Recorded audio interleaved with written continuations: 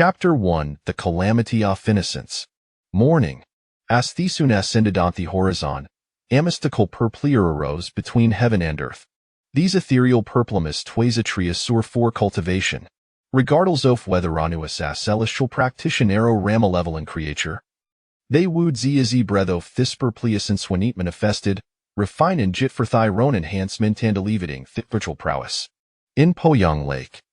Chunking hemerged from thwater's surface, his massive fish head breaking the tranquil lake, and in an instant, Heveracious Lycanson mouth fuel off tepperplumist with a swiftern, his enormous fish body, measuring gover 10 feet in length, splashed against thwater's surface before vanishing to depths below. His fish eye sparkled with lively joy. Chunking he's instant of faint enhancement toff his demonic power within, and a profound sense of satisfaction washed over him. Having resided in these world for nearly adkid, ha journeyed from initial uncertainty to reluctant acceptance, and now to stat of serene contentment, Chunking had fully adapted to his gargantua in fish form. Thus was no longer a man, he continued to cultivate, believing Thera might still beach in Satorgan Hishaman formant the future. Moreover, as Sakaricharif to supernatural, his lifespan would undoubtedly surpass Hutto fan ordinary human. In contemplating such a future, it seemed far superior to the life of famert gauge-bound wage consult. Thus, Chunking had transformed into a blissful little fish demon. After refining thepperplumist, Therial around him sunna brilliantly. Heswam leisurely in Poyang Lake, happily through tea waters. Today Markadanather day offers spite for the local village's privateschool. Those mischievous skildreen were a likely to flock to Thele Kisai foreplay. For what could be more delight fulone sweltering, summerdathan splashing a buttonthwater? Chunking had alighted in swimming beneath the surface, observing discreetly. Whenever Simeon fell in water, Huel drushed to the Asa demon. Chunking he spired to benevolent Tony. The Buddhist teachings proclaim that saving lifies more meritorious hang constructing gatoering pagoda. The Daorist philosophy espouses that performing good deeds accumulates virtue, and 100,000 act soft kin niscanavert calamity. Demons, in Thysoft enlightened, Ariof tindi med malevolent. Thus, if I commit good deeds, if fiend gaugine countless of virtuous acts, ishala mas merito shield mishelf. In that case, the likelihood of fin countering danger would surely diminish, wouldn't it? Over the past decade, Chunking had long since list count Hofhauman if she had saved from droning in Poyang Lake had been retrieved young claimed treasures from the depths, distributing them to impoverished families and the surrounding villages. Had dubbed himself King of Black Heels, and while not the mightiest of Demis in Poyang Lake, he was certain the misseeable. In the villages around Poyang Lake, countless familia shade erected altars in his honor. Asha continued to swim, Chunking he soon approached the shore. Peering quietly, he was suddenly taken aback. The scene in Thebang Quasvist lit different from his expectations. There were farmer people than had imagined adult sand children alike, densely packed, numbering in the hundreds. Moreover, a grand platform had been set upon the shore. Upon this platform, 8 Daoist priests performed rituals, brandishing yellow talismans and peachwood swords, accompanied by the sound of bells and the movement soft tate trigrams. A mid-liege Daoistan Alara Beden sedge, racefully, upon the high altar, wielding isward with elegance, captivating Galhoba held him. What on earth is happening? Why is Theria Daoist priest performing a ritual her? Arathe conducting a retito pacifiths peritsof tedicist?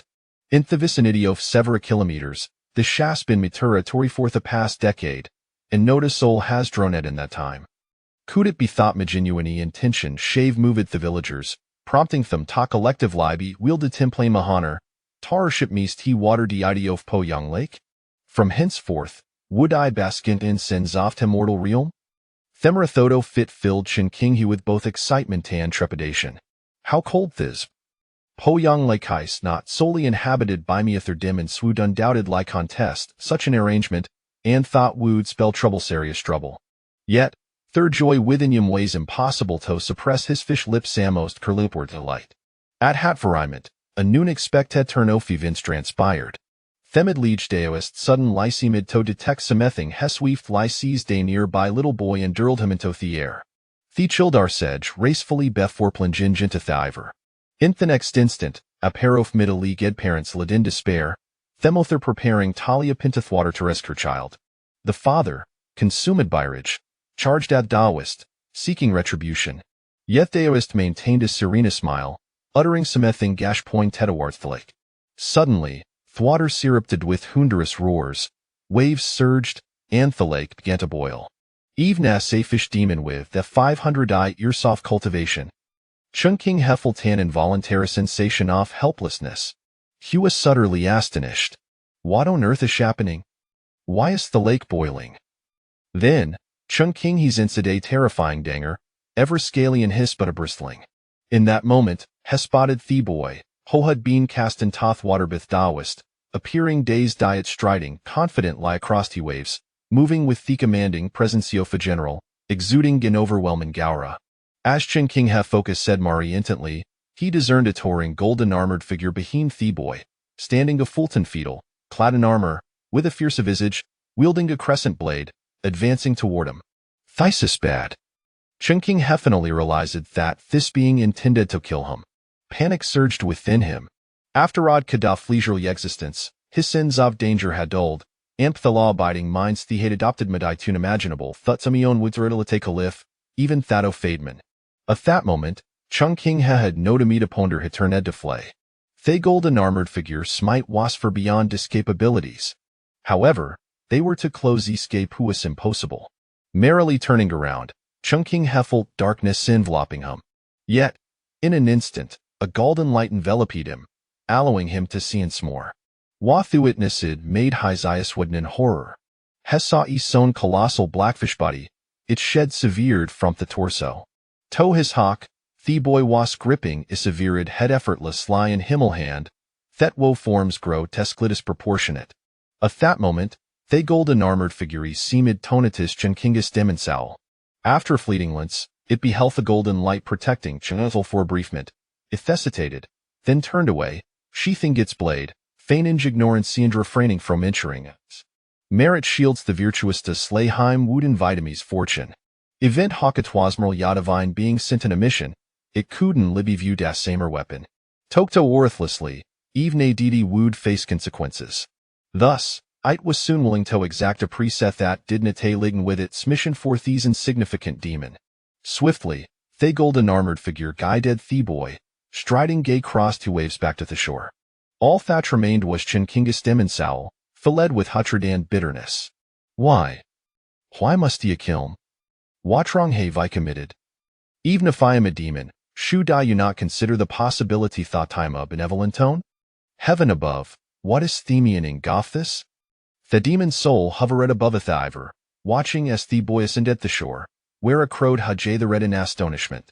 The middle-leagued parents embraced the recovered child, weeping gun controllably and coingabutwated transpired.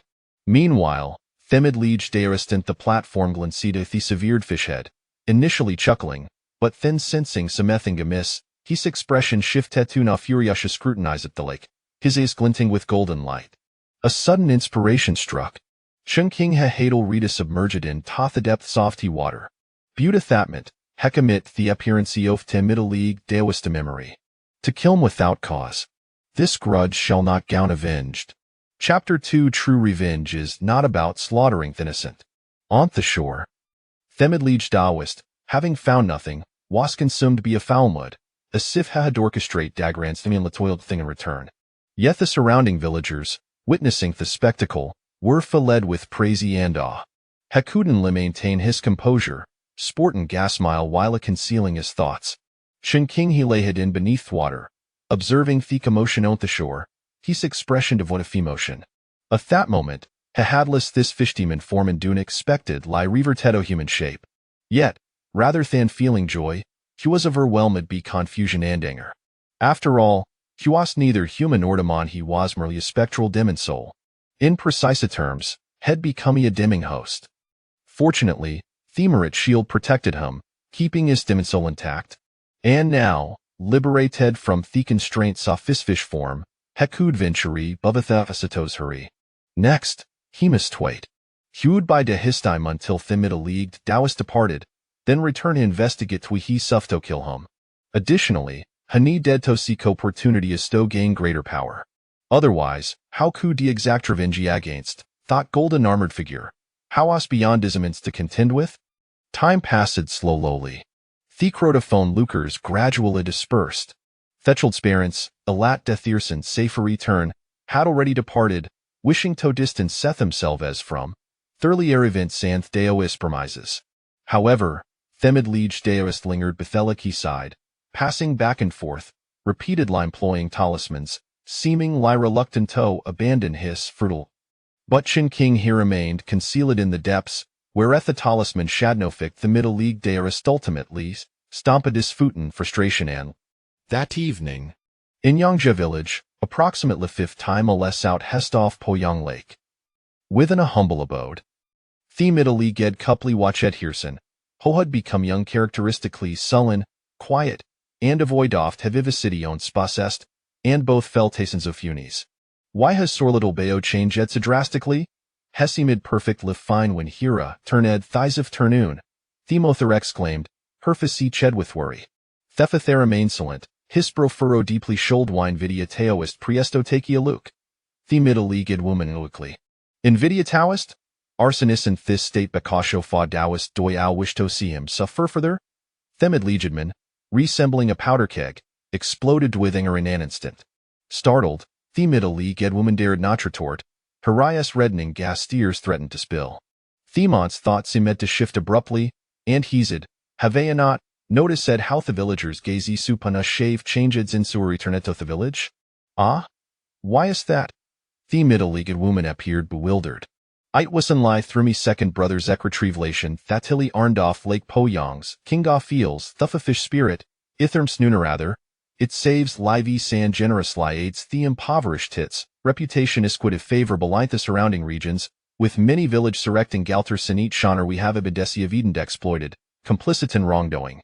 At this point, the middle league Edmonds furisimid ta compel him to strike some ething, yet upon glancing at him, full furniture around him, heckeldome listiful hige. How cold this happen? How cold thisp? The middle league ed woman was sutter littest. In a lift been toiling under the sun, her hands slaboring in thirth, she had never suffed for male education or understood grand philosophies, yet, among the simplicity of for relief, that people knew the distinction between el. Having lived honest lion do prightly, how could the no find themselves gastas saccomplacesta villainy? Dear, what shall wait o? The middle leagued woman sudden licing to the ground, covering her face wept. The middle leagued man ways in gulf fed in turmoil. An idea struck him, and he hurried in ta theater room to retrieve a thesolarum nant left be his deceased father pipe. The tobacco was sparse, perhaps expired dan darkened. Hepid it in a mind, intent and lightened jit for a few puffs. Just as she prepared to fill the pipe, a hand suddenly clamped down in his wrist, halting his actions. Themid liegeman froze. Winded and out, sit her intrashome? Looking up, he was met with a young man clad in peculiar attire. With a fair complexion and distinguished demeanor, he pared Tobelwell Thesurian from Thesity. Smokin' Jasharm Fulto health his best Tory frame. The young man advised gently. The middle league Edmund managed a bitter smile, dejected lie setting down her pipe before inquiring, May I ask who you were, sir? The young man hesitated brief lib for responding. I am Kinga Feels, Slain Bjorson. Ah. Both the middle league Edmund and the Epping woman were taken aback. The clay pipe has slipped from Themont's grasp, clattering to the floor. Fear not since he have Casinta Revial Mijolf. He harbor no resentment toward you. Chinkind sighed. The king the middle league Edmund hesitated. Words got in his throat. Chinkinga foreseed a smile warial unfortunate soul Sciato had been deceived moreover. Yorson spirit has been harmonife no trectified, him may become a fool. What? That Taoist? How dare he? I will seek justice for my will not let this stand. The middle leagued woman weighs a tempest stove.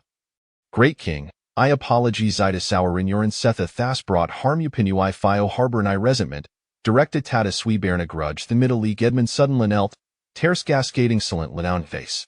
Chung king he extended his shan to help him up, shaking his shid insolence. Before his arrival, had indeed contemplated vengeance, for that chilled dwace among those are responsible for istais. Yet upon arriving in the village, Chung King had heard various discussions. Has soon realized that this guild's familial Egypt. A merchant by Thesername succlamato sinith the talented Kyle doth tiang famlato educati him for a futurine officialdom. Thought to middle-leagued, couple ad never received formal education, they understood that learning was the sole path for the impoverished, and theagerly consented. Little did thee know, they were being misled the child was taken to abused and slaying demons. Such accomplices were not, deserving gothic being Simeonu ho addressia vita ir education in a later life, he possessed a clear moral compass even when wronged, one could seek retribution, without allowing ha tread to cloudiness judgment, indiscriminately slaughtering the innocent. In such a case, what difference is there between him and that so-called master of Longhu mountain? At that moment, Chung King Hes gaze fell upon the dazed child. All that tis was Thierskin meeting, Thesparkoff flyfe that should have existeden, childs entirely extinguished, leving gonly and emptischal. These was soon mistake a blias and yofa wounded spirit. Reflecting on his previous experiences, Chung King had contemplate a possibility. Shadowed spirit, also known as rooted chi. It was said that su kind individuals are destined for fortune, capable folding positions so authority and safeguarding Garielmus they matured. With rigorous training, they could advance swift lightnethers, endowed with greater celestial affinity. Moreover, shadowed spirits possessed a significant capability summoning goth deities. Typically, summoning merely involved invoking Jadavine edict for assistance against those or spirits and demons. However, to confront a formidable being like Chunchingha, a grand ritual must be performed, invoking the divine soul to descend and personally vanquish the evil. Yet, such an invocation was beyond the capacitio fein ordinarical to endure. Thus, the child's Pirithad suffered, resulting in a current state. Upon reflection, Chung King he recognized that this child, like himself, was a victim. The Taoist Thad first slain him with his merit shielding him, the act would surely bring backlash upon the perpetrator, how old likely separately. Moreover, to harm a future official capable of guiding gondeducating the populusua sat Graveson, ensuring that the perpetrator would face consequences. A theft occurred to him, and Chung King suddenly declared, Yorson Hassel so suffered an undeserved calamity now that the misunderstandings resolved, ishal indimiate. The middle-leagued couple looped in confusion. Chung King Hesui fly summoned Arati enter both golden light from his person and pressed it against the child's forehead. The golden light flickered and vanished. The middle-leagued couple gasped, fearing that Chung King had succumbed to his demonic nature and Suffvingian, Dearson. In the next moment, the previous listless child glanced on in confusion, his gaze finally settling gone. Sparent Sasha spoke, Father, Mother, why are ye outcrying? Chapter 3. Why kindness is betrayed Xiao Bao, are you all right? The middle-aged woman exclaimed with overwhelming joy as she rushed forward to embrace her son. The child looked bewildered and asked, Mother, what is wrong with me? Nothing is wrong, thank goodness. The middle-aged woman held her son tightly, tears streaming down her face. The middle-aged man, unable to contain his elation, glanced first at his son, then cast a complex look towards Chen Qinghe. His heart a tumult of emotions. The one he had trusted, a Taoist, had deceived him and harmed his son. The monsters he had feared had not only spared his family but had repaid malice with kindness. How could this world be such that monsters were more benevolent than humans? Well, your child is safe now, but in the future, if you encounter opportunities that seem too good to be true, you must think twice. No good fortune comes without cause, Chen Qinghe advised solemnly. The middle-aged man nodded, then knelt down once more, saying, Great King, our young family has wronged you. We are in desperate need of your help. How can we repay such immense kindness? Tears flowed freely down his cheeks as he struggled to express his gratitude. The common folk possess their own understanding of good and evil. They discern right from wrong through personal experience. Knowing their own joys and sorrows, Chen Qinghe shook his head and replied candidly, In truth, my assistance in restoring your son's spirit was also motivated by self-interest. The Taoist harmed your son, which is a sin. Practitioners of the path fear being entangled in sin, as it affects their cultivation. Therefore, while I have helped restore your son, he must still bear the consequences of his own deeds. I do not wish to conceal this from you. The middle-aged man smiled and said, Great King, we are simple folk, unversed in profound principles. We value straightforwardness. That Taoist deceived us and harmed my son. I suspect if he returns, it will be with feigned sincerity, refusing to acknowledge his wrongdoings. Your kindness in repaying malice has left us deeply grateful. Regardless of your motivations, for our family, it is a salvation, and we hold no grievances. Chen Xinghe said, I hope that should the Taoist return, you will keep my presence a secret from him. He is unaware that I was merely severed from my demon form, while my demon spirit remains. If he discovers I have returned, he will surely prepare in advance, complicating my quest for vengeance. The middle-aged man assured, Great King, rest assured, my wife and I will never trust that Taoist again. Then I thank you, Chen Xinghe replied with a respectful bow. The middle-aged man quickly avoided the gesture, feeling unworthy of receiving such respect, believing it was he who ought to pay his respects, as the other had only shown kindness to his family. With that, Chen Xinghe transformed into a wisp of green smoke and departed.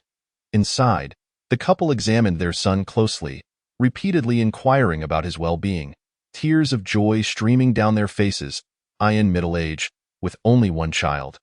If he were lost, their family would be shattered. As for the Taoist, Chen Xinghe harbored deep resentment, yet the middle-aged couple felt similarly. However, they were merely ordinary folk, lacking the means for vengeance. Now, with the woolly king seeking revenge, the couple could only silently pray for his success. A peaceful night passed. The next day, the middle-aged man was gathering tools, preparing to work in the fields. However, outside, he heard a voice calling out, I, Zhang Jihe of Longhu Mountain. Humbly inquire if the master is at home. Upon hearing the voice, the middle-aged man was seized by a surge of anger, his heart filled with rage, instinctively tightening his grip on the hoe. But soon, he relaxed. Having finally regained a semblance of normalcy in life, he did not wish to instill fear in his wife and child again. Calming his emotions, the middle-aged man stepped outside, only to find the very Taoist who had deceived him. Standing at the gate, now adjusting his demeanor, the middle-aged man forced a smile and said, Ah, it is Master Zhang. What brings you here? Infinite celestial virtue. I, a humble Taoist, meditated last night and was troubled by cries. After calculating, I discovered that the child I assisted suffered an unwarranted calamity, for in ridding the world of demons, I inadvertently attracted the envy of malevolent spirits, which led to the child's affliction. I am filled with guilt, and thus I came hastily in hopes of making amends, Zhang Jihe stated earnestly. The middle-aged man appeared astonished. My son was afflicted by malevolent spirits. No, that can't be true. Master Zhang, have you made a mistake? Impossible! Zhang Jihe exclaimed, taken aback. This cannot be. I sense it deeply. But before he could finish, his eyes widened in disbelief. From within the house, a child emerged, laughing and playing, appearing quite content. This was hardly the demeanor of a spirit that had undergone severe trauma. After being possessed by a divine spirit, there would undoubtedly be some damage, an unavoidable side effect, but it was not insurmountable. Zhang Jihe was simply reluctant to admit his error, needing a pretext to rectify the aftermath and gain gratitude in return. But now, seeing the child well, he was baffled. Could it be that this child possessed an inherently strong spirit, capable of withstanding the divine possession? Zhang Jihe hastily said, Layman, may I? Absolutely not. The middle-aged man interrupted firmly, Master Zhang, I hold you in high regard for your wisdom, but you have already deceived us once. Do you intend to continue this charade? Young layman, what do you mean by that? Although I may have withheld some truths, it was all for the noble cause of ridding the world of demons. A deed of immense virtue that will greatly benefit your child's future. Then do you dare swear that if my son has any issues, it is not due to you? The middle-aged man pressed. His tone assertive. Zhang Jihe was rendered speechless. How could this ignorant man still doubt him? Yet he had his own reasons and retorted with conviction, Of course it is related to me. Had I not sought to eradicate the demons, your child would not have faced this unwarranted calamity. The middle-aged man was incensed. Though uneducated and lacking understanding of grand principles, he knew that nothing comes without a cost. The common folk possess their own wisdom and understanding. The Taoist's once gentle demeanor now appeared hypocritical and even more terrifying than the monsters themselves. In contrast, the Wuli king displayed sincerity and honesty, prompting deep admiration within him. Master Zhang, my child is well. And we do not wish for him to become any great figure. We only desire for him to grow up healthy and safe. Though you understand my meaning? Zhang Jiha could not agree. The repercussions of his actions must be addressed by himself. Otherwise, it would become a sin upon him, significantly impacting his future cultivation. He insisted, young layman, you may not realize that demons are treacherous, if any lasting effects remain. You will regret it later. Though I know you may not understand my intentions, I have a clear conscience in my quest to eliminate demons. Today, I must eliminate any potential future troubles for your family. With that, he forcefully pushed his way inside. The middle-aged man attempted to stop him, but was shoved to the ground, his face turning pale with rage as he contemplated using the hoe to strike down this vile Taoist. At that moment, Zhang Jiha strode confidently toward the child, reaching out to grasp him, his eyes glowing with a golden light. Yet the next instant, Zhang Jiha could not help but exclaim, "Impossible! Your spirit remains intact. Who has compensated for you?" Chapter 4. Taoyuan village. The child was frightened into silence, trembling and glancing at his father for help. You again, vile Taoist. What do you intend to do to our child? Can Longhu Mountain act without restraint, oppressing the innocent? At that moment, the middle-aged woman rushed out, witnessing Zhang Jiha bullying her son, and she began to wail loudly. Her cries attracted the attention of neighbors. Zhang Jiha was furious. Under normal circumstances, he could maintain his composure, as foolish people could be easily intimidated with just a few words. However, given the gravity of the situation concerning his own cultivation, if he could not rectify the aftermath, it would taint his Tao heart, an insidious wound. Thus, he ignored the middle-aged woman's cries, forming a hand seal as he reached for the child. In the next moment, he grasped a wisp of demonic energy. Although faint, it was undeniably pure demonic energy. Ah, what a good family of virtue. You actually consort with evil spirits. Zhang Jiha glared at the middle-aged man. The middle-aged man retorted angrily, Master Zhang, you previously claimed my child possessed divine abilities and required nurturing for his studies, yet you deceived my son into aiding you in slaying demons? Now that we have slain the black fish spirit, our family is already the subject of gossip, and yet you come here accusing us of consorting with evil spirits. Do you mean to say that our entire family must perish for us to be cleared of suspicion? For Longhu Mountain to be satisfied? If that is the case, then I shall end my life here, to appease you and your Longhu Mountain. Upon finishing his words, the middle-aged man lunged towards the wall. Zhang Jiha was taken aback, and with a swift motion of his hand, a fierce gust of wind materialized out of nowhere, knocking the man down once more. The threat of death loomed larger. Should this person perish, and he proceed to report the incident to the Yama court, Zhang's path to immortality would be irrevocably severed. The situation had veered completely off course from his original intentions. Not only had the karmic ties concerning the child not been resolved, but he had inadvertently formed new ties with this family. How could this be? Where had he gone wrong? Confusion engulfed his mind. Yet in that moment, Zhang Jiha understood that there was no turning back. He could only retreat and ponder the matter at his leisure. He glanced around, noticing an increasing crowd of onlookers, most of whom regarded him with peculiar expressions. Zhang Jiha suppressed his emotions and declared solemnly, I did not deceive you earlier. Your child possesses profound blessings and is destined for a future in public office. However, the malevolent aura surrounding this child is indeed real. Last night, a malevolent entity must have come forth, most likely the vengeful spirit of the black fish demon, which has not been entirely vanquished and seeks retribution. The middle-aged man lay on the ground, injured and unable to rise. Upon hearing this, he simply sat there, scoffing. Zhang Tianshi, are you implying that my son assisted you in vanquishing that black fish demon of Poyang Lake? That it did not seek revenge on my son, but instead helped heal his spiritual wounds? Is that your assertion? Zhang Jiha was rendered speechless. He found himself trapped in a dead end, unable to provide an explanation. Tio claimed the black fish demon had left behind a lingering threat, destined to bring disaster, was nonsensical. If it could be slain now, why allow this family to continue living? Was that truly vengeance? Was it not merely repaying kindness with kindness? He could no longer remain in this place. If the discussion persisted, he feared becoming the villain in the eyes of the villagers, tarnishing the reputation of Longhu Mountain.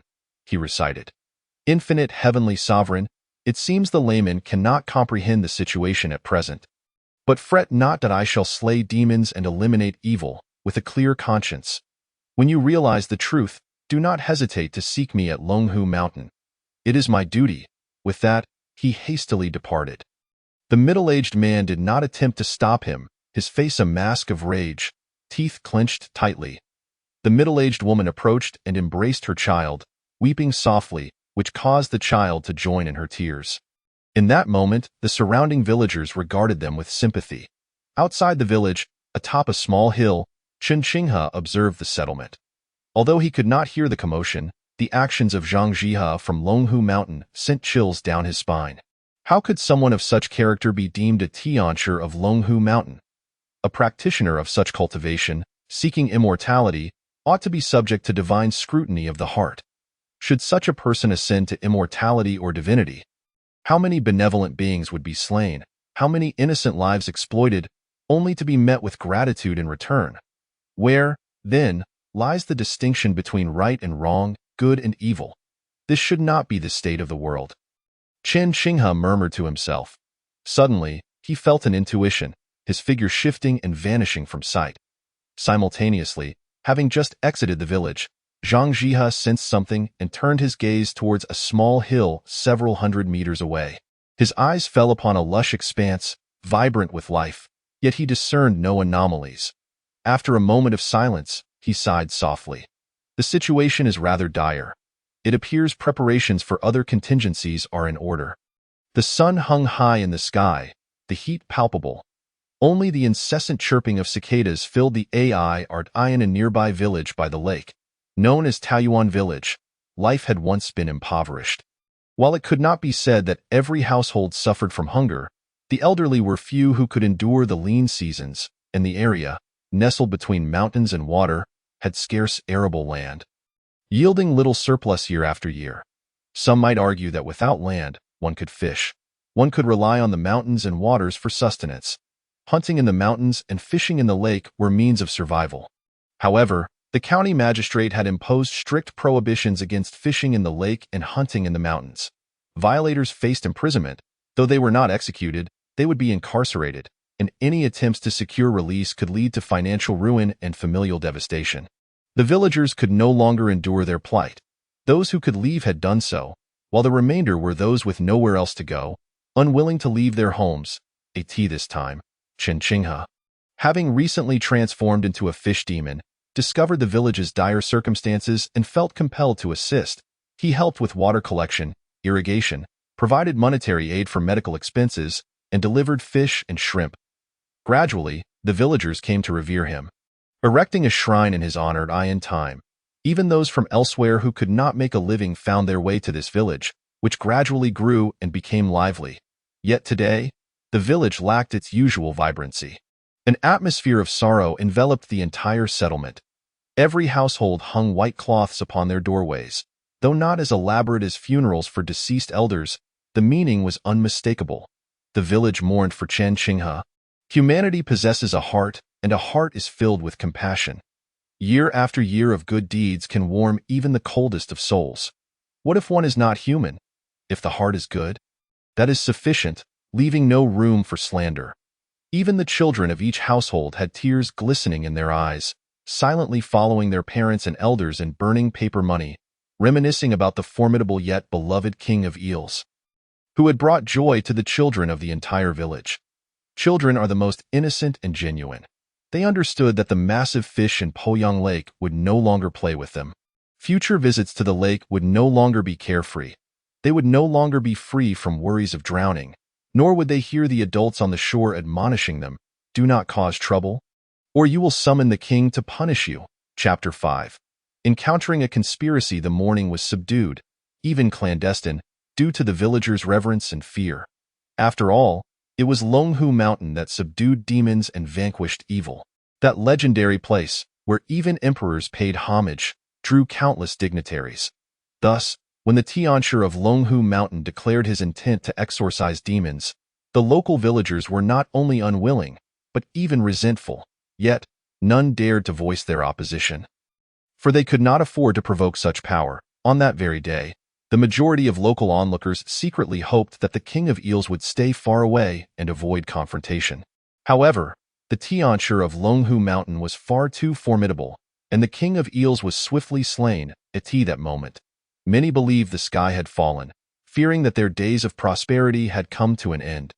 In the quiet village, Chen Qinghe walked silently along the path, listening to the stifled cries, the gentle words, and the protests against the injustice he had suffered.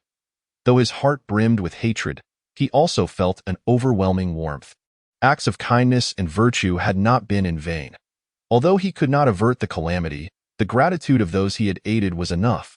He had no intention of disturbing the ordinary villagers. Nor did he wish to implicate them in his troubles. Whether in his past life or this one, the common folk endured unimaginable suffering. Their lives could scarcely withstand even the slightest upheaval. This was the paradise he had created with his own hands. Chen Qinghe was uncertain how long this sanctuary could endure, but every additional day of existence was a blessing.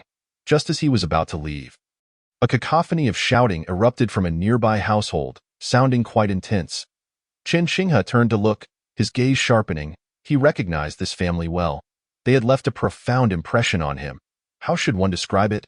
This family, unlike others that had migrated here 6 years prior, was not impoverished but rather affluent, having relocated all the way from Fuzhou. The reasons for their move remained unclear. When they first arrived, they appeared quite respectable, but within a month, their true nature was revealed. Sharp-tongued and avaricious, delighting in taking advantage of others.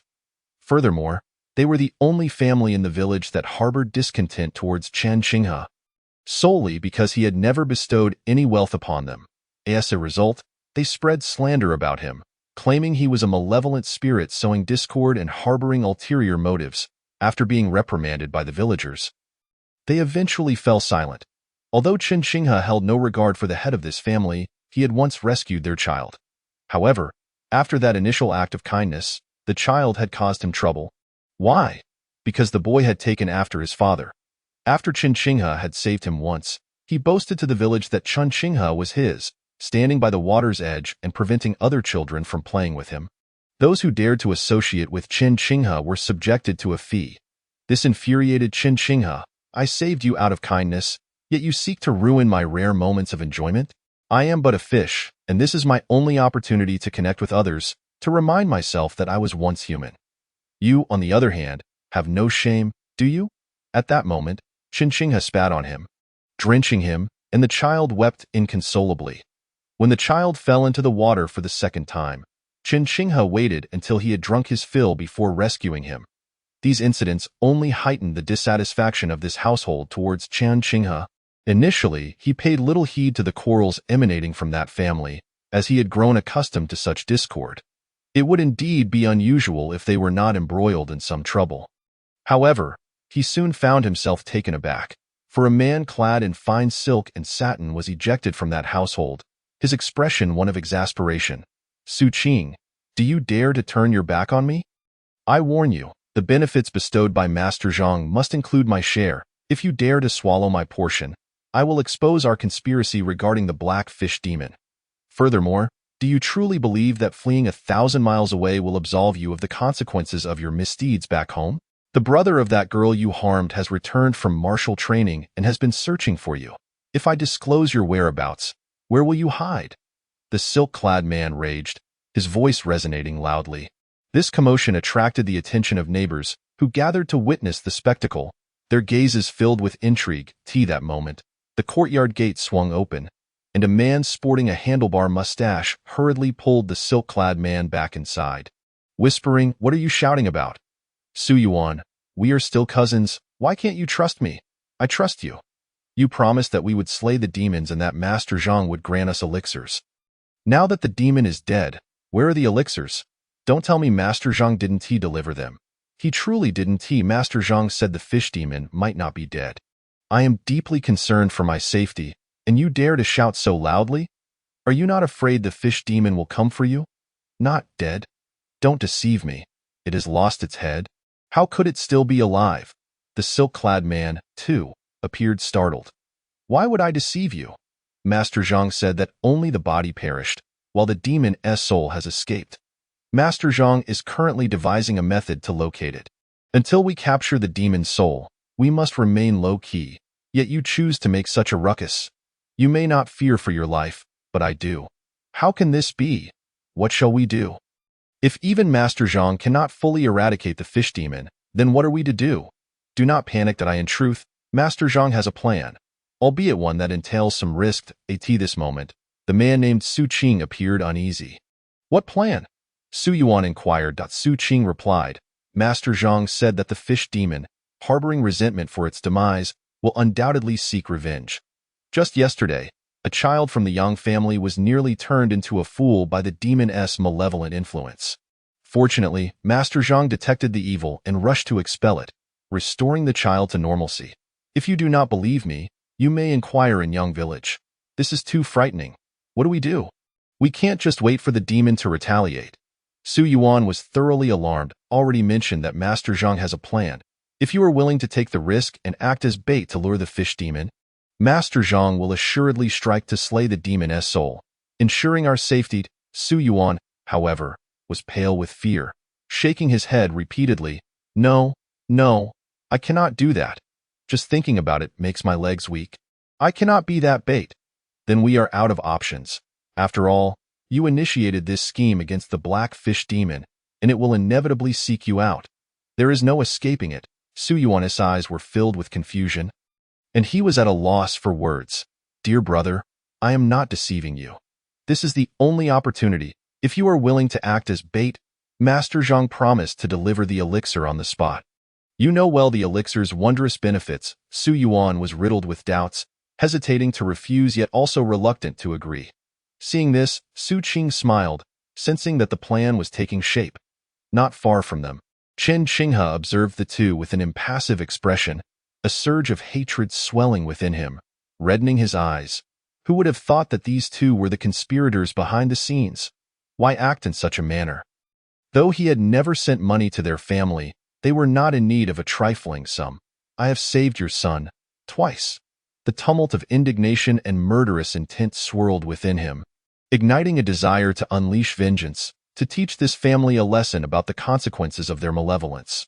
Yet, as malice welled up, a sudden clarity washed over him, akin to a drop of coolness falling on a scorching stone. In an instant, his murderous intent was quelled. Chen Qinghe's expression shifted slightly. This coolness stemmed from the radiance of merit. It was not that the merit light sought to deter him from vengeance.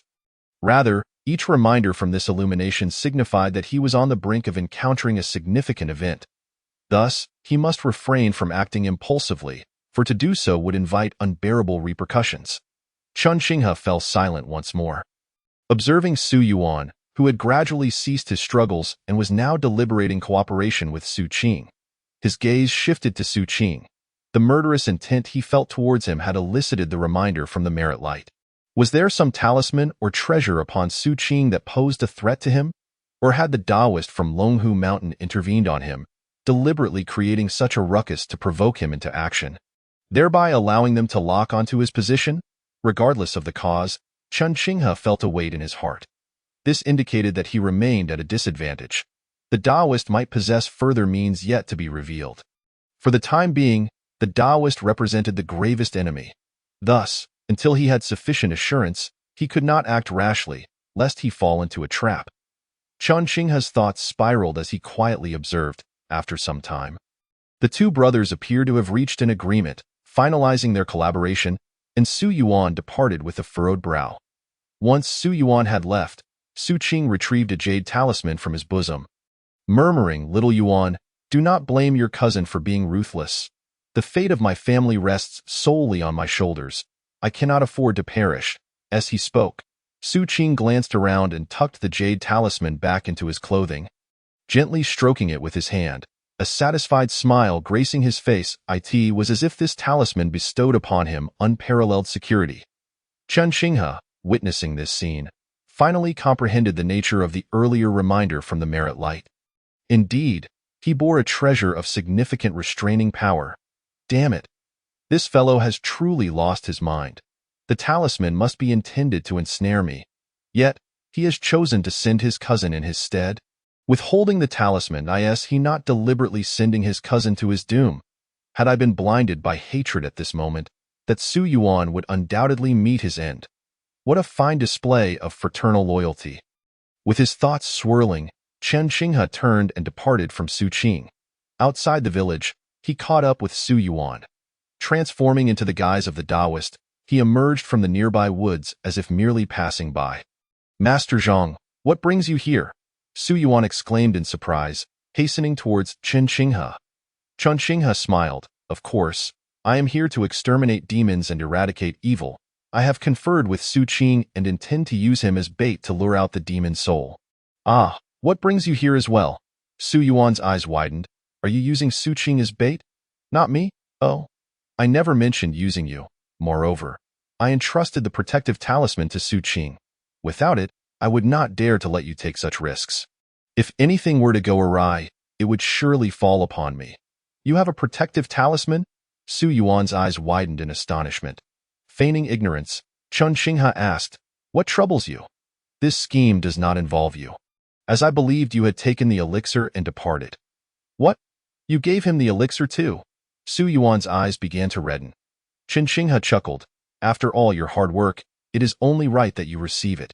At this point, Chen Xinghe's expression shifted, and he extended his hand, seemingly calculating something. Moments later, he declared, this is not good. The vile demon seeks to harm that child once more. I must take my leave now. You should not linger here. Depart quickly, lest you encounter the demon. I shall not be able to protect you. With that, a golden light enveloped Chen Xinghe, and in a flash, he soared into the air like a great bird. Vanishing into the woods, left behind, Su Yuan clenched his teeth, fists tightly balled, his chest heaving with rage, nearly spitting fire. What a Su Qing, what a cousin! Not only do you seek to seize my elixir, but you also intend to bring about my demise. Since you show no mercy, do not blame me for my lack of righteousness. With that, Su Yuan turned and sprinted back towards the village. After Su Yuan's departure, Chen Xinghe emerged from the woods, observing Su Yuan's retreating figure with a satisfied smile. Revenge need not always be enacted by one's own hand. Let the villains turn against one another. That is a strategy in itself. Soon, Su Yuan returned to the village and began knocking on doors, shouting loudly, "Come out, everyone! Listen to me! The king of eels has been slain, all thanks to Su Qing's scheming. He envies the benefits you received from the king of eels while he has none for himself, and thus plotted with the Taoist from Longhu Mountain to eliminate the king of eels. Come out, everyone! Seek vengeance for your grievances. Su Qing is jealous of your prosperity and will not allow you to enjoy it any longer." As the doors of each household swung open, families emerged. Their expressions a tapestry of bewilderment and barely contained fury. How could it be that the revered river god, the protector of our village, had been schemed against by our own? This was the divine being who ensured our bountiful harvests and saved our mischievous children on more than one occasion. Without him, what hope remained for our future? This was a threat to our very existence. In that moment, a few impetuous villagers, fueled by indignation, hastened towards Su Qing's residence. It is Su Qing's home. He was reveling in his cunning plan to have Su Yuan, his cousin, take the risks for him when suddenly, he was jolted by the uproar outside. Faintly, he could hear Su Yuan's shouts. How dare that scoundrel disturb the peace after they had agreed on the plan? Su Qing's face darkened as he stepped outside, only to be confronted by his own son, Su Ming, blocking his path. Su Ming, having moved here at the tender age of 6 when his parents relocated, was now a tall 13-year-old, not much shorter than Su Qing himself at this moment. Su Ming stared wide-eyed at Su Qing and exclaimed, "Father, did you cause the river god to perish? How dare you speak to me in such a manner? You insolent wretch!" Su Qing glared back. Su Ming retorted, "You shouldn't have harmed the river god. Even if he didn't favor you, he cared for me, having saved me twice and enjoyed playing with me. How could you betray the river god?" Enraged, Su Qing kicked his son to the ground. "Fool, get out of my way with that." He opened the door and stepped outside. only to be taken aback by the sight before him. Outside stood a throng of men and women, armed with poles and shovels, their expressions menacing. At the forefront of the crowd was Su Yuan, his eyes ablaze with fury. Initially infuriated, Su Qing felt a cold wave wash over him at this alarming scene. He no longer had the luxury to chastise his cousin Su Yuan. Instead, he shouted, "What do you intend to do? Let me remind you, murder is a crime, and if you dare to act recklessly, you will all find yourselves in prison." This had always been his tactic. In previous altercations, a mere mention of the law would instill fear in these simple folk, for none wished to face the magistrate. Yet today, his threats fell flat, even backfiring. The villagers, breathing heavily, their eyes reddening, gripped their weapons tighter, ready to act. Su Qing's complexion turned ghostly pale. He dared not provoke them further, fearing they might rush him and beat him to death. Even if authorities pursued the matter afterward, what good would it do if he were dead? He took a cautious step back. "Stop!" Su Yuan bellowed, his eyes blazing as he glared at Su Qing. Su Qing's anger flared as he saw his cousin. "You ungrateful wretch, we had a plan, and now you incite the villagers against me? Have you lost your mind? Su Yuan, what do you want from me? Haven't I made myself clear? Even if you kill me, do you think you'll escape unscathed?" Su Qing glared at Su Yuan, his teeth clenched. Su Yuan, in a fit of rage, laughed derisively. "Oh, what a noble cousin you are. And you dare to claim the moral high ground?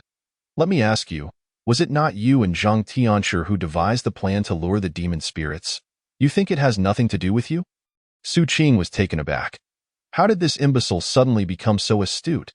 But he quickly retorted, "What do you mean it has nothing to do with you? Do you think the blackfish spirit would spare you?" Su Yuan smirked. "Is that so? Then let me ask you this.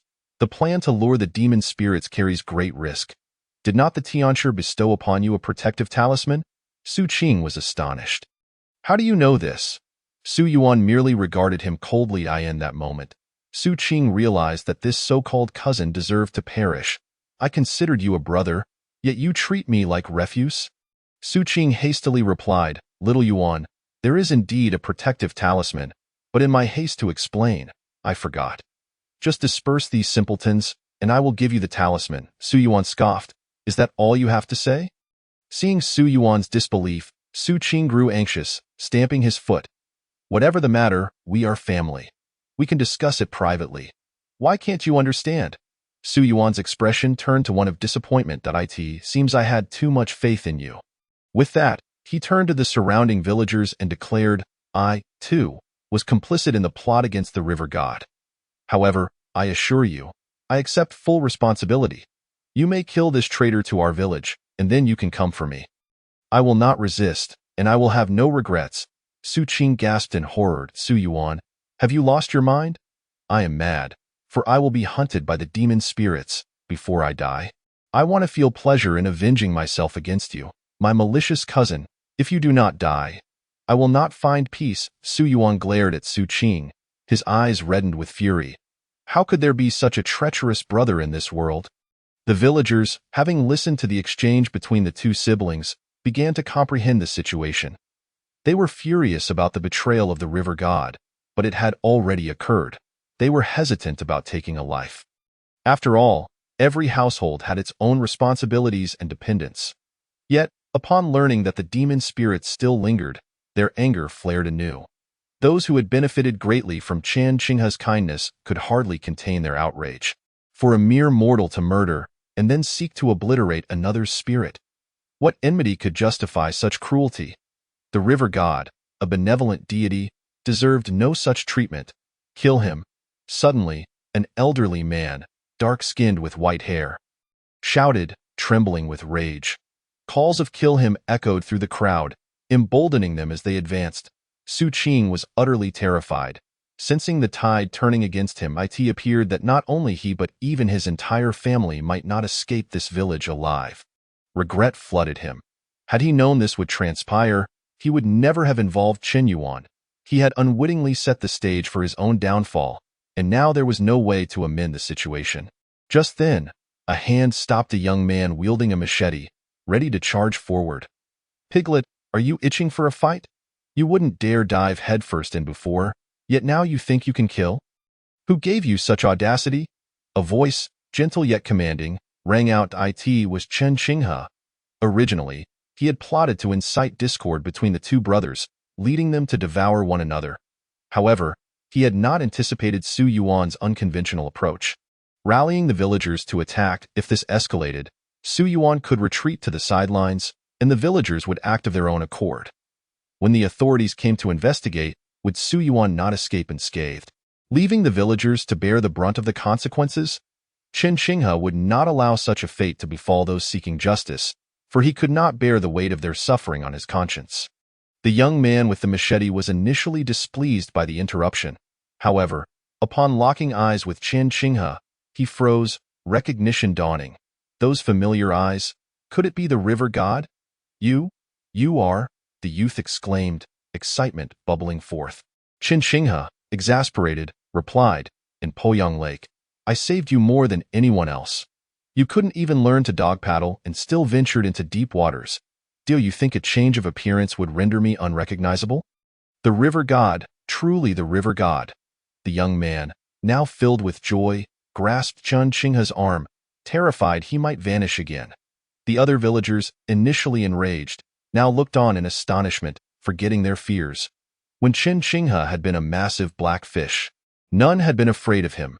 Now, transformed into a fair-skinned scholar, they felt a sense of admiration instead. In stark contrast, Su Yuan and Su Qing appeared ashen, trembling in fear. The river god had indeed survived. And now he had taken human form. Would his quest for vengeance not be all the more potent? Great king, you live.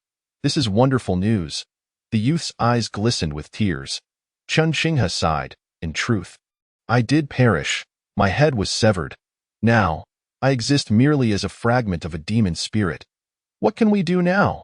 The young man implored, tears streaming down his face. At the very least, we must protect you. Chen Qinghe glared at them. My affairs will be explained later, but for now, you must not act recklessly. Murder is a crime, and if anyone dares to take a life, do not expect me to acknowledge you as the river god. I cannot bear such disgrace, great king. Upon hearing Chen Qinghe's stern tone, Zhu Wazi lowered his head in shame. The once agitated crowd of men, women, and children now had red-rimmed eyes, their emotions a complex tapestry. The king remained the same king, consistently caring for them and considering their well-being. It seemed that his words still bore weight. Chen Qinghe let out a sigh of relief, feeling a tinge of satisfaction within. This was the paradise he had crafted, the simple folk he had nurtured. Now, listen to me. Return to your homes, and those white cloths, take them down.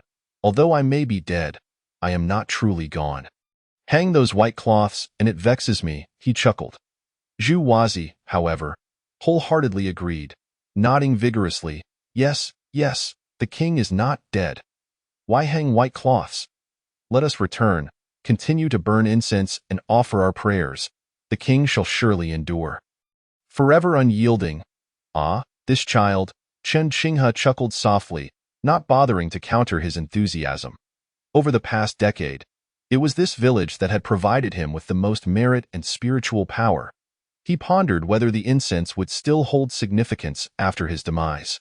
Yet, regardless, continuing to be venerated could only bring benefits. Why king?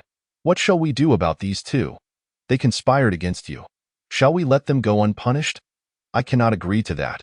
The voice of the elderly man, who had first cried out for vengeance, trembled with righteous indignation. Chen Qinghe turned to him, his gaze softening. The elder was a lifelong resident of the village, having had the most interactions with Chen Qinghe. This elder, having lost his children, lived a meager existence with his ailing wife. When the authorities suddenly prohibited fishing, his companion fell gravely ill, and they could not afford treatment. Desperate, he ventured into Poyang Lake one night to fish, hoping to sell his catch for medicine. Yet, a storm arose, capsizing his boat and plunging him into the depths. Under normal circumstances, he would have perished, yet he encountered the time-traveling Chen Qinghe, who rescued him and brought him ashore. Upon learning of the elder's plight, Chen Qinghe gifted him silver from the lake's depths, enabling his wife to survive for 3 more years. The elder was the first to erect a statue in worship of Chen Qinghe. and it was he who first proclaimed him the king of the black fish. Thus, in the elder's heart, Qin Shinghe occupied a unique space, a pillar of faith akin to family or friendship. Unable to fish, the elder took to ferrying passengers, spending his earnings on wine to share with Qin Shinghe on the river. "Old Lu, trust me," Qin Shinghe said, locking eyes with the elder, his voice gentle. The elder's fury gradually subsided, and he suddenly broke into a smile, revealing his yellowed teeth. "My king, will we still be able to share drinks on the boat in the future?" Qin Shinghe laughed. "In the future, there will be no need to cast into the river. I shall come directly to your home for a drink." "Wonderful, wonderful," the elder rejoiced, tears welling in his eyes, and then he called out to the others, "Fellow villagers, let us return." The elder held considerable sway in the village, and now, persuaded by Qin Shinghe, the villagers were quick to agree, their trust in the king unwavering. Soon, the villagers dispersed in small groups. At that moment, Qin Shinghe turned to the pale, trembling brothers Su Qing and Su Yuan, his expression hardening. "You two conspired against me. This enmity is one that must be avenged." Su Qing, "Though you possess a protective talisman, I cannot harm you. However, you have family, and you, Su Yuan, without even a talisman to shield you. Even if you flee to the ends of the earth, I will find you. Wait for me. My spirit is currently unstable. But once it steadies, I will come for you first." With that, Qin Shinghe faded away without further ado. The two brothers exhaled in relief, but then exchanged wary glances. Su Qing abruptly distanced himself, saying cautiously, "Su Yuan, that talisman was bestowed upon me by a celestial master. It protects my family and must not be given to you." Su Yuan's teeth clenched in anger. "If you will not share it, why did you make me the bait? This is clearly your responsibility, yet you betray me. Do you even deserve to be called my brother?"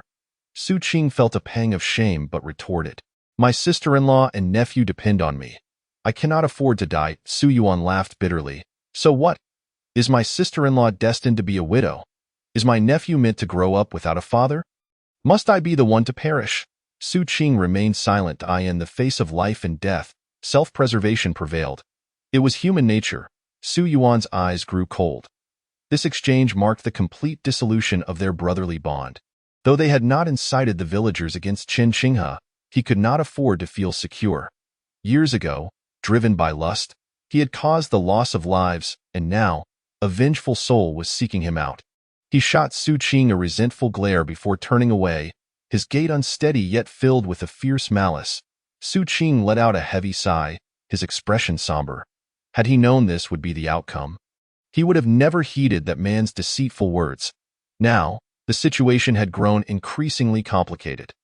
Although he was protected by a talisman, his wife and child were not. He realized that he must seek counsel from it to find some semblance of peace and protection. Otherwise, he would have to flee once more, perhaps this time even adopting a false identity to find solace. His heart was heavy with despair. Su Qing felt that his remaining years echoed the fortune-teller's words from long ago. Life is unpredictable, and one must not waver. Straying from the path can lead to ruin. After the villagers dispersed, they returned to their homes. The first order of business for those returning was to remove the white cloth from their door curtains, gather the yellow paper, and replace it with new incense. Everyone was filled with joy. The king still lived. How wonderful! It felt as though their pillar of strength had returned. Even if the king no longer possessed his demonic form, as long as he remained, their incense offerings would continue, and perhaps the king could coalesce into a divine being. The monks at the temple often spoke of this. A wise man in life becomes a deity in death, capable of protecting the village. Surely, the king would follow this path as well. Meanwhile, Qin Shinghe sensed the villagers' unusual fervor. It seemed they were more diligent in their offerings than when he was alive. Even some of the respected elders conspired to erect a new statue for him. After all, the current form of Qin Shinghe was human and quite handsome, making such a statue feel more approachable. Qin Shinghe couldn't help but smile ruefully. Truth be told, he was uncertain whether their continued offerings still held significance. Yet, this was the villagers' sincere intent, and it was perhaps the only proof of his continued presence among them. He could imagine that when the incense eventually ceased, perhaps 3 or 5 years later, some might still remember him. But what of 10 or 20 years? Eventually, he would fade from existence, even from the memories of others. Thus, he did not reject the idea of continued veneration. In fact, it filled him with a sense of anticipation. As night fell, laughter and joy returned to the village. However, in one household, a figure stealthily slipped out under the cover of darkness. Chapter 9. Su Qing's hidden support. The figure leaving the village was none other than Su Qing. Although he had attempted to disguise himself, Chen Qinghe saw through it with ease. Chen Qinghe's expression turned peculiar. Throughout the day, he had been observing, noting that Su Qing's door was tightly shut, and he was in hushed conversation with his wife. Chen Qinghe surmised that this fellow was likely planning to flee under the cover of night. But now, he was the only one to escape. What was this? In times of calamity, do they all abandon ship? Yet, to leave without taking his family or any money. Without funds, where could one possibly go? Something was amiss. Contemplating these suspicions, Chen Qinghe decided to follow him discreetly. He trailed Su Qing out of the village. Initially, Su Qing walked along the path, but suddenly veered into a forest, disappearing within its depths. Chen Qinghe manifested on a tree, his eyes narrowing in intrigue. What was he up to?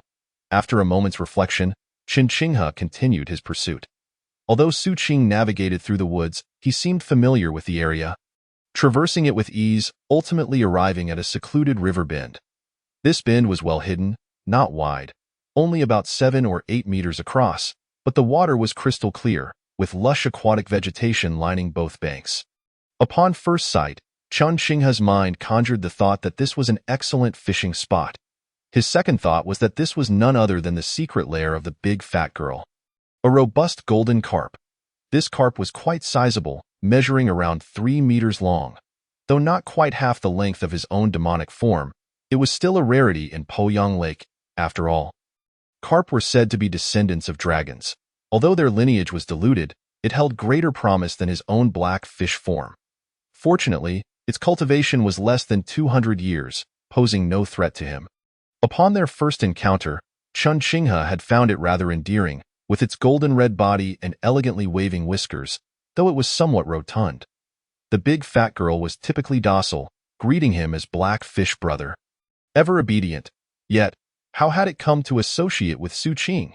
Chen Qinghe felt a twinge of suspicion, silently observing the scene. At that moment, Su Qing arrived at the riverbank, pulled out an object, and tossed it into the water. Anxiously awaiting what would transpire, time passed slowly. Just as Chen Qinghe pondered whether Su Qing had indeed lost his mind, a sudden splash erupted in the river, and a striking glimmer of gold pierced the night. It was the golden carp. Upon seeing the golden light, Su Qing was overjoyed, hastily dropping to his knees and bowing. "I humbly greet the lady of the golden carp." The golden carp surged forth, its head breaking the surface, and it spoke with a hint of displeasure.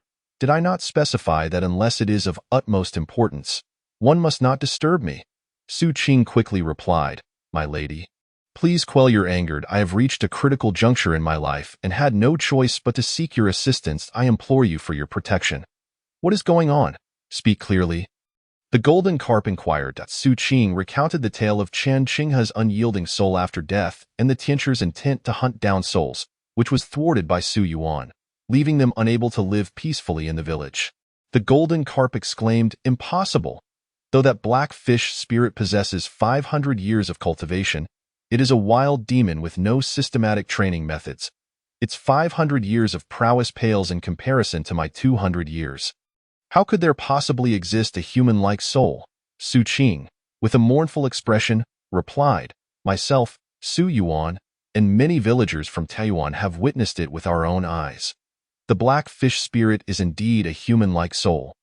My lady, you promised that if I vanquished this black fish spirit, you would protect me as the water deity of Poyang Lake, ensuring my children would have the opportunity to study and succeed in their careers. Now, I no longer dare to hope for such things. I only beseech you to grant me a few artifacts to safeguard my family, and I would be content." The golden carp, exasperated, retorted, "Do you think artifacts are simply handed out? Moreover, the tianture is present. Even if the black fish spirit has taken on a human form, would it dare to act recklessly? What are you afraid of?" Su Qing remained silent, merely gazing imploringly at the golden carp. The golden carp fell into contemplation. Although this plan had deviated somewhat, Su Qing was an irreplaceable pawn. After all, he was its sole representative. Without him, it would be nearly impossible to find another in these surrounding villages. Thousands of citizens revered the Black Fish King, leaving it without a foothold. Thus, go seek Tianshi Zhang and convey my willingness to collaborate with him against the Black Fish Spirit. I shall devise a means to lure the spirit, and we will jointly ensnare it, the golden carp continued. Su Qing expressed his concern. Is that truly feasible? The golden carp replied brusquely, do you possess a better plan? Su Qing chuckled awkwardly and remained silent. The golden carp instructed, simply tell Tianshi Zhang the truth. If he agrees, he should come here tomorrow morning. This scheme must be acted upon swiftly. Delays are not permissible. Su Qing nodded vigorously. Very well. I shall make my way to Giyun Temple tonight. Where Tianshi Zhang is stationed. Go forth, commanded the golden carp. Su Qing bowed and swiftly departed. As he traversed the woods, the golden carp did not leave immediately but suddenly remarked, Brother Wooly, what do you think of my sister's plans? I shall draw Tianshi Zhang here and join forces to avenge you. The words lingered in the air. The surroundings grew dark, and the forest fell silent, with no response to be heard. The golden carp continued, Brother Wooly, I acknowledge my faults. I should not have harbored jealousy towards you. Now that I realize my mistakes, if you could forgive me, I would be willing to pay any price, including offering the Dragon Clan's secret arts for my lineage. What do you say? Yet, still, there was no reply. The golden carp waited a moment longer before abruptly flicking its tail and diving back into the water. As time trickled by, the golden carp resurfaced from another spot on the water's surface, calling out, Brother Wooly, cease your hiding. I can sense your presence. Yet, there remained no response. The golden carp swam for a while longer before finally submerging, never to reappear. Meanwhile, a few dozen meters away, hidden behind a large tree, Qian Xinghe sat upon a branch, cloaked in a golden light of merit that concealed his presence. Even Tianshi Zhang would be unable to detect him, let alone the little fish spirit. Yet, at that moment, Qian Xinghe's heart was a tumult of emotions. In the vast expanse of Poyang Lake, countless water spirits of various sizes existed. Yet the one with whom he shared the closest bond was this carp spirit. He recalled the first time they met, when it was being pursued by a water snake spirit, and he had sheltered it, which had led to enmity with the water snake lady. I saved you, protected you, and even allowed you to cultivate in these waters. You expressed your fondness for this tranquil river bend, and I gifted it to you. And now, what reward have I received? Am I too kind? So you take my kindness for granted? Have you become dissatisfied? Even if you conspired against me, do you think you can occupy the waters that rightfully belong to me? In this Poyang Lake, it is not bloodline that holds sway, but the strength of one's fist. You claim my power is inferior to yours. You have yet to experience the taste of my mighty tail striking you. Ungrateful wretch, just wait. Chapter 10. Striking against the water snake lady. Upon returning to Taoyuan village, Qian Xinghe discovered that Su Qing's household was also in turmoil. Su Qing's wife was busily packing their belongings. Leaving that night was part of Su Qing's plan, regardless of whether he could secure the protection of the Lady of the Golden Carp. His wife and child had to leave. Remaining here was untenable, not only due to the threat of the spirit but also because the villagers would certainly make their lives difficult. Thus, he could remain to resolve the aftermath, but his family must find a safe place to wait for him. Su Qing even arranged that if he did not return to the agreed meeting place within 5 days, she would flee with their son. The farther the better. Su Qing's wife, Su Jiang, tearfully agreed to this arrangement. However, just before their departure, an unexpected turn of events occurred. Their son, that obstinate little rascal, declared he would not leave. Do you wish to give your mother a heart attack? Su Jiang, exasperated, glared at her defiant son.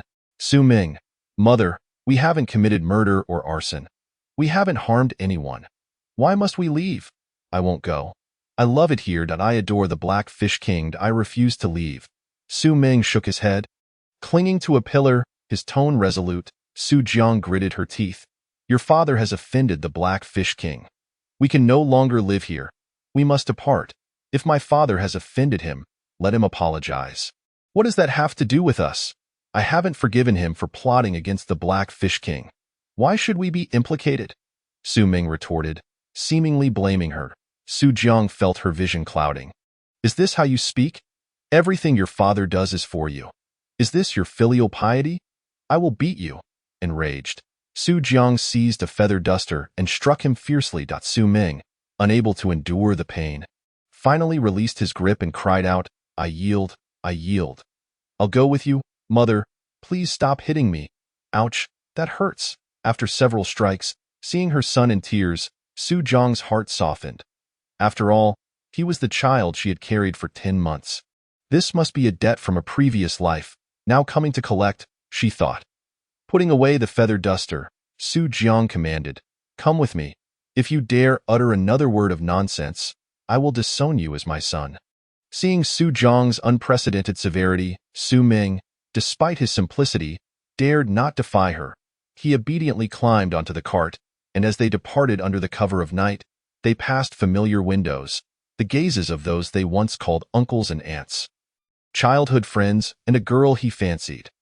Their eyes were cold, as if they were gazing upon foes. Su Ming felt an inexplicable tightness in his throat, overwhelmed with emotion. Suddenly, he stood up and declared loudly, My father plotted against the Black Fish King. He is a scoundrel, but I, Su Ming, was saved by the king. The king is my closest ally. I, Su Ming, have done nothing to betray the king. Here, I announce that I sever all ties with Su Qing. I will no longer support him. Before he could finish, Su Ming was pulled into the cart, followed by the sound of a beating echoing through the the village entrance. Chen Xinghe silently watched the cart leave the village. According to the usual narrative, it is said that one must avenge a life taken. Revenge is justified. This mother and son were indeed kin to his enemies. Even if they were to perish, it would be well deserved. Yet, Chen Xinghe could not bring himself to do so. Some matters are boundaries. Once that boundary is crossed, one truly falls into madness. If I dare indiscriminately slay this mother and son, then I would be emboldened to harm other innocents in the future. In that case, what would my actions be called if not mere murder? Such malevolence and turmoil are nothing but the actions of demons, deserving of death without regret. Thus, Chen Xinghe watched the cart depart from the village, vanishing into the night, and he let out a sigh, tinged with a hint of melancholy. After a decade of existence as a fish demon, he had always perceived beauty and savored joy. Yet, upon facing death, he unearthed many sordid truths hidden beneath that beauty. For the first time, Chen Xinghe felt as though he had matured. Many of his thoughts were no longer naive. After a long while, he composed himself and transformed into a wisp of demonic wind, dispersing into the night. Now, he had gained some understanding of his adversaries and the imminent dangers that lay ahead.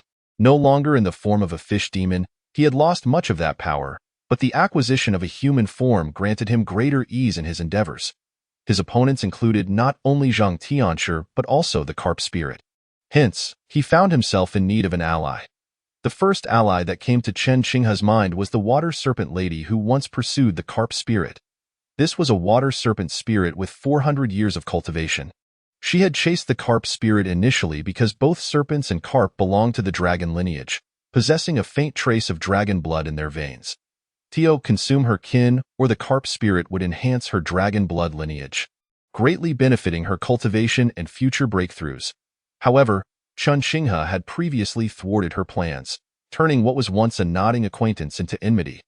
Had it not been for Chen Xinghe's formidable fishtail, which commanded respect, the water goddess would have long since come to eliminate him.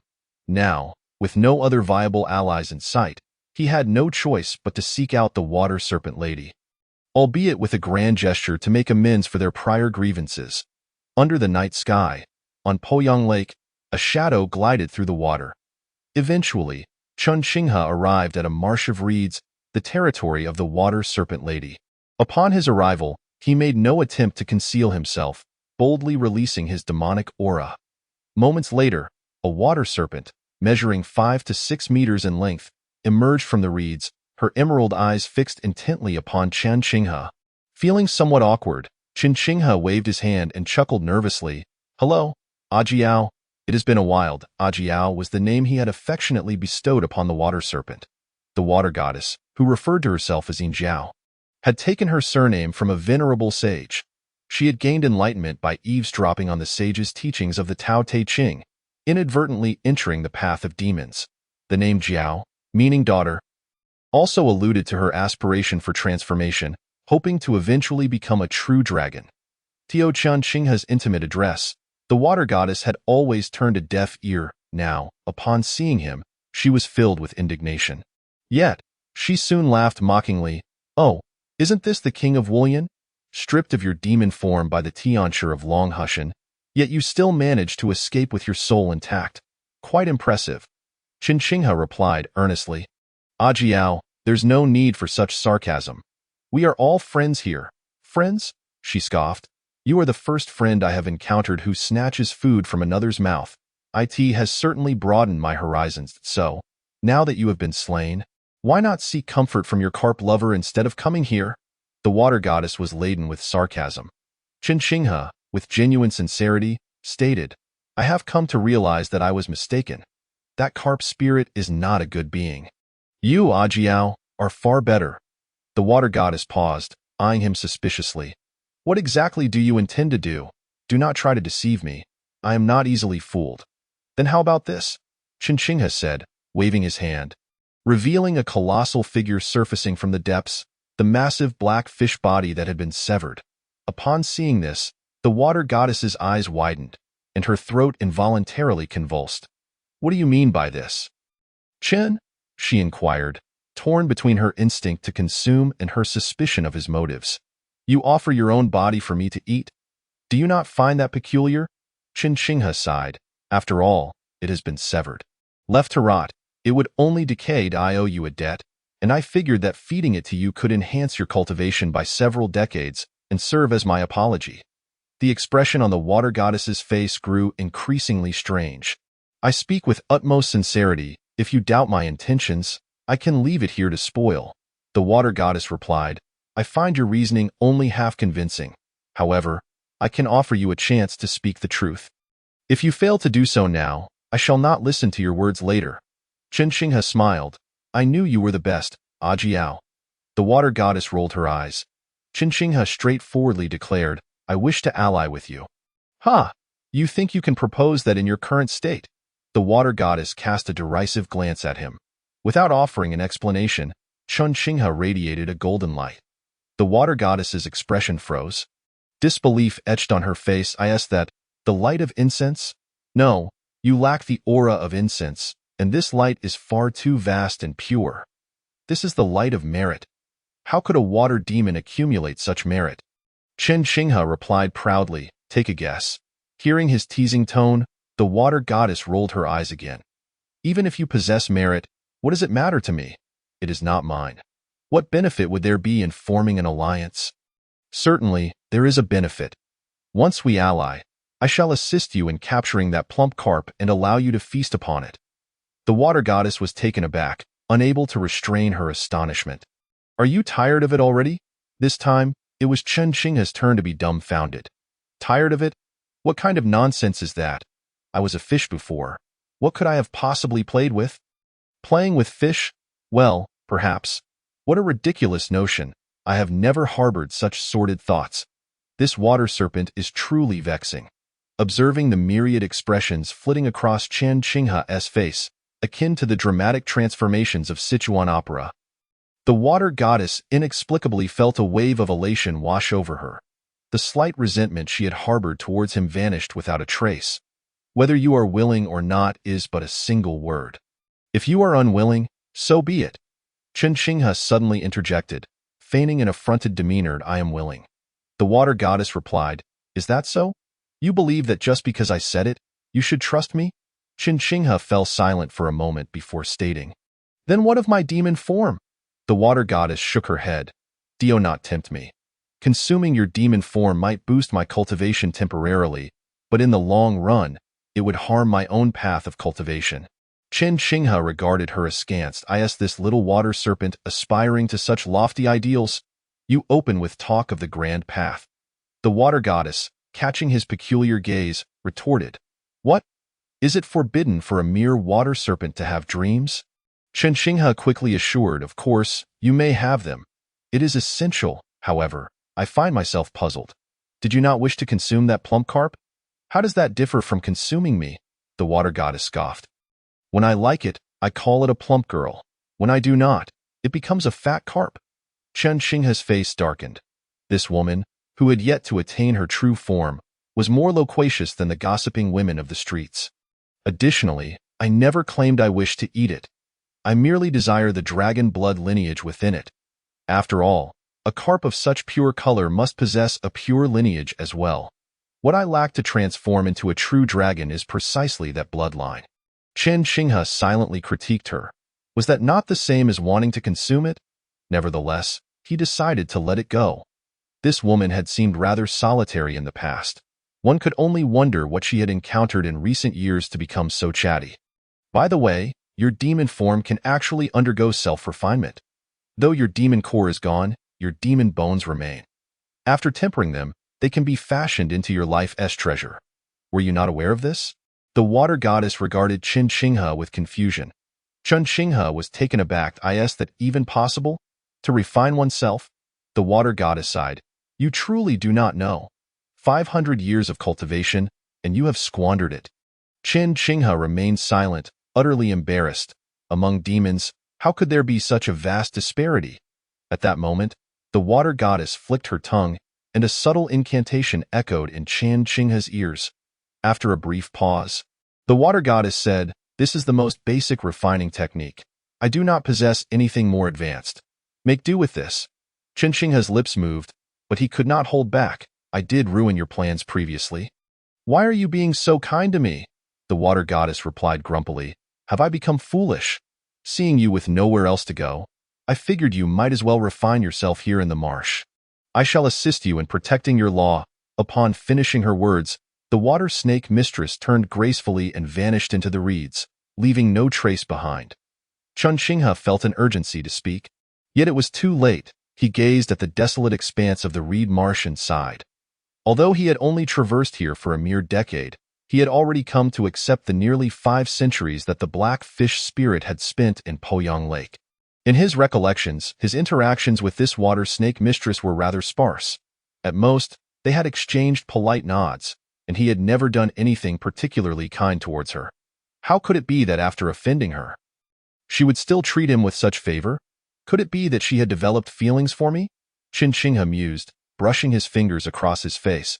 He dared not boast, but he certainly considered himself quite dashing. It seemed that good looks could indeed serve a purpose. After indulging in these whimsical thoughts for a brief moment, Chen Xinghe reined in his musings and, dragging the corpse of the black fish, submerged into the depths of the reed marsh. Having acquired the ritualistic method for refining treasures, it was imperative to act promptly. With a personal magical artifact in hand, he would no longer be at such a disadvantage when confronting that celestial master from Longhu Mountain, unable to muster even a semblance of resistance. Silently, he reflected on the intricate details of the water snake mistress's teachings. Moments later, Chen Xinghe positioned his hands, forming intricate gestures, and a radiant golden light enveloped him. Simultaneously, the once silent black fish corpse began to shimmer with a golden glow. Within this golden luminescence, the flesh and blood of the black fish gradually dissolved, dispersing into the water, attracting countless fish and shrimp to curiously observe. Yet none dared approach or retreat. After all, it was the flesh of a formidable demon. Even ordinary fish and shrimp, should they take a bite, could not claim it would awaken their spirits and transform them into demons. But it could surely strengthen their bodies. Chen Xinghe offered no resistance to this, even suppressing his aura to avoid startling the fish and shrimp that lie in the ocean. There exists a term known as a whale fall. When a whale falls, countless beings thrive. Having received the nurturing of the waters, one must repay the debt when the time comes. Chapter 12. The Black Fish Demon Bone. Personal magical artifact. Chen Xinghe repressed his aura. Indeed, the multitude of fish and shrimp drawn to the scene became animated. They surged forward, vying for the black fish flesh. Before long, Chen Xinghe discovered something remarkable. As the flesh was consumed by the fish and shrimp, he sensed a faint connection forming between himself and these aquatic creatures, as if they were becoming his vassals. This struck Chen Qinghe as peculiar. I am no longer a fish demon. How could I still possess this capacity to command aquatic beings? Could it be that even in death, my flesh and blood retain their mystique?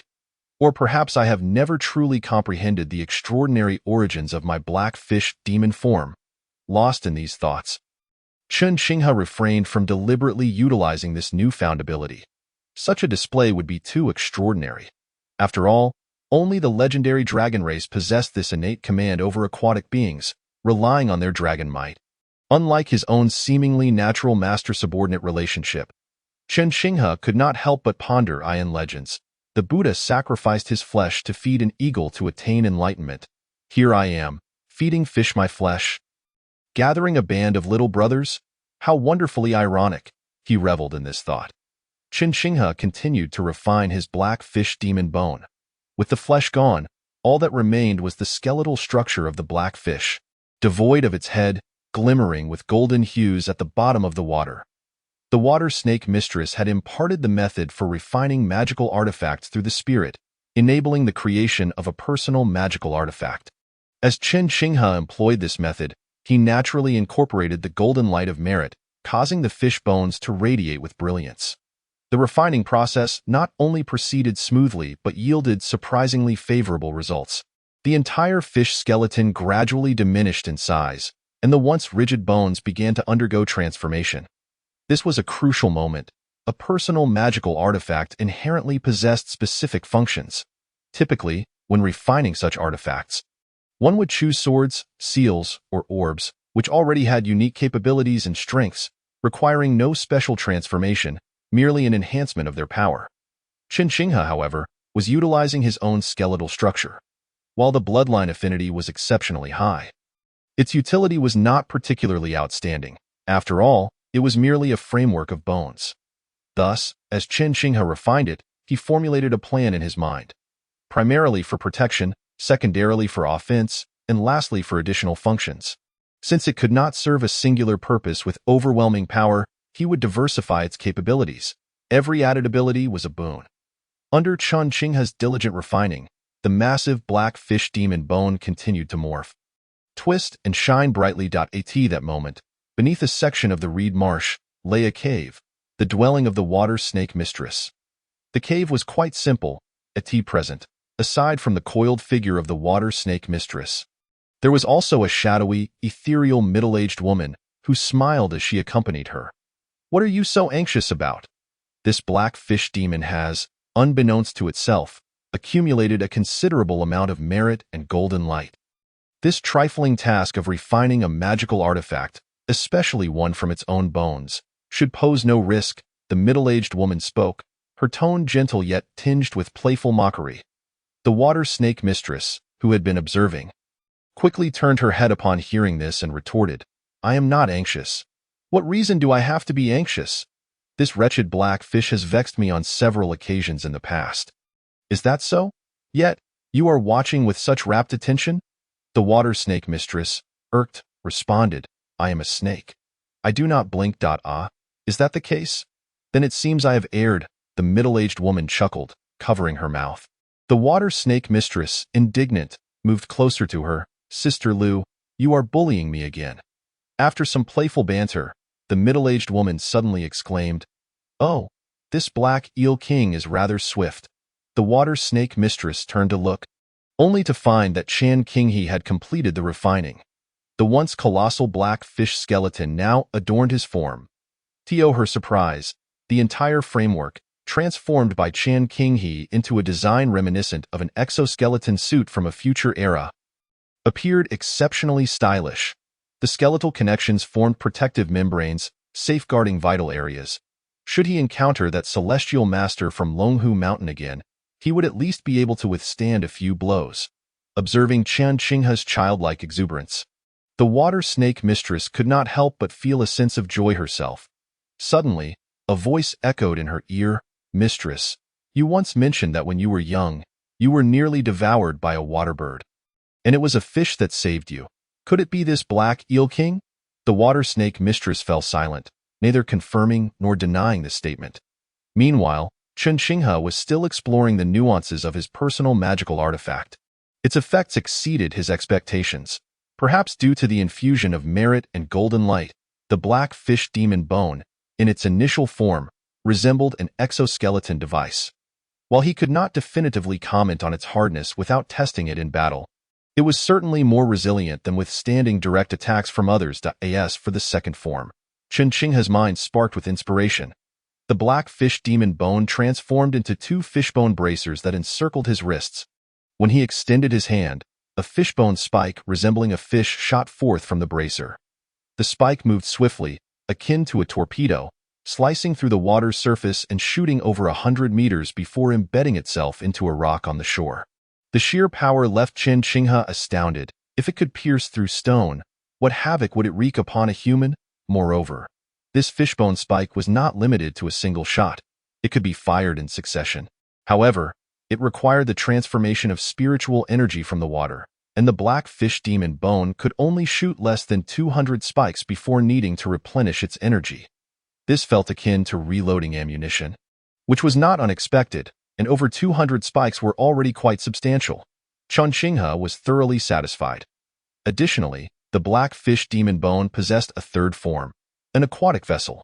The black fish demon bone detached from his wrist, floating upon the water's surface, transforming into a small boat made of fish bones, which appeared to have openings on all sides yet did not leak. Chen Xinghe sat within, and the fishbone boat sped across the surface of the water like a speedboat, silent and exhilarating, with the wind whipping past him. After a decade of traversing this realm, he finally felt a semblance of the grandeur associated with a great demon. Previously, he had merely floundered in the water. Hardly resembling a formidable demon, he was nothing more than a foolish mud loach. Amidst his joy, Chen Xinghe also felt a twinge of nostalgia. Moments later, he returned to the reed marsh, stowing away the black fish demon bone. Ajiao, thank you, he expressed sincerely. After all, without the ritualistic methods provided by the water snake mistress, he would not have acquired his current personal magical artifact, and he would have been forced to abandon his demon form. Wasting it in vain. Hemph, is gratitude so easily given? You ought to show some sincerity. The water snake mistress emerged from the depths, raising her head high.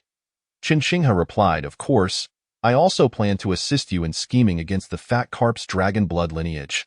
As it intends to plot against me as well, I plan to turn the tables. It plots against you? Is that carp demon not a bit deranged? Why would it scheme against someone who has treated it so well? The water snake mistress inquired, astonished. Chen Xinghe shook his head. I have no idea, which is precisely why I intend to turn the tables and seek clarity. Chapter 13.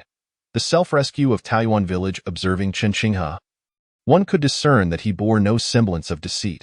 The water snake lady, sensing a peculiar irritation within herself, refrained from further inquiry. That foolish carp spirit, indeed, squandered its fortune. Subsequently, Chen Xinghe elaborated on his scheme to the water snake lady. A revelation that stirred considerable alarm within her, given the substantial risks involved. After all, it was not merely the carp spirit at stake, but also the Tianchi from Longhu Mountain. A single misstep could spell disaster, potentially resulting in the loss of one's very soul, leaving no hope for an afterlife. Nevertheless, the water snake lady remained silent, recognizing that Chen Xinghe was now inevitably driven by vengeance, a pursuit she wholeheartedly endorsed. Who would not be incensed by an unwarranted slaughter, particularly one who had consistently pursued righteousness and amassed virtue, only to meet such a tragic fate? One could hardly blame another for harboring immense resentment under such circumstances. After deliberation, Chen Xinghe departed with a graceful at that moment. A spectral middle-aged woman emerged from the waters, sighing softly. Was it truly worth it? The water snake lady replied, in my earlier years, with scarcely a decade of cultivation, I was but a trifling spirit. Were it not for his salvation, I would not have enjoyed these subsequent 3 centuries of carefree existence. I have profited immensely. At most, I owe him a debt of gratitude. The middle-aged woman interjected, such sentiments cannot be dismissed so lightly. I am well aware of the intricacies involved. Dear Sister Lu, there is no need for further elaboration. The water snake lady interrupted her. The middle-aged woman fell silent, yet her eyes brimmed with compassion. Though not human, she possessed a sentient essence, akin to humanity. This lady was already ensnared, unable to extricate herself from her predicament. As the night deepened, Taoyuan village gradually descended into tranquility, with every household extinguishing their lights to embrace slumber. Yet, within the dilapidated courtyard of Old Lu, the lamps still flickered. Inside, Old Lu had prepared a dish of peanuts, a plate of pickled vegetables, and a jar of aged wine. He sat on a long bench, smoking a pipe in quiet anticipation. Suddenly, a fleeting apparition appeared, and Chen Qinghe materialized in the seat opposite Old Lu. Upon seeing Chen Qinghe, Old Lu smiled, refraining from speech, as he set down his pipe and poured a bowl of wine for him, then filled another for himself. This was a ritual he had performed countless times before. In the past, he had rowed a boat across the lake, drinking alone, while the bowl meant for Chen Qinghe was cast into the water. With the wine brimming, Chen Qinghe, without pretense, raised his bowl and clinked it against Old Lu's, both consuming their drinks in one swift motion. After finishing, Chen Qinghe wiped his mouth and chuckled. Drinking in the flesh is indeed the most gratifying. Old Lu, however, remained solemn. While Chen Qinghe could be carefree, Old Lu bore a weight of concern. Thus, Old Lu inquired, "Does that Tiansher from Longhu Mountain have any intention of sparing the king?" Chen Qinghe shook his head. "I cannot say. I have yet to grasp why he sought to slay me. And presently, I am entangled in other matters, a veritable tangle of chaos." Old Lu replied, "Regarding the king's affairs, I find myself powerless to assist. However, tonight, my waiting for the king signifies the collective will of all the villagers of Taoyuan." "What does this mean?" Chen Qinghe regarded Old Lu with confusion. In the past, their drinking had been a simple affair, as if the two were merely passing time together. Tonight, however, Old Lu's waiting hinted at something more than mere revelry. Old Lu continued, "The villagers of Taoyuan have convened and resolved to erect a temple and fashion a golden statue in honor of the king." "What?" Chen Qinghe exclaimed, rising abruptly. "Old Lu, this is no jest. Without the approval of the dynasty, without the sovereign's decree, and even requiring the Taoist sect's sanction, this could be construed as an illicit shrine, inviting further troubles." Chen Qinghe's expression was one of helplessness. He was touched by their goodwill, yet erecting a temple and gathering incense was not a trivial matter. Old Lu chuckled. "I anticipated the king's concerns, but fear not. Old Monkey will take the lead. He has traveled extensively with wandering Taoists for decades and possesses vast knowledge. He proposed a method involving the mountain and water deities. Aligning with the natural order in ancient times, there existed a celestial ordination, a path of divine recognition. Should one attain such ordination, you would no longer be bound by the dynasty's constraints, nor would you fall under Taoist jurisdiction. Even that Tiansher from Longhu Mountain would lack the authority to confront you." Chen Qinghe was left speechless. He understood that celestial ordination signified true divinity recognized by the heavens. Such a designation was fundamentally different from a decree from the dynasty or a document from the Taoists. It was akin to the distinction between a landowner and a steward. The former held true ownership, while the latter operated under limitations and could be dismissed when the time came. The arduous nature of achieving celestial ordination was apparent. Old Monkey, whom he had known for only a few years as a whimsical old man fond of storytelling, had proven to possess such remarkable capabilities. Chen Qinghe marveled at the revelation. Old Lu continued, "Over the years, the king has offered kindness without expectation of return, neglecting the outside world. Yet, you may not grasp that the external realm has descended into turmoil. Many areas are now desolate, with bones exposed in the wilderness. In recent years, a steady influx of refugees has arrived at Taoyuan village. Though we call ourselves a village, our population has exceeded 1,000, rivaling that of a small town. Among these newcomers, while many are ordinary folk, some are indeed extraordinary individuals. Chen Qinghe sighed, "Is the outside world truly in chaos?" Old Lu affirmed, "Whether in chaos or in prosperity, the situation remains largely the same. Were it not for the king's protection, Taoyuan village would have been but an abandoned settlement." Having concluded this reflection, Old Lu stated, "King, you may attend to your own affairs. We shall fulfill our responsibilities, advancing together. If successful, Taoyuan village will return to its former tranquility. If we fail, even if Taoyuan village endures, how long can it last?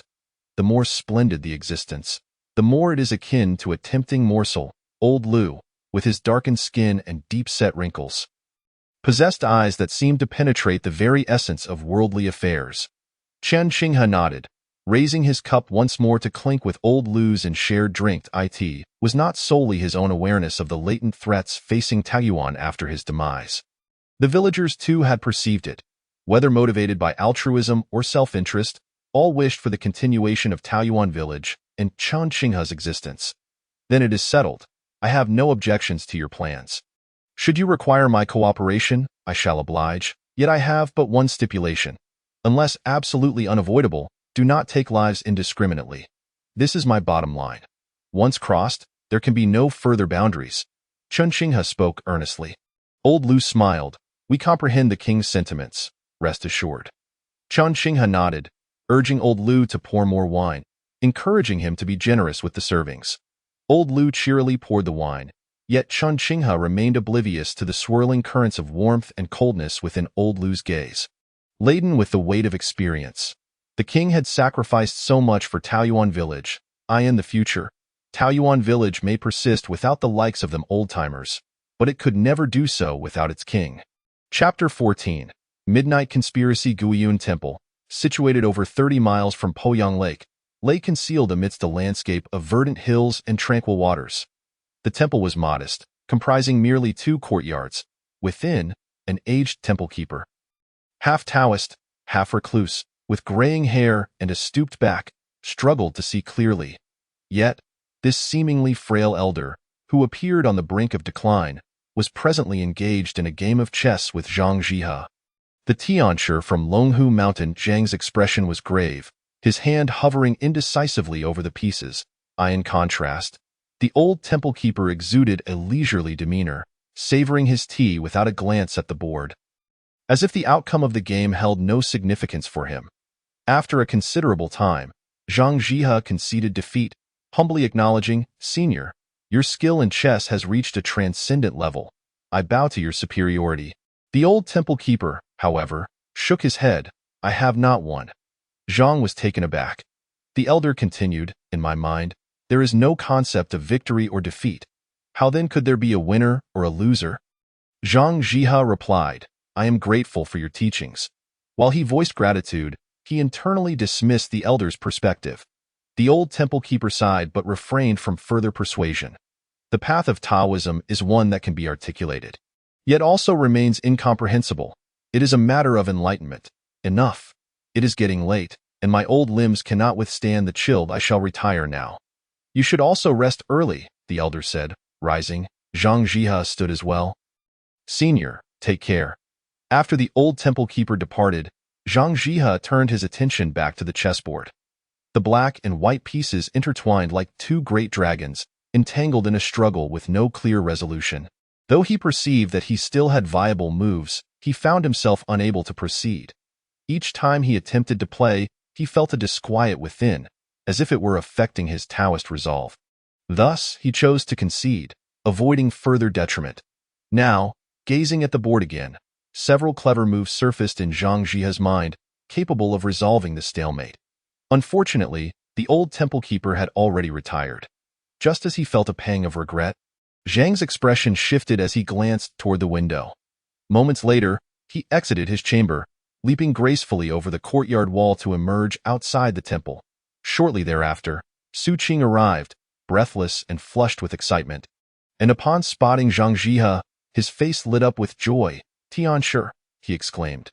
Zhang Jihe frowned. "What brings you here at this late hour?" Su Qing wore a bitter expression. "Master, the demon soul has appeared. It has come to the village." Zhang Jihe squinted slightly, a cold smile gracing his lips. Such audacity. The demon's physical form has been destroyed, yet it fails to seek a proper sanctuary for its soul and dares to roam freely? Su Qing replied, "Indeed. That black fish spirit is utterly vile. It came to the village to threaten us brothers, claiming it is currently unable to act but will surely seek revenge. Master, our lives depend entirely on you." Zhang Jiehe did not respond directly but scrutinized Su Qing for a moment before replying with a smirk. Have you gone to see that little carp again? Su Qing felt a wave of embarrassment. After all, having more allies opens more paths. The carp goddess is, in a way, part of our faction. Zhang Jiehe scoffed. I am a disciple of the Master of Heaven. It is a demon. I have not vanquished it. And yet it dares to offer prayers, thinking itself worthy to stand alongside me. Su Qing was momentarily speechless, his heart heavy. With the master's attitude, how could he discuss cooperation? However, master, what should we do now? That black fish demon has come to the village, spreading chaos and turning the villagers against you. You know, that black fish demon has ulterior motives, gathering so many refugees here. It surely harbors grand designs. Now, those people seem like its devoted followers, and we cannot afford to provoke them. After a moment of contemplation, Zhang Jiehe said, keep the jade pendant I gifted you close. Should that black fish demon soul dare to attack you, it will incur the wrath of the thunder and dragon techniques and meet a certain demise. However, your family should seek refuge in the county for the time being. I am currently devising a means to communicate with the underworld and summon spirits to restrain the demon soul, thus leaving it nowhere to hide. Su Qing was overjoyed. That sounds splendid. What else can I do, master? Please issue your commands. Zhang Jiehe initially intended to say there was nothing, but after a moment's contemplation, he looked at Su Qing and said, you cannot leave Taoyuan village for the time being, and no matter how the villagers treat you, you must remain. What? Why? Su Qing was taken aback. Wasn't this putting him in peril? Zhang Jiehe explained, the demon soul is intertwined with the fate of Taoyuan village. Now that it has manifested, I fear the villagers may act recklessly, jeopardizing my plans, as a part of Taoyuan village. You carry its fate. If you oppose them resolutely, it will not be a united front, and the villagers will struggle to achieve anything. Su Qing, filled with skepticism, asked, Master, you aren't deceiving me, are you? I am but one person. Can I truly sway the entire village? Zhang Jiehe replied curtly, if you do not believe it, you are free to leave. But I must declare that should you depart, your life and death are your own concern. I cannot follow you constantly to ensure your safety. Su Qing was rendered speechless. Wasn't this a threat? Wasn't it a bit beneath the dignity of a master? Yet, it struck at his vulnerabilities. Perhaps he could disregard his own safety. But what of his wife and children? Life was swiftly passing by. If they were to perish, what future would he have? Su Qing could only begrudgingly concede. I shall abide by the master's arrangements. Zhang Jiehe admonished, do not wear such a pitiful expression. With my jade talisman protecting you, evil spirits will be repelled. As for the villagers, a group of refugees who have barely found peace, do you truly believe they would dare commit murder? Su Qing pondered and realized it was indeed true. Most of the villagers had fled hardship and finally found a semblance of stability, who would willingly jeopardize their hard-won lives. A few words of intimidation could easily silence them. I understand now. As for the carp goddess, do not concern yourself with her. I shall communicate with that little carp. Zhang Jiehe replied nonchalantly. Su Qing let out a sigh of relief and took his leave. Observing Su Qing's retreating figure, Zhang Jiehe's gaze flickered. Though he casually referred to the little carp, it was a matter of grave concern in Poyang Lake, apart from the necessity of eliminating the black fish spirit to seize its fate. Zhang Jiehe also worried about this carp spirit. The carp spirit was not native to Poyang Lake. It had appeared suddenly years ago and, by mere coincidence, crossed paths with the water snake goddess, whose dragon blood aura compelled the serpentine water snake to pursue it uncontrollably. Ironically, it was rescued by the black fish spirit. Since then, it had become entangled with the black fish spirit. Zhang Jiehe had previously attempted to divine its origins through rituals, but all remained shrouded in mystery. He could discern nothing, only that this little carp surely had an extraordinary background, shielded by a higher power. It was highly likely that its intentions aligned with his own. Coveting that divine artifact, Zhang Jiehe looked up at the sky in the dead of night. The sky was clear, and a multitude of stars twinkled like scattered pieces on a cosmic chessboard. The ancient waters of Poyang Lake were on the verge of giving birth to something profound. To whom would it ultimately belong? Chapter 15. The bearded swordsman. The following day dawned bright and clear, with the sun shining brilliantly, a perfect day. Taoyuan village awakened once more from its tranquility, bustling with the energy of a new day. Unlike the previous day, where spirits seemed to have waned and faces were marked with worry, the villagers now brimmed with confidence and joy. The men of every household toiled enthusiastically, while the women bustled about. Children laughed and played, immersed in their customary lives. Here, the great Eel King was the deity of all, the embodiment of their faith. Yet the great Eel King did not provide endless sustenance without reason. Every household with able-bodied members was expected to contribute. It was only just that one should labor for a better life. No one could contest this principle. In the past, the mountainous terrain yielded little arable land, supporting few. However, under the guidance of Qin Shi Huang, much of the surrounding wasteland had been reclaimed. Water was channeled to irrigate the fields, and the land was repeatedly tilled. Consequently, more and more paddy fields emerged. It was not merely the 1,000 or so inhabitants of this village that could thrive. Even if the population doubled, they would still prosper. Taoyuan village was merely one of many villages within a 20-mile radius. Other villages may not have garnered Qin Shi Huang's attention as much as Taoyuan, but every village's inhabitants were now able to get by, celebrating festivals with bountiful feasts and new clothes. This was the result of Qin Shi Huang's decade-long dedication to cultivating the ecological circle of Poyang Lake, the source of his merit and radiance. Early in the morning, a group of able-bodied villagers departed Taoyuan village, heading towards neighboring villages with a task at hand: to invite the leaders of those villages to discuss the construction of a temple and statue for the great Eel King. After all, such matters could not be undertaken alone. Unity was essential in the village. Su Qing was roused from a restless slumber by a cacophony of noise. Having already been in a foul mood, he was further agitated by the disturbance. Upon stepping outside, he was met with a disheartening sight. A group of children were hurling stones at his house. Even as he emerged, the children showed no fear, continuing to throw stones at him. Enraged, Su Qing shouted, "You little rascals, just wait until I catch you." Grabbing a broom from the front door, he charged towards them. However, just as he grasped the broom, a chill ran down his spine, and with a shriek, he discarded it. Leaping back a few paces, a snake had coiled around the broom. A harmless rat snake. Startled by his actions, it slithered away. The children outside erupted in laughter, scattering away in glee. Su Qing's face flushed with anger, and malicious thoughts swirled in his mind.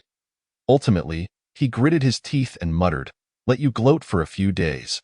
Once that black fish spirit's demon soul is dealt with by the master, I shall relish your sorrow." With that, Su Qing surveyed his surroundings, his eyes gleaming with ambition.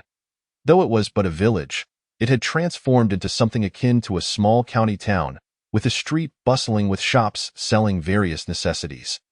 Truth be told, he coveted this place. It was ripe with opportunities. If he could seize control here, becoming the ruler of all commerce, in a few years, Su Qing would amass great wealth, elevating the Su family to gentry status. His son might even attain official rank through examinations. The Su family would rise to prominence. As he pondered the master's plans to deal with him, a sudden voice echoed ominously. Su Qing's expression shifted dramatically as he turned to see Qin Shi Huang. Disheveled and filled with malice, glaring at him from a shadowy corner, Su Qing screamed, hastily retreating into the house and slamming the door shut. Startled by Su Qing's reaction, Qin Shi Huang grinned, turned, and vanished from sight.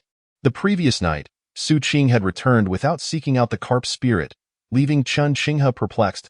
Hadn't this fellow gone to invite the master from Mount Longhu? They had agreed to set a trap for him. Why had that plan faltered? Did he perhaps have some even more insidious scheme in mind? After observing for half the night, I discerned nothing. This fellow sleeps like a log. Having already offended a malevolent spirit, he still manages to slumber so soundly. Frankly, Qin Shi Huang finds this quite impressive. When morning arrived, he witnessed a group of mischievous children capturing a garden snake and placing it upon a broom, only to begin throwing stones at it. Clearly, these rascals are well aware of Su Qing's psychological responses and are deliberately trying to frighten him. Suddenly, Qin Shi Huang recalled Su Qing mentioning that in a few days, Zhang Tianshi would come to collect him. Qin Shi Huang emerged to ask a question as well, Though his inquiry was merely intended to tease, it was evident that plans had shifted once more. Therefore, he resolved to proactively create some trouble for Su Qing. Departing from the village, Chen Qinghe transformed into a gust of demonic wind and vanished. Moments later, he arrived at Zhongfan County, over 30 kilometers from Taoyuan village. The county, steeped in history, bore the scars of time and turmoil. It was dilapidated, filthy, and unpleasing to the eye. The residents here were of a markedly lower caliber than those of Taoyuan village. Most wore expressions of numbness, clad in tattered garments. A small number of wealthy youths paraded around with their sycophants, flaunting their status, causing anyone they encountered to retreat in haste. Chen Qinghe initially intended to seek out Su Yuan, especially since the two brothers had fallen out. He needed to manipulate the situation to incite them against each other, ideally leading to the destruction of the jade talisman that Su Qing possessed. That object posed a significant threat to him, and he was far from at ease. However, upon entering the county, before he could locate Su Yuan, a figure suddenly blocked his path. Startled, Chen Qinghe realized he had not manifested his physical form. How could someone see him?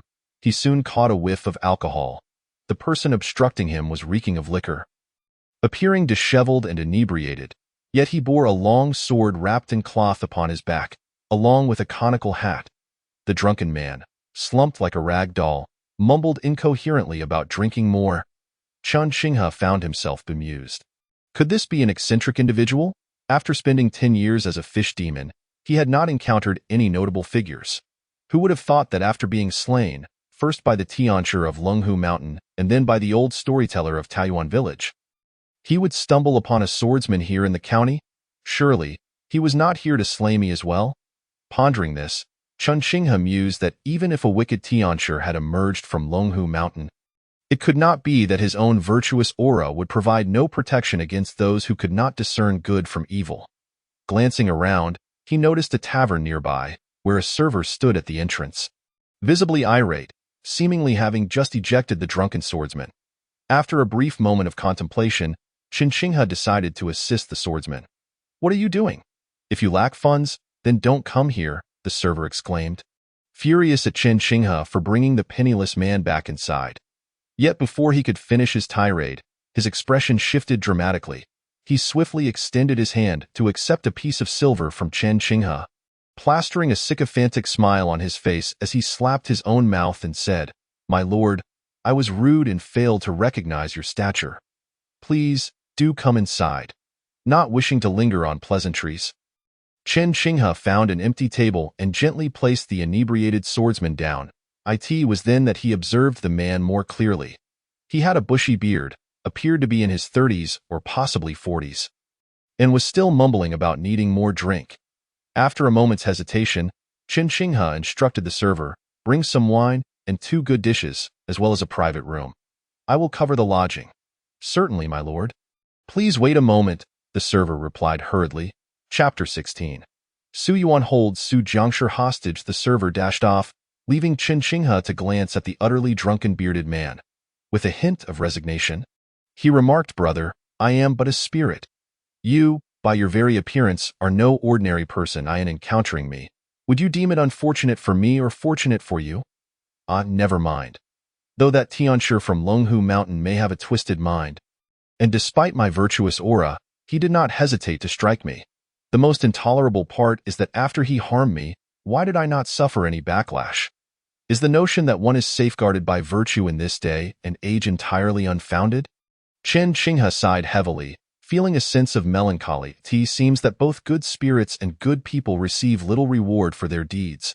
Nevertheless, as we are mere strangers with no grievances, I shall not act recklessly. My only wish is that you are merely passing through, and once you sober up and have your fill, you will depart swiftly. Should you choose to confront me, I shall truly be at my wit's end. Even as a demon, I cannot be toyed with in such a manner." After a lengthy discourse, the server returned with wine, a bowl of beef, and a plate of peanuts. Chen Qinghe addressed the server. "This gentleman is my friend. He is a renowned hero of the martial world, known as One Sword Without Blood. 5 years ago, he descended from the heavens with a single sword, vanquishing over 1,000 bandits across 9 valleys and 18 strongholds, earning the respect of all in the martial realm. Alas, even a hero is but flesh and blood, burdened by love. The lady he adores has wed another, and thus he seeks solace in drink. Upon hearing this, the server was left speechless, his spine tingling with fear. How could he have pushed such a formidable person around? What if he awakens and decides to slay me? The server hurriedly pleaded. My lord, I assure you, it was not my intention. He has been drinking all day and refused to leave last night. He drank quite a bit but had no money, and I was merely following the innkeeperess' orders. Chen Qinghe replied, I understand. I do not intend to threaten you. I merely hope you can empathize. A man ensnared by love, unable to escape, is indeed pitiable. The server pondered for a moment, then nodded, indeed, the woman I once fancied. A Jew actually liked me too, but because I was penniless, she was forced to marry the village head's son. We share the same plight. With that, he added, here, I shall leave some silver as a deposit. Please take good care of him. If he leaves, the remaining funds are your tip. If it exceeds that, I shall return to settle the bill. What do you think? Of course, my lord, that is perfectly acceptable. The server accepted the silver from Chen Qinghe, admiration evident as he gave a thumbs up. Chen Qinghe rose, saying, very well, you need not concern yourself with him. Let him rest properly. Understood, my lord, take care. Chen Qinghe smiled and strolled away. This small act of kindness was not performed with any expectation of reward. He merely hoped to foster a good relationship, allowing them to part ways amicably without contention. After Chen Qinghe left, the server could not help but exclaim, what a good person. Is that so? You believe him to be wonderful? Absolutely. I have never seen anyone treat a friend with such kindness. The server rebutted without hesitation. Realizing his words, he turned around only to find that the previously inebriated bearded man was now sitting upright, wearing a cryptic smile. The server felt a chill run down his spine and took a few steps back, panic-stricken. Hero, I truly did not mean any harm. Please, don't act rashly. Killing is against the law. The bearded man retorted irately, Scram. I am no hero, nor do I have any lady I care for. The server looked upon him with sympathy, recognizing this as a clear expression of profound sorrow. The bearded man, perceiving the server's thoughts, became irritated and said, Get lost. Don't disturb my drinking, of course, my lord. Enjoy your meal. The server hastily fled, while internally lamenting how such a fierce hero could possibly associate with that gentleman. The bearded man glanced at the beef and peanuts on the table and then at the wine jar, chuckling, the king of eels, indeed. My virtuous aura frightens him so much that even the golden light of my own DMO cannot affect him in the slightest.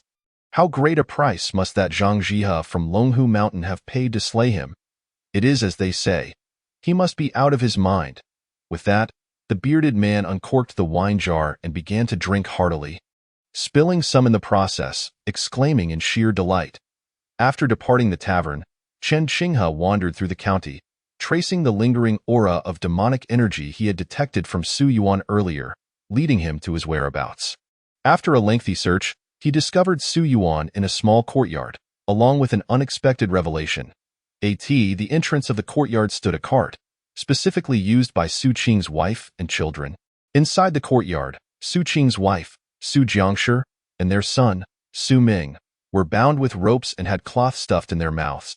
Su Ming had a black eye and had already fainted. Meanwhile, Su Yuan sat languidly in a large chair, leisurely sipping tea, a look of smug satisfaction plastered across his face. Chen Qinghe hid in the shadows, astonished by the scene before him. He had intended to intimidate Su Qing to provoke a rash response. Yet he found that before he could even make his move, Su Yuan had already executed a more impressive scheme. Sister-in-law, have you thought it over? Will you write a letter? If you refuse, do not blame me for being ungracious. I shall kill Su Ming first and then sell you to a brothel, Su Yuan coldly stated. Despair filled Su Jiangshi's eyes as she mumbled through her gag. Su Yuan continued, I will free your mouth, but you must not scream, or your son shall meet the same fate. Su Jiangshi nodded eagerly. Su Yuan then removed the rag from her mouth. Taking a few gasps, she implored, Yuan, we are family. How could you do this? Be silent. Su Yuan's expression twisted in a ferocious grimace as he hurled an angry curse. Su Jiangshi recoiled in fear, shrinking back. Su Yuan sneered coldly. That bastard Su Qing is deliberately trying to sabotage me. Is this what one calls family? I followed his words, acted on his behalf, even risking my father-in-law's life. And what do I get in return? The promised Lingxian, which he refuses to give me. And instead, he wants me to march to my death. Ha! Now he dares to speak of family. It is too late. Sister-in-law, I could choose not to make things difficult for you, or even spare Su Ming a single scratch. But you must write a letter demanding that Su Qing return the protective jade talisman and the Lingxian to me. These are rightfully mine. Su Jiangshi's mind raced as she decisively replied. Fine, I will write it. That's the spirit, sister-in-law, as long as you comply. Once I obtain what is mine, I shall promptly depart, ensuring no harm comes to you, Su Yuan said with a smile, appearing remarkably affable. Chen Qinghe observed Su Qing, his face devoid of expression. This man had already descended into madness. Chen Qinghe was certain that once he acquired the items, Su Jiangshi and Su Ming would undoubtedly perish. He might even find a way to eliminate Su Qing himself. Yet, Chen Qinghe harbored a suspicion. A person like Su Qing was unlikely to produce the protective jade talisman and any elixirs to rescue his wife and child. The saying goes, husband and wife are but birds of the same forest. When calamity strikes, they flee separately. Would Su Qing withstand the test of life and death? Moreover, Chen Qinghe felt an internal conflict. Even if Su Qing and Su Yuan were to mutually destroy each other, he would not cast a glance. But Su Jiangshi and Su Ming were innocent, particularly Su Ming. Although he might be somewhat simple-minded and clumsy in his actions, he would stand shoulder to shoulder with the children of Taoyuan village against any external bullies, even leading the charge.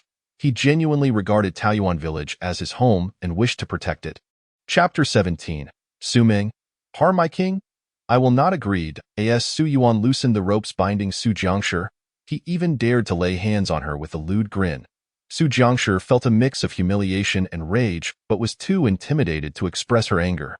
After all, her only son was still bound, and as a woman, she was utterly powerless to resist. Chen Qinghe's eyes narrowed at the sight. Killing was a matter of merely striking downwards.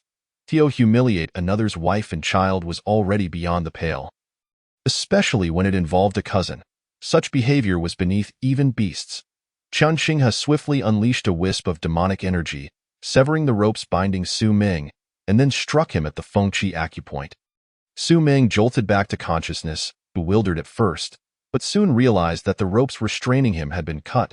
A smile broke across his face, but he quickly noticed his mother was no longer beside him.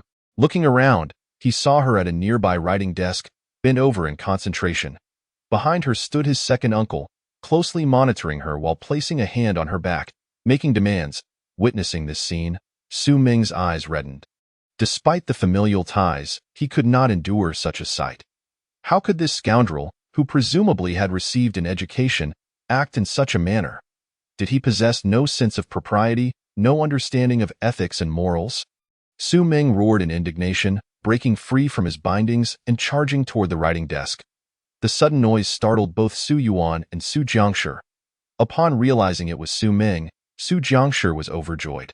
While Su Yuan's expression shifted dramatically, his frail physique paled in comparison to the robust youth that was Su Ming, despite the latter's youth. His earlier ability to restrain Su Ming had relied on a sneak attack, delivering a blow to the back of his head. Otherwise, he would have never managed to catch him. How had he managed to break free? The complexity of binding him had far exceeded that of Su Jiangshi. There had been much more effort involved. Unable to comprehend it, he had no time to ponder further as he fled in panic. Yet Su Ming, having grown up in Taoyuan village, was agile and nimble as a monkey. He propelled himself over the writing desk, landing a kick on Su Yuan, who was attempting to escape. Su Yuan let out a yelp as he fell to the ground. Bastard! You dare to bully my mother? I will kill you! Su Ming roared as he lunged at Su Yuan, pummeling him mercilessly. Despite his youth, his strength was considerable, and with each punch, Su Yuan cried out in agony, begging for mercy, his voice gradually weakening. Su Jiangshi was horrified and rushed forward to intervene, exclaiming, Minger, stop! You might kill him. I want to kill him. That wretched scoundrel deserves it. You should die. Su Ming shouted furiously. Seeing Su Ming's ferocity, Su Jiangshi suddenly recalled. But the king of the Wuli has stated that the people of Taoyuan village must not kill indiscriminately. Upon uttering this, Su Ming's fist froze mid-air, and he ceased his curses. Su Jiangshi sighed in relief and urged, "Get up quickly. If you truly kill him, you will face consequences. He bullied you. He deserves to die." Su Ming replied, rising but with eyes still red and full of resentment. Su Jiangshi hesitated, struggling to voice her thoughts, her face a mask of bitterness. Who is to blame for all this? If it were not for your father's various schemes, would we have come to this? At least in Taoyuan village, life was once rich and fulfilling. Su Jiangshi harbored grievances against Su Qing's actions. As a woman, all she sought was a place to settle down, to raise children and live a stable life. This was sufficient. Yet, being a traditional woman, she placed her husband above all else, obeying his every word. Now, seeing how things had turned out, her heart was filled with regret. "Mother, why are you crying? Don't cry. It's my fault for not being able to protect you. I will kill him right now to avenge you," Su Ming exclaimed upon seeing his mother's tear-streaked face, rushing to comfort her, only to reach for Su Yuan again. Su Jiangshi grabbed him, exasperated, saying, "Have I ever taught you to resort to violence?" Su Ming chuckled awkwardly, scratching the back of his head in distress. "Mother, I really don't like studying. I just want to recognize a few characters. I'm most fond of practicing martial arts. Old Hu from the village was once a soldier and is quite formidable. Several of us train with him, and I find it incredibly interesting. Old Hu even says I have talent. Who knows, I might become a general one day." After saying this, Su Ming instinctively shrank his head, fearing a reprimand from his mother. But Su Jiangshi did not scold him. Instead, she looked at him with increasing pity, her heart heavy with sorrow, tears silently streaming down her face. How had their once peaceful life transformed into this? In the shadows, Chun Qinghe silently observed this scene, rendered speechless. After a long wait without feeling his mother's slap, Su Ming looked up, seeing her crying again, causing his heart to ache. Unable to contain himself, he said, "Mother, I'm sorry. I will work hard to study." Su Jiangshi offered a faint smile, remaining silent as she gently stroked Su Ming's head, feeling that her son had grown up. Perhaps she should not demand more. His happiness was what mattered most. Subsequently, Su Jiangshi turned and bowed, saying, "Su Jiangshi humbly requests the king of the Wuli to reveal himself." "Huh?" Su Ming was taken aback. "The king is here? How come I didn't see him?" He looked around in confusion. Qin Qinghe remained still. Su Jiangshi continued, "Your Majesty, I am aware that my husband has committed acts that have offended your divine authority and are unforgivable. However, all of this is unrelated to my son. If you promise to protect him, I am willing to pay any price." Qin Qinghe finally emerged from the shadows, revealing his true form. Su Ming rejoiced, "Your Majesty, you really came." Qin Qinghe replied, "Su Jiangshi, how did you know I was here?" Su Jiangshi responded, "I witnessed Su Yuan binding my son.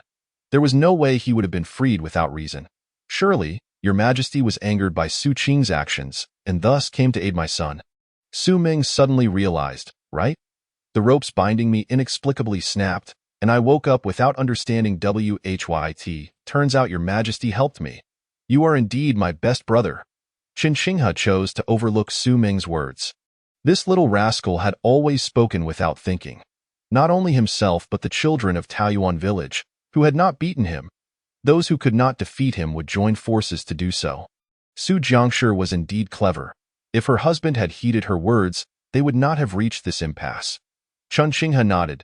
Su Jiangshi forced a bittersweet smile, saying, "At home, one follows the father. After marriage, one follows the husband. I possess no remarkable abilities, only the knowledge of supporting my husband and raising my children." Qin Qinghe remained silent. Su Jiangshi continued, "Your Majesty, I am aware that this request is truly shameful to voice. But my son is my only concern, and I cannot rest easy. I implore your Majesty for your mercy." Qin Qinghe replied, "Su Qing is still alive." Su Jiangshi bit her lip and said, "Your Majesty, my husband possesses a protective jade talisman. If you agree to protect Su Ming, I am willing to retrieve it for you." Chun Qinghe was taken aback. This woman, for the sake of her son? Intended to betray her husband? What protective jade talisman? Mother, what are you talking about? Su Ming asked, puzzled. Su Jiangshi hesitated, but ultimately decided to reveal the truth. After all, this was something that had to be said. Otherwise, if Su Qing truly died in the future, how would Su Ming, as a son, be able to cope? Ming'er, your father possesses a protective jade talisman, which wards off evil spirits. It was given to him by the Tianshi of Longhu Mountain specifically for dealing with the king. What? Has my father lost his mind? What enmity does he have with the king to hold on to this so tightly? Time and again, I will not agree, Su Ming exclaimed in fury. Chapter 18. The uncomplicated Su Jiangshi. This child, true to his name, truly embodied the spirit of Ming. As he watched Su Ming fuming, Chen Xinghe couldn't help but sigh inwardly. The so-called reversal of heavenly principles, the deep affection between father and son, was starkly evident in Su Ming. Ming'er, you must refrain from speaking recklessly, Su Jiangshi admonished, visibly agitated. Regardless of the circumstances, to berate one's father is an act of ingratitude, one that would diminish one's virtue and invite calamity. Shortly thereafter, Su Jiangshi's tone softened. Ming'er, your father's actions are ultimately for your own good.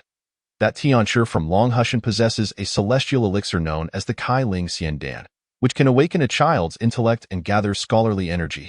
If you consume it, your learning will flow effortlessly, ensuring your rise in the future, that you may attain fame and high office, thus elevating the Su family's legacy. Su Ming scoffed in anger. So, does that justify plotting against the king? Over the years, what has the king done for our village? How many lives has he saved? You, as adults, must surely understand this better than I do. I may struggle with my studies, but I am not foolish. Anything gained through treachery is not worth having and must be repaid in kind. Su Jiangshi sighed. I am merely stating the facts. I must return to retrieve the protective talisman for the king. But the consequences of such actions may very well lead to your father's demise. I wish to know your thoughts on this matter. Su Ming fell silent, grappling with the weight of the situation that threatened his parents' lives. His heart trembled, and his complexion paled. Do not pressure him further, Chen Xinghe interjected. Even if I harbor animosity towards Su Qing, provoking a child in such a manner is unconscionable. His sympathy for me would be seen as defiance against his father, placing him at odds with me. What choice does that leave him? At that moment, Chen Xinghe spoke up. Su Jiangshi replied bitterly, Your Majesty, I am aware of your goodwill, and I thank you for saving us. Yet the current circumstances are as they are. Su Qing is unwilling to relent, nor will he cease his efforts against you. Ultimately, my son and I must confront this reality, so knowing in advance may allow us to prepare. Chen Xinghe smiled. Ah, so now the problem is mine to solve. You are innocent, yet Su Qing shows no inclination to spare me. I must not only consider how to protect Su Ming, but also whether to spare Su Qing's life. Otherwise, no matter how Su Ming speaks, shadows of doubt will linger in his heart, and we may find ourselves back in this predicament. After contemplating, he continued, It seems the only resolution is my own demise. Su Jiangshi's face turned pale, and she quickly exclaimed, I never wished for your death. Chen Xinghe shook his head. Feeling an ache within, he pondered how all his years of effort amounted to naught. Knowing full well that her husband had committed wrongs yet refusing to let go, she exploited his vulnerabilities to bind him. While she spoke sweetly, who could fathom her true intentions? This woman was far from the simple homemaker she portrayed. Her depths were likely beyond what Su Qing could comprehend. Let us speak no more of protecting Su Ming, he declared. I have no intention of pursuing you, and there is no need for you to test my resolve. As for my grievances with Su Qing, we shall see how things unfold. In this world, there is no justice in allowing the honest to be trampled upon. Chen Xinghe reined in his emotions.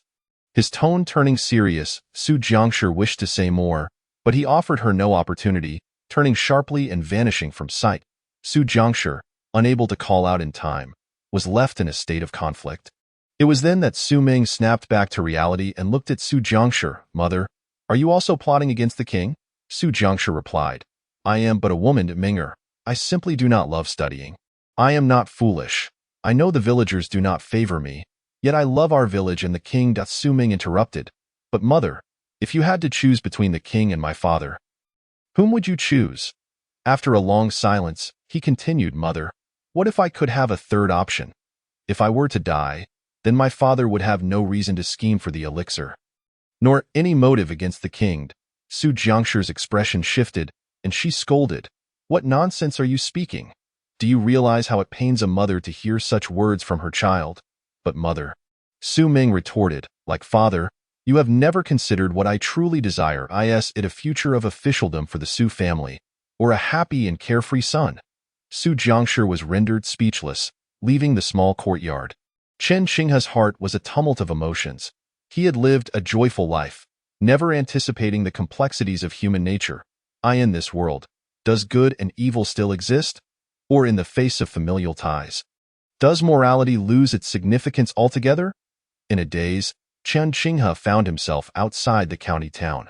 Suddenly, a figure blocked his path. Taken aback, he looked closely and was stunned to see it was the bearded swordsman, holding a jar of wine and smiling at him. Chen Xinghe felt a tightening in his chest.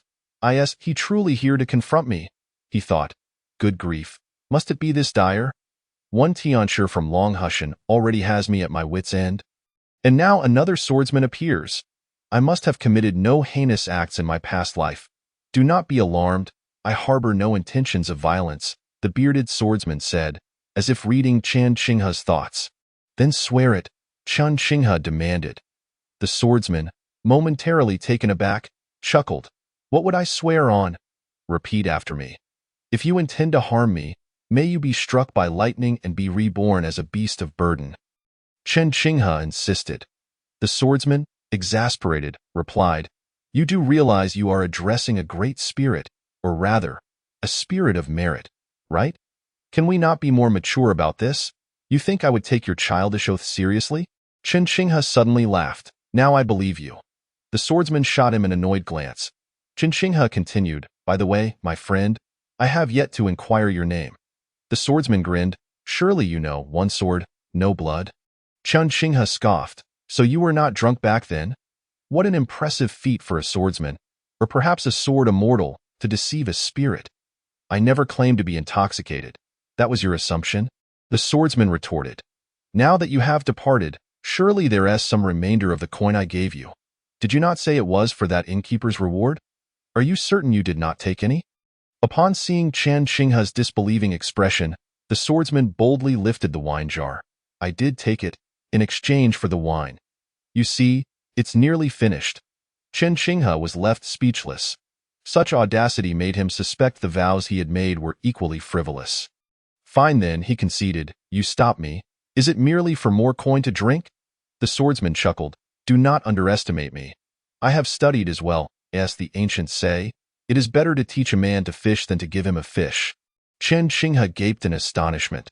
This rascal intended to leech off him indefinitely? How audacious! I am not your father. Enough of the banter. Let us cut to the chase. Are you here intentionally to find me? Chen Xinghe asked directly. The swordsman grinned.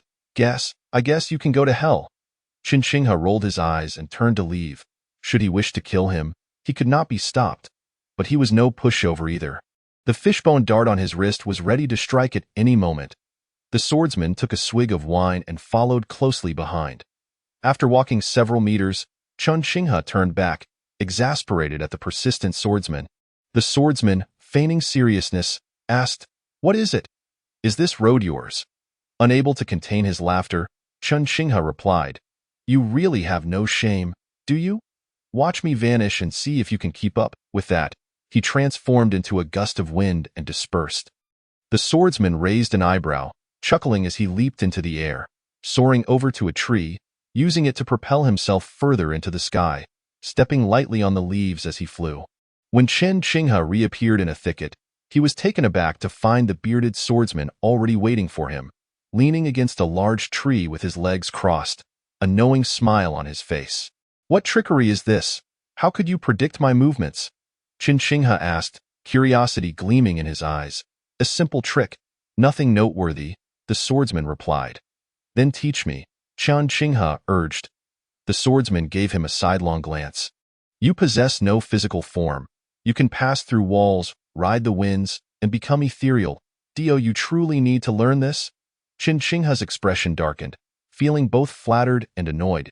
It sounded like praise, yet it left him unsettled. Choosing not to engage further, he resumed his path, with the swordsman trailing behind. Seeing the swordsman's confidence, Chen Qinghe realized it was futile to shake him off. He dismissed the idea of confrontation. No mere spirit would dare approach him without genuine skill. It is temporarily unwise to take risks. Fortunately, this creature simply follows along, doing nothing and allowing you to proceed. Here, Chen Qinghe has gained an additional tale. In Poyang Lake, over half an hour ago, as dawn's light began to break, the carp spirit emerged from the river, preparing to devour the auspicious morning mist for cultivation. Although it could only consume a morsel each day, resulting in negligible progress, such as the nature of demons, day after day, accumulating their gains, turning grains of sand into mountains. Moreover, during cultivation, the auspicious morning mist is the only celestial energy devoid of any side effects and is most beneficial for the demon's body. Missing even a single mouthful could delay a day's worth of accumulation. However, just as the carp spirit surfaced, ready to inhale the purple mist, a sudden water arrow shot forth. The carp spirit sensed the impending danger. Startled, it slapped its tail, sending a spray of water around, propelling its entire body into the air. Astonishingly, the water arrow veered off course, passing right beneath its belly and tearing a small wound. After crashing back into the water, the carp spirit seethed with rage and shouted, "Who dares to attack me from the shadows? What shadows? This is a straightforward attack.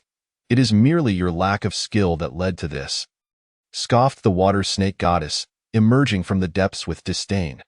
The carp spirit glared at her, infuriated. "You, a mere hybrid water snake, must be tired of living. Do you truly believe I cannot defeat you? Is that so? Then come and fight me," retorted the water snake goddess with scorn. The carp spirit, filled with fury, flicked its tail, sending a torrent of water surging forward. Although the wave was modest in size, it carried immense force. If struck, even a ship would be shattered to pieces. The water snake goddess scoffed. "You think you can play water tricks with me in this lake? Bring it on." She began to swim in circles, quickly creating a vortex as the wave surged toward her. It was effortlessly absorbed by the vortex, which she then whipped away with her tail, exclaiming, "Away with you."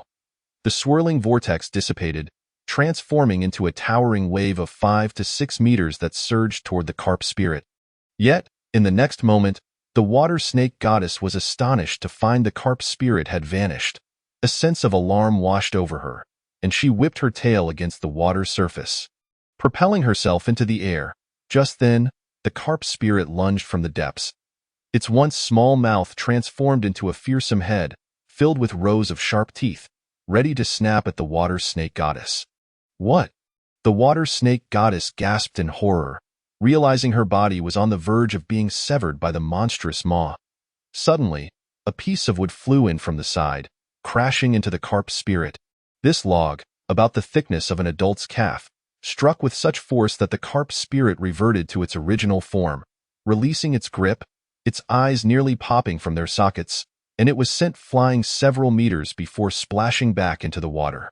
As it struggled to regain its composure and search for the water snake goddess, it discovered that the wretched creature had vanished. "You run fast," the carp spirit seethed, slapping the water with its tail. The battle on this front concluded swiftly, yet its repercussions lingered. When the carp spirit revealed its dragon-like visage, dozens of miles away at Guyun Temple, the hunchbacked temple keeper paused in his sweeping, then resumed his task with a sigh. What sins indeed.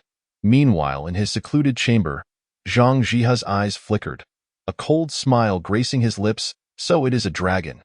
It must be the one scheming over the water-vein deity of Poyang Lake. A small dragon indeed, yet with audacity. In Tuan village, a frail old man, deep in thought as he sketched something, suddenly looked up in astonishment towards Poyang Lake, murmuring, "Dragon energy. A dragon has taken residence in Poyang Lake? Impossible. The position of the water-vein deity is yet to be determined, and the dragon palace is not revealed. Even if it has come, it is merely a water demon. Alas, my king of eels, you face too many competitors, each more formidable than the last. I wonder if this old man's meager skills can aid you." The frail old man wore a troubled expression. Having arrived from the county town, Chen Qinghe did not resort to flight but walked instead. Remarkably, with a corporeal form at last, it was his first proper walk, and he found it rather pleasant, rediscovering the sensation of being human. As he walked, Chen Qinghe's expression shifted, his gaze drawn to Poyang Lake. The bearded swordsman, seemingly oblivious, continued to drink, tailing him. Chen Qinghe paid him no mind, darting forward with a burst of speed in an instant. He reached the lakeshore. In the water, a middle-aged woman appeared, her face etched with anxiety. Upon seeing Chen Qinghe, she quickly bowed, saying, "I pay my respects to the King of Eels to ITSU. What summons me?" Chen Qinghe asked, bewildered. He recognized this middle-aged woman. Decades prior, she had drowned in Poyang Lake, becoming a water ghost. Despite her fate, she had accumulated some fortune, absorbing the lake's energy and surprisingly becoming a practitioner of the ghostly path. Chen Qinghe had seldom encountered her and had never engaged in conversation, knowing only that she was closely associated with the water snake goddess. The middle-aged woman beseeched, "My lord, I implore you to save the goddess." "What? You mean the water snake goddess? What has happened?" Chen Qinghe was taken aback, recalling how she had assisted him in refining his life treasure just the night before. The middle-aged woman explained, "This morning, the water snake goddess sought out that carp spirit to avenge you, but instead, it attacked and wounded her." Chen Qinghe's expression darkened. "I will go at once." Just as he prepared to flee, he paused and turned to the bearded swordsman who had followed him, saying, "I treated you to drinks. Shouldn't you lend me a hand now?" Chapter 20. Life takes precedence over merits. The bearded swordsman wiped his mouth, grinning broadly. "Drinks are drinks, but helping is another matter." Chen Qinghe scowled. The swordsman continued, "If you are willing to owe me a favor, then I will accompany you." Without hesitation, Chen Qinghe replied, "Very well." The swordsman smiled in satisfaction, "Then let us depart." Without further ado, Chen Qinghe waved his hand, transforming the bones of the black fish demon into a fish-bone boat that floated upon the water. The swordsman was momentarily taken aback, exclaiming, "What a unique vessel you have." "No time for chatter, get on the boat," Chen Qinghe urged. The swordsman laughed heartily, soaring into the air and landing on the fish-bone boat. The middle-aged woman also boarded without ceremony. Chen Qinghe steered the fish-bone boat across Poyang Lake. Racing like a speedboat, the swordsman savored his drink in the wind, looking thoroughly pleased. The fish-bone boat sped swiftly. In less than 10 minutes, they reached the reeds. Without hesitation, Chen Qinghe guided the boat into the water, plunging down into an underwater cavern, soon entering a dimly lit underwater cave. Although the environment appeared uninviting, it was well ventilated and surprisingly not damp, which took Chen Qinghe aback. The bearded swordsman felt himself completely dry and couldn't help but praise, "Your boat is indeed remarkable. If you continue to refine it and enhance your cultivation, you could fly through the AI or at that point. You could go anywhere, above or below." Chen Qinghe was already aware of this but had no desire for idle conversation. He turned to the middle-aged woman, asking, "Where is the water snake goddess?" The middle-aged woman quickly led the way. After navigating several passages, they arrived at a vast cavern where a 5 to 6 meter long water snake lay on a flat stone. Its belly was mangled and bloody, appearing to be in a semi-conscious state. Only able to twitch slightly, Chen Qinghe rushed forward to examine it, discovering multiple gaping wounds on the water snake's abdomen, exposing bone. An utterly harrowing sight. Was this inflicted by that carp spirit? Chen Qinghe gasped in disbelief. Could the carp spirit possess such terrifying teeth? The middle-aged woman nodded. When it attacked, its head suddenly transformed into that of a dragon. Transformed into a dragon's head? Chen Qinghe was equally perplexed. He had never encountered such a phenomenon before. The bearded swordsman raised an eyebrow, remarking, "Interesting. This is a technique of blood reversal, only attainable by beings with pure bloodlines." "Pure bloodlines?" Chen Qinghe inquired. The swordsman explained, "For instance, creatures belonging to the dragon lineage, such as turtles, fish, and snakes, can ascend to pure blood and transform into dragons, allowing them to reverse their blood to regain their original form. Many other descendants of divine beasts can achieve this as well." though it is generally unnecessary. Chen Xinghe understood now, saying, "Are you suggesting that the carp spirit is actually a dragon hybrid? It concealed its bloodline and reverted to its original carp form?" The swordsman affirmed. "Roughly so." Chen Xinghe gritted his teeth. "Damn it. It seems it had malicious intentions from the start when it approached me, that beast." The swordsman remarked, "Shouldn't you be concerned about this snake? If you don't act quickly, it will perish." Chen Xinghe promptly replied, "Brother, that's why I brought you here. To lend a hand." The swordsman glared, "You want me to slay demons and vanquish monsters? I can manage that, but saving lives? Do I look like a healer to you?" Chen Xinghe was taken aback. "Wait, you travel the world without carrying any healing herbs?" "I do have some for injuries and cuts, but this snake's wounds are far too severe. If I were that injured, I'd just wait to die. No need to seek a doctor," the swordsman answered decisively. Chen Xinghe was left speechless. "Is this even human talk?" The middle-aged woman wore an expression of utter despair. "Is there truly no hope? Are you certain there is no way?" Chen Xinghe persistently pressed for answers. The bearded man shook his head. "There truly is none. After all, the injuries have already affected the internal organs. It's fair to say the situation is dire, unless you possess a miraculous elixir capable of mending the 5 organs and forcibly extending life. Otherwise, there is simply no recourse." Chen Xinghe replied, "I understand." With that, he moved closer to the water snake lady, and a brilliant golden light suddenly enveloped him.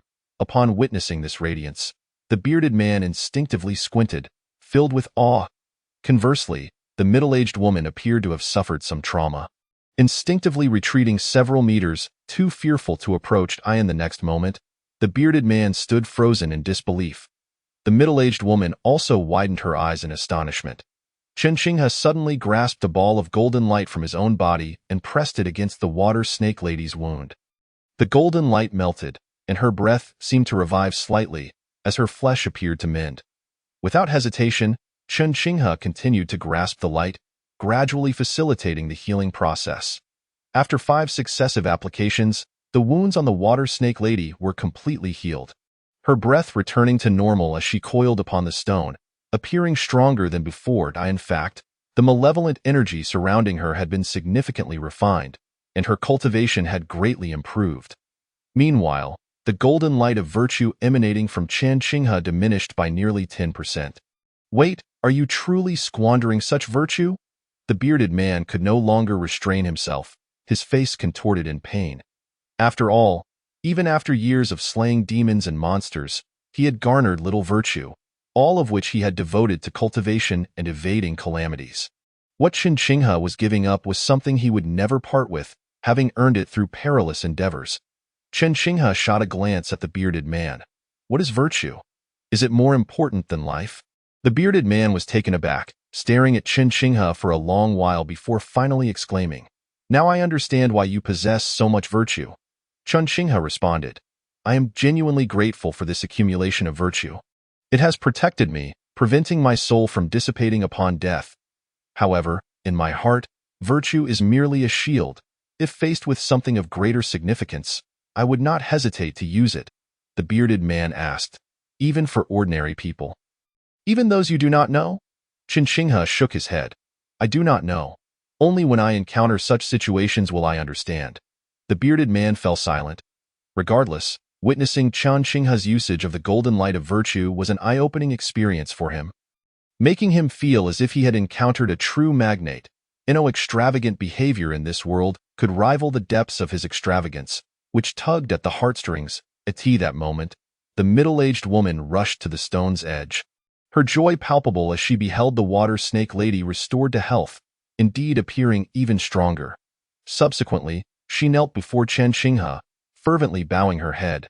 "Thank you, my lord, thank you." Chen Xinghe assisted her to her feet, saying, "There is no need for such formalities between me and the water snake lady.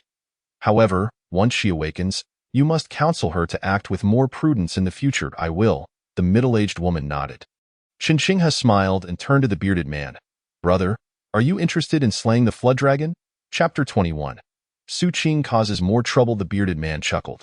"That sounds delightful. But the time is not yet ripe." Chen Xinghe furrowed his brow. Your words are laden with meaning. The bearded man regarded Chen Xinghe thoughtfully. Do your best, to be honest, before I arrived. I only intended to seize an opportunity amidst the chaos to slay some evil spirits and leave with a modest gain. However, now, I find it unexpectedly intriguing and look forward to what lies ahead. Chen Xinghe was left bewildered. What do you mean? I can't shake the feeling that you know something crucial that I do not. The bearded man replied. Perhaps, but the time has not come for you to learn it. Otherwise, it could jeopardize your fortune. Chen Xinghe's expression darkened. Do you know what is most irksome? It is those who speak half-truths. They deserve to be struck down. The bearded man merely chuckled, unfazed. Chen Xinghe, too weary to inquire further, stated directly. You mention the time is not right for slaying the flood dragon. When will it be? The bearded man replied. When it becomes desperate? Chen Xinghe grew increasingly perplexed. That carp spirit is so cunning and treacherous. Will it truly become desperate? Very well. I have learned what I needed to know about you. Moving forward, I expect you to show your true colors. Once he finished speaking, the bearded man suddenly darted away from the cave, breaking through the water's surface, soaring into the air, and vanishing from sight. The middle-aged woman marveled. That was the land method of flying and the divine light escape technique. His cultivation has reached a profound level. Chen Xinghe turned in astonishment to the middle-aged woman. She smiled. My lord, I am Lu Jin, the third daughter of the Lu family from Laojun Mountain. Hailing from a lineage of cultivators, I possess some knowledge of the various schools and their methods. Chen Xinghe paused before asking. So the ritual refining technique that the water snake lady bestowed upon me was also from you? Lu Jin nodded. Indeed, but this method is not a secret transmission of my Lu family. It is merely a common ritual refining technique found among the Taoist schools, readily available and not particularly precious. I hope my lord understands. Although I am deceased, our family legacy must not be tarnished. The Lu family's secret methods cannot be transmitted unless recorded in the ancestral tablets. Chen Xinghe smiled. I am still very grateful. Had it not been for this ritual refining technique, I would be left with nothing. I will forever remember your kindness. Sister Lu Jin replied. That is of little consequence to me. It was all given to you by the lady. Speaking of which, the lady has a deep connection with you. However, there are matters I cannot elaborate on in the future. If my lord is inclined, you may inquire further. Chen Xinghe was taken aback. A profound connection with the water snake lady? What does that mean? The exchanges between us have been few and far between. Chen Xinghe looked at Lu Jin, who had already turned her attention to the water snake lady. After a moment of silence, he departed. Throughout his journey, he pondered Lu Jin's words. If what she said was true, then his relationship with the water snake lady was not as he had assumed. They were not merely acquaintances formed after his arrival in this world, but rather, they had known each other prior to his journey, with a bond that ran deeper than he had realized. Chen Xinghe was determined to uncover the truth. Otherwise, he would be left unsettled. Reviewing the memories of nearly 500 years as a black fish demon, he found most of it to be trivial, with only a few remarkable moments in his fish life, most of which had little to do with serpents. Suddenly, a past incident resurfaced in his mind. At that time, the black fish demon had merely over 100 years of cultivation, lacking any knowledge of demonic arts, relying solely on its sharp teeth and appetite. Believing itself invincible, one day, while swimming in shallow waters, it spotted a white egret soaring above, seemingly preparing to hunt. This infuriated the black fish demon, which thought, how dare this bird eat my little brother right in front of me? After all, the black fish demon naively believed that if it could transform into a demon, so too could other fish, and those that came after it would be its subordinates, as a leader. It was its duty to protect its followers. Thus, the black fish demon launched an attack, striking the egret with its tail, sending it screeching away.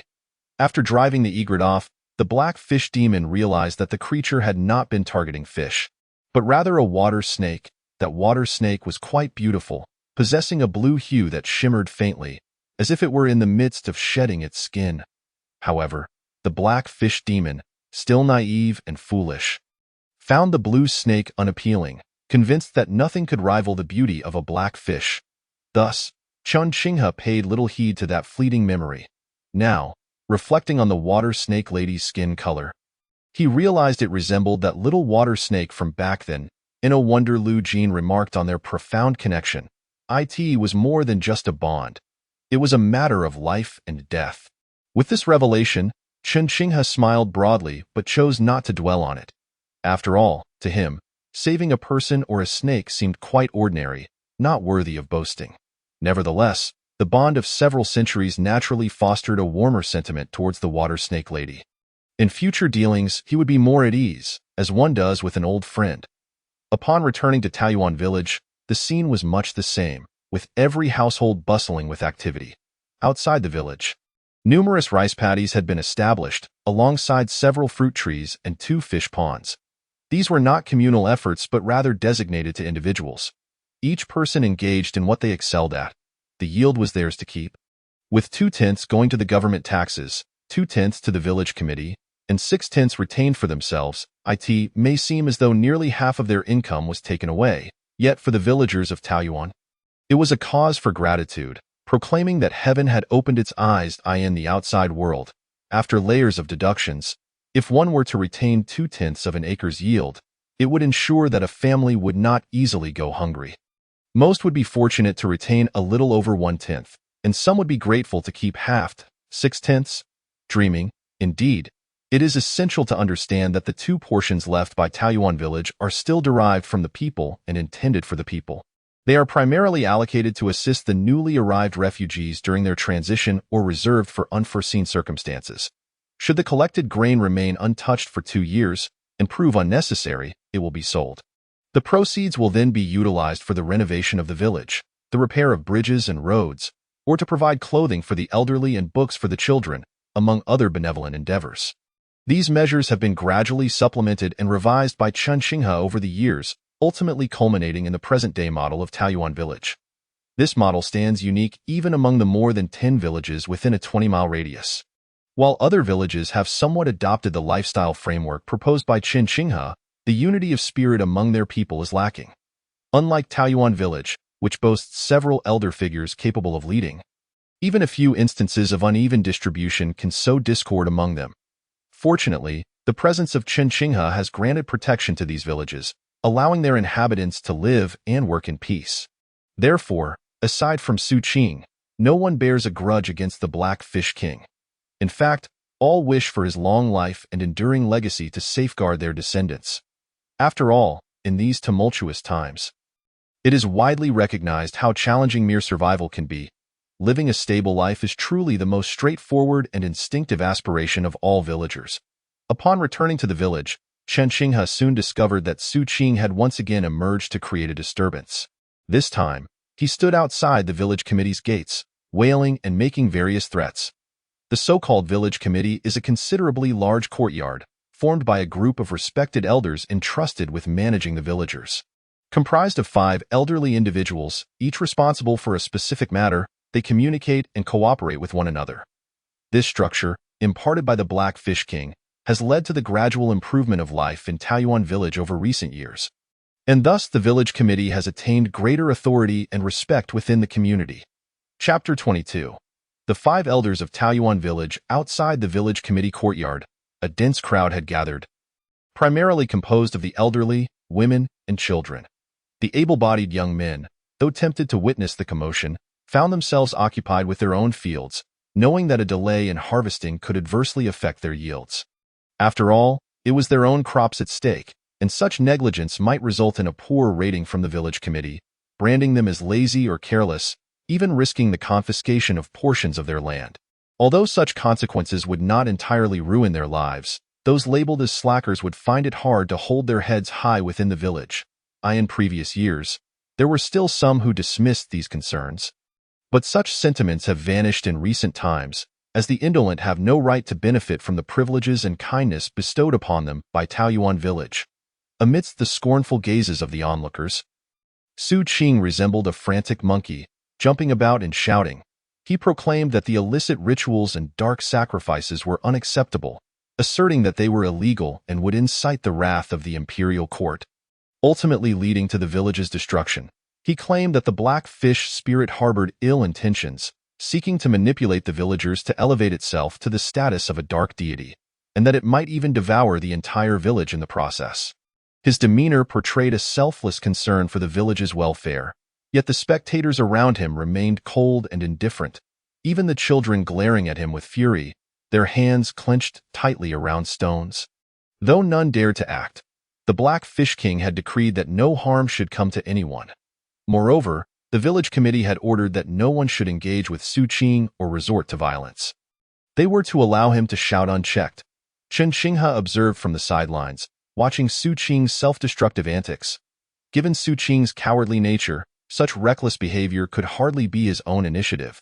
It was highly likely that it was instigated by the so-called celestial master of Longhu Mountain.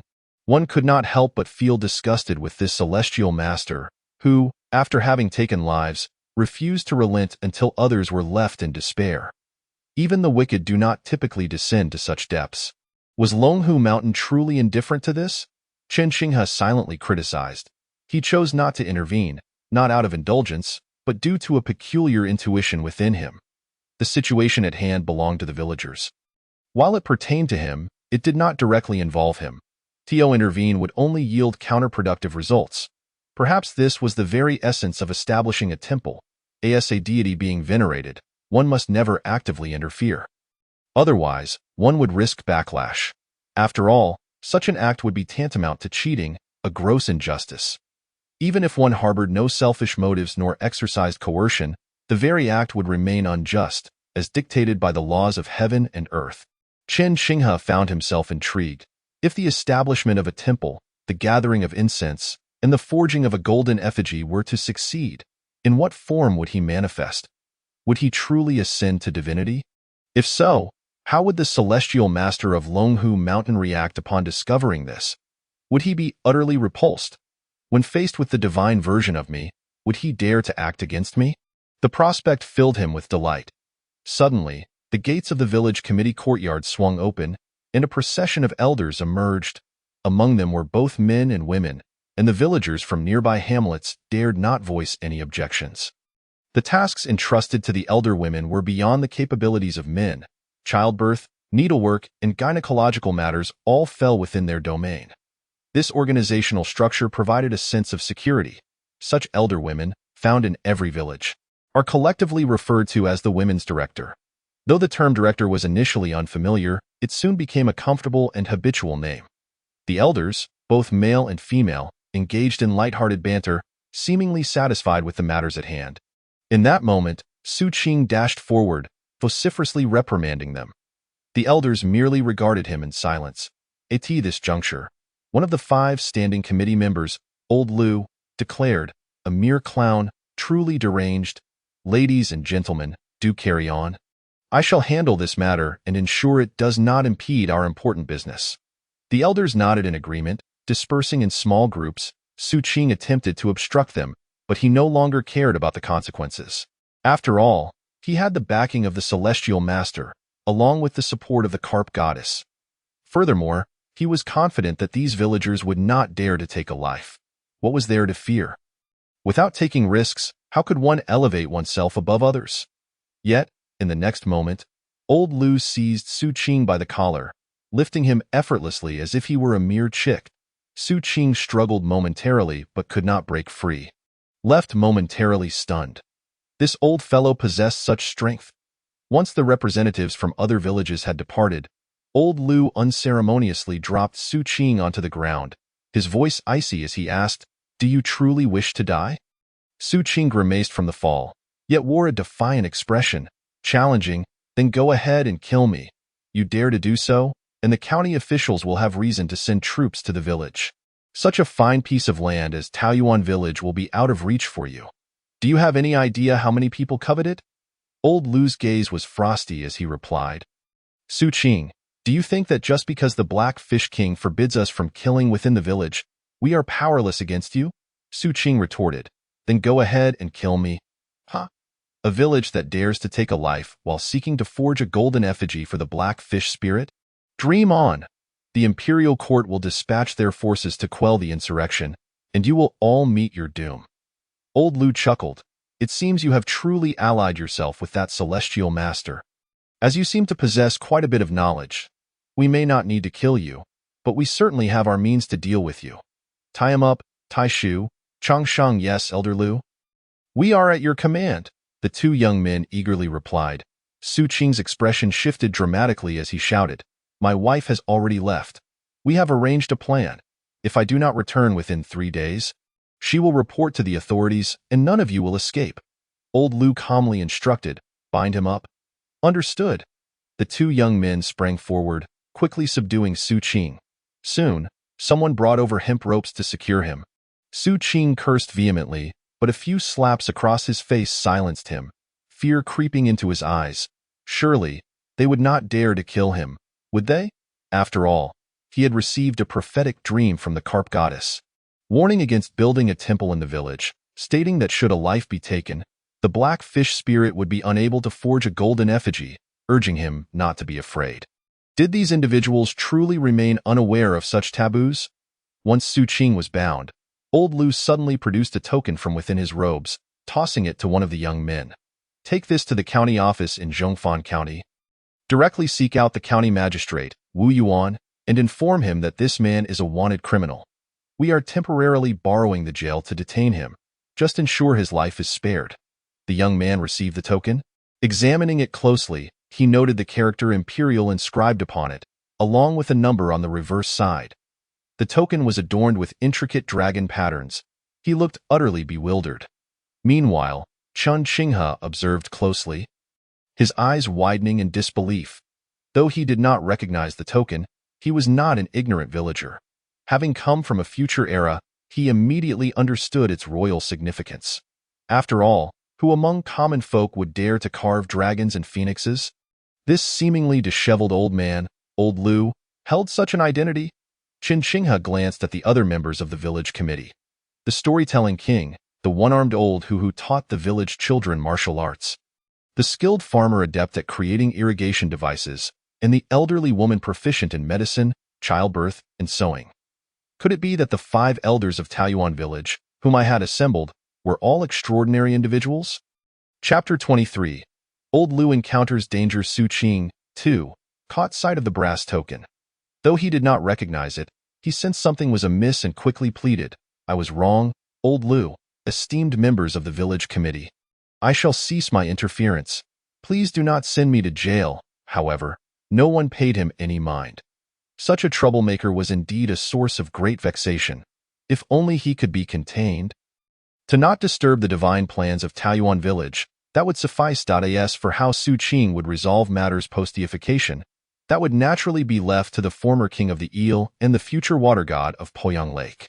Indeed, Taoyuan village would take the lead, uniting with over a dozen nearby villages, directly petitioning the heavens with the will of the people to consecrate the water god. This method, an ancient practice, aligns with the cosmic order.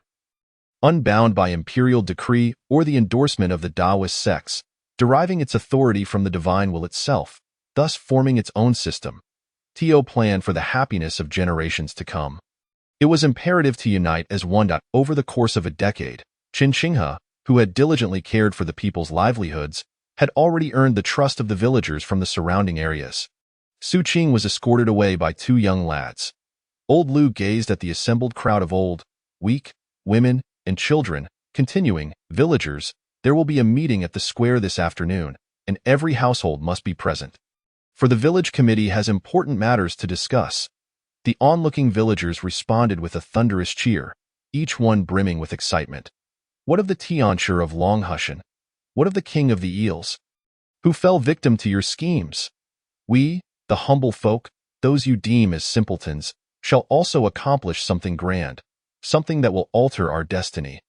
Observing silently, Chen Qinghe remained stoic, yet his eyes sparkled with fervor. In that moment, he felt a profound joy, not because he was to be consecrated as the water god, but because those once lost, emaciated souls, adrift and seemingly indifferent to life or death, now brimmed with vitality and aspirations. To be human is to stand tall with pride. To be human is to harbor hope in one's heart. To be human is to fear nothing for the sake of one's family, for one's wife and children. Even in death, it suddenly seemed worthwhile. Chun Xinghe beamed with delight, his heart alight with understanding. At that moment, at Guyun Temple, Zhang Jihe, who had been meditating, opened his eyes and gazed towards Taiyuan village. His expression deep and contemplative, yet a faint smile graced his lips. He felt elated. Despite some setbacks, the trajectory remained within his control, perhaps even exceeding his expectations. In the back courtyard of Guyun Temple, the old priest, drawing water from the well, also turned his gaze towards Taiyuan village, smiling, his expression imbued with approval and anticipation. He then glanced towards the room where Zhang Jihe resided, staring for a moment before shaking his head slightly. Heavenly transgressions may be mitigated, but self-inflicted misdeeds must bear the consequences. In the waters of Poyang Lake, a carp spirit partially emerged, its gaze fixed upon Taiyuan village. The mundane I could not perceive it. Yet these ethereal beings and practitioners could sense the vibrant energy of the small village, an undercurrent of momentum quietly gathering. The inept Zhang Jihe, having slain the black fish spirit, inadvertently heightened its faith. Should it succeed in forming a golden statue and establishing a shrine for deification, would it not seize the initiative? I cannot permit this. I am the heir to the dominion of all waters. And the waterways of the world are the territory of my dragon clan. This dragon palace of Poyang Lake is mine, and the position of water god is rightfully mine as well. None shall take it from me. The carp spirit spoke with unwavering conviction, its voice laced with repressed fury.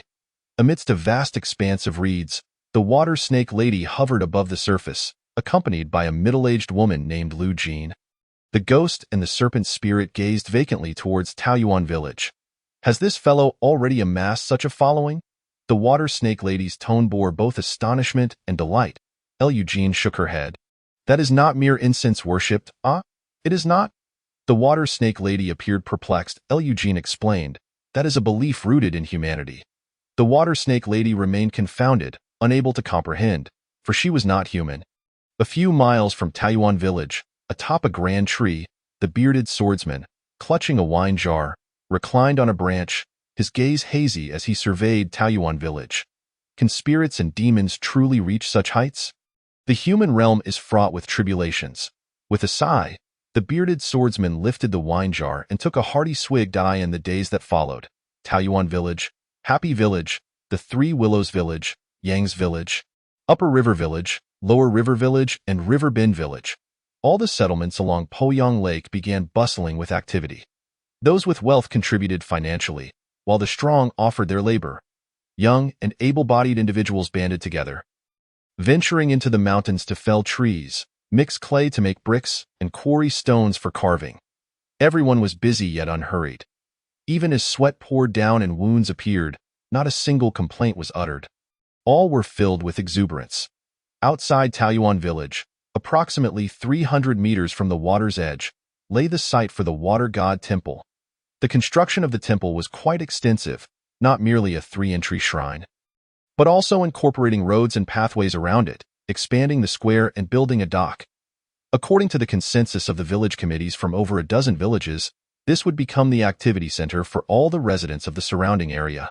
In the future, ceremonies for the water god and various large-scale events would unfold here, as the villages united to celebrate festivals and share in joy. These plans were inspired by many of Chun Xinghe's musings, shared during leisurely boat rides with Old Lu. Chun Xinghe had, in his own way, articulated numerous ideas that mirrored the architectural and policy advancements of future generations. Old Lu had diligently noted them, implementing them within the village. Clearly, all of Chun Xinghe's ideas were remarkably sound. In the eyes of the villagers from surrounding areas, Taiyuan village was akin to a sacred ground. Who among the girls from the nearby villages would not wish to marry into Taiyuan village for a life of comfort? The current concept of a grand water god temple combined with a square was also in accordance with Chun Xinghe's vision. Undoubtedly, this would become the largest temple fair venue for the surrounding villages. As everyone envisioned the future, even Chun Xinghe found himself visiting the bustling scene 7 or 8 times a day, his heart swelling with delight. That night, Old Lu meticulously inspected all construction projects in progress before finally gathering his belongings and lighting his lantern to return to the village. The water god temple was situated 2 miles from Taiyuan village, a distance requested by the other villages. Although Taoyuan village had contributed the most in terms of resources and labor, if the temple were too close, the others might feel it favored Taoyuan village. The 2-mile distance was a compromise within acceptable bounds. Moreover, that piece of land had been carefully selected by Old Monkey for its optimal feng shui. Nestled against the mountain and by the water, gathering wind and energy, ensuring the water god could preside over the location, bestowing enduring blessings. Under the night sky, with the bright moon hanging high, it was already a quarter past the hour of Su. Old Lu, lantern in hand, walked along the newly cleared path. Though aged, he moved with vigor, feeling that a day of toil was sweetly rewarding. This was the best mindset to appreciate the beauty of life. Suddenly, a rustling sound interrupted his thoughts. Old Lu paused, glancing towards a narrow waterway.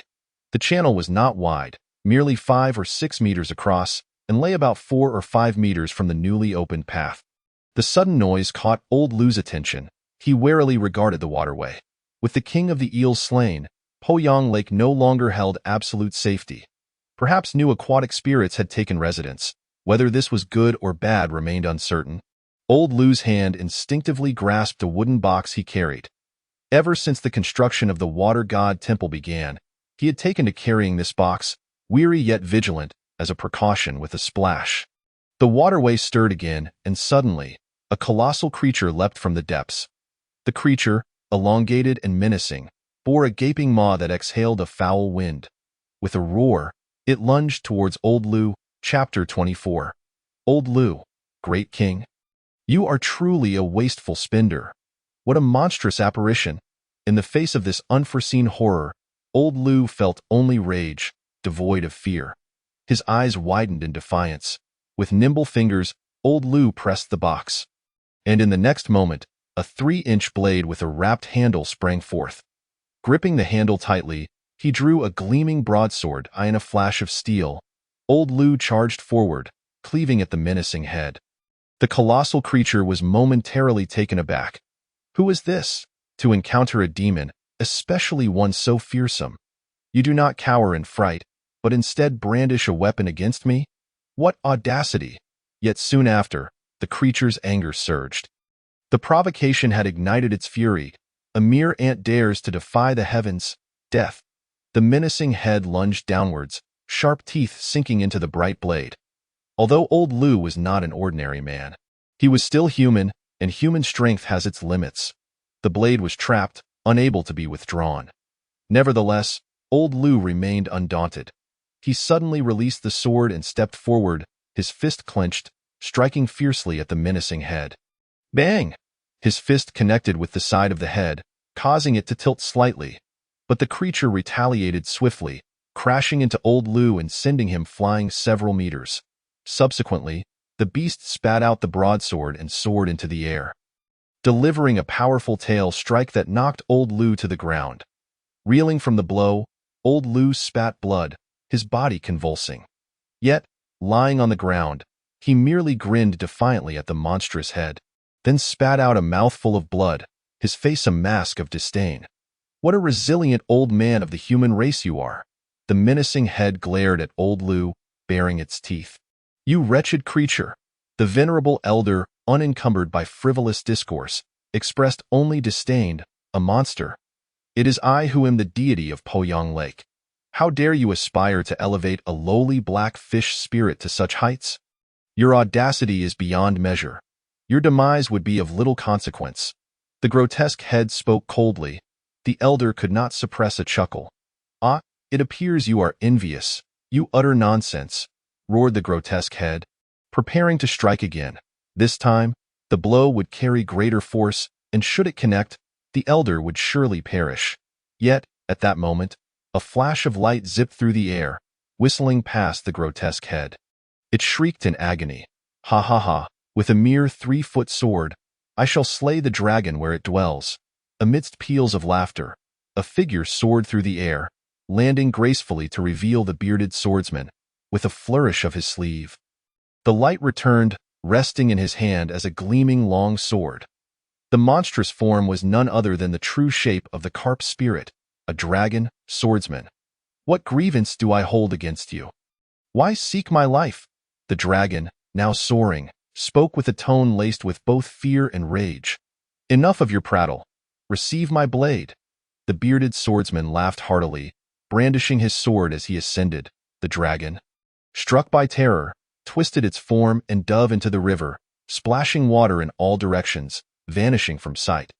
Yet, as the swordsman seemed poised to pursue, he suddenly turned his gaze toward a certain direction.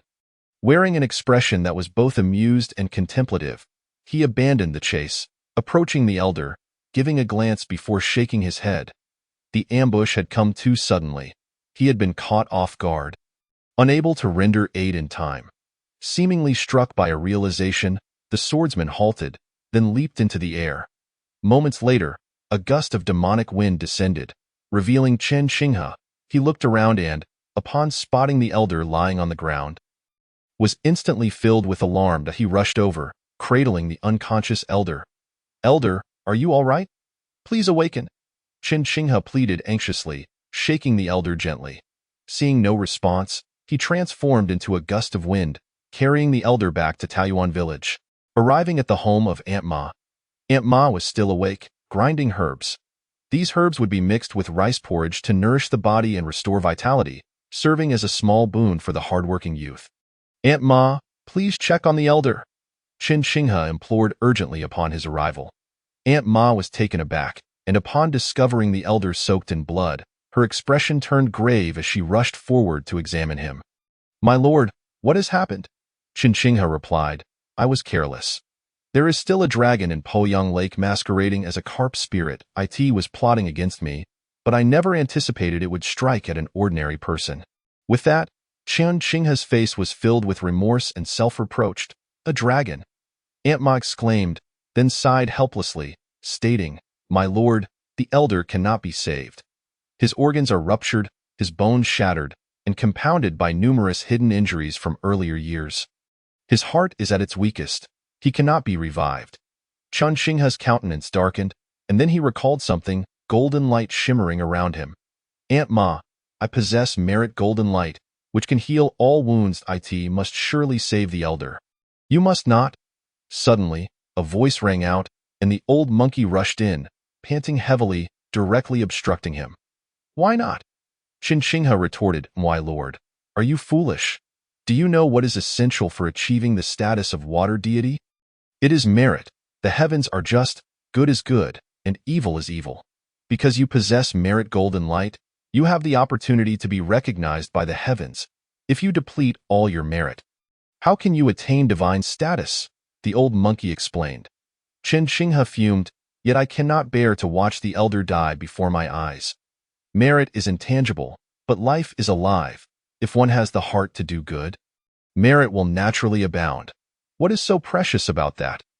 If it is true that one must possess merit to become a water deity, then I shall forego the title, my lord. This is not a time for jest. The elder has been so grievously harmed. We all share your sorrow, anger, and frustration. However, we cannot act on impulse. You must not only consider the elder, but also the 13 villages and the nearly 10,000 villagers." Chen Xinghe refrained from further argument. Perhaps the old monkey was not entirely wrong. Yet, he had never viewed a single life as lesser than a multitude. All lives are equal. Furthermore, the elder's demise was due to his own actions. And Chen Xinghe found it impossible to remain indifferent. He reached out, intent on drawing forth his merit. However, in that instant, the elder emitted a soft groan, his head tilted, and he succumbed to death. Witnessing this, Chen Xinghe was left in shock. Aunt Ma sighed as she removed a silver needle from the elder's wrist. Moments ago, she had assisted in stimulating the elder's life force, sustaining him for a brief moment. Naturally, the elder had heard the conversation between the old monkey and Chen Xinghe. Without hesitation, he chose to sever his own life thread.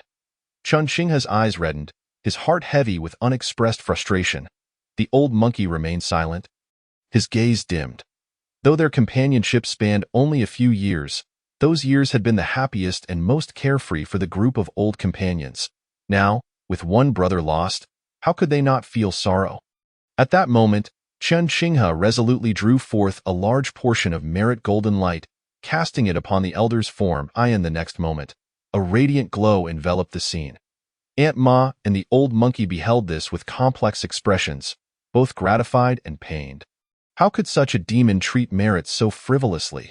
Do you understand how hard one this is? Amidst the shimmering light, a spirit rose from the elder's corpse, wearing an expression of indignation. My lord, you are exceedingly wasteful. Chapter 25. The arrival of the black and white impermanence. Seeing the elder once more, Chun Xinghe broke into a smile. Elder, you have violated the village rules of Taoyuan. Article 9 prohibits the wanton humiliation of others. If one is humiliated first and subsequently harmed or killed, it is deemed a consequence of their own actions, and the responsibility may be pursued. However, as you are now deceased, I shall overlook this matter. The elder, filled with exasperation, replied, My lord, could you refrain from feigning ignorance? Even if we old fellows do not meet an untimely end, how many years can we still live? Yet the entire Taoyuan village consists of 1,643 souls, most of whom are still young, with families destined to thrive here for generations. Consider the weight of your responsibilities. Qin Xinghe remained composed. Elder, you must remember, I have repeatedly stated that a happy life is not granted through charity, but earned through one's own efforts. If it is believed that without me, Taoyuan village would cease to exist, then what meaning does such a village hold? When I spoke of a future where the world is filled with Taoyuan villages, it was not reliant on divine protection. The elder retorted, You mentioned the future. Yet how long until that future arrives? Who can say? In the present, without you, amidst this chaotic world, Taoyuan village is but a tempting morsel. Take, for instance, the magistrate of Zhongfan County, who has long been dissatisfied with the taxes we provide. Even your 2 threats did not deter him, let alone now that you have been stripped of your demonic form. If you do not attain divine status within a month, the impatient magistrate will undoubtedly come with forces. What then? Qin Xinghe fell silent. The elder continued, You have shown us great care, and we are all acutely aware and grateful. In our quest to assist you in becoming a deity, we old fellows would sacrifice anything. Therefore, we hope, my lord, that you can exhibit prudence and maturity. At the very least, we wish for the Taoyuan village we have painstakingly forged to endure a little longer, so that I do not die in vain. Qin Xinghe pursed his lips in silence. The elder suddenly declared, My lord, I intend to forego reincarnation. What? That is unacceptable. Qin Xinghe was taken aback, vehemently opposing the notion. The elder could not help but laugh. My lord, you once said that one cannot lift a stone only to drop it on one's own foot. This is precisely the situation. If you do not grant me merit golden light, I will be unable to resist the call of the underworld. But now, with merit protecting me and my spirit stabilized, I can choose my own path. Qin Xinghe was infuriated. Elder, the reason I granted you merit protection was to make amends, hoping you could attain merit and be reborn into a better life. If you pursue this course, I will be angered. The elder replied, Then let your anger rise. In the past, my old bones could hardly move freely. But now I feel utterly at ease. That so-called dragon can come again. If it dares, I, the elder, shall not hesitate to carve off a few pounds of flesh. Upon finishing his words, he glared fiercely, exuding an intimidating aura. With that, the elder vanished from sight. Qin Xinghe was left speechless, glancing at Aunt Ma and the old monkey. The old monkey calmly stated, My lord, Taoyuan village is occupied with constructing a temple and crafting your golden statue for divine recognition. Personal matters must not interfere. You should refrain from frequent visits, as it may hinder our progress. I believe it would be best for you to find a place to rest properly. Qin Xinghe was left both amused and exasperated. What is this? Now I am being looked down upon. Certainly. Here is the improved and corrected translation of your text. Indeed. The inhabitants of Taoyuan and Wuchang, you are formidable, and I am truly impressed. Qin Xinghe turned around and vanished without a trace. Left behind were the old monkey and the Aunt Ma, standing in silence. After a considerable time, the old monkey chuckled and remarked, It is not so bad. After all, the king's temple is quite grand, with many small halls left vacant. Since old Lu is like this, let us bestow upon him a new identity. Auntie Ma's eyes sparkled with excitement. That is a splendid idea. But what kind of identity should we grant old Lu? The old monkey grinned mischievously but did not respond. Once Qin Qinghe departed from Taoyuan village, his expression soured. What a cunning carp spirit! Truly, it can turn on a dime. Even if one disregards past ties, is it not excessive to kill indiscriminately? Do you not fear the wrath of heaven? Qin Qinghe cursed inwardly but dared not confront the matter. After all, the carp spirit was merely a disguised it was, in truth, a genuine dragon. When it revealed its true form, he doubted his ability to contend with it. Now, only a demon soul remained. How could he possibly fight? It would be akin to delivering himself to his doom. Having just endured a scolding from old Lu, Qin Qinghe, though still vexed, recognized that acting out of indignation was not wise. Sighing, he pondered where he might go next. Surely, he could not simply wander aimlessly. Lost in thought, he failed to notice the sudden appearance of mist in the wilderness. The fog thickened rapidly, enveloping the surroundings. As he walked, an unsettling chill crept in. So much fog! His gaze sharpened, and he transformed into a gust of demonic wind, howling away. Yet, upon landing, he found himself ensnared once more by the fog. Qin Qinghe's countenance darkened. What misfortune! Is even a sip of water destined to be obstructed? Why must adversaries appear so frequently to torment me? What sins have I committed? What laws have I broken? At that moment, even Qin Qinghe felt a surge of rage.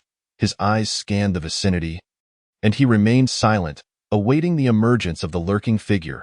He was eager to discover who dared to target him. After a brief interval, voices echoed ominously. The vengeful spirit seeks souls, the unseen demands lives. As the words resonated, two figures gradually emerged from the fog, one clad in black and the other in white. Upon seeing them, Qin Qinghe could not suppress his astonishment. The black and white impermanence? What brings you here? Are you here to seize me? But wait, I am not a human. Although I am a demon soul, surely I do not fall under the jurisdiction of the underworld?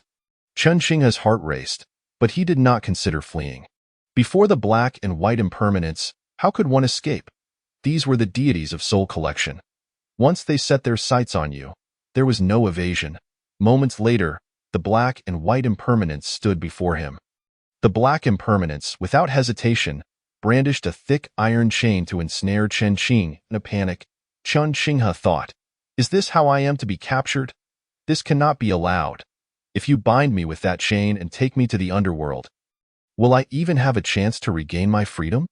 Immediately, he erupted in a golden radiance. Resistance was futile. He was no match for them, nor did he wish to defy the law. Instead, he unleashed the power of his virtuous light, shielding himself with golden luminescence, eager to ascertain whether virtue truly offered protection in this world. If not, then he would gladly relinquish it. Indeed, as Qin Qinghe shone brightly, the black impermanence wielding the chain was taken aback. The white impermanence quickly interjected, "Wait a moment." The black impermanence hurriedly retracted the iron chain, exchanging bewildered glances with the white impermanence. What an impressive aura of virtue! What great deeds has this fellow accomplished to accumulate such merit? The black impermanence's eyes widened in disbelief. The white impermanence, too, hesitated. Was it not said that this was a malevolent spirit? How could a malevolent entity possess such merit? Chapter 26. The black and white impermanence are deceived. What malevolence? Who have I wronged? I implore you, what harm have I ever caused? Qin Qinghe felt utterly aggrieved. Ever since the moment he had been struck, his heart brimmed with indignation, even more so than with fury. Why? I am a good demon. I am replete with virtue. What gives you the right to kill me? I demand to know, what gives you that right? In a world where the law provides no restraint, what of the cosmic order? Should the black and white impermanence declare that I am to be executed, then I would have no recourse to reason or principle. The black and white impermanence, as deities of the underworld, were tasked with capturing malevolent spirits and vengeful ghosts. If they could not distinguish between good and evil, then what was the point of striving to be a virtuous demon? In such a world, it was nigh impossible for a good person or a good demon to thrive. One might as well succumb to the darkness, at least for a semblance of joy in living. Chen Qinghe, with reddened eyes, pressed forward rather than retreating, standing resolutely before the black and white impermanence, his gaze piercing and confrontational. The black and white impermanence appeared utterly bewildered. To be frank, ordinary people could afford to disregard the threat of virtue. However, they could not, especially as deities of the underworld, where the distinction between good and evil was stark and annual evaluations were conducted in the underworld. Under normal circumstances, they might exploit a few opportunities to bully ordinary souls and malevolent spirits without consequence. Yet, to act against a soul shielded by virtue was to invite calamity, without the need for an evaluation. Misfortune would inevitably follow. Thus, it was not merely that they could not apprehend Chen Qinghe. At that moment, the black and white impermanence felt as though they had consumed something foul. They were hesitant even to flee, fearing that they might incur the wrath of the virtuous soul. Ahem. Well, my dear brother, it seems there has been a misunderstanding. We have mistaken our target. We shall take our leave now, the white impermanence hastily replied, his smile strained yet his tone exceedingly gentle. Yes, we have erred in our pursuit. You possess immense virtue, destined to become a deity or an immortal. We would never dream of offending you. However, as soon as these words left his lips, the white impermanence regretted it in the mortal realm. Emperors wielded their words with authority. Similarly, celestial beings were bound by the cosmic order. Within that framework, one could receive great blessings. Just as the god of fortune bestows wealth and longevity, or the dragon king summon clouds and rain, or the god of love ties threads of fate, each deity possessed immense power within their respective domains. Yet, all deities shared a common trait. They were frugal in their bestowals. Too much blessing could lead to calamity. Excessive rain could bring disaster. Wealth was not easily granted, nor could the god of love casually entangle lives. Moreover, frugality served another purpose. It conserved the deity's own essence. Should it be misused, it might jeopardize their position in the celestial hierarchy. Thus, the constraints were numerous. The universe adhered to a principle of balance. One must give and take in harmony. At this moment, the black impermanence's words, while seemingly a blessing, inadvertently conferred a protective aura upon Chen Qinghe. It was akin to a council of powerful figures deliberating the fate of a burgeoning tribe. Suddenly, one of the leaders stood and proclaimed, "I support this tribe's establishment." Therefore, after the black impermanence's declaration, his expression grew exceedingly grim. Had he truly been affected by this? Was this the consequence of provoking a soul shielded by virtue? With that single utterance, the black impermanence had squandered at least 20 years of hard-earned benefits. All the advantages he had accrued were now redirected to support Chen Qinghe. Furthermore, should Chen Qinghe fail to ascend to divinity or immortality, the repercussions would reflect upon him. This exemplified the gravity of celestial speech. Utterances bore weighty responsibility. Observing the black impermanence's bewilderment, the white impermanence sighed inwardly. This time, the duo had truly fallen victim to deception. They would undoubtedly seek retribution against whoever had orchestrated this predicament. For it was imperative that those responsible faced consequences. Subsequently, the white impermanence shifted from his earlier desire to flee and directly inquired, "Pray tell, esteemed brother, what is your name?" Chen Qinghe, bewildered by their erratic behavior. One moment cold and threatening, the next excessively cordial, wondered if they recognized his radiant virtue and deemed him a worthy ally. Nonetheless, he was willing to engage in amicable conversation. Having come from a future era and received a higher education, he was not inclined toward violence. He preferred the path of a law-abiding citizen. His demeanor softened considerably. "I am Chen Qinghe. Ah, brother Qinghe, it seems we are destined to become acquainted through this encounter. Allow me to treat you to a drink as an apology," the white impermanence exclaimed decisively. Chen Qinghe hesitated briefly, but the white impermanence had already taken his arm, leading him into the mist. The black impermanence, seeing this, hurriedly followed. After a brief period, the fog dissipated, leaving the mountains shrouded in darkness and silence. Sometime later, a figure emerged. It was none other than the Tianshi Zhangjihe of Longhu Mountain. He gazed upon the spot where Chen Qinghe had been taken by the black and white impermanence, a satisfied smile gracing his face. The plan had succeeded. The demon soul was captured, yet the demon leader remained in his grasp. Once the temple was completed, the exchange would be finalized, and great matters would be resolved. What a clever scheme, indeed, thought Tian Shizhong. Suddenly, a mocking voice rang out. Zhang Jihe paused, his expression darkening as he turned toward the source. Perched upon a great tree, a bearded swordsman lounged against the trunk, a knowing smile playing on his lips. "Who are you, and what brings you here?" Zhang Jihe inquired coldly. The bearded swordsman replied, "I am merely a swordsman. As for my purpose, why should it concern you? How is it that Longhu Mountain now governs both heaven and earth, and must also oversee my most natural bodily functions?" Zhang Jihe furrowed his brow and remarked, "Fellow Taoist, we are merely two streams that do not intersect. Should you require assistance, I am willing to oblige. Yet I hope you refrain from meddling in my affairs, lest you bear the consequences." Tiske, the people of Longhu Mountain are indeed formidable. I am quite intimidated. I shall take my leave now. The bearded swordsman chuckled, twisting his body in a graceful motion, descending from the tree, and with a swift turn, vanished from sight. A technique of evasion? Zhang Jihe narrowed his eyes. This marked the second encounter with this bearded swordsman. The first time was during the upheaval caused by a dragon. Sensing the disturbance, he hurried over to intervene. His motivation was not solely to save lives, but rather to thwart the plans of Taoyuan village, which aligned with his own ambitions of constructing a temple and sculpting a golden deity. He could not allow this unwelcome dragon to disrupt his schemes. Otherwise, he would not hesitate to slay it.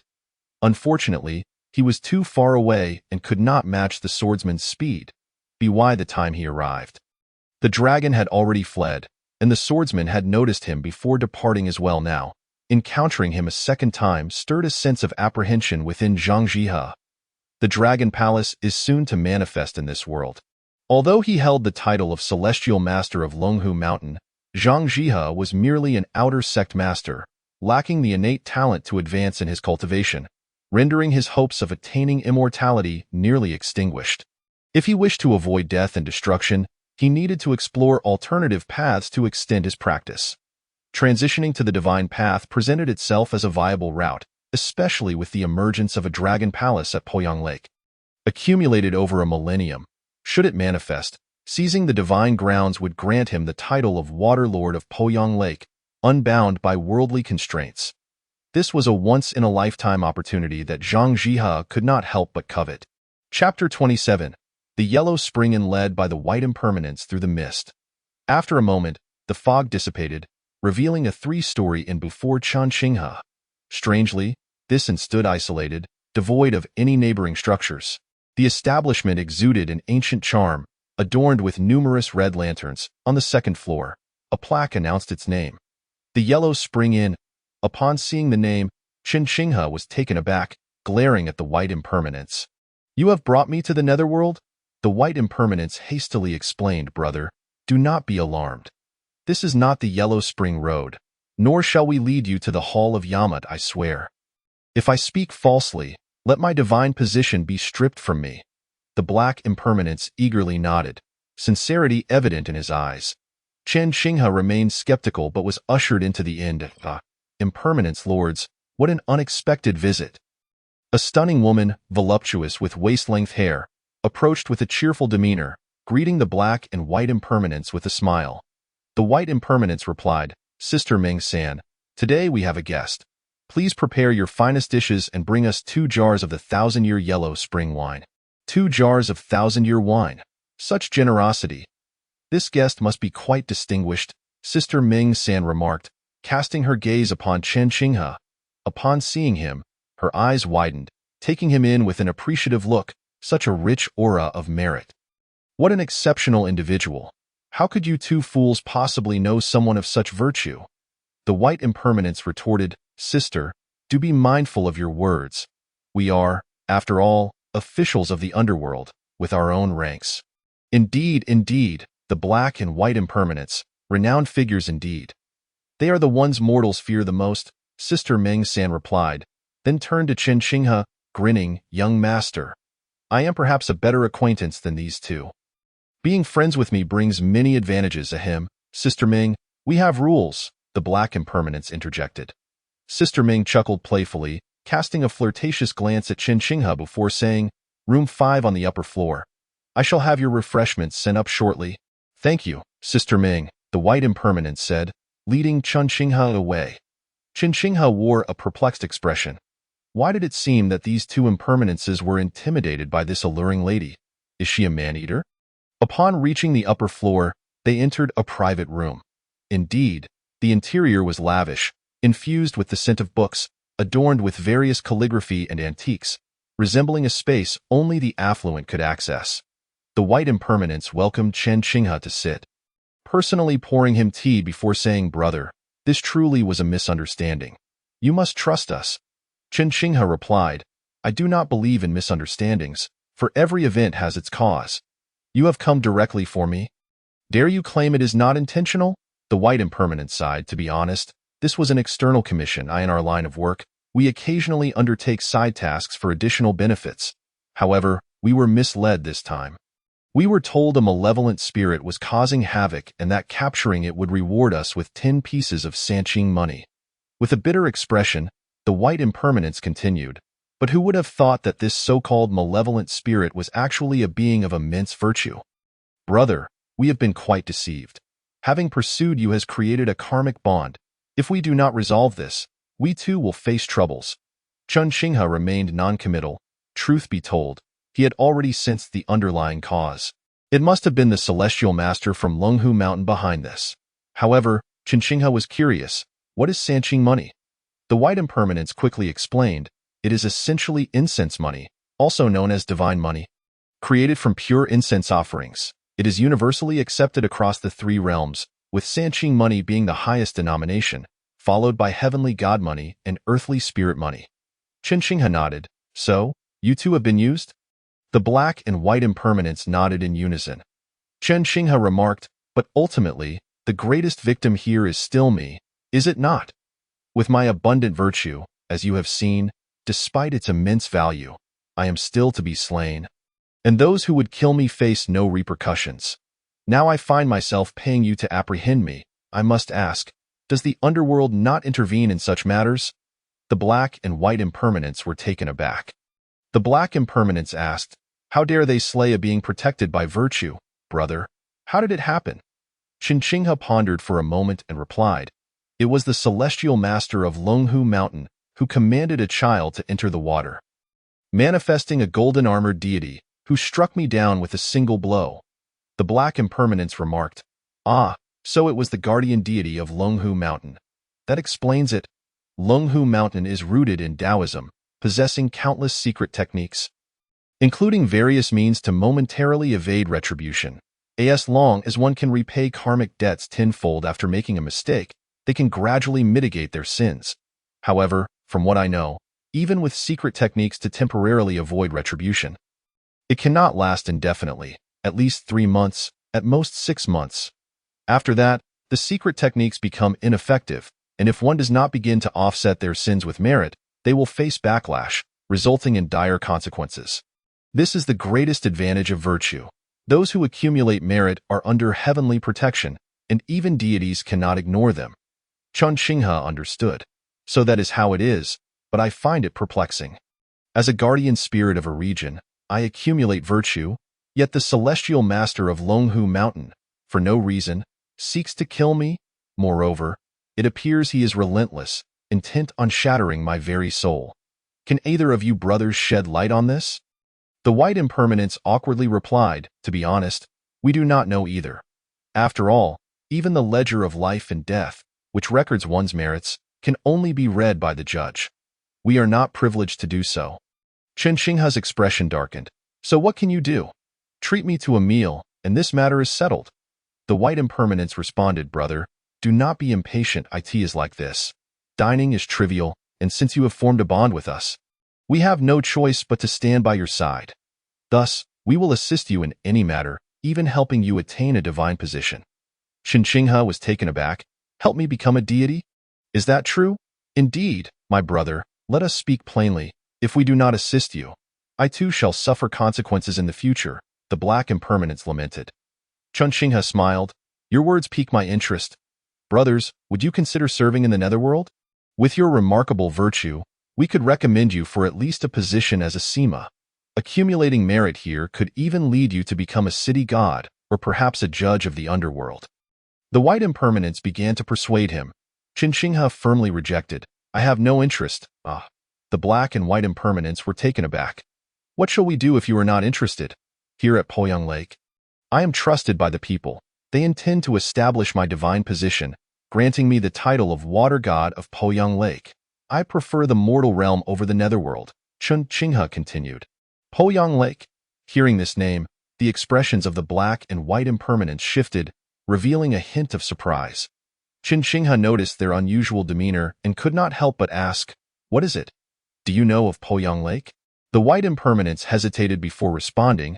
Our travels have brought us into contact with many, and we happened to chat with a brother of the Night Wanderers, who mentioned that great opportunities are soon to manifest at Poyang Lake. Chapter 28. The Wealthy Woman of the Yellow Spring. Mingpa great opportunities at Poyang Lake? Chun Xinghe's eyes flickered with interest. What precisely is this great opportunity?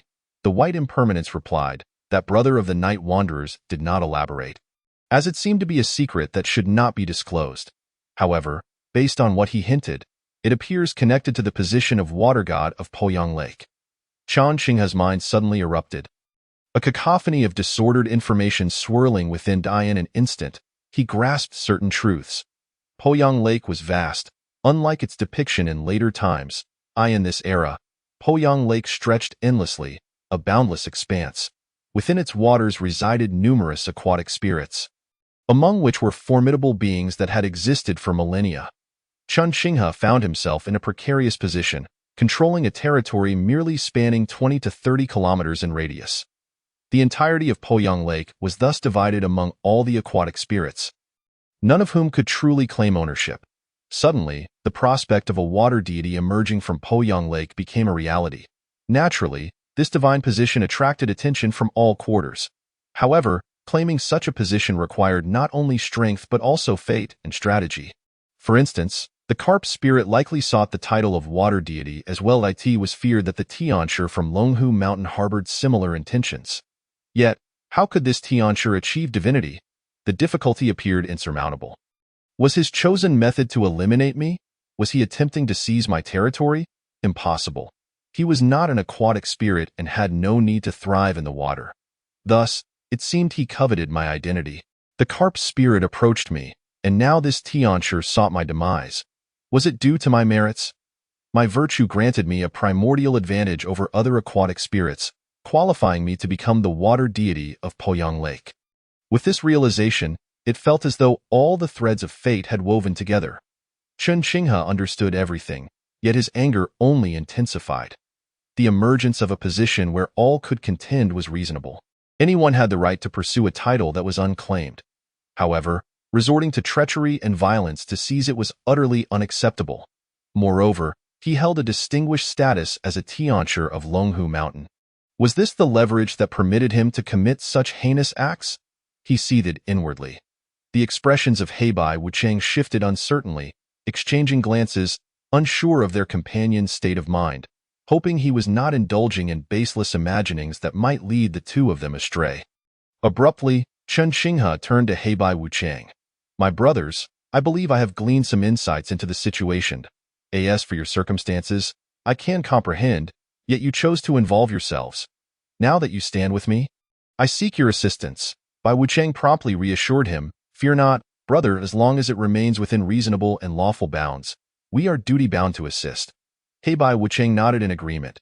Chun Xinghe smiled. Do not be anxious. I differ from that Tianshi of Longhu Mountain. I have never believed that malevolent means could yield fruitful endeavors. Such actions are simply unjust. Heibai Wuchang exhaled in relief.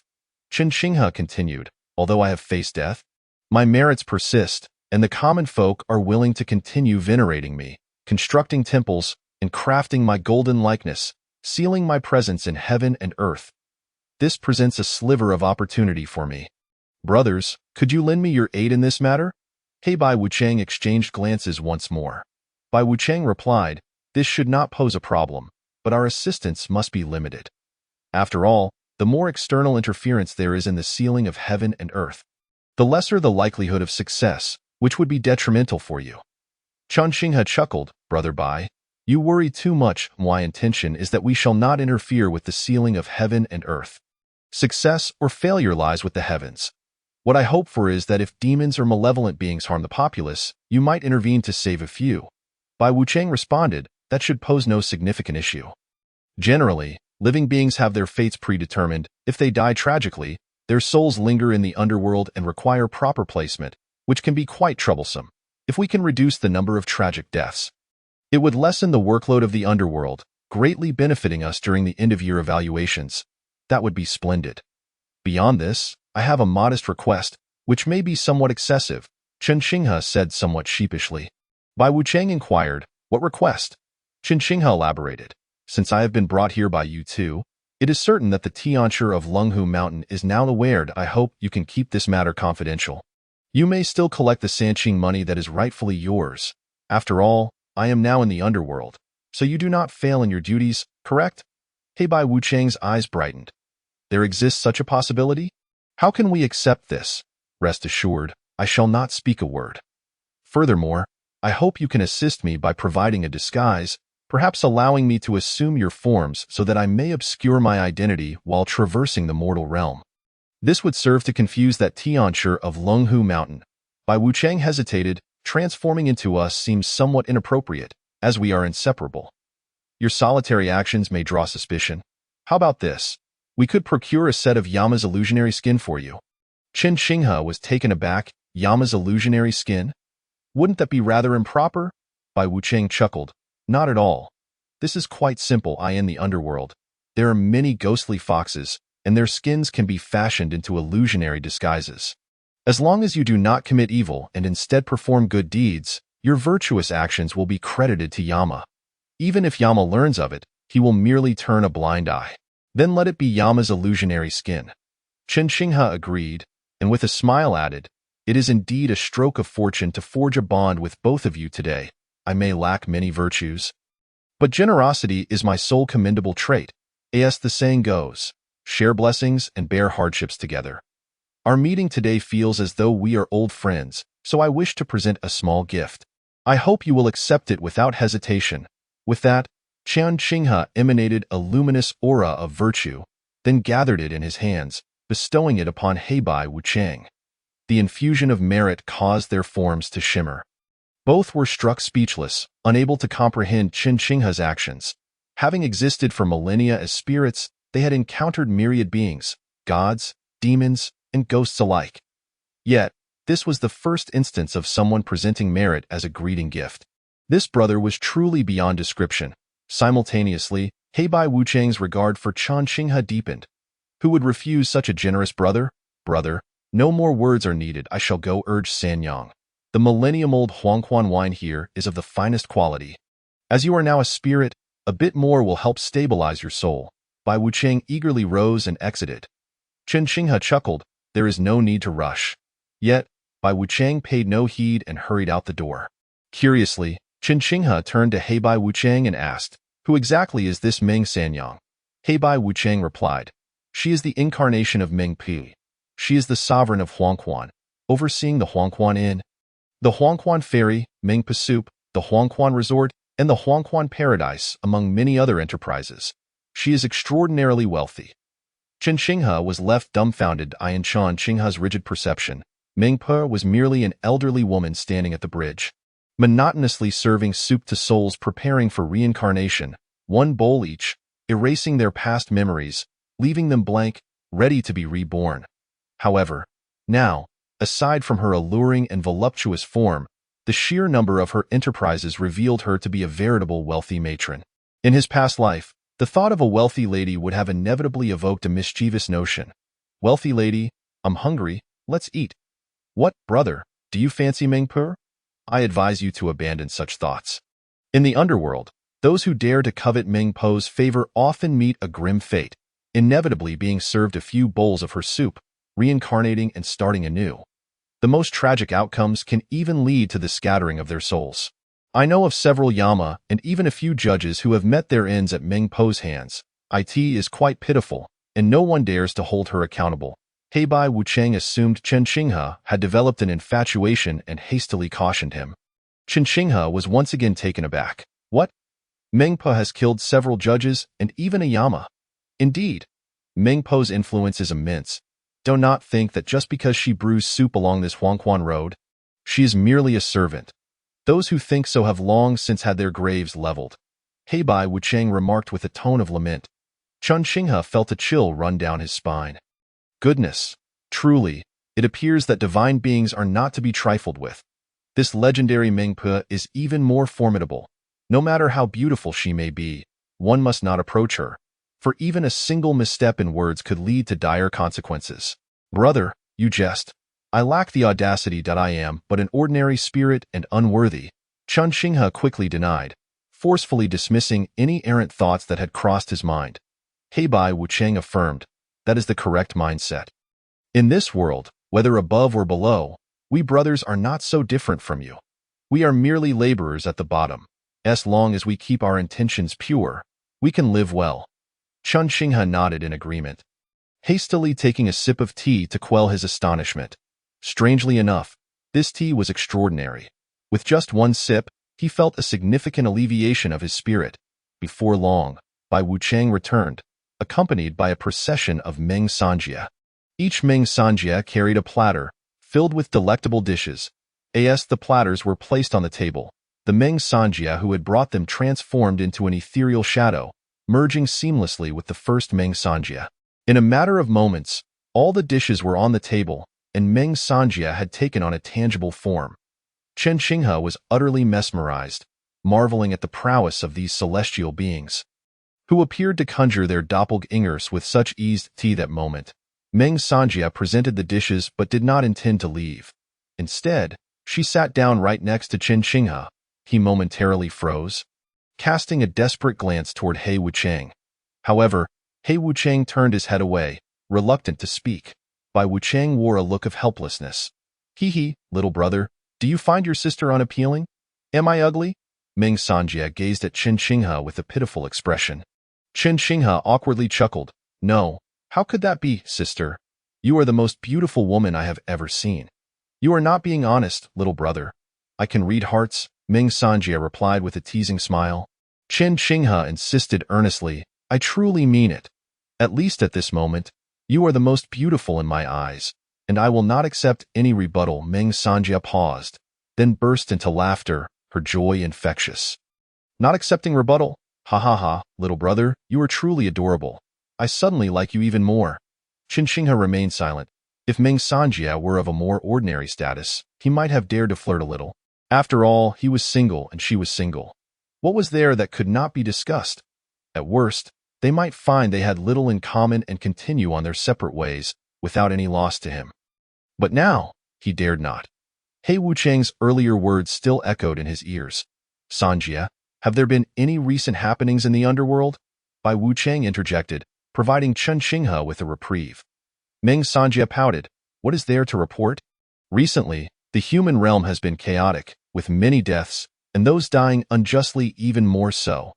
The underworld is bustling with activity. In the past, a few old acquaintances would drop by to check on business. But now, I haven't seen a single shadow. We too are feeling the strain. Every few hundred years, the human realm descends into chaos. It truly gives one a headache. I heard from the brothers Nyotu and Ma Mian that they are nearly exhausted. And this year's evaluations are likely to be poor. They are overwhelmed and unable to manage many things, Bai Wucheng lamented. Meng Sanjia remarked, are you complaining about being tired? If so, you could stop working and come help me out. We re-old friends, and I assure you, the treatment I offer will be no less than what you receive in the underworld. Bai Wucheng was suddenly speechless, awkwardly chuckling without responding. Staying with the underworld guarantees stability, while being with her means living in constant fear.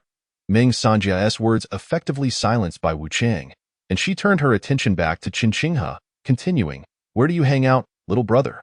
When I am bored. I could come find you to play. Chen Xinghe replied, I am at Poyang Lake. Poyang Lake? Meng Sanjia's eyes twinkled with curiosity as she regarded Chen Xinghe. So, you are the infamous woolly king who was beheaded. Chen Xinghe was taken aback. How do you know this? Hee hee, are you curious why I know about you? Meng Sanjia asked playfully, propping her chin on her snow-white hands, exuding an enchanting charm that was irresistible. Qin Xinghe dared not meet her gaze, maintaining his focus, and directly asked, "Will you tell me?" "Not a chance," Meng Sanjia replied. Qin Xinghe was not disheartened, as he had not expected her to, however. "I can tell you that everyone in the circle is discussing you. You are quite the anomaly in this world," Meng Sanjia continued. Qin Xinghe was astonished. "Discussing me? I am merely an ordinary fish demon. Is that truly necessary?" He refrained from inquiring about the circle, but he could surmise its level by simply thinking. Meng Sanjia explained, "Indeed, but you are a fish demon of Poyang Lake, which makes it different. Do you know about the Dragon Palace's blessed lands?" Qin Xinghe maintained his composure, looking at Meng Sanjia, awaiting further elaboration. Meng Sanjia chuckled, "So you didn't know? Then I cannot say more. Some things must be left to fate. Knowing too much may cause you to miss out on opportunities. I find you quite appealing, little brother, and I believe you have a real chance to become the water god of Poyang Lake. If that happens, I could open a huangquan in there and spend my days playing with you." Qin Xinghe felt a genuine sense of disappointment. This time, it was a true letdown. Why do these powerful beings always speak in riddles? Do you truly have any friends this way? He resolved to take Meng Sanjia's auspicious words to heart and strive for that goal. He smiled. He and Bai Wuchang exchanged glances, both thoroughly impressed. Listening to Lady Ming speak was indeed delightful. Moreover, the phrase "there is a great opportunity" separated her relationship with Qin Xinghe, rather than implying a divine endorsement. Had He Wuchang made such a statement earlier, he could have left long ago without dragging Qin Xinghe along for drinks. There wouldn't even be a breath of wind left. Well then, take your time to eat and drink. This meal is on me. Little He, little Bai, you are fortunate to have my brother's company. So do take good care of him, Meng Sanjia said, rising with a cheerful smile. Of course, that is imperative, He Wuchang instinctively replied. Bai Wuchang, however, looked at He Wuchang with a bitter expression. And why, brother? Do not keep falling into traps. Your mind is usually sharper than this, He Wuchang realized, wanting to weep without tears. Lady Ming, this is too much. We have no grievances or enmities. Having already fallen into a trap, he lamented. Now that you mention it, doesn't he that deepen the karma? Woe is me, I wish I could be reborn with a new brain. Chapter 30.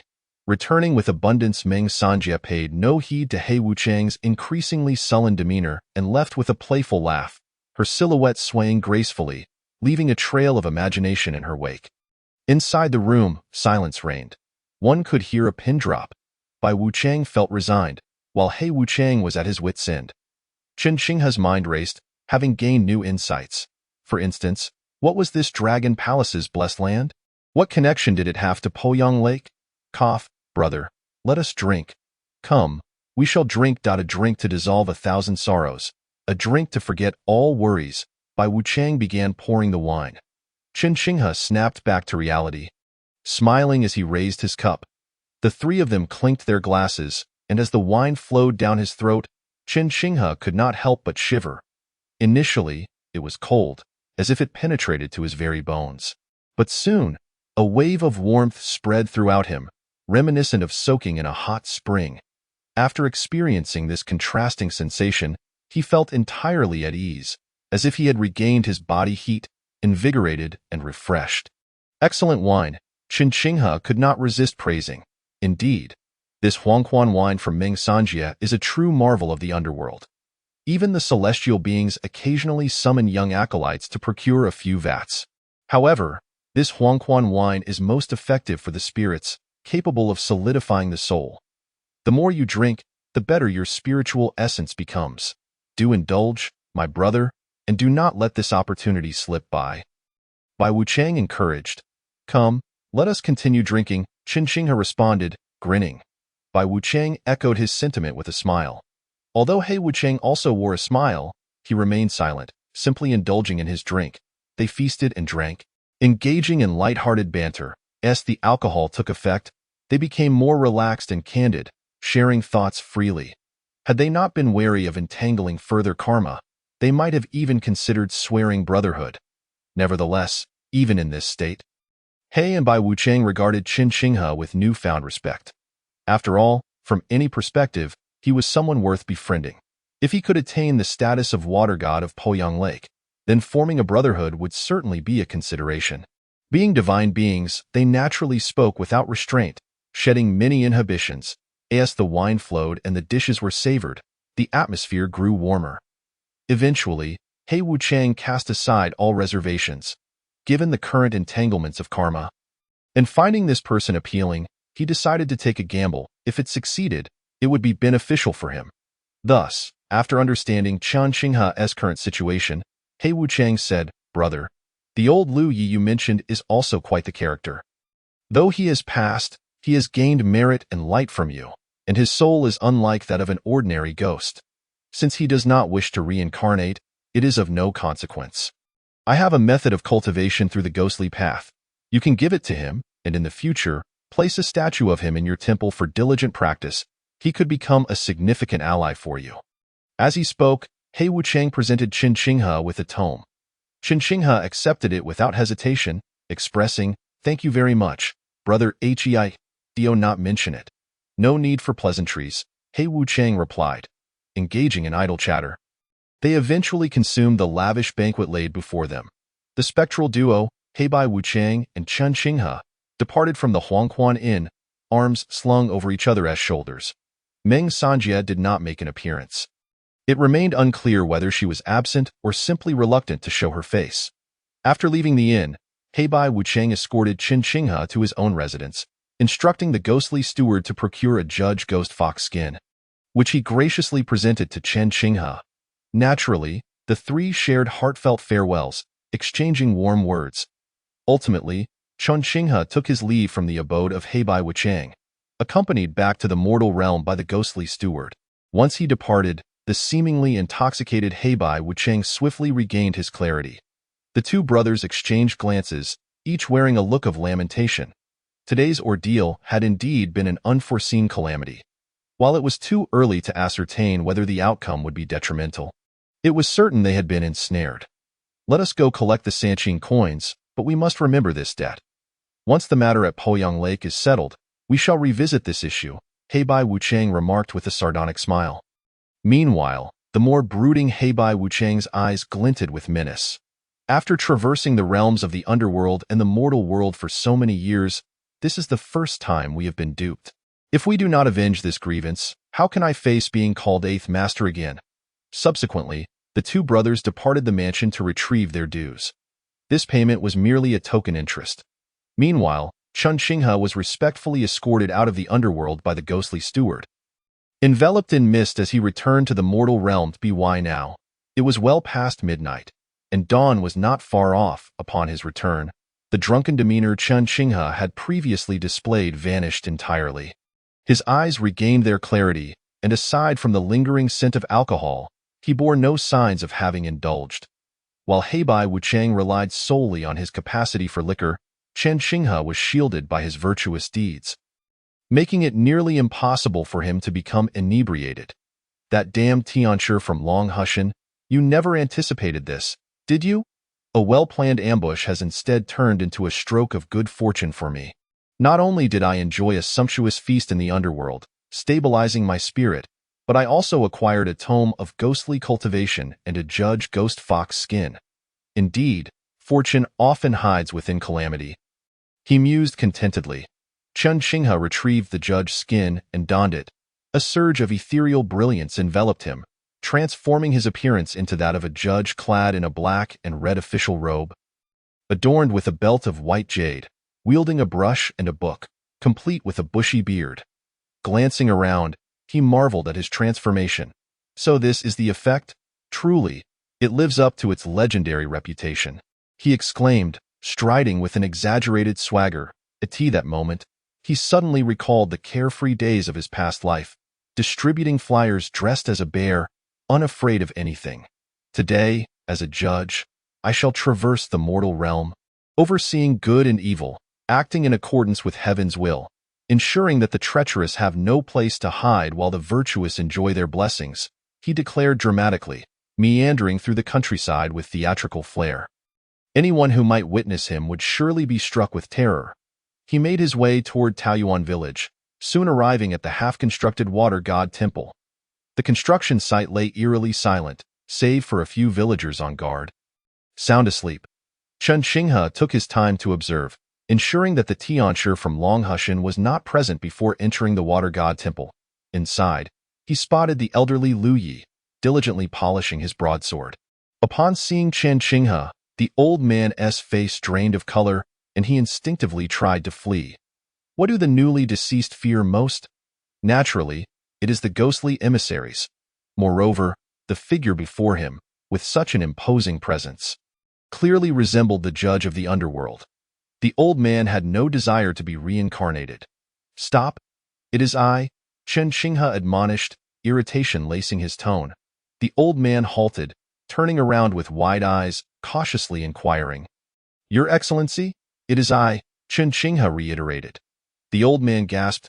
How have you transformed, Your Excellency? Have you become a judge of the underworld? What will happen to this water god temple? Chen Xinghe replied. This is but a ghostly fox skin.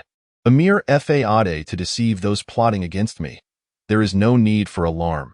The old man understood, curiosity piqued. He approached Chen Xinghe for a closer inspection, exclaiming in wonder, Enough, you stubborn old fool. Since you refuse to heed my words, I shall say no more. Here, take this and learn to read, Chen Xinghe said, presenting the tome of ghostly cultivation.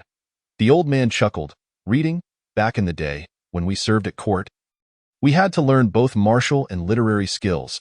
He accepted the book, glancing at its ancient binding, where 3 characters were inscribed, Luin Dao. Flipping through a few pages, the old man's expression shifted. Your Excellency, is this a secret method of cultivation? Indeed, otherwise why would I present it to you? Chen Xinghe replied. Where did this come from? This method is incredibly profound. It is a ghostly cultivation technique, particularly focused on blade mastery, which aligns perfectly with my skills. Chen Xinghe replied nonchalantly. I ventured into the underworld, encountered Heibai Wuchang, who was utterly impressed and insisted on treating me to a feast. When your name came up, the black Wuchang pounded his chest, declaring that friends of his brothers are friends of his, and he insisted on gifting me this tome of ghostly cultivation. You know me. I am too bashful to accept such a gift, yet I could not refuse. The old man regarded Chen Xinghe with an expressionless gaze.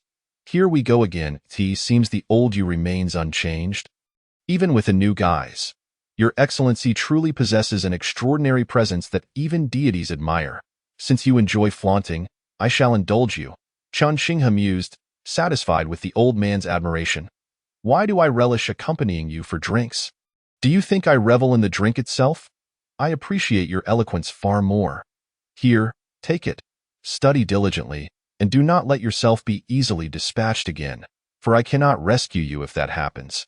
Chen Xinghe's expression turned serious as he counseled. The old man grinned. Your Excellency, to be honest, in my youth, I engaged in this very work. It is only my advancing age that has rendered me less capable. Otherwise, what of that Jiao Long that sought to slay me? Let it come at me 3 times. I fear it not. Chen Xinghe regarded the old man, realization dawning upon him. I see now. My penchant for boasting must be a result of your influence. Moreover, this Luin Dao is formidable. Grant me some time, and once I master it, I shall assist you in safeguarding Taoyuan village. The old man vowed earnestly.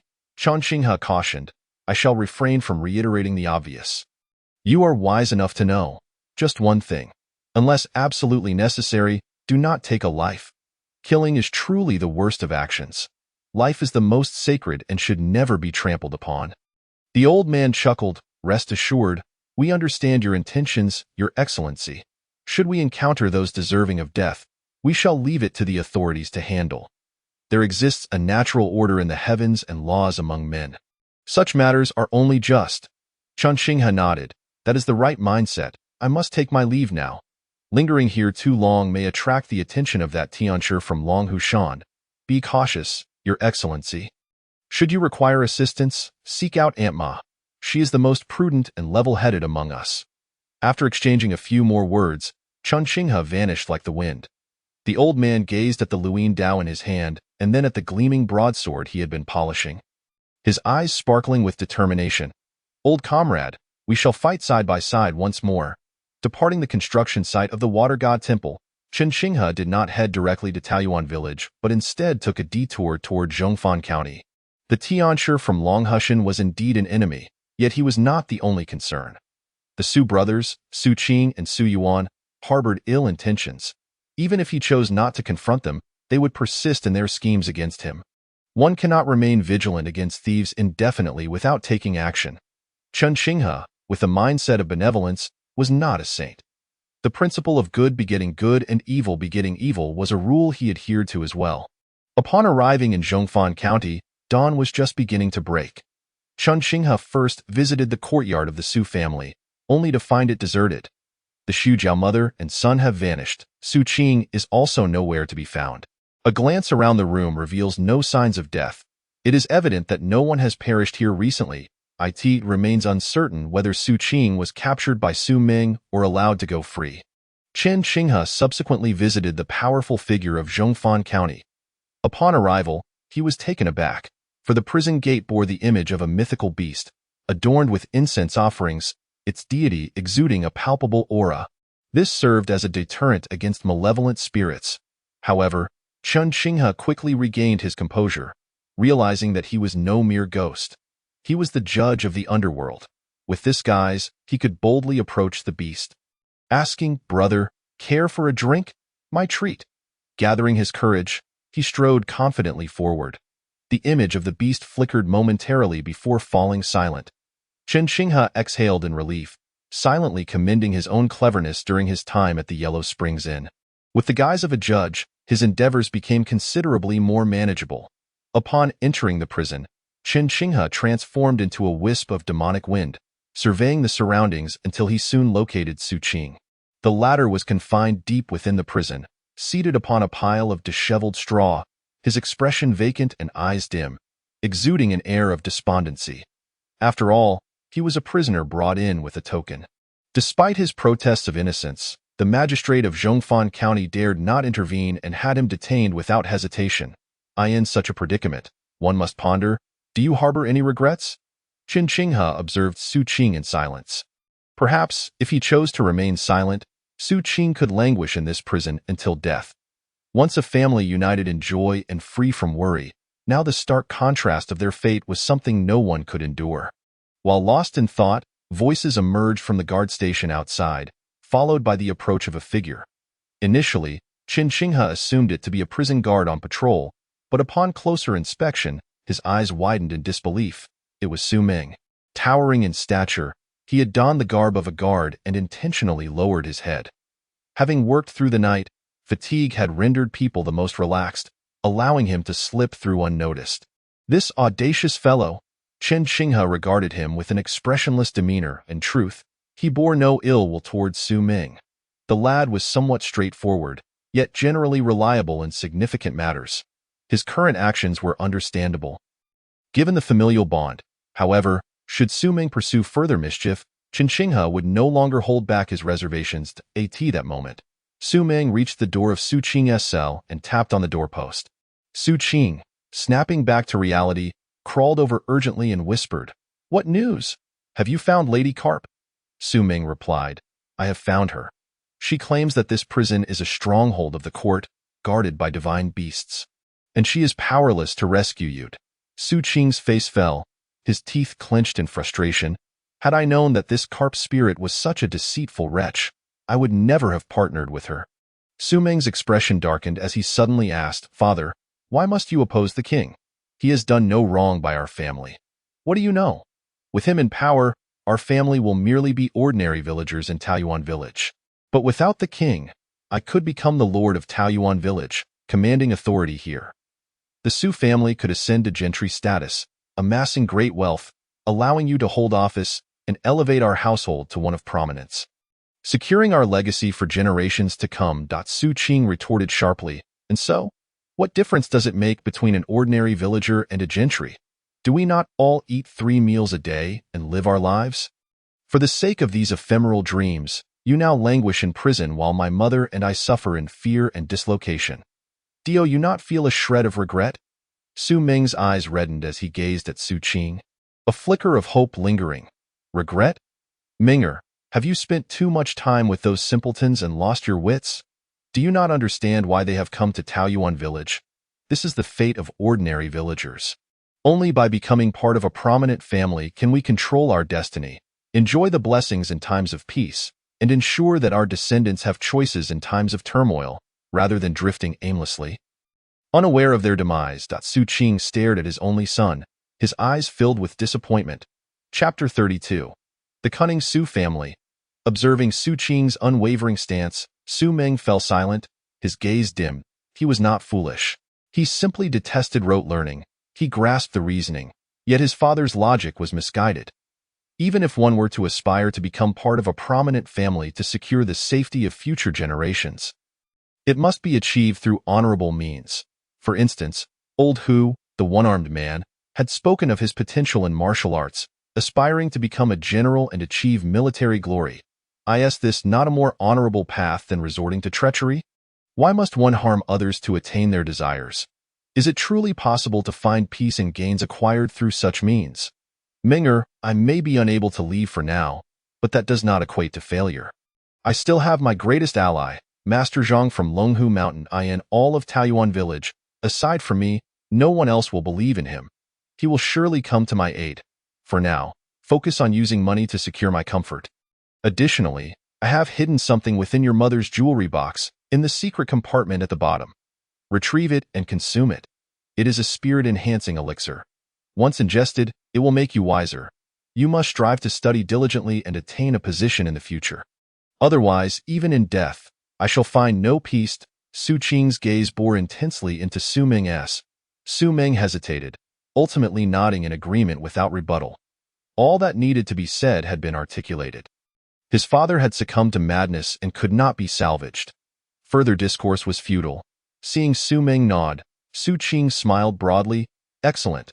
What I can do for you is to continually build up the Su family's fortune. But the future of our family depends on you to bring us glory. You must not let me down. I will not, Su Ming replied, his eyes resolute. Before long, Su Ming turned to leave. After all, he had used silver to pave the way, bribing the head guard to secure this visitation opportunity. He needed to depart before dawn, when the guards changed shifts. Otherwise, if caught, the head guard would bear no responsibility. Su Ming departed, and Chen Qinghe followed suit. For now, Su Qing required no further attention. There was no need to grant him additional opportunities. With his current mindset, his fate seemed sealed. Chen Qinghe was curious about Su Ming's choices. The lad was quite intelligent. With his father in such a frenzy, what would he do? Rebel? That would be unfilial. Submit? That would mean sinking together. After leaving the prison, they wound through a labyrinthine path. Su Ming appeared quite vigilant, retracing his steps several times before finally arriving at a dilapidated courtyard. This humble abode was a stark contrast to the previous one, and the conspicuous carriage was nowhere to be seen. Upon entering the house, Su Jiangshi emerged. She had changed into a simple garment, woven from coarse fabric, devoid of makeup, her hair held up by a wooden pin. Seeing Su Ming, she approached with concern. Why have you been away for 2 days? Have you seen your father? Su Ming replied. I have seen him in prison. He is well and has not suffered any punishment. That is good, that is good. Su Jiangshi sighed in relief, then scolded. Those people in Taoyuan village are a band of ingrates. After all these years of assistance, have they shown no gratitude? Mother, Su Ming countered, do you also believe we are in the wrong and that it is Taoyuan village that is at fault?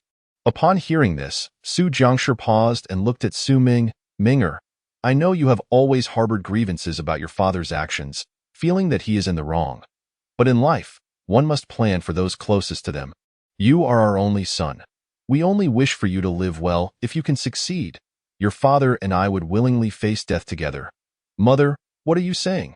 As a son, how can one wish for their parents to die? Su Ming retorted. Su Jiangshi smiled. As long as you understand, that is enough. So, did your father have any instructions for you? Su Ming contemplated before shaking his head. Su Jiangshi then laughed. That is correct.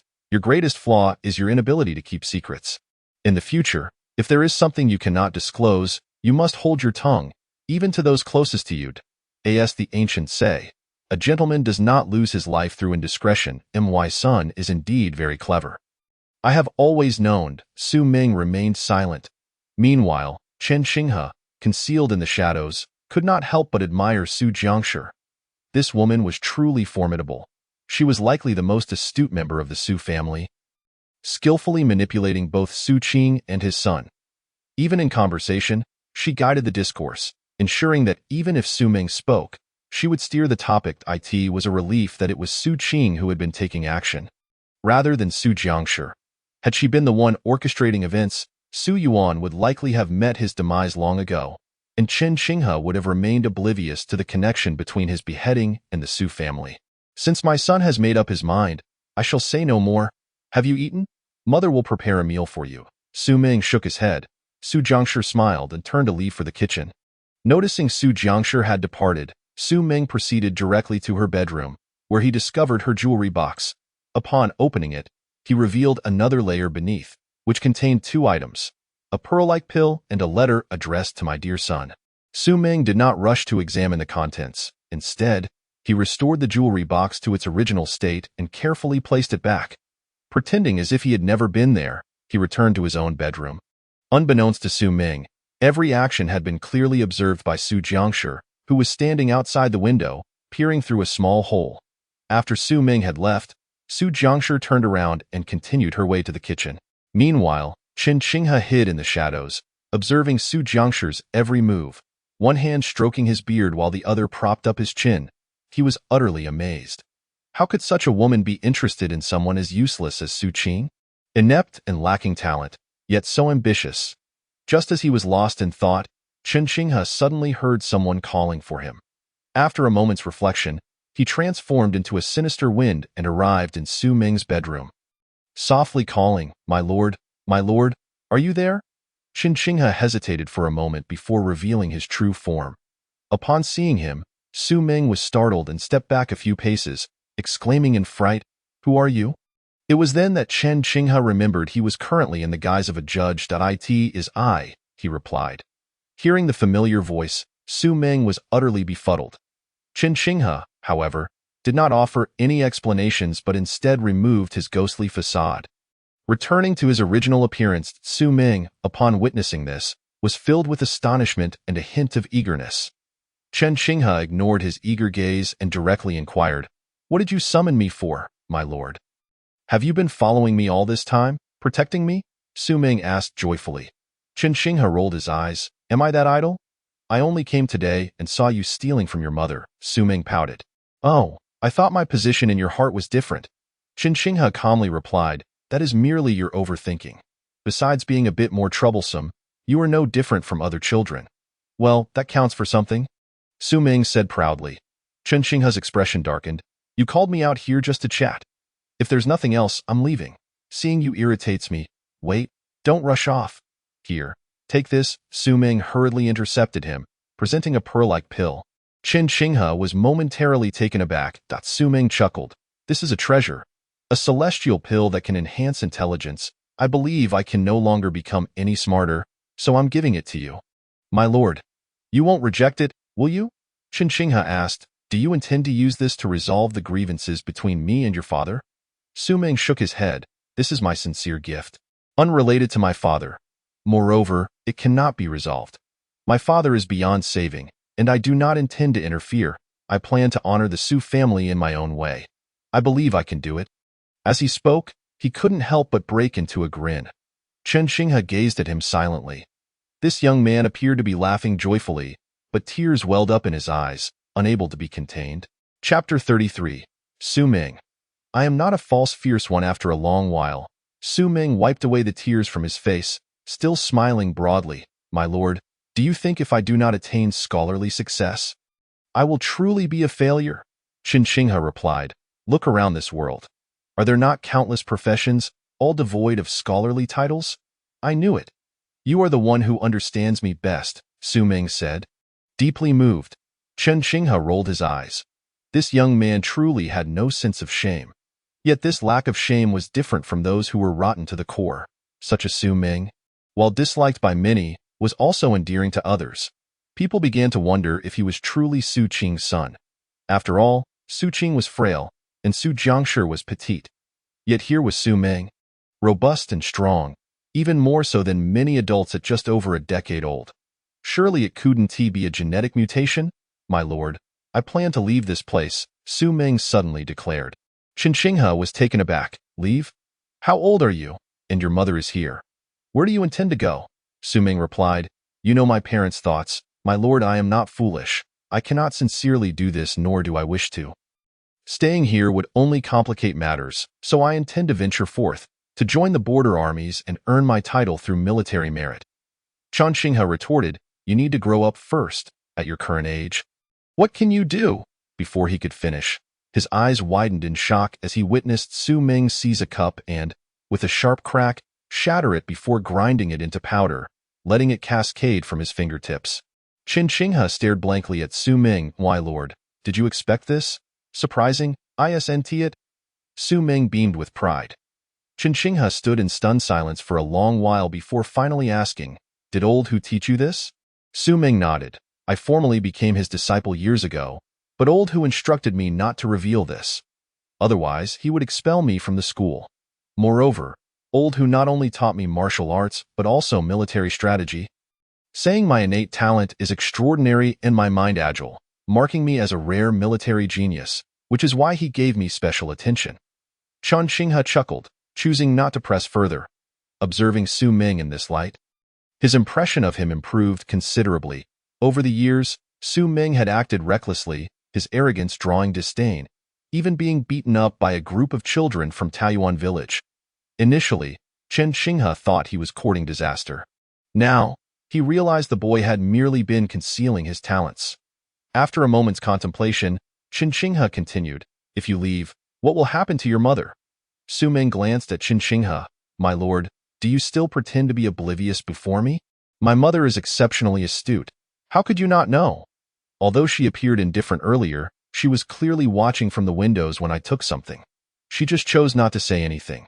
Qin Shinghe was taken aback. This boy was surprisingly aware. He had completely misjudged him. Now, he felt confident in asserting that while he couldn't be sure Su Ming was Su Qing's offspring, he was undoubtedly Su Jiangshir's flesh and blood.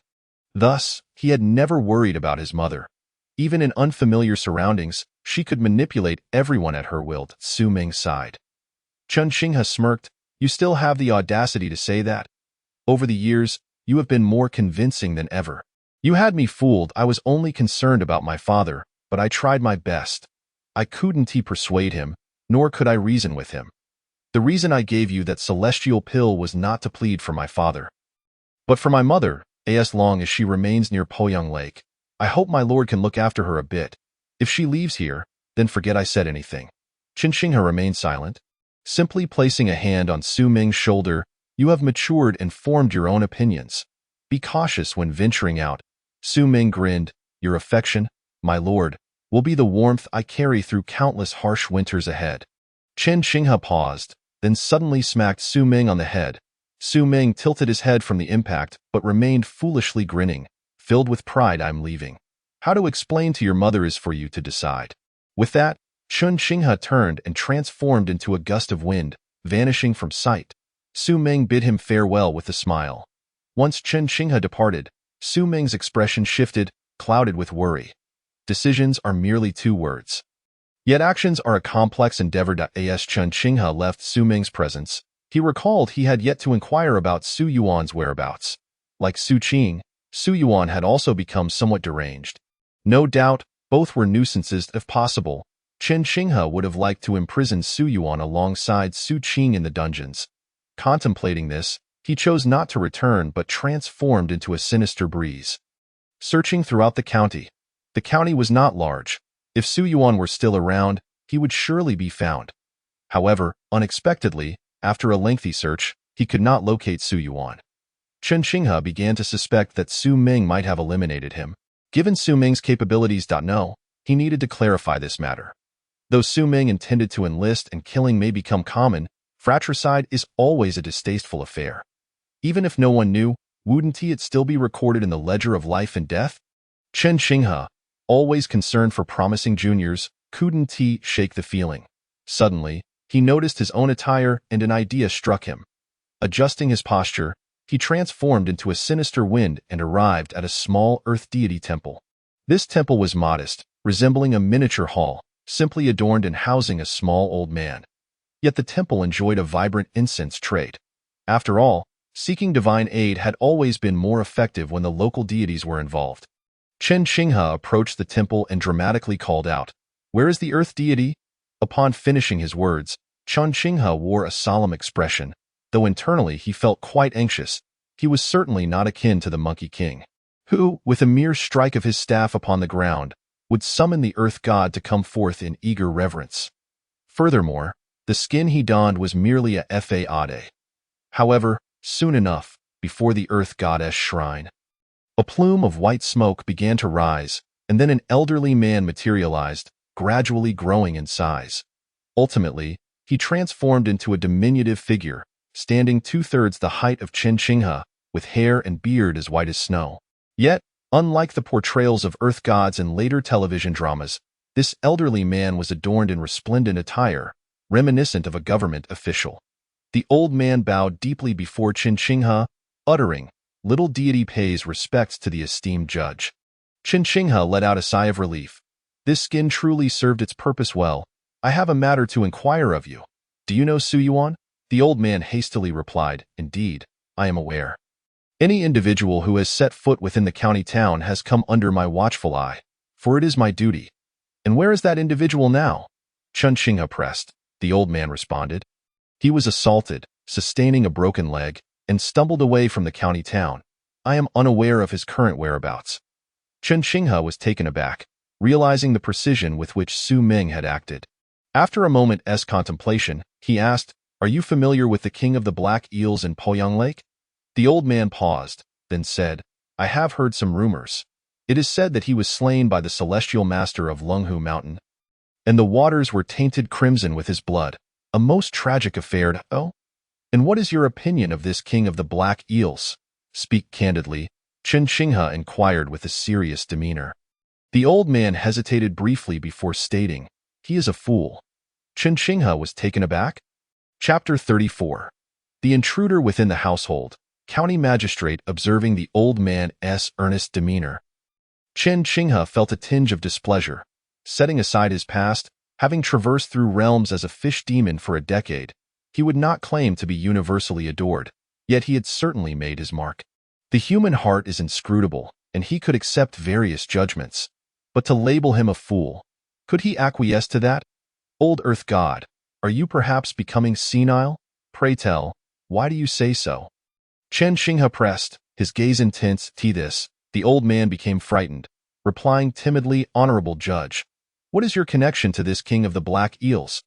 Chen Qinghe quickly clarified, "I have no relation to him. I am merely inquiring due to official matters." The old man pondered, then said, "Ah, I see. I have heard that the king of the black eels possesses immeasurable virtue. Though his demon body was severed, his demon soul endures. This much is true." Chen Qinghe, intrigued, asked, "From whom did you hear this?" The old man replied, "The local officials and military officers under the city god have a favorable rapport with me. And moreover, as I wander about, I gather various pieces of news." Chen Qinghe's expression darkened.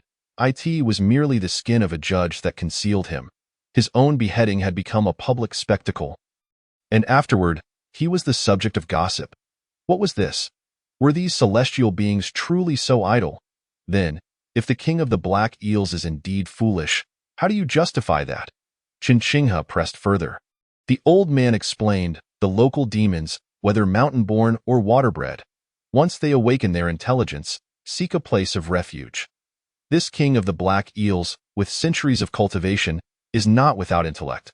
He is capable of protecting the populace, which is commendable. If he had the backing of an immortal or the protection of a spirit official, the merit he accrued could be shared among all, yielding benefits for everyone.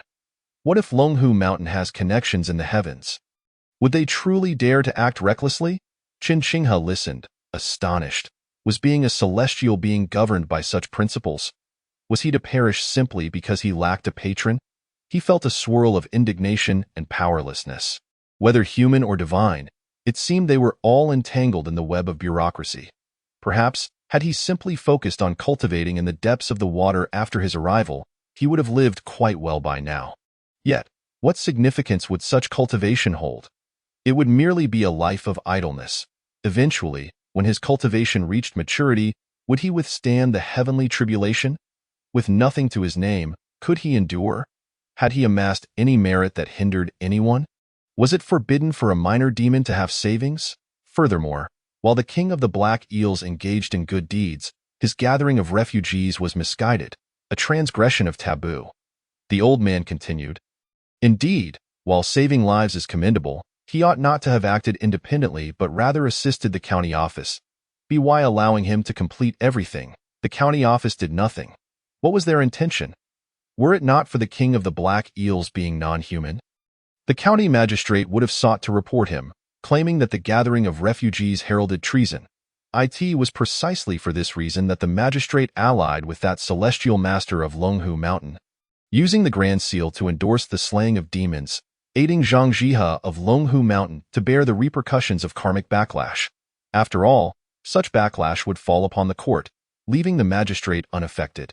Chen Qinghe was left in a state of shock. No wonder. It was said that the celestial master of Longhu Mountain could slay one bathed in merit without consequence, remaining sprightly and scheming. It turned out that the county magistrate of Zhongfan County was involved in this, utilizing the fortune of the dynasty to offset the karmic backlash from the merits. What a scheme! And they accused him of treason. Such internal traitors were the truly fearsome ones. If the dynasty were to fall, they would certainly bear a significant part of the blame. Was this not a complete inversion of order? The king of the black eels, laden with merit, would suffer repercussions in Zhongfan County. Did he not fear the consequences? Chen Qinghe inquired. The old man responded, "Honorable judge, such occurrences are not unprecedented. There are methods to navigate them. The celestial master of Longhu Mountain has substantial connections and has taken the lead in persuading numerous wealthy families to provide rice and flour, intending to offer disaster relief in Zhongfan County for a duration of 6 months. This is indeed a tremendous achievement, and within 3 months, the court will surely bestow commendations. It is possible that the magistrate will be promoted next year. As for any future troubles, that will be the concern of the next magistrate." Chen Qinghe fell into silence, his mind reeling from the whirlwind of revelations. Had the world deteriorated to such an extent? Even the heavenly rewards and protective merits could be manipulated in such a manner. But surely, these chaotic affairs would impact the local deities as well? Do you not have any thoughts on the matter? Chen Qinghe suddenly recalled something, directing his gaze at the old man. The old man replied, "Honorable judge, in this chaotic era, the underworld is overwhelmed with untimely deaths and struggles to manage the influx. We have been instructed to minimize the number of untimely deaths. Every life saved counts as merit. Thus, whether it was the previous prohibition against refugees entering the county or the impending disaster relief, such measures are beneficial to us. The city gods and spirit officials across various regions are all acting in this manner. If more perish on your end, fewer shall do so on mine. Hence, doing nothing is not a fault." Chen Qinghe could hardly contain his rage. He nearly erupted in expletives but managed to restrain himself. After all, he was now a judge, aligned with these earth gods, city gods, and spirit officials. However, he had finally discerned the truth. The underworld and the mortal realm operated as two distinct systems. Though closely intertwined, they were fundamentally similar, offering no assistance to one another, merely seeking to avoid trouble, unless there were benefits involved. Yet, it was precisely because of this realization that Chen Qinghe felt a renewed conviction to uphold his own principles. It was not out of a desire to be virtuous, nor a sense of grandeur, but rather a belief that in this world, there must exist a few fools who steadfastly adhere to their convictions. At the very least, over the past decade, he had witnessed goodness. Those countless refugees toiled diligently in his presence, striving to be industrious and kind. How had they transformed into rabble elsewhere? This world ought not to be so dark. Beneath the bright sun and expansive heavens, darkness could not shroud the entirety of the earth. "Honorable judge, are you here to apprehend the demon soul? I may provide some leads," the old man suddenly said with an air of mystery. Chen Qinghe smiled. "Pray, do share." The old man was elated. If he could please the judge, perhaps he could ascend to higher ranks, and attaining the position of a city god would not be beyond reach. The demon soul frequently traverses the county town, and he has been keeping an eye on the Suqing family, even having captured Suqing and imprisoned him in the jail. I have been observing all these matters closely. Is that so? Excellent. I entrust this matter to you. Keep a watchful eye on Suqing, and ensure no one harms him. If anyone approaches Suqing, you shall secretly observe and report back to me. Chen Qinghe instructed earnestly. Why must we keep watch over Suqing? Would it not be simpler to capture the demon soul directly? The old man looked perplexed. Chen Qinghe, with a hint of amusement, replied, Are you instructing me on how to carry out my duties? The old man's face turned pale, and he lowered his head, saying, I would not dare, esteemed judge. Chapter 35.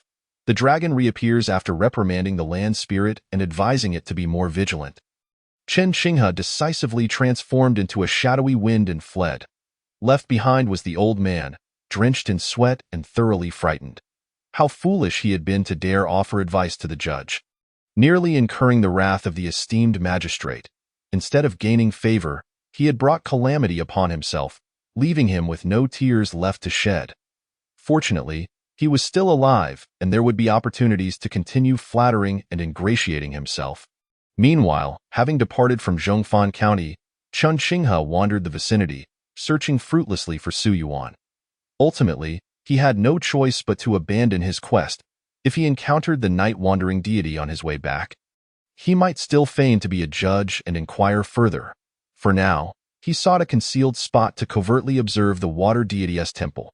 As the saying goes, when I know my enemy and not myself, troubles abound.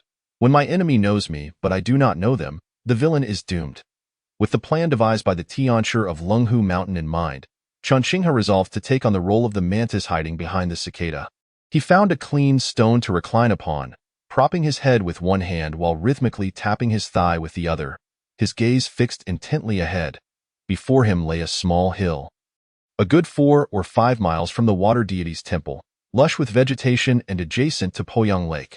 From this vantage point, he could observe the entire construction of the temple. Any unusual occurrences there would be laid bare before his eyes. Moreover, being near the water allowed him to keep an eye on the carp spirit lurking beneath, preventing it from springing forth to cause harm once more. However, after 2 days of vigilance, the shadow of the Tianshi from Lunghu Mountain had yet to make an appearance. Instead, every night, he witnessed the old boatman diligently practicing his swordsmanship. To Chen Qinghe's surprise, this was the first time he had seen the old man wielding a blade with such prowess. The glimmer of the sword danced as if the water could not touch it. Notably, the old boatman was no longer a mere mortal. He was unbound by the limitations of the physical form, moving with an ethereal grace. It seemed that his cultivation of the slaughtering blade was indeed not of the ordinary realm. As the days progressed, the old boatman's visible strength increased, day by day, to the point where Chen Qinghe could hardly contain his envy.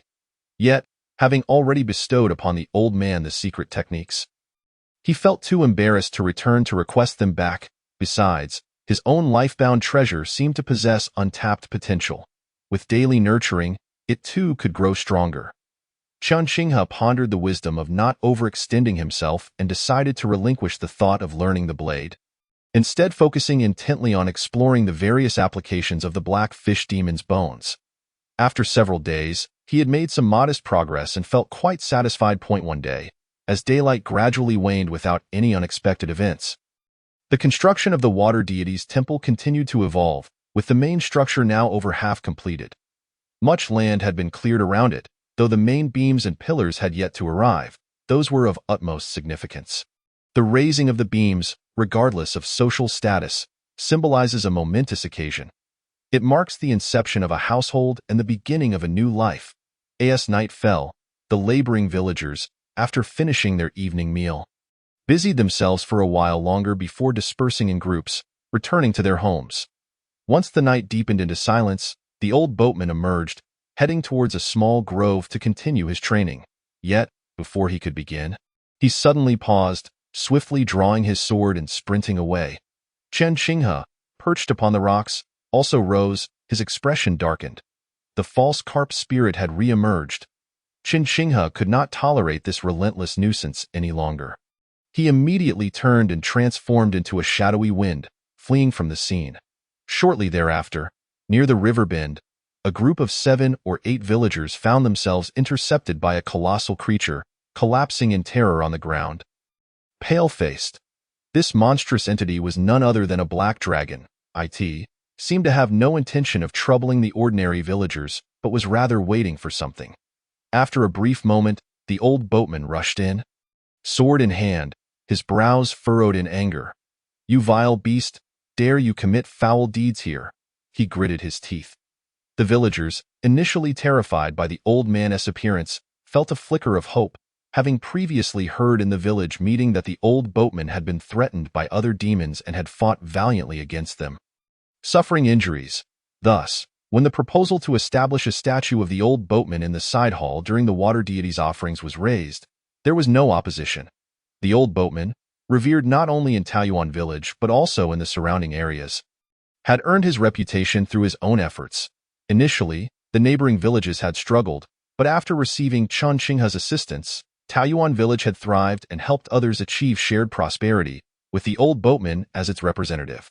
Now, with the old boatman's arrival, the frightened villagers felt as if reinforcements had come to their aid. "You've managed to seize this opportunity?"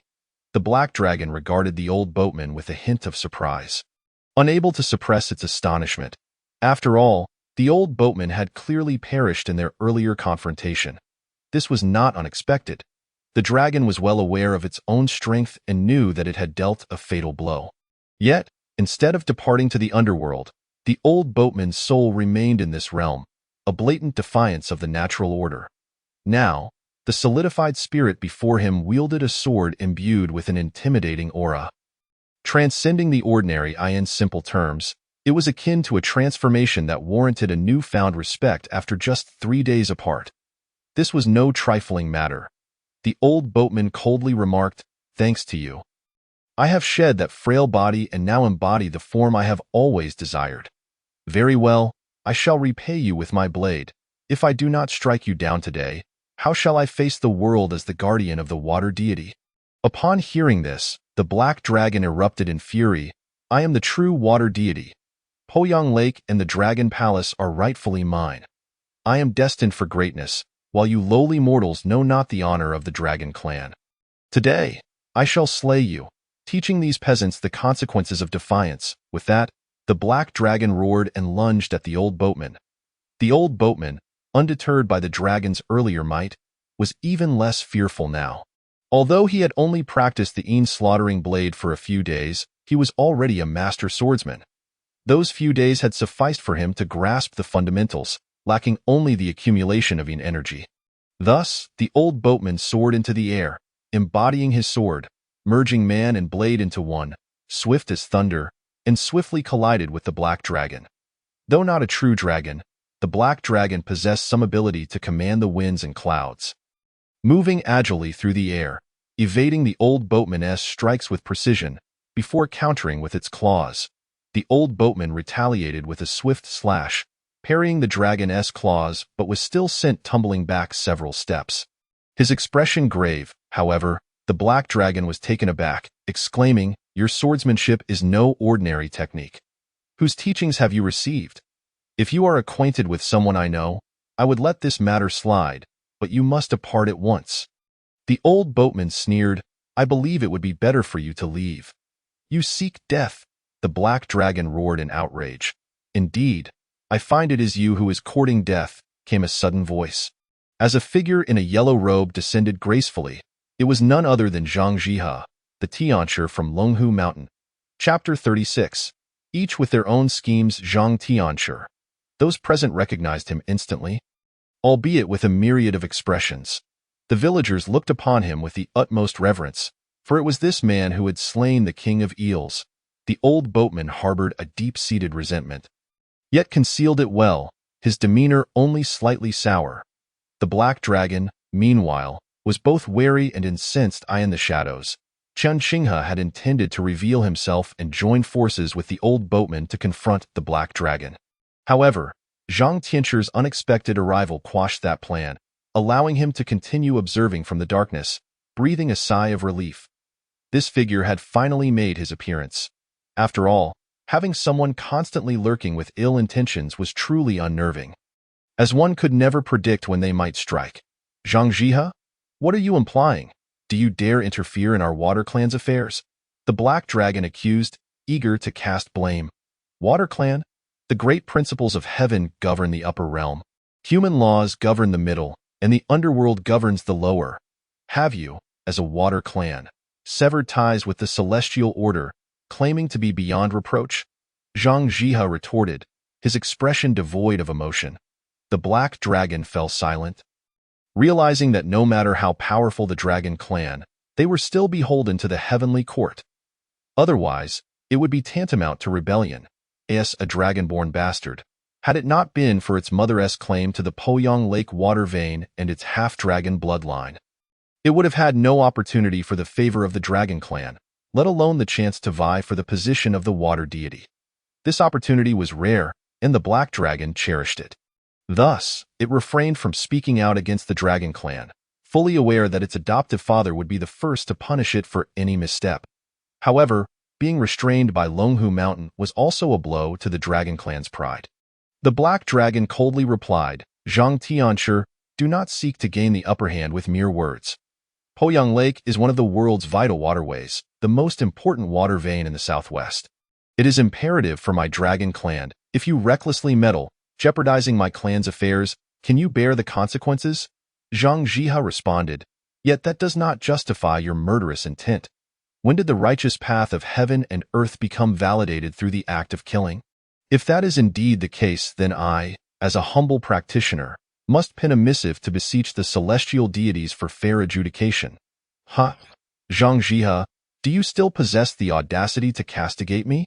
For a millennium, Longhushan has prided itself on its noble lineage, claiming the esteemed title of the foremost celestial master in the heavenly court. Yet, what of you? That black fish spirit, though not human, has engaged in virtuous deeds, accumulating immeasurable merit. Even I would hesitate to act against it, yet you exploit children, manipulating their innate spiritual essence to summon guardian deities for slaughter? What is this? Is it that Longhushan cannot abide others outshining your own house in acts of benevolence? Thus, you are consumed by jealousy? The Black Flood Dragon scoffs. Wondrous celestial, Zhang Jihe sighed deeply, regret and helplessness etched upon his face, before finally turning to old Lu and a few villagers, stating, regarding the matter of the King of Eels, I too was deceived, having placed my trust in scoundrels, leading to a grievous error. My heart is troubled, and thus I have come to return the head of the King of Eels, to assist you in granting it proper closure. Should you require further assistance, I shall not shy away from my obligations. What? Upon hearing this, several villagers were taken aback. Has this celestial master truly changed his ways? How can he admit to being wrong? Has he genuinely been misled by the Su brothers? Now recognizing his folly? After all, a dignified celestial master is revered even by the emperor in the capital. Such a person acknowledging their mistakes carries an entirely different weight. Meanwhile, old Lu suddenly felt a sense of caution. A celestial master admitting fault? Unless pigs fly. This is inconceivable. There must be some ulterior motive. After all, the king has declared this to be a venomous snake lurking in the shadows. In the background, Chun Qinghe observed coldly, as if it were none of his concern. After all, he was currently playing the role of the judge of the underworld. Moreover, Chun Qinghe believed he could not hide anything from the cunning Zhang Jihe. He must have already discovered his presence and was discreetly observing him. The Black Flood Dragon was equally taken aback, gazing incredulously at Zhang Jihe. Are you mad? You have slain the King of Eels. His spirit is indomitable. Oh, you think that by aiding him in becoming a water deity, he will forgive you? Impossible, utterly impossible, the Black Flood Dragon countered. Yet Zhang Jihe maintained a serious demeanor. What I seek is merely to make amends. I dare not aspire for more in the future. I shall perform countless good deeds to atone for my transgressions. The Black Flood Dragon immediately scoffed at this. If you were to say something else, I might actually believe you. However, I witnessed the entire process of your slaying the King of Eels. You clearly have ulterior motives. The more you speak of righteousness, the more it reveals your insidious intentions. This individual is undoubtedly aiming for the Dragon Palace's fortunes. But you are not from the Poyang Lake water tribe. There is no fated connection between you and Poyang Lake. Even if the Dragon Palace's treasures were laid before you, you would be unable to enter. What gives you the right to contend with me? A sense of disdain filled his heart. Yet the Black Flood Dragon found itself increasingly suspicious. The more improbable it seemed, the more there remained a chance. What if this is the Celestial Master of Longhushan, a practitioner of divine arts? Perhaps he possesses some secret method to take his place. But why would the Celestial Master of Longhushan plot against my Dragon Palace? What? Does Longhushan find its own territory too small and wish to encroach upon other realms? To contend with me is to contest against the Dragon Clan. Can you bear the consequences? The Black Flood Dragon's thoughts twisted and turned, momentarily forgetting about old Lu and the others, consumed by vigilance and suspicion towards Zhang Jihe. Black Flood Dragon, I acknowledge that your path has not been easy, and considering the Dragon Clan's long-standing stewardship of the heavens and earth, I shall not hold it against you. However, you would do well to tread carefully and refrain from reckless actions. Otherwise, even at the cost of the Dragon Clan seeking retribution, I shall be the first to strike you down. In his final words, Zhang Jihe cast a gaze at the Black Flood Dragon, his eyes betraying a glimmer of murderous intent. Disrupt my great path, and you shall be a hindrance. I shall ensure your demise. The Black Flood Dragon felt a chill run down its spine, instinctively wanting to flee. This celestial master genuinely intends to kill it. Why? Is he truly intent on aiding that black fish spirit in becoming a water deity? Impossible, utterly impossible. I will seek out my father. I cannot defeat you, but I shall see what you amount to before my true dragon father. With this thought, the Black Flood Dragon wasted no time and leapt into the water, vanishing from sight. Observing the Black Flood Dragon's swift departure, Zhang Jihe smiled with satisfaction, turning to old Lu and bowing respectfully before saying, "Although I was unable to arrive promptly last time and failed to save the old gentleman, I feel profound guilt. Fortunately, the old gentleman is blessed with deep fortune and has acquired secret methods from the underworld, becoming a ghostly practitioner. If he can accompany the water deity into the path after the celestial sealing, it would still count as stepping onto the great path. I hereby wish the old gentleman great success in his endeavors." Old Lu replied, "You know I have practiced the secret methods of the underworld?" Zhang Jihe intentionally cast a glance at Chen Xinghe's location before responding. "My Longhushan has extensive dealings both in the heavenly realm and the earthly realm, and I possess some insights. I hope it does not amuse the old gentleman." "Ha! So you have discovered me." Chen Xinghe smiled with satisfaction, then decisively turned and dispersed into the shadows. "A fleeting appearance to affirm my presence suffices. My manifestation as the judge is primarily to instill doubt in Zhang Jihe, to ascertain whether there are plans involving the spirits and the underworld, as I cannot conceal the information. After all, the spirits possess immense merit, and it is impossible to keep it hidden. However, as long as the spirits remain imprisoned in the gloomy underworld until the water deity's temple is established and the celestial sealing is enacted, any future costs incurred will be worth it, for I shall undoubtedly become the water deity of the celestial sealing. Such an elevation will impose minimal constraints, even from the heavenly court, and given my origins from Longhushan, I shall be treated with more respect and cordiality. I shall then take the opportunity to offer compensations, subsequently performing good deeds to mitigate disasters and atone for my mistakes. In the end, it is merely a matter of self-punishment." Chapter 37. The foe judge clashes with the true celestial master. So it is, causing the celestial master to chuckle. This old man has been favored by the judge, receiving a technique in blade arts, but alas, my talent is insufficient, leading to a farcical display. Old Lu responded, his face filled with embarrassment. Zhang Jihe smiled and nodded. Indeed, this is how the slightest misstep can lead to a cascade of troubles. Fortunately, it remains within a controllable range. At this moment, Old Lu continued. The celestial master speaks of returning the king's head. What does that mean? Zhang Jihe thought to himself. I was waiting for you to say that. He then replied, I have come to understand the events leading to this point. Regarding the Su brothers, I have my own plans. Now that a grave error has occurred, it cannot be undone. Thankfully, the king's soul endures, and there remains an opportunity for celestial sealing. I am willing to return the king's head and perform rituals to bless him. Furthermore, if there are any matters regarding the water deity's temple where I can assist, please do not hesitate to ask. I shall not hesitate in my endeavors. Old Lu's suspicions deepened. A thought crossed his mind, and he said, as long as you are willing to return the head, we will be eternally grateful. Other matters are trivial, and we dare not trouble the celestial master. Zhang Jihe smiled and nodded, not pressing the issue. He had long anticipated that they would not allow him to participate. However, returning the fish head would suffice. Good, I shall deliver the fish head tomorrow. Thank you, celestial master. Zhang Jihe wasted no more words and turned to leave.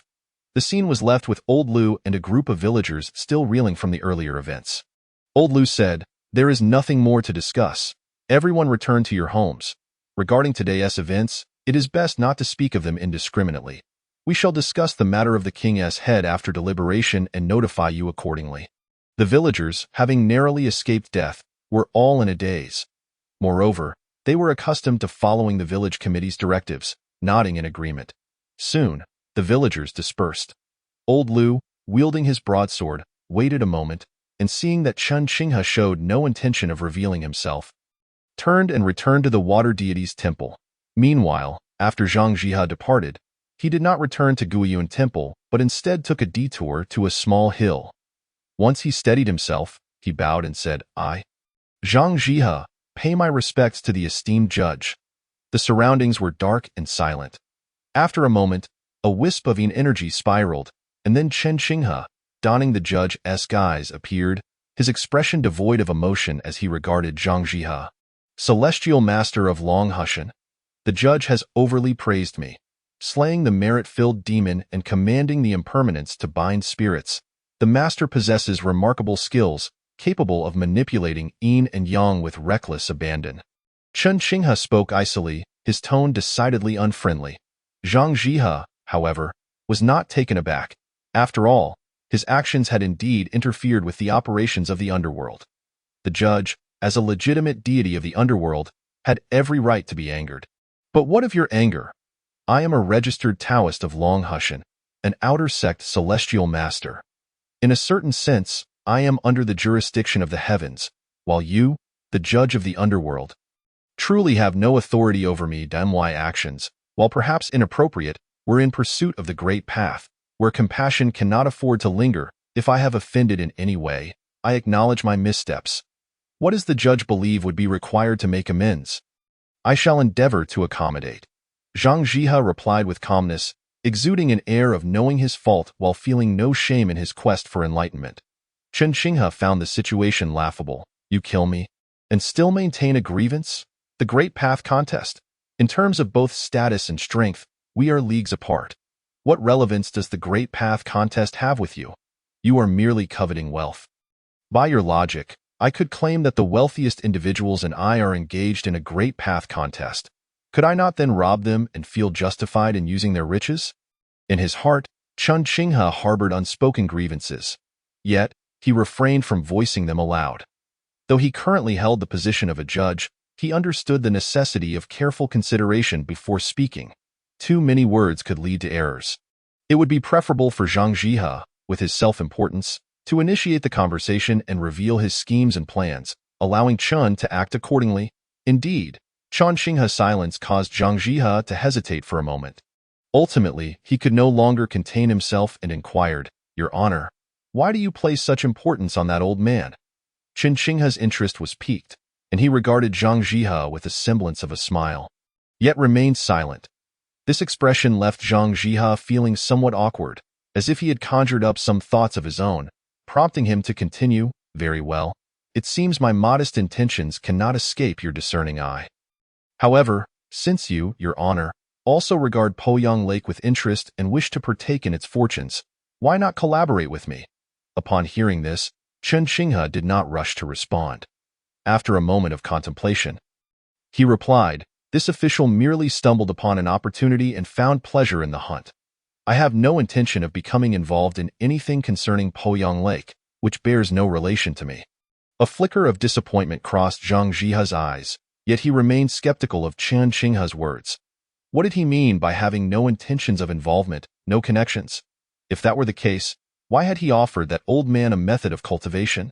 Should the matter of appointing this water god succeed, and the old man align himself beneath the water goddess banner, it would constitute a significant act of rectifying the celestial and earthly networks.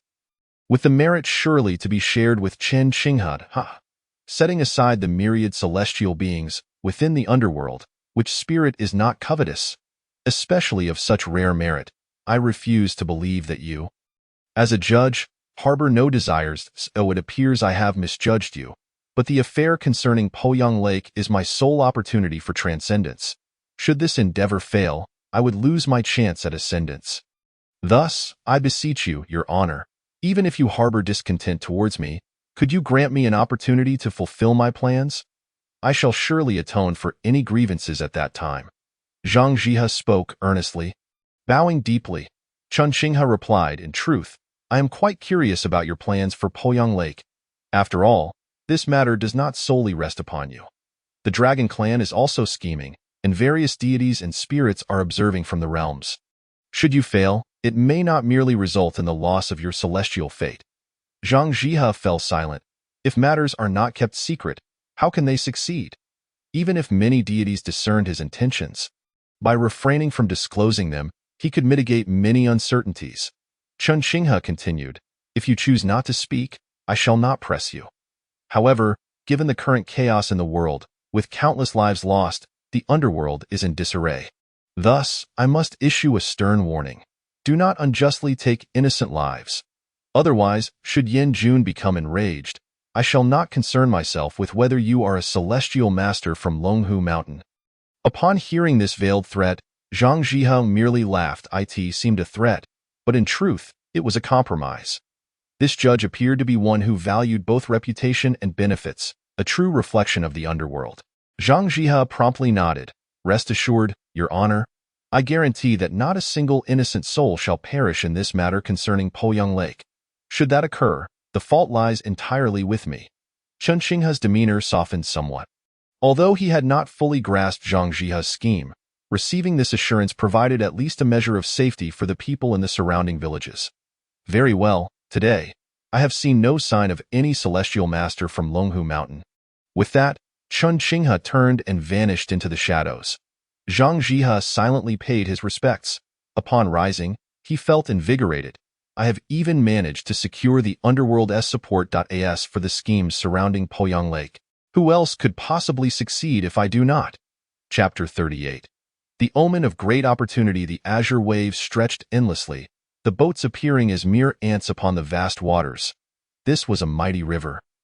Known as the Xiang River, a poem states, soft intestines wish to inquire how much sorrow there is, yet none can fathom the depths of Xiang River's misty waters, beneath the night sky.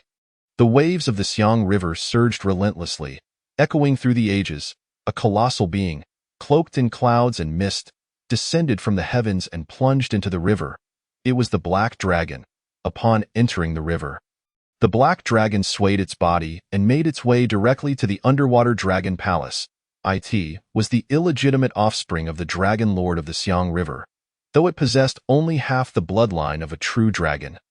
It was held in regard due to its connection to Poyang Lake. As it swam deeper, it arrived at a resplendent dragon palace guarded by shrimp and crab soldiers. The various aquatic beings on patrol recognized the Black Dragon but chose to feign ignorance. After all, even half-blooded descendants of dragons were still dragons. They dared not offend it. The Black Dragon hurried to a grand hall. Inside, the Dragon Lord of the Xiang River was reveling in song and dance, enjoying wine and merriment. The performers were Zhu Nyang and Luo Nyang, each clad in sheer silk, radiant as flowers, their figures enchanting. The Black Dragon initially yearned to voice its grievances, but, upon witnessing the Dragon Lord's enjoyment, chose to pause outside the hall, awaiting its turn with restraint. This father, though neglectful, was its only ally, and it wished to avoid offending him. Within the hall, seated in the main position, was a man of striking appearance, adorned with a splendid beard and a pair of red dragon horns upon his forehead. Initially expressionless, he now smiled and nodded, clearly pleased. After a brief moment, the performance concluded. The Dragon Lord of the Xiang River waved his hand, signaling the performers to depart. "Come in," he beckoned. "Yes." The black dragon glided into the grand hall and prostrated itself. "I, Ao Tsongfeng, pay my respects to Father." The Dragon Lord replied, "Not bad. You have made progress during your years away. Your once impulsive temperament has tempered somewhat." The black dragon lowered its head. "All thanks to your guidance, Father. Do not be overly modest. I named you Tsongfeng not to make you dull. Our dragon clan is the foremost among the water tribes. How could you lack the pride of a dragon? Yes. Have you come to seek me because you are in trouble? Indeed, I had devised a plan, but that celestial master from Longhu Mountain intervened. Thwarting my scheme and creating obstacles, I attempted to explain my situation to him, yet he remained unyielding. I am no match for him, thus I came to seek your counsel on how to proceed." The black dragon spoke sincerely, without exaggeration or self-pity. The Dragon Lord of the Xiang River remarked, "I am already aware of this matter. Moreover, I understand why that celestial master from Longhu Mountain is making things difficult for you." "Ah?" The black dragon lifted its gaze. "Father, what is his motive?" The Dragon Lord chuckled coldly. "Naturally, it is for the position of water god of Poyang Lake." "What? He is a mortal. How can he become a water god?" "He has no connection to Poyang Lake. What right does he have to covet that position?" The black dragon protested. "Just because he is unsuitable does not mean he cannot hold the position. There are rules in this world, yet beyond those rules, there are schemes and exchanges. Throughout history, how many high-ranking individuals have achieved their status solely through effort or fate? It often hinges upon connections. And Longhu Mountain is one of the most significant connections in this realm, that Zhang Jihe has cultivated for nearly 60 years. His talent is commendable, and his mastery of Taoist methods is quite impressive. However, his resolve is weak, and he nearly lost himself to the trials of the heart, teetering on the brink of destruction and losing his chance at transcendence. In light of his predicament, he seeks to scheme for a divine position, not wanting his efforts in cultivation to amount to nothing. The black dragon was taken aback. "Then what should I do?" The Dragon Lord of the Xiang River laughed. "What is there to fear? The waters of the world belong to our dragon clan. Poyang Lake is a crucial nexus of the southwestern waterways. It cannot be seized by outsiders. That Zhang Jihe, acting against the natural order, is already at odds with heaven. Does he truly believe he can attain godhood? He is oblivious to the fact that he has already fallen into madness." The black dragon rejoiced. "So, my opportunity is the greatest?" The Dragon Lord furrowed his brow. "Not yet settled. Do not become complacent. Even if Zhang Jihe cannot succeed, does that mean he cannot sabotage your efforts?" The black dragon's elation faded in an instant. However, he was indeed an excellent pawn, and it would be amusing to let him toil under his own delusions. After all, to become the water god of Poyang Lake, 2 steps must be taken. First, the celestial and earthly realms must be rectified. Second, the Dragon Palace must recognize its owner. The latter, especially, is of utmost importance. The Dragon Palace is the first blessed land born of millennia, and it belongs to our water tribe. Once recognized as its master, not only can one become the water god of Poyang Lake, but one will also command a space of blessed land, allowing for cultivation and the nurturing of direct descendants. In the future, one will be a significant figure in this realm. There is a predetermined order to the universe. Originally, that black fish spirit had the greatest chance. Given another 6 months, it would surely have been recognized as the master of the Dragon Palace. Yet, it was cut down by Zhang Jihe using secret methods at a tremendous cost, which is indeed divine assistance for you. The celestial and earthly rectification is of no concern. You are of the Dragon Clan. I shall seek aid from the dragon gods of the 4 seas, and with the support of the Dragon Clan's fortune, the rectification of heaven and earth will be the simplest of tasks. Your primary concern is to await the emergence of the blessed land and gain its recognition. That is of utmost importance. For now, the Dragon Clan is watching you. Should you succeed, there will surely be a place for you among the Dragon Clan in the future. Should you fail, I need not elaborate on the consequences, do I? The black dragon's heart sank, and with a serious tone, it declared, "Father, rest assured, I shall surely succeed." The Dragon Lord of the Xiang River nodded. "As long as you are clear in your heart, matters concerning opportunities cannot be overly assisted. Otherwise, it may backfire and lead to undesirable outcomes. For now, simply rest easy and allow that Zhang Jiha to act. The rectification of heaven and earth is merely the first step and does not yet impact you." Haikyo let out a sigh of relief. "With such words, I can rest assured. Thank you, Father, for your guidance. Your child now has a clear understanding." Haikyo bowed once more to "Go now, and do not leave Poyang Lake lightly in the near future. According to the celestial changes, the earthly manifestation of the Dragon Palace's blessed land will occur within these months. Possibly even now, if you are absent, it may no longer be your fate." Haikyo was taken aback and hurriedly said, "I shall return at once." After speaking, Haikyo performed a respectful gesture and departed swiftly from the Dragon Palace. At this moment, on the shores of Poyang Lake, Chun Xinghe had returned to the small hill where he had previously lingered. However, this time, he did not pay attention to the water god temple. Instead, he gazed at Poyang Lake with an odd expression. For some unknown reason, in recent days, Chun Xinghe had an overwhelming feeling that something was about to emerge from the depths of Poyang Lake, a sensation that grew increasingly potent, especially as it seemed crucial to him. He also felt an urge not to leave the vicinity of Poyang Lake lightly, for if he were to depart, it was highly likely that what was rightfully his would slip away forever. Chun Xinghe's expression grew serious. Although he did not place much importance on merit, giving it freely without hesitation, he was no fool. Such an entity capable of stirring his senses was certainly not to be missed, regardless of the reasons. Thus, he dared not leave hastily and even contemplated whether he should venture into the water to search for it. He felt that obtaining this elusive thing would grant him unimaginable benefits. Perhaps at that point, the myriad dangers he faced would no longer be a source of fear. Chapter 39.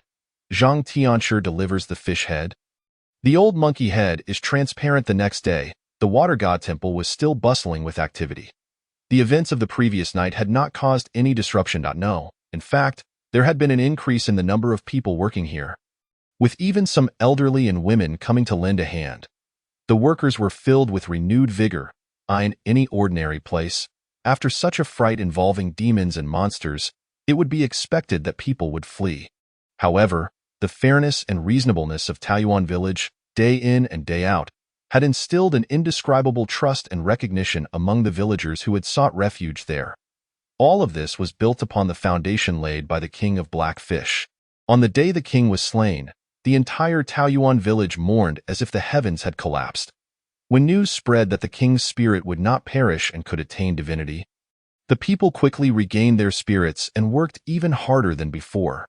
Many things went unnoticed.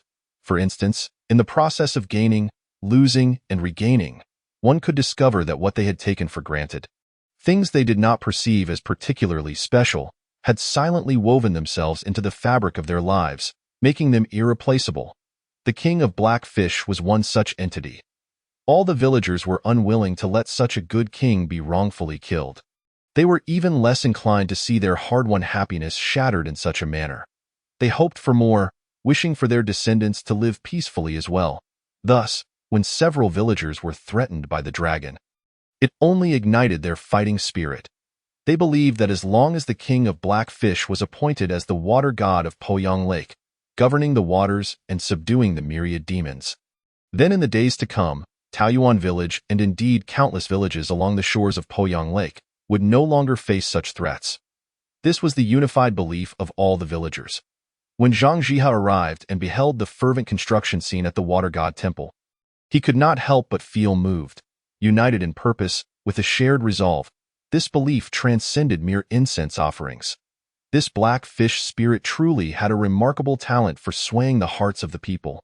Yet, this was all the better, as it would facilitate my assumption of control over the temple. Zhang Jiha felt a surge of enthusiasm as he dragged a cart into the construction site. On the site, hundreds of people gradually noticed Zhang Jiha's arrival and saw the familiar fish head atop the cart he was pulling. The head was that of a black fish, entirely black, with a large mouth filled with sharp teeth that appeared menacing. Yet, not a single villager felt fear at this grotesque visage. Even the children could not help but smile, pointing and exclaiming, "That's the king!" Old Luhu also made an appearance.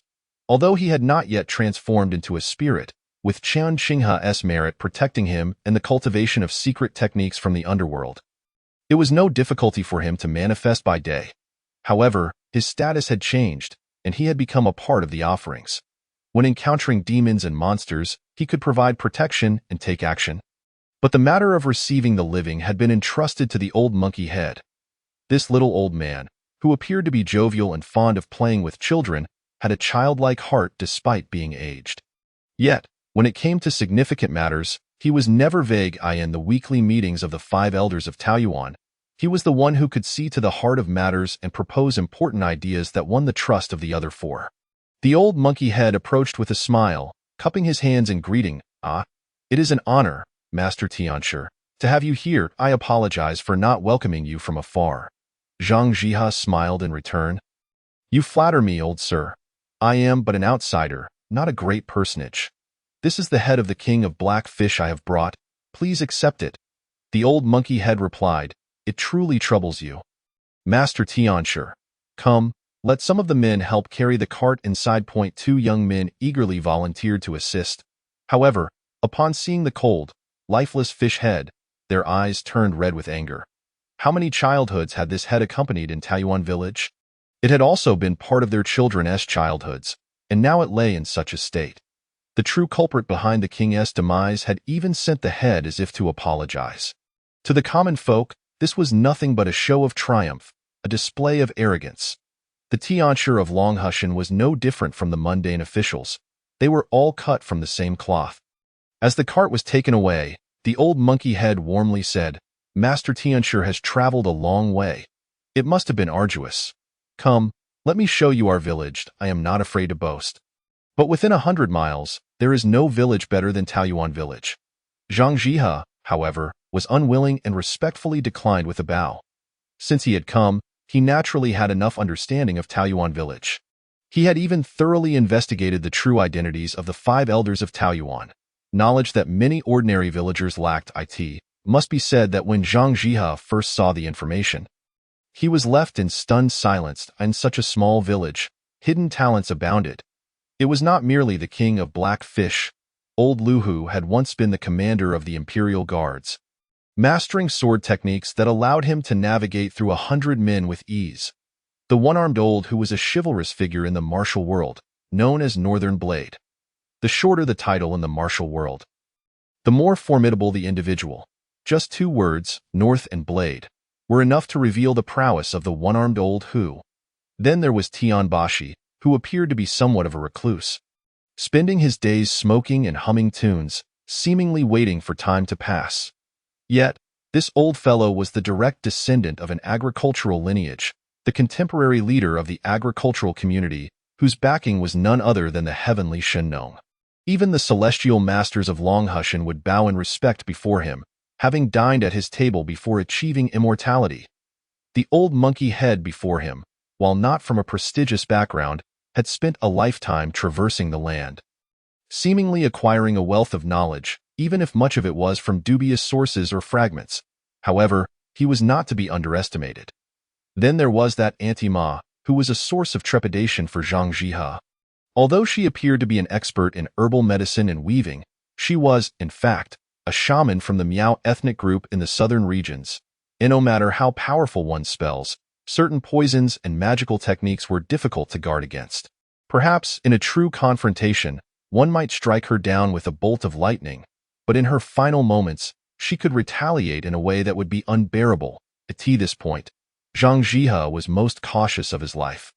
Before the world was sealed and corrected, he wished to avoid any unexpected events. Taoyuan village was fraught with danger, and unless absolutely necessary, he would not venture in, for what would happen if he fell into an ambush? There was no need for that.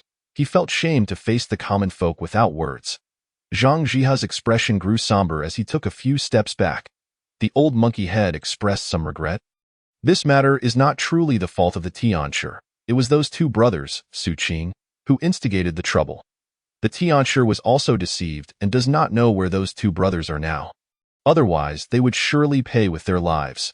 Zhang Jiha offered a respectful bow, infinite heaven's respect. Yet inwardly, he harbored doubts. Truly, the old hands of the Jianghu mixed truth with falsehoods. If it were not for my knowledge that Su Qing had been sent to prison by you, I might have believed your expression. They are all old foxes. It is best not to engage in too much conversation. The less nonsense, the fewer troubles. Chapter 40. Preparations before the storm. Watching Zhang Jia depart, the old monkey head smirked, his smile unwavering, yet his gaze grew cold.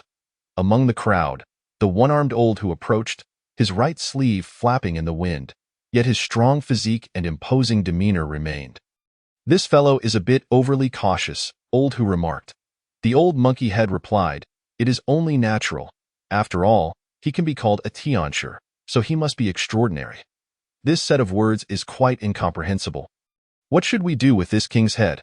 Old who continued to inquire. Old monkey replied, let us take it back to the village and, when the king arrives, seek his opinion. Old who nodded. That seems to be the only course of action. Old monkey remarked, although I cannot fathom the intentions behind this bull's nose, I can sense that the king's head has been tampered with in a very subtle manner. If it weren't for my training in a fragment of an ancient secret technique, I would have found it nearly impossible to discern. Old who stated, no need to look. I can deduce it. Just knowing is sufficient. You should take the king's head back to the village. I still need to continue my research on the layout of the water god temple and make a few more arrangements. Better safe than sorry. Agreed. Then you should carry on with your work. At Poyang Lake, the waves surged endlessly on this side of the reeds. Chen Xinghe, still clad in the skin of a judge, arrived at the lair of the water snake lady. Upon seeing Chen Xinghe's appearance, both the water snake lady and Lu Jin were taken aback. This visage, this form. Anyone with a sound mind could recognize its significance. However, when he spoke, both were left dumbfounded. Why is it the Black Eel King? Chen Xinghe removed the ghost fox disguise before them, revealing his true appearance, which finally put their minds at ease. Chen Xinghe then explained the circumstances. The water snake lady exclaimed in astonishment, you have actually become brothers with the black and white impermanence. Chen Xinghe smiled. It's merely a show of camaraderie on the path. My brother is giving face. The water snake lady was left speechless. How boastful, were it not for the protection of virtue. You would likely still be under the oppression of the underworld, forced to traverse knife mountains and descend into fiery seas daily. As this disguise of the king meant to deceive the Tianshi of Longhu Mountain and that carp spirit? Lu Jin inquired at that moment. Chen Xinghe nodded. Previously, our enemies were veiled while we were exposed, which was quite uncomfortable. Now, I have seized the opportunity to delve into the shadows and have come to understand a great deal. Things are looking favorable. King, have you sensed anything regarding Poyang Lake recently? Lu Jin suddenly asked. Chen Xinghe was taken aback and questioned in surprise. Do you also have such a sensation? Lu Jin shook his head. Not me. But the water spirits within Poyang Lake all share this perception, just varying in intensity. Because of this, Poyang Lake has been quite lively these past few days. Chen Xinghe grew increasingly curious. What is the reason behind this? Is there a sign of a rare treasure manifesting in Poyang Lake? Lu Jin replied. Precisely so, and moreover, King, this sensation should have emerged when the construction of the water god temple began, indicating that this hidden opportunity is brought forth by you. Chen Xinghe stated seriously. Opportunities are not something that can be claimed by anyone. They are gifts from heaven and earth. Since all the water spirits in Poyang Lake share the sensation, it must be the collective opportunity of Poyang Lake itself. After saying this, Chen Xinghe turned to the water snake lady and continued. How strong is your perception? The water snake lady responded. It is intermittent, and I lack a sense of direction. I only know it is within Poyang Lake. At its strongest, I find myself irresistibly drawn to a certain direction, feeling that it lies there, but it quickly vanishes. The next time it appears, it is in another location.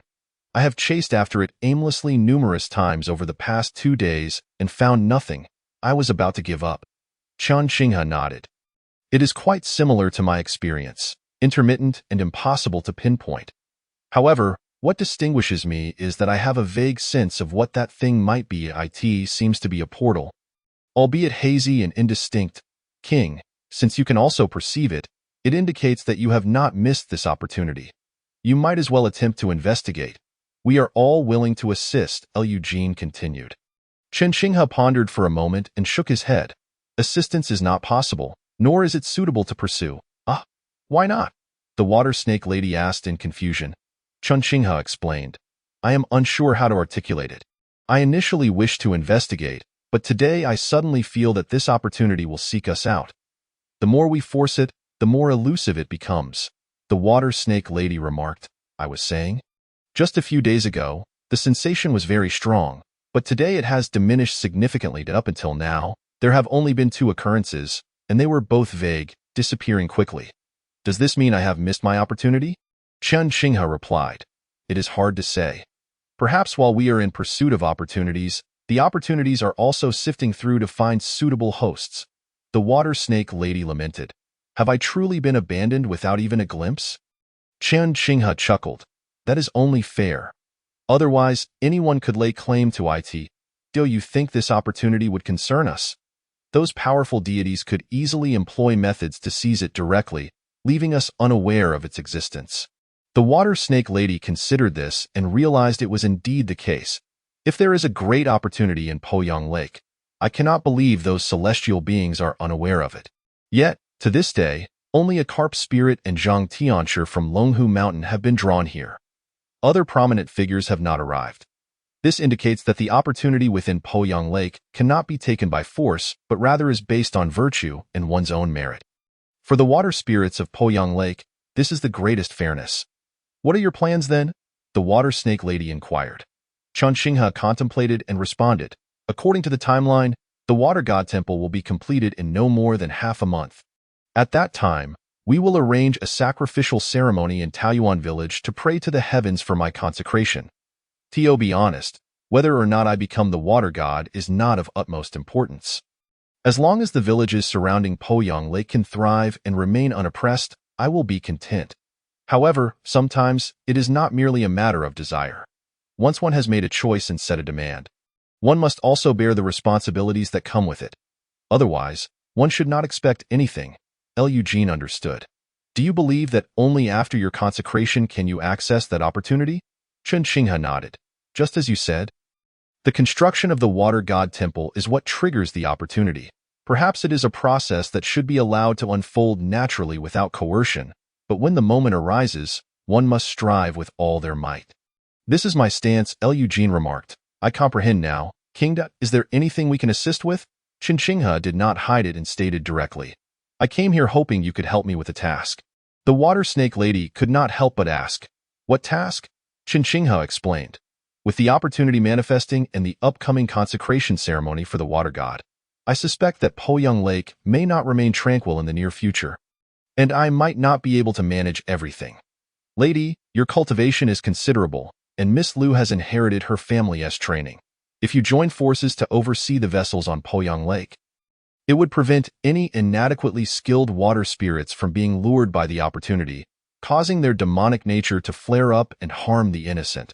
That would lead to a situation where both sides suffer, which benefits no one. The water snake lady, initially looking forward to it, retorted with a hint of displeasure. You truly are a kind demon.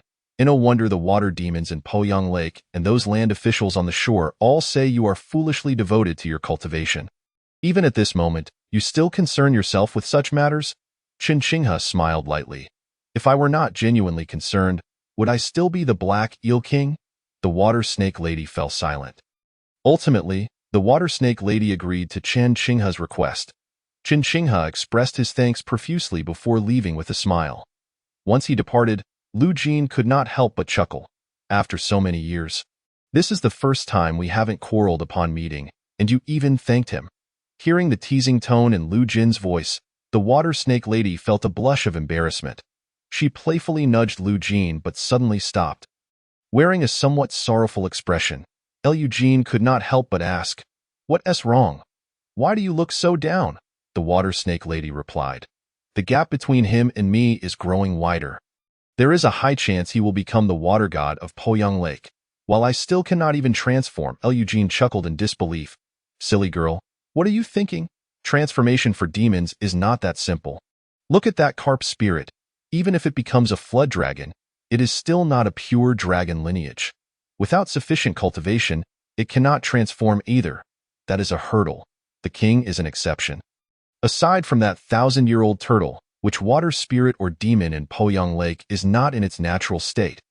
What is there to be sad about? But, no buts, I believe you are the best.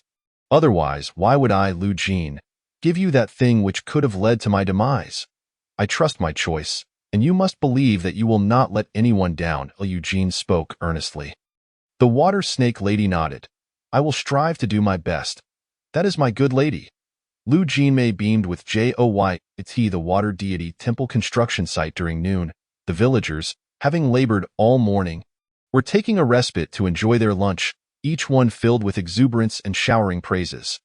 The meals were provided by Taoyuan village, prepared by the village's elder women, with an ample supply of oil and water. They showcased their culinary skills, creating dishes that were a feast for the senses. Even the old spirit of the river, no longer human, could not resist the allure of the food and requested a portion to savor the delicacies. After all, as a newly emerged spirit, his powers were insufficient, and only through diligent cultivation could he hope to partake in the normal pleasures of eating and drinking like ordinary folk. Qin Shinghe also appeared nonchalantly by the side of the old spirit. He dined alongside it, albeit with a measured pace, savoring his meal, having naturally attained the standard of ordinary eating and drinking, much to the envy of the old spirit. Previously, he had intentionally allowed Zhang Jihe to notice him, establishing himself as the spokesperson chosen by the judge of the underworld in Zhang Jihe's eyes. Therefore, Qin Shinghe's casual presence now posed no fear of Zhang Jihe's covert surveillance. Once they were well fed, the old spirit finally spoke. My lord, what shall we do about your head? Qin Shinghe replied. I have already inspected it. Zhang Jihe has tampered with the head, rendering it beyond my control. I cannot act rashly, or he will be immediately alerted, the old spirit sneered. I suspected that the cunning one had ulterior motives, however. The news of the head's return has spread widely. All the nearby villages are aware. We cannot afford to neglect this matter, for the villagers, unaware of the truth, might harbor misgivings. If this situation deteriorates, it could jeopardize the unity and trust between Taoyuan village and the neighboring settlements. Qin Shinghe chuckled. This is quite simple. The water deity temple will remain as it is, while the head will be treated separately. Let the old monkey expend some effort to construct a smaller edifice nearby to enshrine the head, which shall be named the Temple of the Black Eel King. Subsequently, we can disseminate information that the head enshrined there is my intention. Once the temple is completed, any family with a newborn, regardless of gender, may come to the water deity temple to pray for blessings, and then visit the Temple of the Black Eel King, allowing the child to touch the king's head. You might even craft a catchy rhyme. The king's head, a child's hand, touch it and live to 99. This way, everyone will not only accept it but also look forward to it. Moreover, once the water deity temple is established, it could transform into a scenic destination.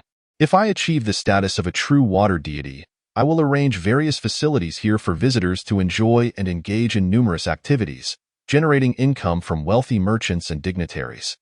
Especially for women, should they find it appealing, their gold coins will flow abundantly. At this point, Qin Shinghe's excitement was palpable. The old spirit, caught between laughter and tears, remarked, My lord, if you become the water deity, will you still need the riches of the mortal realm? Qin Shinghe shot a sidelong glance at the old spirit. What upon becoming a water deity, am I to dine without cost? Furthermore, for the village to prosper, the villagers must eat. Money is essential in every aspect. Should Taoyuan village and the surrounding settlements thrive, will we not assist our less fortunate brethren? When I spoke of shared prosperity, did you think I was jesting? The old spirit was instantly filled with respect. It was undeniable that the villagers of Taoyuan and the surrounding areas revered and respected their lord for good reason. He seemed perpetually preoccupied with the well-being of others. Such a lord was certainly deserving of their loyalty. Days passed. In Poyang Lake, the emergence of aquatic spirits became increasingly frequent. Even those who doubted the existence of monsters were compelled to believe. These aquatic beings had instigated numerous attacks on vessels. This unfortunate consequence stemmed from the allure of a singular goal enticing a multitude of beings, who, unable to suppress their nature during the chase, became disillusioned upon realizing they could not grasp that goal, leading to an imbalance in their mindset and unleashing their ferocity. The Water Snake Lady and Lu Jin were, after all, but two, beyond safeguarding their own territories. They could only occasionally oversee the waters once belonging to Chen Qinghe. They would assist wherever they could, but as tales of monster attacks on vessels spread, the exploits of a female immortal and a giant snake rescuing others gradually circulated. However, fear of the monsters prevailed, and for a time, ships ceased to navigate Poyang Lake, as no one dared to take the risk. This brought a sigh of relief to the Water Snake Lady and Lu Jin. Were the people to disregard superstition entirely, no matter how they divided their attention, they would be overwhelmed. One day, after patrolling the waters once belonging to Chen Qinghe, the Water Snake Lady and Lu Jin prepared to return. Suddenly, the lake surged violently as a colossal creature swiftly approached from the depths. "Not good, my lady, beware!" Lu Jin exclaimed in alarm. Yet, the Water Snake Lady had already sensed the impending danger. With a flick of her tail, she evaded the creature's onslaught. However, the creature's tail lashed out as it narrowly missed, striking the Water Snake Lady and sending her flying several meters away. As the monstrous entity lunged again. Intent on eliminating the Water Snake Lady, Lu Jin swiftly formed hand seals, stepping onto the water's surface. In the next instant, the waters churned, forming a whirlpool that ensnared the colossal being. The creature roared in fury, shattering the whirlpool, but the Water Snake Lady had already assumed a defensive stance, joining forces with Lu Jin in a complementary position. At that moment, the monstrous entity revealed its true form, the Black Flood Dragon. "You wretched servant, you cannot be killed. Truly, you are fortunate," it sneered, refraining from further assault. Chapter 42. The Millennium Tortoise Demon and the Old Temple Keeper. Upon seeing the Black Flood Dragon, the Water Snake Lady's gaze turned frigid. "You may continue your attacks if you wished." Lu Jin remained silent, continuing to weave her magical seals. Upon realizing that this carp spirit was, in fact, the Black Flood Dragon, the Water Snake Lady understood that there would be no resolution. They were bound to clash, an unending cycle of conflict. After all, when the Black Flood Dragon first arrived at Poyang Lake, it had targeted her, using the allure of its dragon bloodline to provoke the Water Snake Lady into a pursuit, thereby drawing closer to Chen Qinghe. Previously, influenced by Chen Qinghe's words, the Water Snake Lady had decisively launched a surprise attack against it, narrowly escaping death. Now, knowing the true identity of her formidable foe, the Water Snake Lady and Lu Jin had devised many strategies and honed their combined techniques specifically for this confrontation. Though they might not necessarily triumph, the Water Snake Lady harbored a greater secret, one unknown even to Lu Jin. The Black Flood Dragon was also vying for the position of water deity of Poyang Lake. Thus, if it sought to kill her, she would resist with all her might. Should this cause the waters to surge and endanger the lives along the shores, she would willingly sacrifice herself. But if the Black Flood Dragon were to slay her, what virtue would it possess to claim the title of water deity? Trading her life for its future, such a deal was worth it. The Water Snake Lady remained resolute, undeterred by the Black Flood Dragon's threats. "You wretched creature, consider this a warning. Behave yourself and stay hidden in your den. If I catch you roaming freely again, I will not hesitate to end you." The Water Snake Lady retorted with a smile. "Consider it a request. Come and kill me." Enraged, the Black Flood Dragon seethed. "You seek your own demise." The Water Snake Lady fell silent, her body swaying, her centuries of magical power stirring the waters into ever-growing waves. The Black Flood Dragon suddenly realized something, its eyes wide with alarm as it glared at the Water Snake Lady. "You audacious servant! You dare plot against me? Very well, wait for me to become the water deity, and I shall make you suffer." With that, the Black Flood Dragon coiled its body and plunged back into the depths. Disappearing from sight, the Water Snake Lady felt a twinge of disappointment. This creature was undoubtedly the greatest obstacle to Chen Qinghe's ascension as the water deity. If it dared to act, Chen Qinghe would undoubtedly clear the path ahead. Lu Jin approached the Water Snake Lady, sighing. "My lady, your intentions are truly commendable." The Water Snake Lady expressed a hint of shame. I apologize. I deceived you. Eugene shook her head. Who could you possibly deceive with that clever little mind of yours? I knew your intentions the moment you diligently practiced your water manipulation techniques. Alas, the Black Eel King remains entirely oblivious to your sacrifices. Is this truly the right course of action? The Water Snake Lady replied. Whether he knows or not is his concern. What matters is that I am willing, just as he was when he saved me. Whether I feel gratitude is my business. He merely acted out of his own volition. You foolish girl, you truly are a foolish girl. Time flows like water, never pausing for anyone. The construction of the Water God Temple is becoming more refined with each passing day. On this particular day, the completion is imminent. The beams have been procured and are en route. Expected to arrive shortly. Once the beams are raised, it will primarily be a matter of finishing touches. Thus, in the afternoon, the old monkey head announced that there would be a break for the evening, with plans to raise the beams the following day. Tomorrow afternoon, a feast will be held at the Water God Temple, inviting all from the nearby villages to gather, with Taoyuan village hosting a flowing banquet. The villagers cheered as they departed, each face beaming with joy. In these challenging times, a full meal is a luxury. Yet here, in the vicinity of Taoyuan village, having enough to eat is commonplace. Indulging in meat every few days is hardly a concern. To host a grand banquet now feels akin to celebrating the new year. Everyone rejoices at the serendipity of encountering the King of Eels, fortunate to dwell in this region of Poyang Lake. Living in peace. As the residents of Taoyuan village look forward to tomorrow, at Guiyun Temple, Zhang Jiha sits across from the old temple priest, sharing a pot of tea. The priest is immersed in the moment, content and at ease. Zhang Jiha prepares the tea, his skills in tea-making indeed remarkable, further enhanced by his magical techniques that awaken the fragrance, making the flavor even more exquisite. The old priest watches, sipping with delight. Zhang Jiha then inquires, "What do you think, esteemed elder? Good tea-making?" The old priest opens his eyes and praises, "Indeed, your tea skills are commendable." Zhang Jiha replies, "I wish to share this tea with you for a long time to come." The old priest chuckles, "I praise your skills, yet I did not express my fondness for this tea." Zhang Jiha asks, "Oh, what tea do you prefer, venerable elder?" The priest responds, "I favor the natural aroma of tea, allowing it to unfold naturally, recognizing its sweetness and bitterness. This embodies the essence of the way of tea." Zhang Jiha sighs, "It seems I have embarrassed myself." The old priest remarks, "There is no fault in pursuing perfection. All beings with intelligence desire the best. Yet in this world, fortunes are limited. Those with awareness should cherish their blessings. Cherish blessings. Such words seem weak. If no one contends, then this world would be stagnant and devoid of joy." Zhang Jiha counters. The old priest asks, "Do you find joy in your contention?" Zhang Jiha replies, "Circumstances differ, identities vary, and choices diverge. Thus, our struggles are distinct. In my current position, I must strive, for otherwise, after a lifetime of arduous cultivation, I would merely return to dust.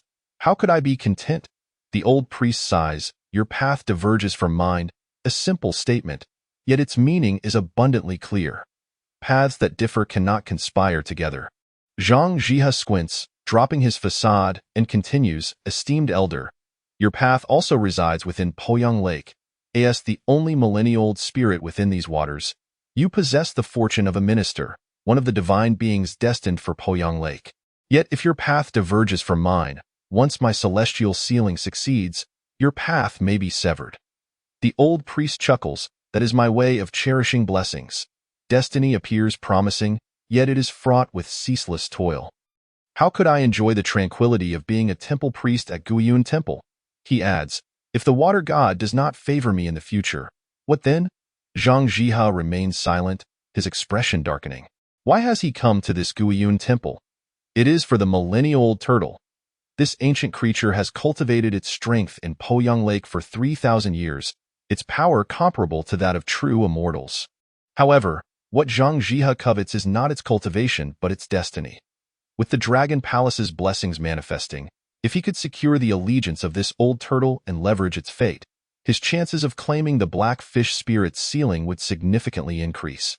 Yet, unexpectedly, this old turtle proves ungrateful.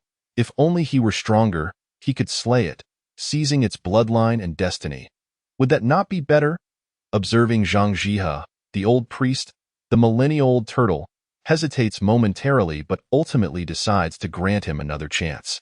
After all, in its weaker days, the Taoist sect had provided protection, sparing it from several life-threatening calamities.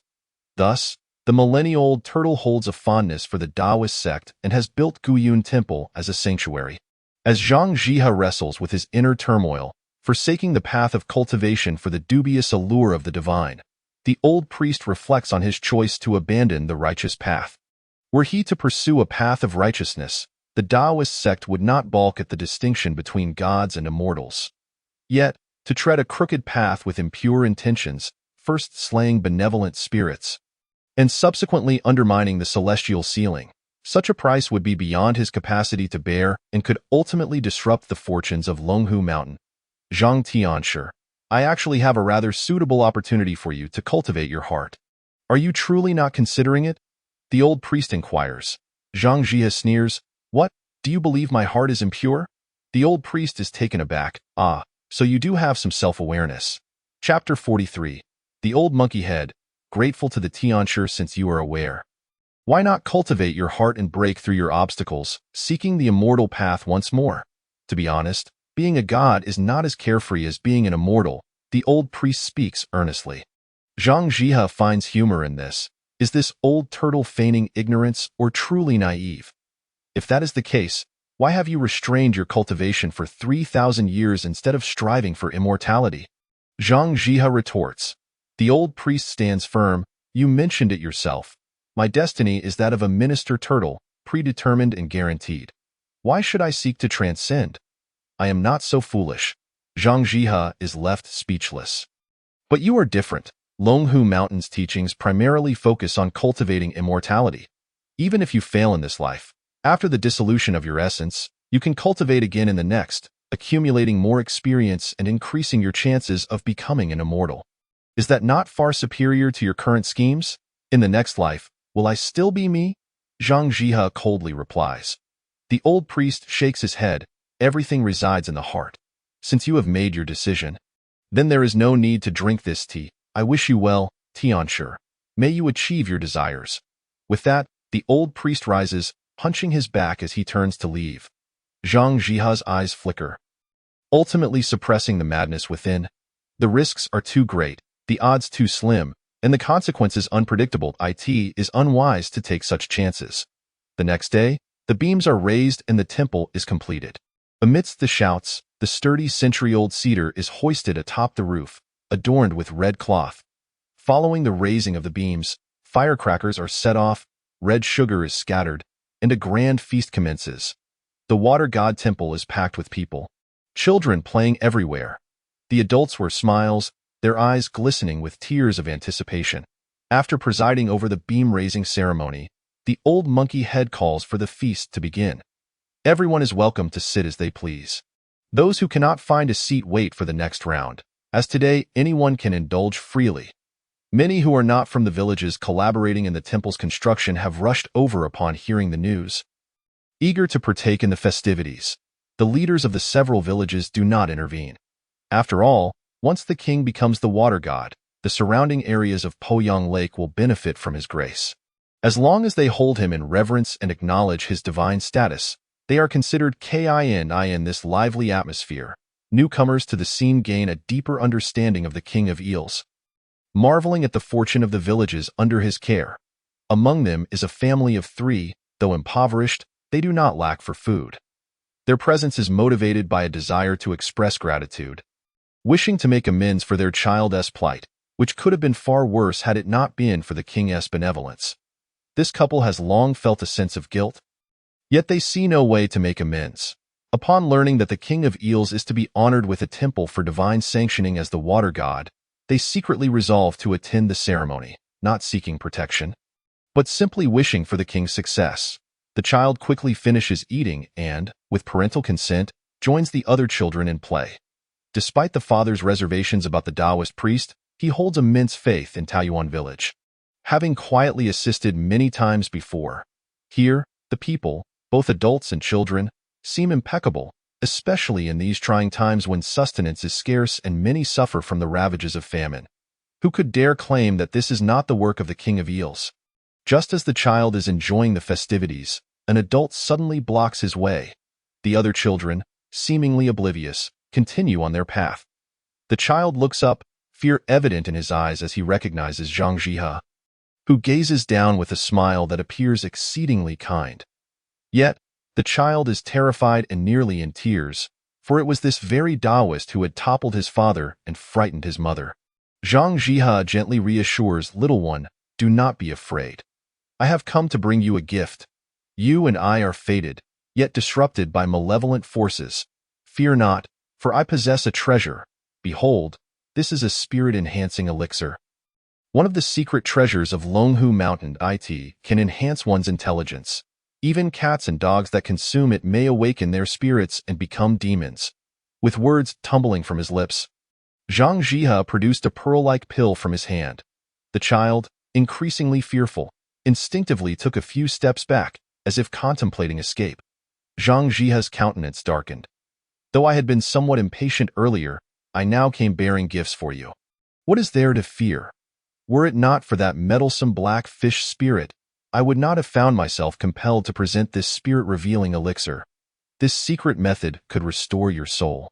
Yet now, I am reluctantly parting with one after all. This child is the executioner in this plot, the most crucial piece on the chessboard. If the ties binding us are not severed, the latent risks would be insurmountable. Moreover, while it appears that I am at a disadvantage by offering the spirit-revealing elixir, in truth, Zhang Jihe stands to gain. With such a considerable debt, I am left to resort to subterfuge. If a genuine reconciliation were sought, it would entail that any request from this family would be impossible to decline. The reason Zhang Jihe has awaited this moment is to see the child slip from his parents' gaze. Children, after all, are the easiest to deceive.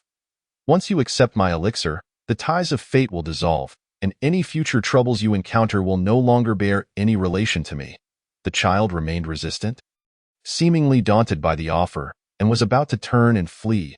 Zhang Jihe hastily grasped him, speaking in a grave tone. "Little one, if you take this, I shall release you. What say you?" The child was on the verge of tears when suddenly a figure crouched down and smiled. "Fear not, with Grandpa here, no one can bully you." The figure was none other than the old monkey head, Tiomini. He appeared as a scruffy vagabond, a typical figure in the marketplace. However, to the child, he was quite amiable. Earlier, the child had accompanied his parents to assist and had listened to several stories from the old monkey head, whom he admired greatly. Upon seeing him now, the child froze, clutching his arm, clearly filled with trust. The old monkey head reassured the child before rising to regard Zhang Jihe, exclaiming with a smile, "What brings you here, Master Tianshi? You didn't give any prior notice." "I have nothing much to offer in terms of hospitality." Zhang Jihe surveyed the lively banquet spread before him and then glanced at the old monkey head. "Nothing much to offer?" Yet the old monkey head sighed, saying, "To be honest, Master Tianshi, we have incurred substantial expenses for the water goddess consecration. Look at all this food: chicken, duck, fish, and meat. Does it not appear lavish? It is merely for show, a facade of prosperity. And all of it is on credit, to be repaid later. The number of diners has exceeded our budget, and we are quite worried. After today, it is possible that Taoyuan village might face bankruptcy." Zhang Jihe inquired, "What do you mean by bankruptcy?" The old monkey head laughed. "It is just a saying I learned from the great king. Do not mind the details, Master Tianshi. I see you are sincere. Having returned the great king's head, you have come again. Are you seeking to assist in some way?" Zhang Jihe nodded, but then sensed something amiss. Indeed, the next moment, the old monkey head clapped his thigh in delight, proclaiming, "I knew it! The Tianshi of Longhu Mountain is straightforward, kind-hearted, and generous. We are friends. I shall not be polite. We are building a temple and hosting a feast, and Taoyuan village faces a significant financial gap. If you would be willing to help fill this void, I, on behalf of the 1,327 villagers of Taoyuan, would bow before you." Saying this, the old monkey head prepared to kneel without hesitation. Zhang Jihe swiftly intervened, preventing him from kneeling, and directly asked, "How much do you need?" Not much, merely 800,000 taels, came the reply. Zhang Jiha's expression morphed into one of incredulous amusement. 800,000? What is this? The construction of a palace. Is a grand banquet truly so costly? Is this the standard for a royal feast? You truly dare to ask for such a sum, my good fellow. Is this not excessive? I am but a humble wanderer. Where might I procure such wealth? Zhang Jiha suppressed his rising anger and responded. The old monkey head looked at him, incredulous. Is it true? Master Tianshi, you have no money? Zhang Jiha replied. I am as penniless as the wind. The old monkey head retorted. Then what brings you here? Zhang Jiha answered. Is having wealth the mark of a Tianshi, while lacking it defines you? I came for this child, for having slain the great king. I borrowed from his spiritual light and felt a deep sense of guilt. Thus, I offer this secret treasure, the spirit-revealing elixir, to atone for my remorse. The old monkey head exclaimed in astonishment, the spirit-revealing elixir. I know of it. It is one of the 3 great treasures of Longhu Mountain. It is said that even princes and nobles are turned away when they seek it. Zhang Jiha smiled. The emperors of the mortal realm are bound by the laws of heaven. How could we of Longhu Mountain dare to act against the divine will? The old monkey head questioned, then how did you dare to slay the great fish king? Zhang Jiha's smile faltered. Can one not engage in conversation? I have humbled myself so thoroughly, do you not perceive my goodwill? This is all a misunderstanding, but I have a question. The old monkey head's expression turned serious. Zhang Jiha thought to himself, here we go again, yet he was unwilling to leave without resolving the bond with this child. For it would otherwise weigh heavily upon his conscience. Since you are willing to part with the spirit-revealing elixir, having borrowed the child's spiritual light, yet now you return only the head of the great fish king? I perceive a lack of sufficient remorse on your part. Zhang Jiha's expression remained impassive. Aside from financial matters, I am prepared to offer any assistance within my capabilities. Truly? The old monkey head inquired. Zhang Jiha narrowed his eyes. Truly. The old monkey head chuckled. Then in front of all of us, how about you kneel thrice and bow 9 times to the great king, acknowledging him as your adoptive father? After all, the king has perished without leaving an heir. Your filial piety would be a gesture of goodwill, and this would not cost you anything. Surely, this is not too much to ask? Zhang Jiha's expression darkened. You would have me call that black fish spirit my adoptive father? You dare to make such a suggestion? His tone shifted, laced with menace. The old monkey head insisted, that cannot be, nor can this. Master Tianshi, your good intentions are duly noted, but we cannot ask for more. Zhang Jiha retorted. If that is the case, then please accept this spirit-revealing elixir on behalf of the child, for my heart cannot find peace otherwise. The old monkey head laughed. That simply will not do. The child's parents are present. How could I accept a gift on another's behalf? Perhaps I should call them over for a discussion. Zhang Jiha felt as though he had stepped outside without consulting the almanac. This old fellow was exceedingly difficult to contend with. However, being overly forceful would jeopardize my plans. Just wait. The more you flaunt, the more I shall relish the moment when, following consecration, you discover that the water god is I. Then I shall be keen to see your true colors. With this thought, Zhang Jiha found his resentment dissipating, replaced instead with anticipation. In that case, I shall take my leave. Should there be any issues, you may come to Guiyun Temple to seek me out. Zhang Jiha concluded, preparing to depart. The old monkey head hurriedly called after him, Master Tianshi, will you not stay for a meal before you leave? Zhang Jiha did not respond. Earlier, he had claimed there was nothing to offer. Now, as he prepared to leave, he suggested a meal. I would sooner dine with a hammer. Once I become the water god, you shall be the first to face my reckoning. The old monkey head watched with a grin as Zhang Jiha departed. Then with a flick of his wrist, he revealed the spirit-revealing elixir in his hand. As a veteran of the martial world, the old monkey head possessed a myriad of skills, among which was a technique known as the 5 Ghosts Transport. His earlier provocations had merely been a pretext to employ this art to seize the elixir. In truth, this so-called Tianshi was not as formidable as he appeared. Yet the old monkey head remained unaware that the departing Zhang Jiha was also smiling, quite pleased with himself. His earlier suggestion that the old monkey head accept the elixir on behalf of the child was precisely the moment the old monkey head had quietly employed the 5 ghosts' transport to cleverly acquire the elixir. As a master Tianshi, even one from the outer sect of Longhu Mountain, his Taoist skills and abilities were far beyond what a haphazard practitioner like the old monkey head could muster. At the time of speaking, Zhang Jihe had effectively relinquished his opportunity to obstruct the old monkey head.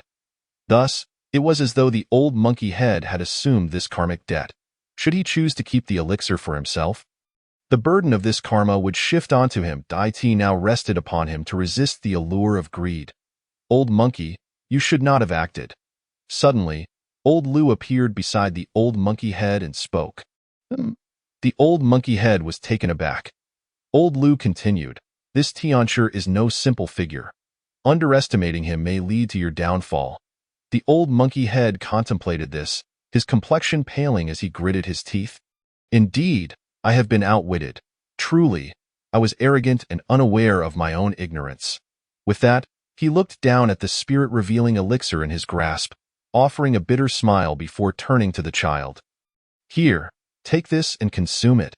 The child hesitated for a moment, but upon glancing at the old monkey head, he chose to trust him.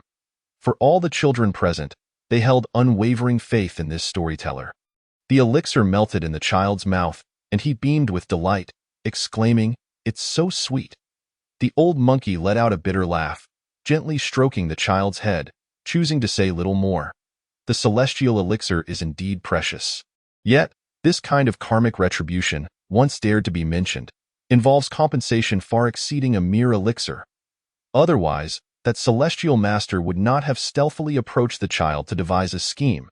It was a case of self-sabotage. At this moment, the grand feast continued. With tables being served in succession, those sated with food and drink drifted into the shade of the trees for leisurely conversation. Chen Xinghe was among the third batch to partake in the meal. He transformed his appearance into that of a bearded old man. After enjoying his fill, Chen Xinghe leaned against a tree, contentedly picking his teeth. Moments later, he paused, casting his gaze towards an approaching man. He too bore a beard. It was none other than the bearded swordsman. He had come to partake of the meal as well, looking thoroughly satisfied. Chen Xinghe pretended not to recognize him and averted his gaze. However, the bearded swordsman halted beside him, almost brushing shoulders. Then, he smacked his lips and remarked, "The food is quite good, but the wine could use some improvement." Chen Xinghe still ignored him. The bearded swordsman turned to him directly, grinning. "So, what do you think? How does it feel to enjoy your first meal as a follower?" Chen Xinghe sighed and inquired, "How did you figure it out?" The bearded swordsman replied, "Do you wish to hear the truth, or a lie?" "Certainly the truth," Chen Xinghe stated. "I left a mark on you. Do not think that merely donning a different guise will fool me. As long as you have not been reincarnated, I will recognize you regardless of your form." Chen Xinghe's expression darkened. "Is it truly necessary? I invite you for a drink, and you scheme against me? Now, do not speak so recklessly. I am quite an upright person, never scheming against anyone," the bearded swordsman retorted. "Then what do you mean? I thought you had left after not seeing you for a few days, yet here you remain. What exactly are you trying to achieve?" the bearded swordsman replied with a laugh. "What if I told you I came for that dragon? Would you believe me?" Chen Xinghe scoffed. "Do you think I would believe you? Guess if I believe you or not." Chen Xinghe shot back. "Get lost." "All right then, before I go, let me share a piece of information with you, as payment for this meal." Chen Xinghe remained silent, merely observing the bearded swordsman. He grinned widely. "You may go to Guiyun Temple to seek out that old temple steward. He is the 1,000-year-old turtle of Poyang Lake and will be the destined turtle minister of Poyang Lake in the future. If you wish to become the water god, he is an indispensable ally. Of course, whether you go or not is entirely up to you." Chapter 45. Encountering difficulties, requesting Master Zhang, the bearded swordsman departed. Chen Xinghe was left astonished. He certainly knew of the 1,000-year-old turtle. Yet after a decade of traversing to Poyang Lake, he had only heard of its name but never seen it. Though think this ancient turtle was actually serving as a temple steward. The old man certainly knew how to enjoy himself. However, Chen Xinghe did not immediately rush to Guiyun Temple. After all, Zhang Jihe resided there as well. This required careful consideration. Following the grand feast, the construction of the water god temple continued. The beam was raised, and soon the roof would be completed, along with various improvements and discussions regarding the timing of the heavenly offerings. The old monkey racked his brain over this. To achieve perfection, one must have the right timing, location, and harmony among people. The harmony among people was present, with everyone united and filled with anticipation. The location was also favorable.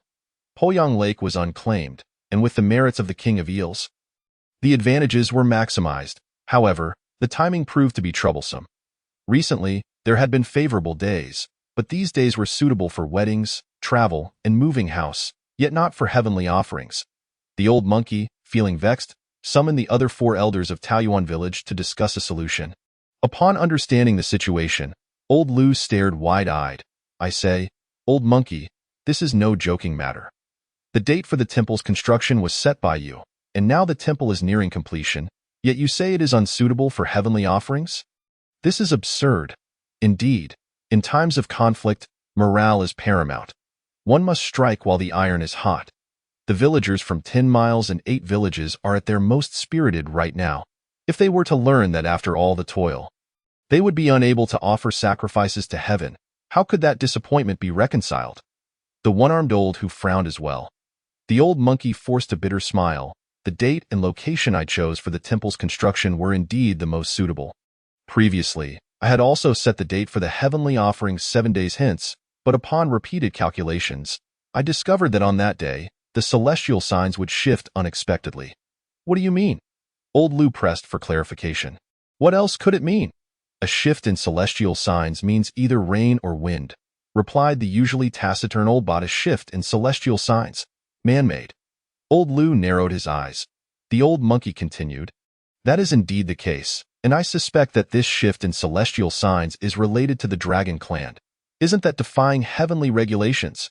Rain or wind, thunder or lightning, those are predetermined celestial signs, already established as auspicious days. How dare the dragon clan act so recklessly? Do they not fear the dragon-slaying platform?" Old Lu ground his teeth in anger. The old monkey sighed. Is there really a need to ponder this? Poyang Lake is the center of the southwestern waterway, with flourishing water transport. How could the dragon clan allow it to be occupied by outsiders? If they can pay a certain price to secure the position of water god in Poyang Lake, it would be all benefit and no harm for the dragon clan. They would not hesitate to disrupt the timing of heaven, willing to pay any price. Such underhanded schemes, old Lu cursed at that moment. Aunt Ma spoke up. "Regardless of whether the dragon clan is secretly sabotaging us, we must devise a countermeasure. Indeed, we cannot delay the heavenly offerings. Otherwise, all our efforts will be in vain," the one-armed old who asserted gravely. "But why are you all in such a hurry? You must understand, there are others who are even more anxious about the water god temple than we are." Old Boss suddenly chuckled. Upon hearing this, old Lu's eyes lit up. Indeed, Master Zhang must have a plan. Now that the heavenly offerings are in jeopardy, he is likely even more anxious than we are. How could we overlook such a valuable ally? The old monkey laughed. I have been too narrow-minded, preoccupied with my apprehensions about him, forgetting that our Master Zhang possesses divine insight. With that, the old monkey declared, "I shall seek out Master Zhang. Not just seek, but invite him over." Suddenly, a voice rang out, and Chen Xinghe, draped in judge's attire, appeared. "Your Majesty," the 4 men and old Lu spoke in unison. Regardless of their individual statuses, they all held Chen Xinghe in the highest regard within Taoyuan village.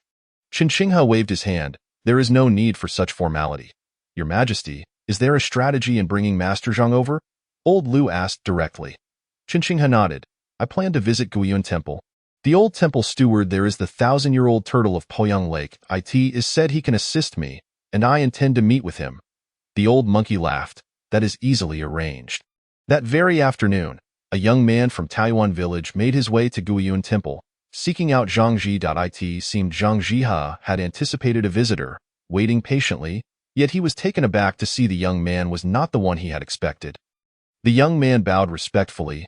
"I am Hu Jinsheng, here to pay my respects to Master Zhang." Upon hearing the name, Zhang Jihe's eyes flickered, and he smiled. Ah, a gifted disciple from the farming family. No need for such formalities. Please rise. As a disciple of the farming family, he came to extend an invitation, which was indeed a gesture of respect. Once the young man stood, he continued, I am here at the behest of my master to invite Master Zhang to Taoyuan village for discussions. Zhang Jihe hesitated for a moment, but ultimately nodded, very well. Initially, he had thought it would be old Lu or the old monkey who would come, and he would feign indifference, assuring them that they could proceed with the heavenly offerings as planned, and that he would intervene if any issues arose. However, with the disciple from the farming family extending an invitation, it would be impolite to continue pretending, so a visit was indeed necessary. It was a rare chance to engage with this mysterious farming family, an opportunity to glean some insights. Moments later, Zhang Jihe and Hu Jinxing departed together, this time. Within Guiyun Temple, the old temple steward was still sweeping fallen leaves. This task seemed never-ending, as leaves fell continuously, yet he swept slowly, as if savoring the experience rather than merely performing a chore. Suddenly, he chuckled, If you have arrived, then show yourself. There is no need to hide away in a flash of golden light. Chen Qinghe revealed his true form, without even donning a disguise. He clasped his hands. I am Chen Qinghe, here to pay my respects to the esteemed turtle. The old temple steward paused his sweeping. Turning to look at Chen Qinghe, examining him from head to toe, he first nodded, then shook his head. Chen Qinghe remained unfazed, simply observing. After a moment, the old temple steward could not help but inquire.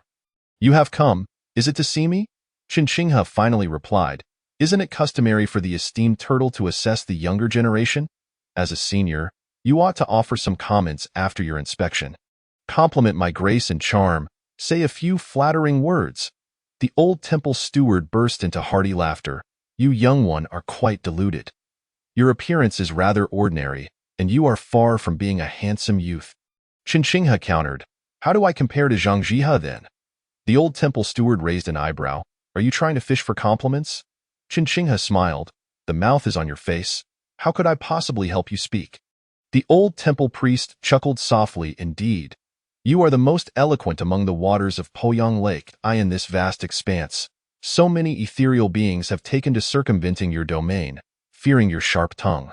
I must say, I have witnessed it firsthand. Chen Qinghe, with a serious demeanor, replied, A just cause can traverse the world, while an unjust one falters at every step. This is my life's motto. Do you concur? Esteemed elder, this sentiment merits a contemplative discussion over tea. Come, follow me. Chapter 46. The millennia-old turtle faces disdain on a mountain path. Zhang Jihe walked alongside Hu Jinxing, who lagged half a step behind. After traversing approximately 2 miles, Zhang Jihe suddenly remarked, You must be the closed-door disciple of the farming family's patriarch. Hu Jinxing nodded, affirming the statement. Zhang Jihe continued, If I recall correctly, your family's aspiration is for all people to have enough to eat. Is it not? Hu Jinxing chuckled, Do not mock me, revered master. Such grand aspirations are nothing to be ridiculed. Only someone who does not eat would dare to scoff at such words. Zhang Jihe maintained a pleasant demeanor, while Hu Jinxing remained humble and polite, offering no rebuttal. However, he pondered why such a lofty ideal would confine a patriarch to a humble village. This was not the demeanor one would expect from a leader of the farming family. Zhang Jihe finally broached the question he had been contemplating. Hu Jinxing seemed prepared for this inquiry, responding, It is because here, my master perceives the possibility of ensuring that all in the world can eat their fill. Zhang Jihe, intrigued, questioned, Is this peach blossom village truly so extraordinary? Hu Jinxing replied, These are the very words of my master. Zhang Jihe paused, refraining from further questioning. The black fish spirit had amassed vast merits in a mere decade. Perhaps there were aspects he remained unaware of. Yet, this only fueled Zhang Jihe's anticipation of taking its place. If he could become the water god, then all that belonged to Peach Blossom Village would be his. Should he continue to accrue merit, the consequences of his actions would inevitably be rectified in the shortest possible time, allowing him to navigate through difficulties with ease. With these thoughts, Zhang Jihe felt his spirits lift. Meanwhile, in a room at Guiyun Temple, the old temple priest retrieved tea leaves, ignited a small red clay stove, and began to boil water for tea. His movements were fluid and graceful, busy yet unhurried. A sight to behold. Chen Xinghe, utterly oblivious to the intricacies of tea culture, had a keen understanding of brewing goji berries, a skill that had, unfortunately, become obsolete since his arrival in this realm. Soon, the water boiled, and the old priest commenced the tea brewing process. Throughout this, silence enveloped the room. When the old priest presented a cup of tea to Chen Xinghe, he blew gently across the surface before taking a sip. The old priest observed him intently. Chen Xinghe pondered for a moment and declared, "It is good." The old priest continued to watch him. After a lengthy pause, he could no longer contain himself. "Is that all?" Chen Xinghe replied, "What more do you expect me to say? Your tea is rather ordinary, with a hint of bitterness. To call it good would be a disservice to my conscience." The old priest inquired, "Beyond its taste, did you glean any insights?" Chen Xinghe regarded the old priest with an expression of incredulity. "Elder, you must find daily life quite exhausting, do you not?" The old priest asked, "Why so?" Chen Xinghe explained, "Must one derive insight from simply drinking tea? Should I also seek enlightenment in eating, drinking, and relieving myself? Sometimes, what we call insight is merely overthinking. The mind has its limits, and to ponder excessively is to invite fatigue." The old priest burst into hearty laughter. Once he had regained his composure, he remarked, "I knew I could not bamboozle you. Young MANDIT is quite peculiar. You are but a youth, yet you seem to possess a deeper understanding of the path to wellness than I." Chen Xinghe replied proudly, "Wellness must be ingrained in one's very being. You may not understand, but simply drinking tea is hardly sufficient. One must brew goji berries to truly cultivate health." Goji berries? Ah, this herb is indeed mild in nature and sweet in flavor. It benefits the liver, kidneys, and lungs. It is, without a doubt, a fine tonic, the old priest conceded after a moment's reflection. Yet he soon grew puzzled. "But why brew goji berries? Is it not acceptable to eat them directly?" Chen Xinghe explained, "Brewing yields the best results. One should start with cold water, add the goji berries, and then pour in hot water to release their medicinal properties. If adhered to over the years, the benefits are boundless." The old priest appeared somewhat swayed by this reasoning, but quickly realized he had inadvertently allowed Chen Xinghe to steer the conversation. He immediately retorted, "Let us discuss this later. For now, let us enjoy the tea." Chen Xinghe chose not to elaborate further and continued to savor the tea. Initially bitter, it soon turned sweet, invigorating his palate. The tea likely originated from wild mountain tea, growing more delightful with each sip. After several cups, the old priest finally gathered his thoughts and inquired, "Young man, do you aspire to become the water god?" Without hesitation, Chen Xinghe replied, "Indeed, I do."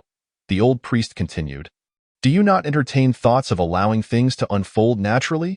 Chen Xinghe looked at the old priest as if he were a simpleton, his eyes betraying skepticism.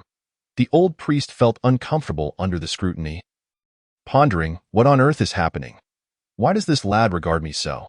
Is there something wrong with my questions?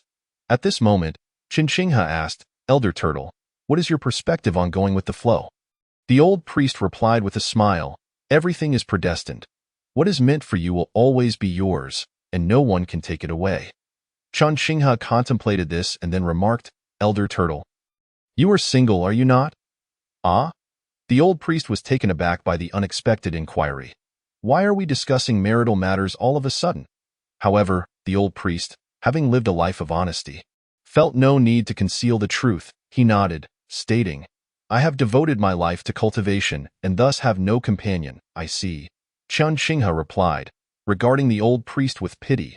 The old priest, feeling a tinge of irritation, asked, "What of it? Is it a problem that I am without a partner?" Chen Xinghe responded, "While the principle of going with the flow is sound, it does not apply to every situation. If everything were left to chance, the world would descend into chaos. For instance, Elder, your single status is of no concern to me. Certainly, I do not mock you. It reflects your personal philosophy.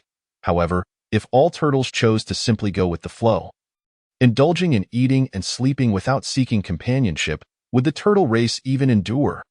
Furthermore, the position of water god is merely a role. it does not mean one is free to enjoy leisure without responsibility. Such a position would undoubtedly attract multiple applicants. If you choose to let things be, to simply enjoy the fruits without effort, on what grounds would one choose you? Not to mention the nature of work. If one were to farm and simply go with the flow, neglecting to explore ways to cultivate better and more plentiful yields, what would be the harvest? The old priest was rendered speechless. At that moment, Chen Xinghe abruptly stood, stating, "Thank you for your hospitality, esteemed elder, but I must attend to matters at home and shall not impose further." With a slight bow, he turned to leave. The old priest was once again taken aback. "Why are you leaving? We have yet to delve into the main discourse. What you heard earlier were merely appetizers. The main course is yet to come. If you depart now, how shall I continue?" The old priest finally realized this was a test he had set for Chen Xinghe, yet he had allowed himself to be ensnared. He hurriedly pursued, but by the time he emerged, Chen Xinghe had vanished from sight. At that moment, he found himself caught between laughter and tears. "Zhang Jiehe sought my counsel, and I did not acquiesce. Yet this young lad has the audacity to turn away from me?" That evening, Zhang Jiehe staggered out of Peach Blossom Village, slightly inebriated. This time, it was the old master's invitation, and he felt at ease attending in the realm of Peach Blossom. The only one he trusted was the old master, a patriarch of the farming family, whose status surpassed his own. Even the high priest from Longhu Mountain would greet him with a smile and a respectful inquiry. Upon his arrival, he was indeed met with great courtesy. The old master personally accompanied him for dinner, where they indulged in several more cups of wine. During the meal, they discussed auspicious dates for an event. Zhang Jiehe assured him with conviction that everything would proceed smoothly, and should any errors arise, he would willingly take his own life as atonement. Shortly after Zhang Jiehe departed, Chen Xinghe returned. The 5 elders of Peach Blossom Village regarded him with curiosity. Chen Xinghe waved his hand dismissively. "Do not inquire. That old turtle's mind is troubled and untrustworthy." Chapter 47. Chen Xinghe, unforgiving of great evil. Chen Xinghe's words left the 5 elders of Peach Blossom Village exchanging glances. Perplexed. What on earth is this? Why this sudden insult? My lord, this is no joking matter. Since you have stated that the millennia-old turtle spirit is of great utility to you, you must not act impulsively. Ma Leaguni spoke gravely. Chen Xinghe replied, "I have never believed that anyone is indispensable in this world.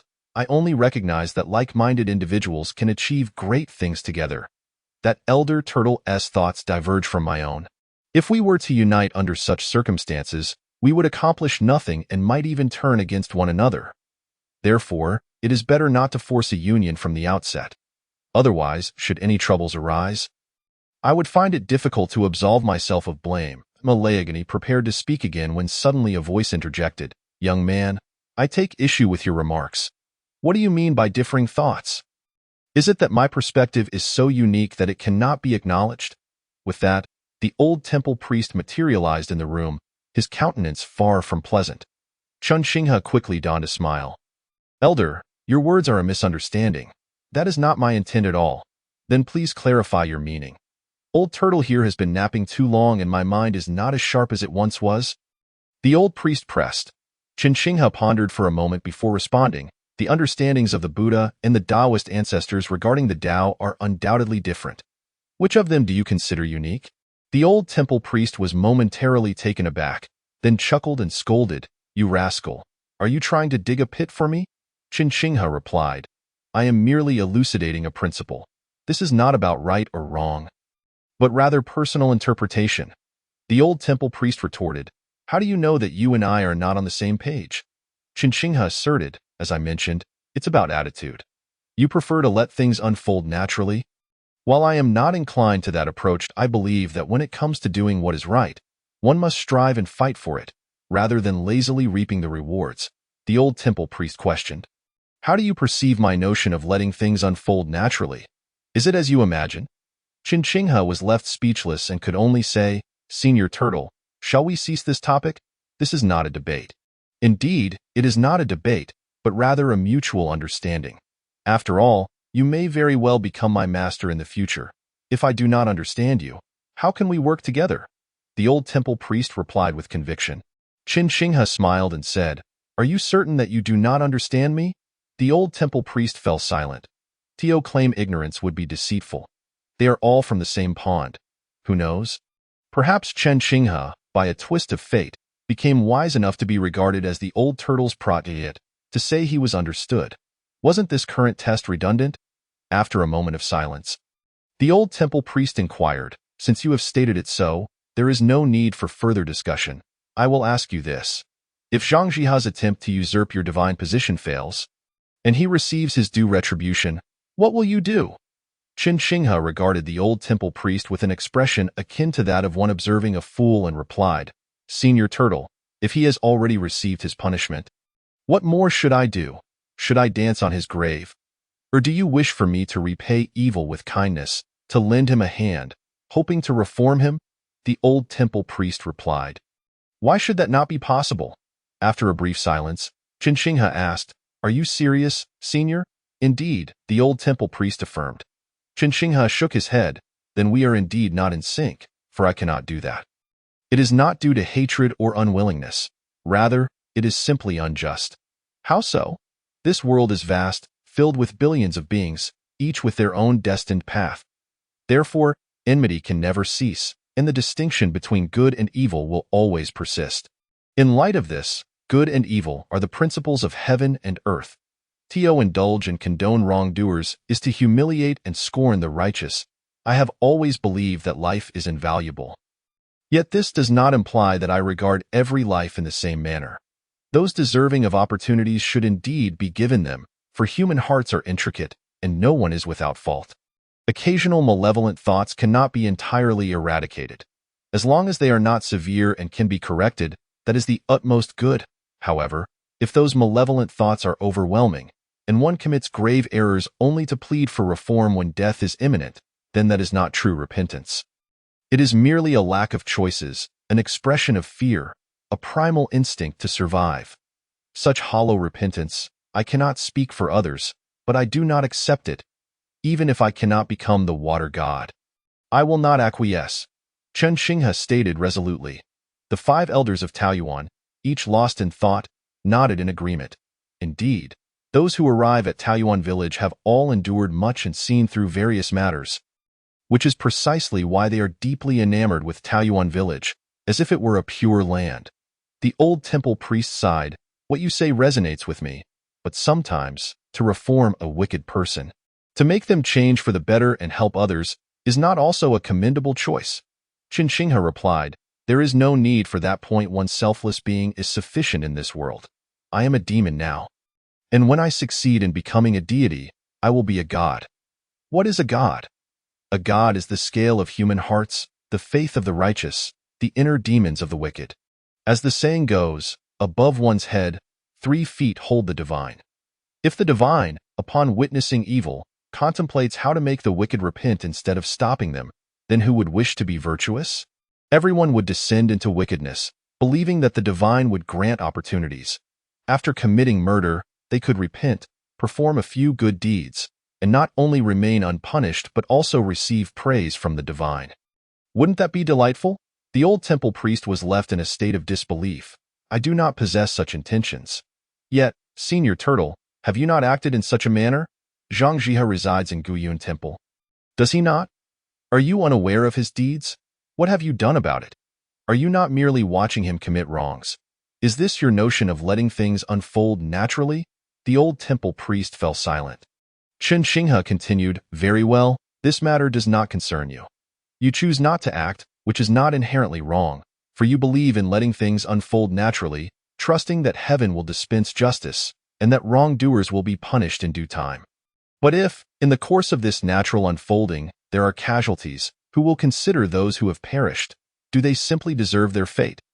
Or perhaps the innocents who become entangled in this chaos will blame heaven for its injustice and subsequently embark on a path of wickedness, who shall bear the burden of their mistakes? The old temple priest furrowed his brow. "Young man, your mindset is somewhat skewed, your thoughts quite extreme." Qin Shinghe chuckled softly. "Had I not faced death, I might not have held such views. However, during this period, I have witnessed far too much. I cannot say I am disappointed, for the environment is as it is, with various conspiracies at play. After all, it is merely the displaced populace that suffers. No, they are better described as the chaotic masses. Akin to chives endlessly harvested, without fear of extinction, posing little threat. Who truly cares? Meanwhile, those who commit grave offenses, provided they possess any standing or background, are afforded opportunities, is that truly an opportunity? No, it is merely the exchange of human sentiments and interests. The old temple priest's expression darkened, feeling as though Chen Qinghe's words were a reflection of himself.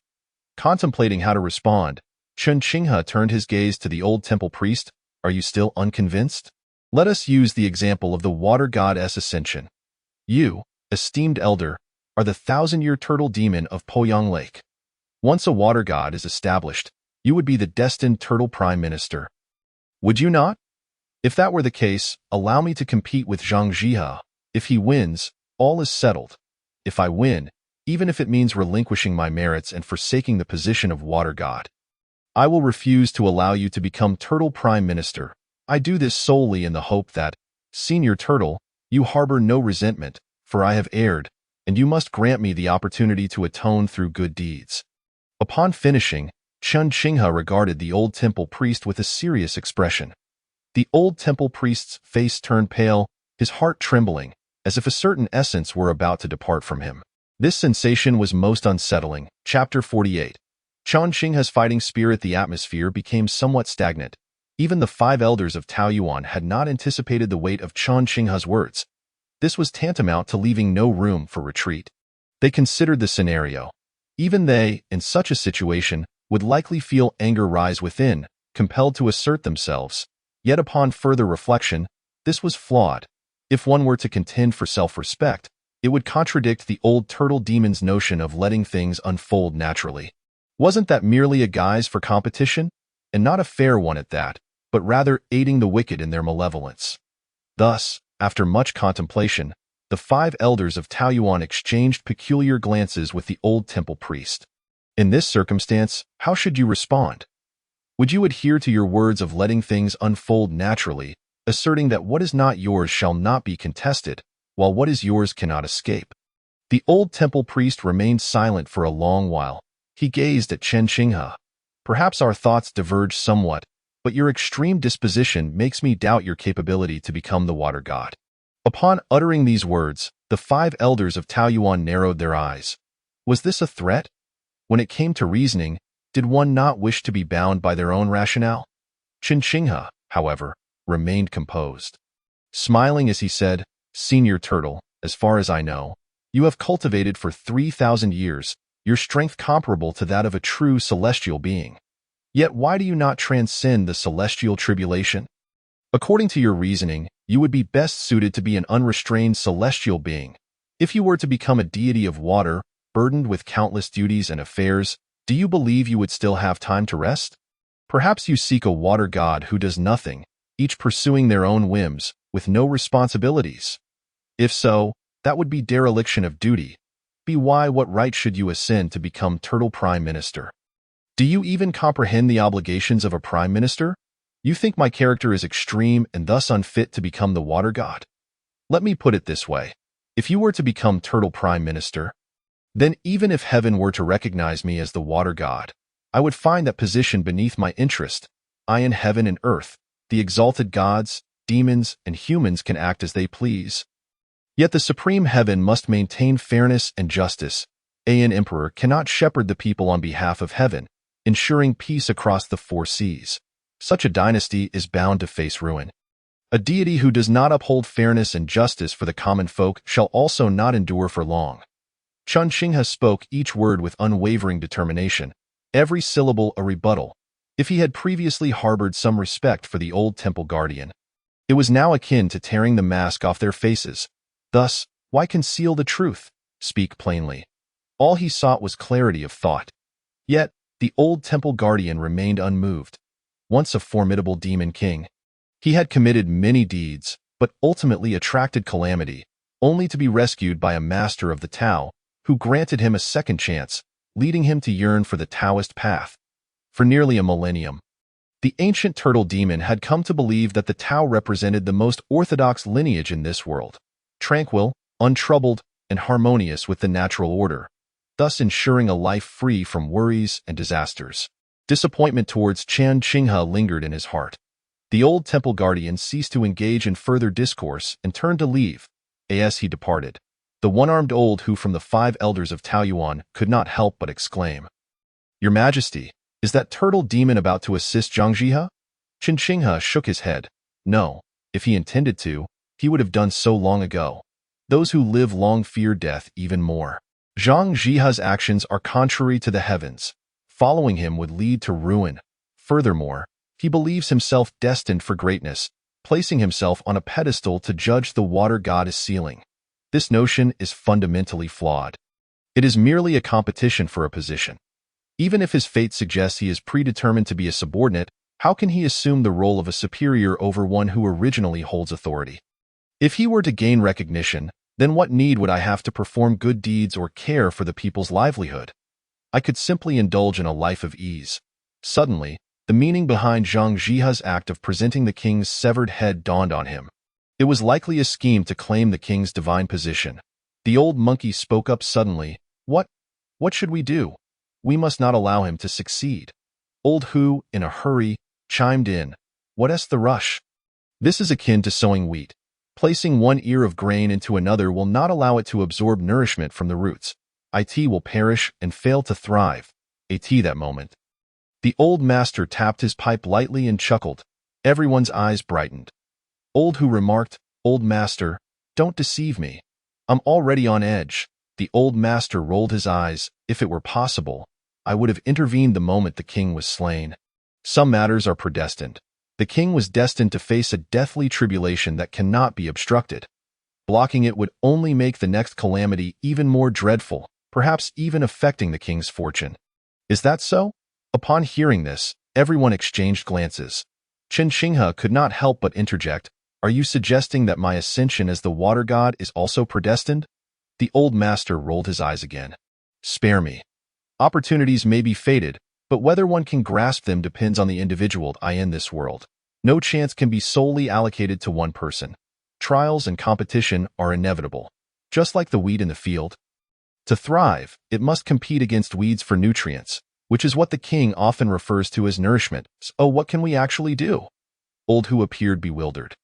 Qin Qinghe replied, "Do nothing rashly. Let us proceed as the old monkey advised, conducting sacrifices to the heavens as usual. Who ultimately claims the position of water god will depend on heaven's arrangement. Our opinions hold no significance whatsoever. It all comes down to mere luck in the end. It feels no different from waging war.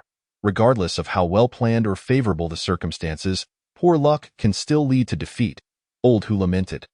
Qin Qinghe shot him a glance, finding it rather odd. After all, Old Hu, known as the Northern Blade, was a swordsman. Your swordsmanship is sharp, and I do not dispute that. However, your constant references to military matters seem incompatible with the identity of a chivalrous hero. Surely, you did not lose your arm on the battlefield?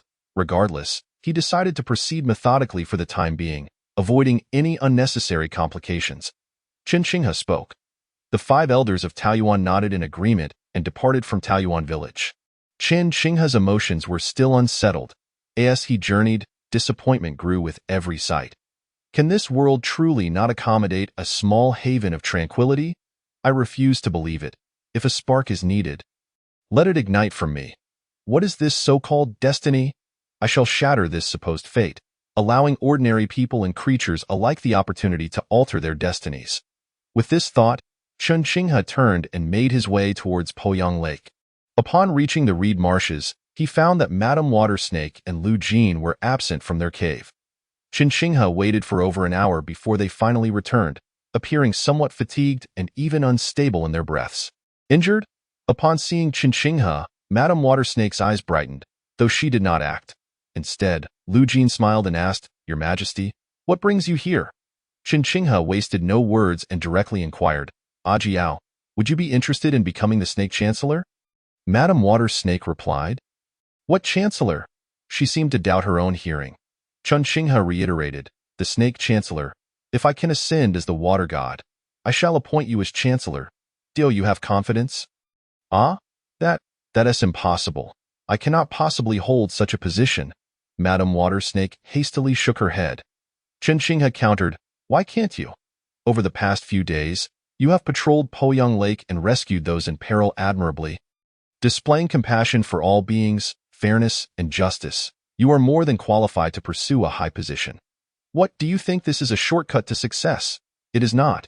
It is a responsibility. To occupy a position is to manage affairs. I am merely placing a heavier burden upon you. With that, Chen Xinghe wore a sincere expression. Madame Watersnake continued to shake her head. Chen Xinghe unveiled his ultimate proposition. If you are willing to take on the role of Chancellor, you will be able to transform. Madame Watersnake halted her shaking in astonishment, gazing at Chen Xinghe in disbelief. This was one of the benefits of being a Chancellor, with divine position bestowed upon you. One could solidify their divine form, allowing you to transform into human shape several centuries earlier. Once you become Chancellor, you would also gain the advantages of Poyang Lake's waterways, accelerating your cultivation significantly. Chen Xinghe glanced at Lu Jin as he spoke, hesitating momentarily. Lu Jin paused, unable to suppress a roll of her eyes. Using me to leverage Madame Watersnake, this king is quite cunning. Nevertheless, Lu Jin refrained from voicing any objections. After all, Chen Xinghe's proposal represented a veritable path to ascendance for Madame Watersnake. Even what? Madame Watersnake, intrigued, asked. Chen Xinghe replied, you could even devise certain benefits for Lu Jin, freeing him from his current plight. Upon hearing this, Madame Watersnake exclaimed in delight, is that true? Indeed, as long as it remains within the bounds of the rules and does not harm others' interests, devising a plan or two is entirely feasible. Chen Xinghe smiled. As the saying goes, water that is too clear has no fish. Every profession has its nuances, as long as one does not resort to malevolent means or schemes to harm others. I find it completely acceptable, Madame Watersnake said. Then I agreed, as long as you can become the water god, I am willing to follow your arrangements. Chen Xinghe responded, that is sufficient. During this time, continue overseeing Poyang Lake, alleviating suffering. I will also strive diligently. Should I fail in the competition, we will have a fallback. You have a fallback? Madame Watersnake grew increasingly curious. Chen Xinghe smiled sheepishly. If I fail, you shall support me. Madame Watersnake spat. Biffed. Who would want to support you? Chen Xinghe laughed heartily. That evening, with nothing else to occupy his time, Chen Xinghe remained in the reed marshes, discussing with Madame Watersnake how to be an effective snake chancellor. A chancellor, after all, is one who assists the water god, managing various tasks, coordinating efforts, and accumulating achievements. Initially, Madame Watersnake listened intently. However, as the conversation progressed, she began to feel something was amiss. Why is it that when you become the water god, I am the one who is busiest? But before Madame Watersnake could voice her confusion, Chen Xinghe suddenly changed his demeanor and stood up. What happened? Madame Watersnake inquired. Chen Xinghe replied, someone is calling for me. I must go check with that. He transformed into a wisp of wind and vanished. Madame Watersnake felt a sense of loss, although it sounded as if Chen Xinghe were merely stringing her along. She cherished the feeling of conversing together. This was something she had longed for in her dreams, yet had never had the chance to experience. Little did she expect that their conversation would end so abruptly. My lady, there will be plenty of time in the future, Lu Jin approached, speaking meaningfully. Madame Watersnake came back to her senses, blushing. What are you talking about? Lu Jin smiled without a word. After decades of companionship, Lu Jin understood Madame Watersnake's feelings all too well. As for the Eel King, Lu Jin believed that few men could compare. He was indeed a worthy match. Meanwhile, Chen Xinghe, transformed into a wisp of wind, arrived in Zhongfan County. To his astonishment, he discovered that the county prison was ablaze. In the dead of night, the surroundings were stirred. Yet the flames raged too fiercely, burning brightly, deterring anyone from entering. All that could be done was to douse the fire from outside.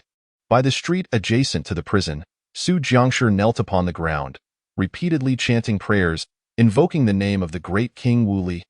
Chen Xinghe made his appearance. Su Jiangshi was overjoyed, hastily approaching on her knees, clutching Chen Xinghe's thigh, pleading, my lord, I implore you, save Su Qing. Chen Xinghe's expression was complex, his heart entangled. Why should I save someone who is fixated on me, treating me as a stepping stone, pursuing me to the brink of death?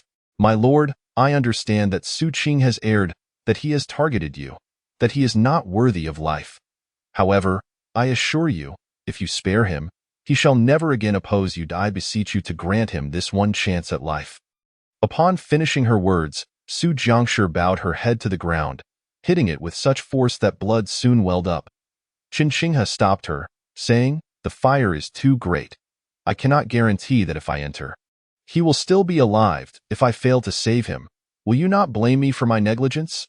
Su Jiangshi replied resolutely, "I would not dare to do so as long as you make the effort. I shall only be grateful, never harboring resentment." She was a shrewd woman, understanding Qin Shinghe's intentions without needing further contemplation. She dared not hesitate. The longer she delayed, the slimmer Su Qing's chances of survival became. Qin Shinghe sighed, transforming into a cold wind, dispersing into the prison.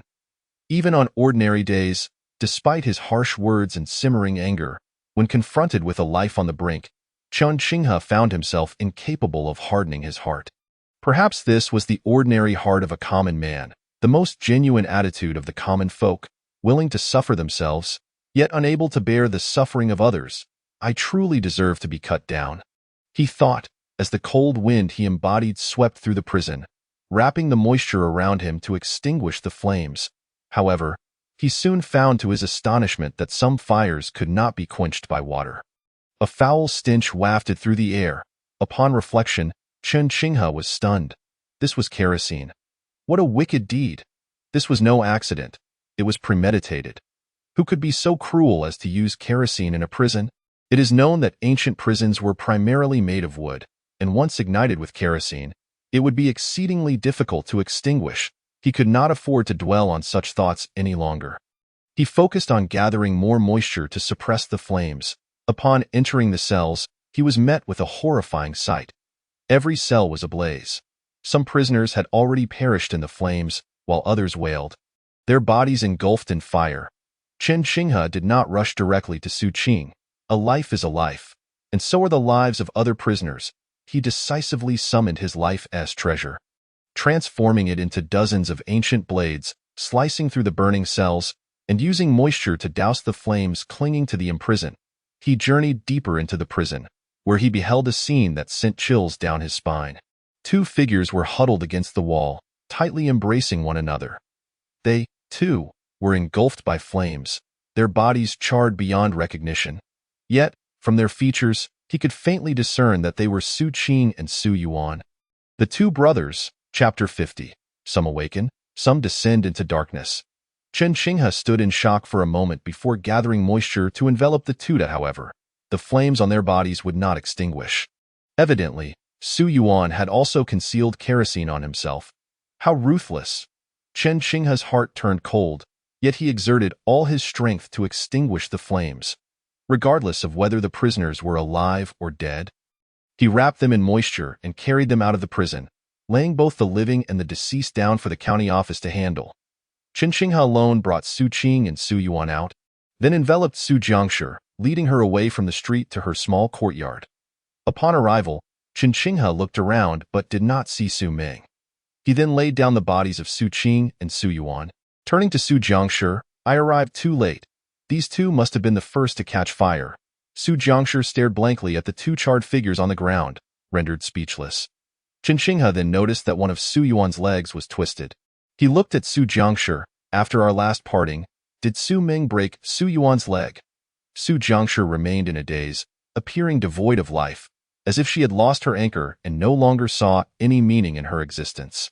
Qin Shinghe said, "Su Jiangshi, you still have a son." Upon hearing this, Su Jiangshi finally regained her senses, unable to hold back any longer, collapsing to the ground, covering her face with her hands and weeping loudly. Before life and death, even the wisest of souls are but ordinary beings. Qin Shinghe did not disturb her. He merely observed her release her pent-up emotions. To cry out is far better than to bottle it up inside. Otherwise, Su Jiangshi might not survive for many more years.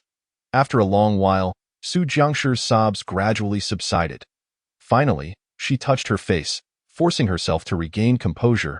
and knelt before Qin Shinghe, bowing deeply. Qin Shinghe promptly helped her up, saying, "There is no need for such formalities." Su Jiangshi replied, "I have troubled you greatly, my lord. Although I could not save my husband, this is no fault of yours. Su Qing brought this upon himself and deserves his fate." Qin Shinghe remained silent. Su Jiangshi continued, "Indeed, it was Su Ming who broke Su Yuan's leg and spoke words severing their bond. Yet, I never anticipated, I never imagined." At this point, Su Jiangshi's eyes reddened once more. Qin Shinghe said, "A single thought of malice breeds only further extremity. To be frank, Su Jiangshi, I was truly surprised that you and your husband could produce a child like Su Ming." Speaking of her own son, Su Jiangshi bitterly replied, "Our family is broken. My son has departed. It seems that the cycle of heaven is unerring, and retribution is relentless." After saying this, Su Jiangshi suddenly recalled something, looking at Qin Shinghe with concern. "My lord, will our wrongdoings implicate Ming'er?" Qin Shinghe replied, "The sages say, a family that does good will have blessings to spare. A family that accumulates evil will face calamities.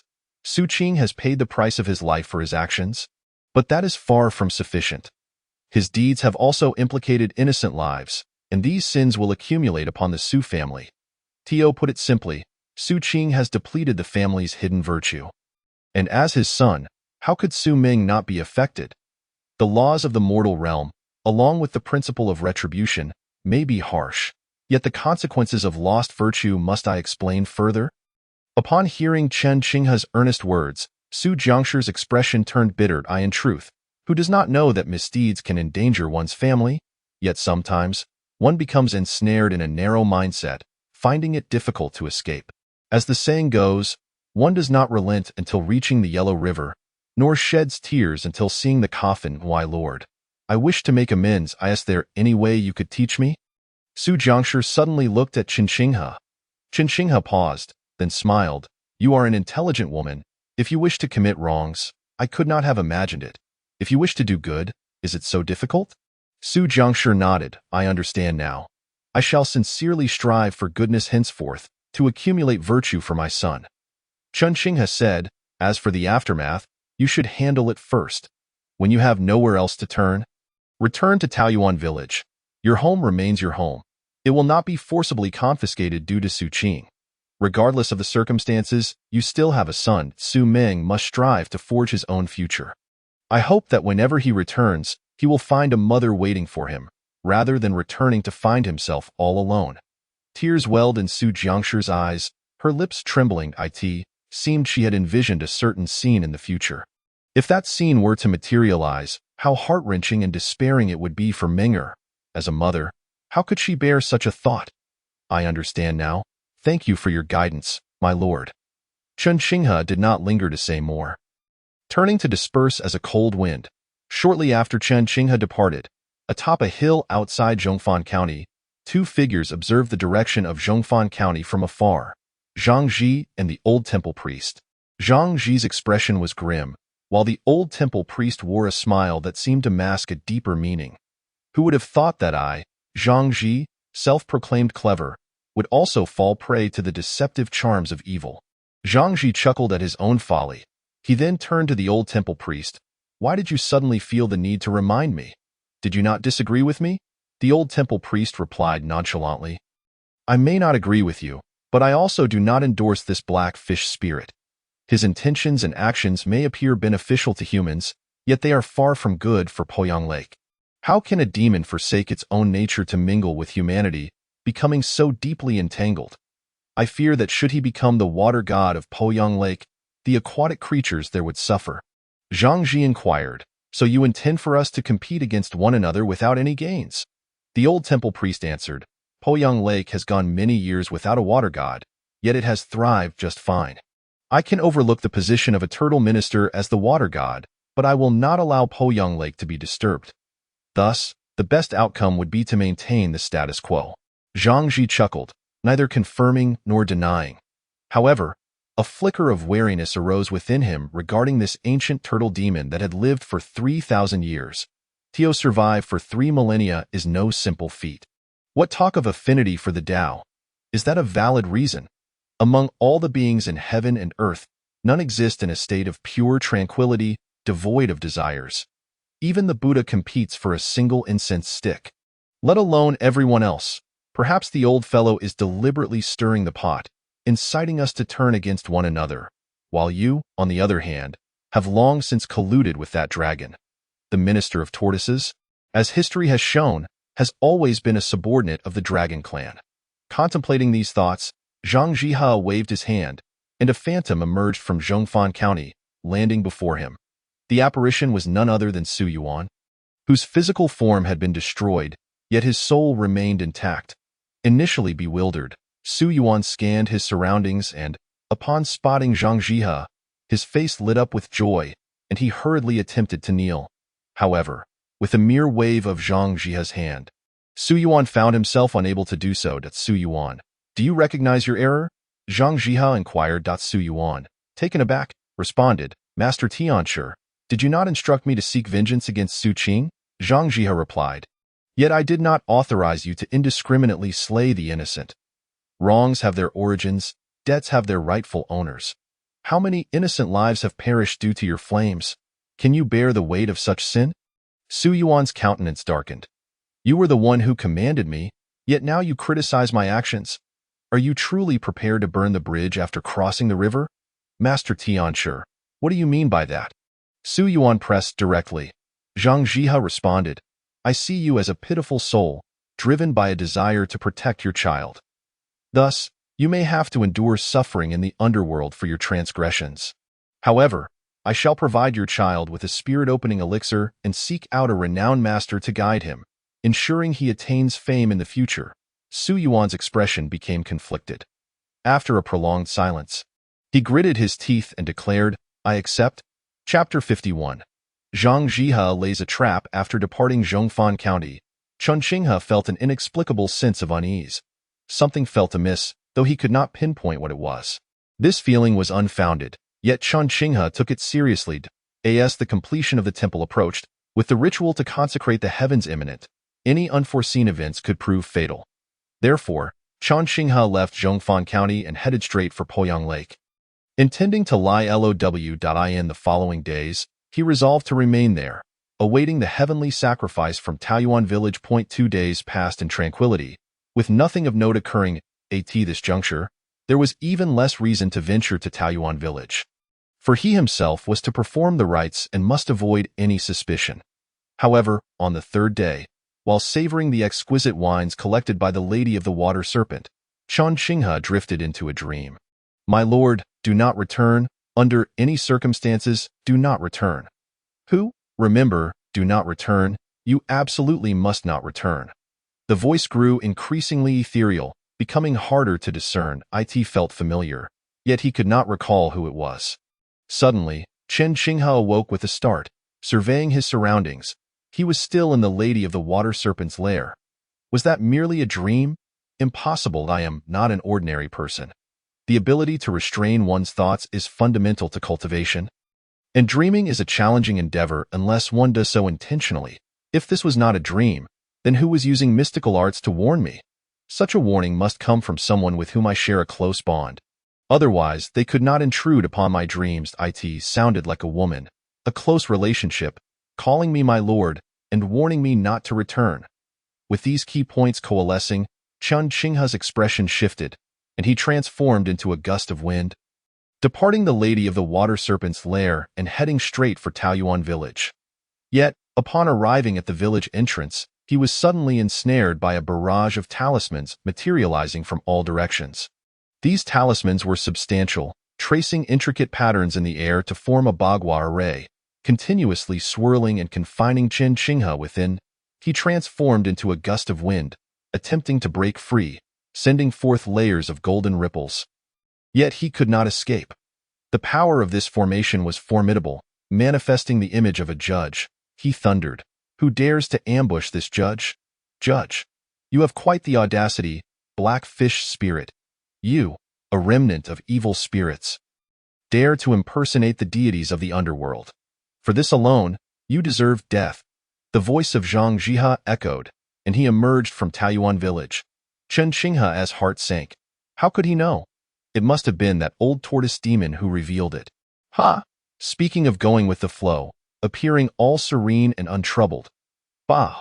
With a being like you recognized by heaven as the minister of tortoises at Poyang Lake, this world is truly beyond salvation. As he silently berated in his heart, Chen Qinghe decided to shed his fox demon guise and sneered. Zhang Jihe, do you intend to kill me once more? Zhang Jihe laughed. How could that be? If I truly wished to eradicate you, I would have dispatched the golden armored deity to obliterate your soul from the outset. I simply did not anticipate that the merits within you were greater than I presumed, allowing you to escape from my grasp, nearly thwarting my plans. Upon realizing I possess protective merits and still daring to strike, it seems Longhu Mountain harbors individuals of my ilk. Chen Qinghe scoffed mockingly. Zhang Jihe remained unfazed. In the game of kings and pawns, only those who survive have the right to define righteousness and wickedness. Today, I owe you one, but in the future, when I become the water god of Poyang Lake, I will do right by countless souls. Chen Qinghe retorted. How absurd! You've committed foul deeds yet still seek to masquerade. What difference is there between this and being a harlot while erecting a facade of virtue? You claim to care for countless souls? Are you attempting to make me laugh to death? Zhang Jihe replied. If laughter is what you desire, then laugh away, for in the end, it shall be I who has the last laugh. Your time to revel in humor is fleeting. I do not begrudge you this final opportunity to vent your grievances, for I understand how aggrieved you must feel. Chen Qinghe fell silent instead. Encountering such a person, what could he do? It was truly flawless in its execution. Observing Chen Qinghe's silence, Zhang Jihe continued, I now scheme for success. Should I fail, I shall perish. Therefore, every resident of Taoyuan village is now bound by my heart talisman. With but a single incantation, they shall all perish. King Wuli, should you doubt my words, feel free to resist, and I shall summon a few to their demise before your very eyes. Chen Qinghe's expression darkened considerably. You would target the innocent? Zhang Jihe replied, I have no choice.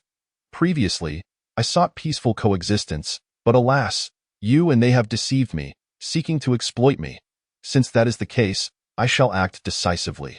With your merits guiding me, the chances of consecrating the heavens will increase. Chen Qinghe felt increasingly stifled, unable to contain himself as he exclaimed, In this world, the legacy of Longhu spans millennia. Do the ancient deities of Longhu Mountain not see all this?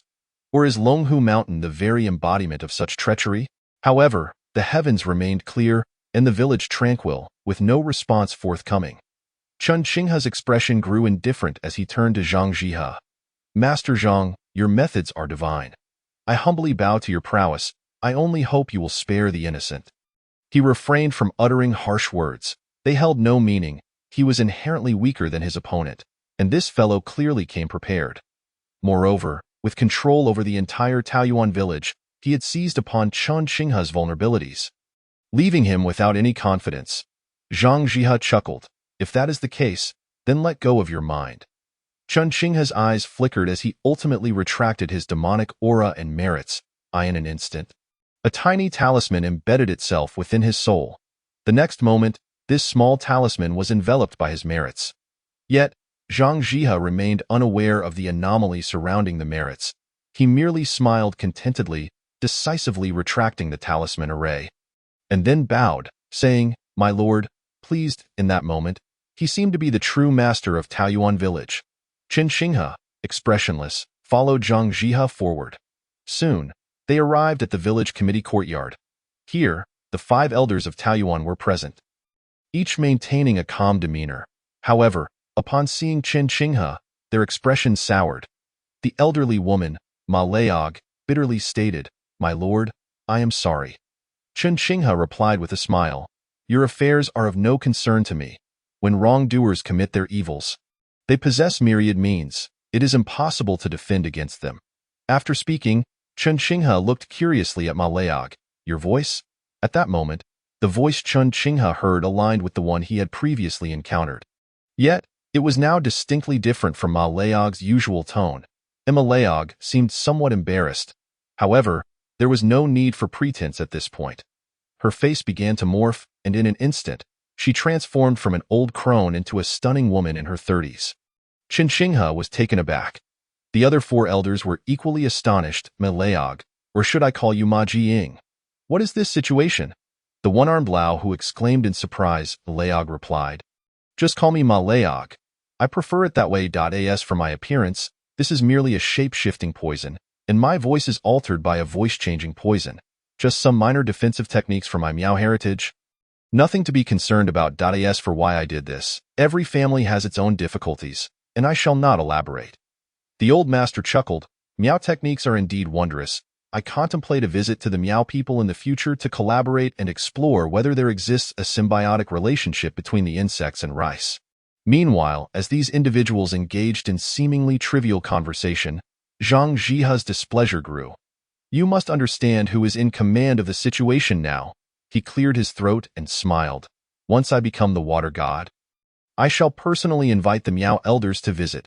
Old master, you can explore as you wish." Yet, no one paid him any mind, continuing their idle chatter. Zhang Jihe's face darkened like ink. Chapter 52. Qin Shinghe. "Old Zhang, do you know how to play mahjong?" "Enough."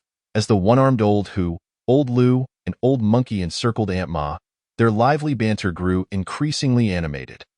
Zhang Jihe, unable to contain himself, barked an admonition. Yet when he looked again, he found himself at a loss for words. The five individuals had separated and stood in place, gazing at him blankly, as if they had committed no wrongdoing at all. Qin Shinghe, with his hands tucked into his sleeves, wore an expression that conveyed he was merely an onlooker. Zhang Jihe couldn't help but sneer. Indeed, it seems true that those who are not of the same family do not enter the same door. Your tacit understanding, cooperation, camaraderie, joy, and sincerity. What does it matter? Are you not all still prisoners in chains? As he spoke, Zhang Jihe felt he had misspoken. Why did his tone carry a hint of envy? This simply would not do. He quickly changed his tone, adopting a smug demeanor. Yes, we are all prisoners, but dear Master Tianshi, you have us under your control. Surely there must be something for us to do. Otherwise, what is the purpose of your control?" Old Monkey, imitating Qin Shinghe, tucked his hands into his sleeves and inquired curiously. Zhang Jihe replied, "Of course, we shall continue to renovate the temple in preparation for the heavenly sacrifice." Old Monkey scoffed, "After all that, isn't it the same?" Zhang Jihe chuckled in response, "It is certainly not the same. This time, I intend to offer fish heads at the temple." Old Monkey asked, and then Zhang Jihe regarded Old Monkey with a knowing look. "What? Do you wish to sabotage it?" "I wouldn't dare," Old Monkey retorted. "The entire village of Taoyuan has fallen under your heart's spell. With a mere thought, we could meet our demise. I would not dare to resist. My curiosity is purely innocent." "Too much curiosity can be fatal. It is best not to indulge," Zhang Jihe coldly countered, then added, "Now, go. The progress of the temple renovations must not lag. Old Monkey and Old Lu, you are in charge of bringing everyone to work. Leave the esteemed elder here with me." Old Monkey and Old Lu turned their gazes towards Qin Shinghe. Qin Shinghe smiled. "What are you looking at me for? Go on, get to work." "Understood." Old Monkey grinned, brimming with enthusiasm. Zhang Jihe's expression darkened. It seemed as though Qin Shinghe's command had prompted their actions. Had his own words become mere empty rhetoric? Soon, Old Monkey and Old Lu departed together, though they appeared somewhat reluctant, wishing to linger and chat a while longer. How delightful it was. Unfortunately, Master Zhang had no perceptiveness. With one person and one spirit missing, the courtyard of the village committee grew quiet. Qin Shinghe glanced at the others and couldn't help but say, "Old Zhang, are you really going to leave us here to dry?" Zhang Jihe narrowed his eyes. What more do you wish to do?" Qin Shinghe chuckled. "Now that I am but a prisoner, what can I do? With a mere gesture from you, I could perish. I dare not." Zhang Jihe found himself inexplicably irritable.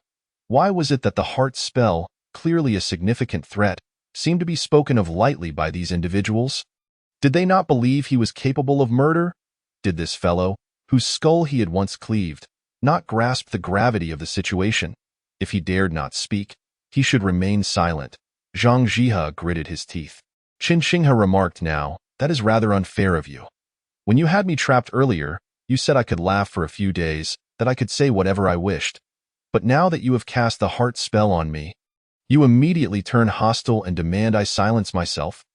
Ah, how fickle human nature is. Once held in esteem, one is called king. But when fortunes change, one is labeled a demon. As Chen Qinghe spoke, he shook his head, wearing an expression that suggested all manner of people existed. Zhang Jihe nearly raised his hand to strike this fellow. Yet, he quickly sensed something amiss.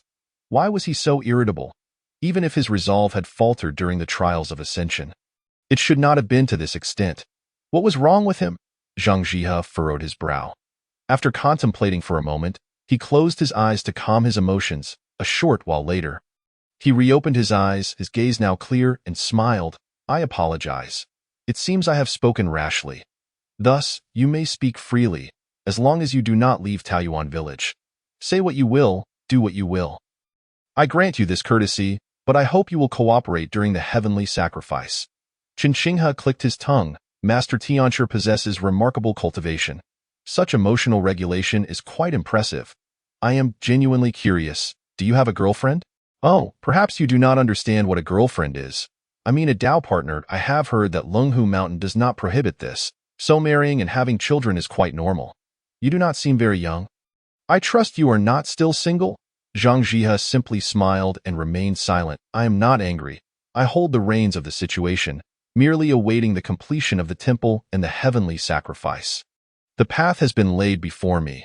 I need only to tread upon it. If I were to remain irate, would that still make me human? Why are you silent? Master Tianshi, this is quite dull.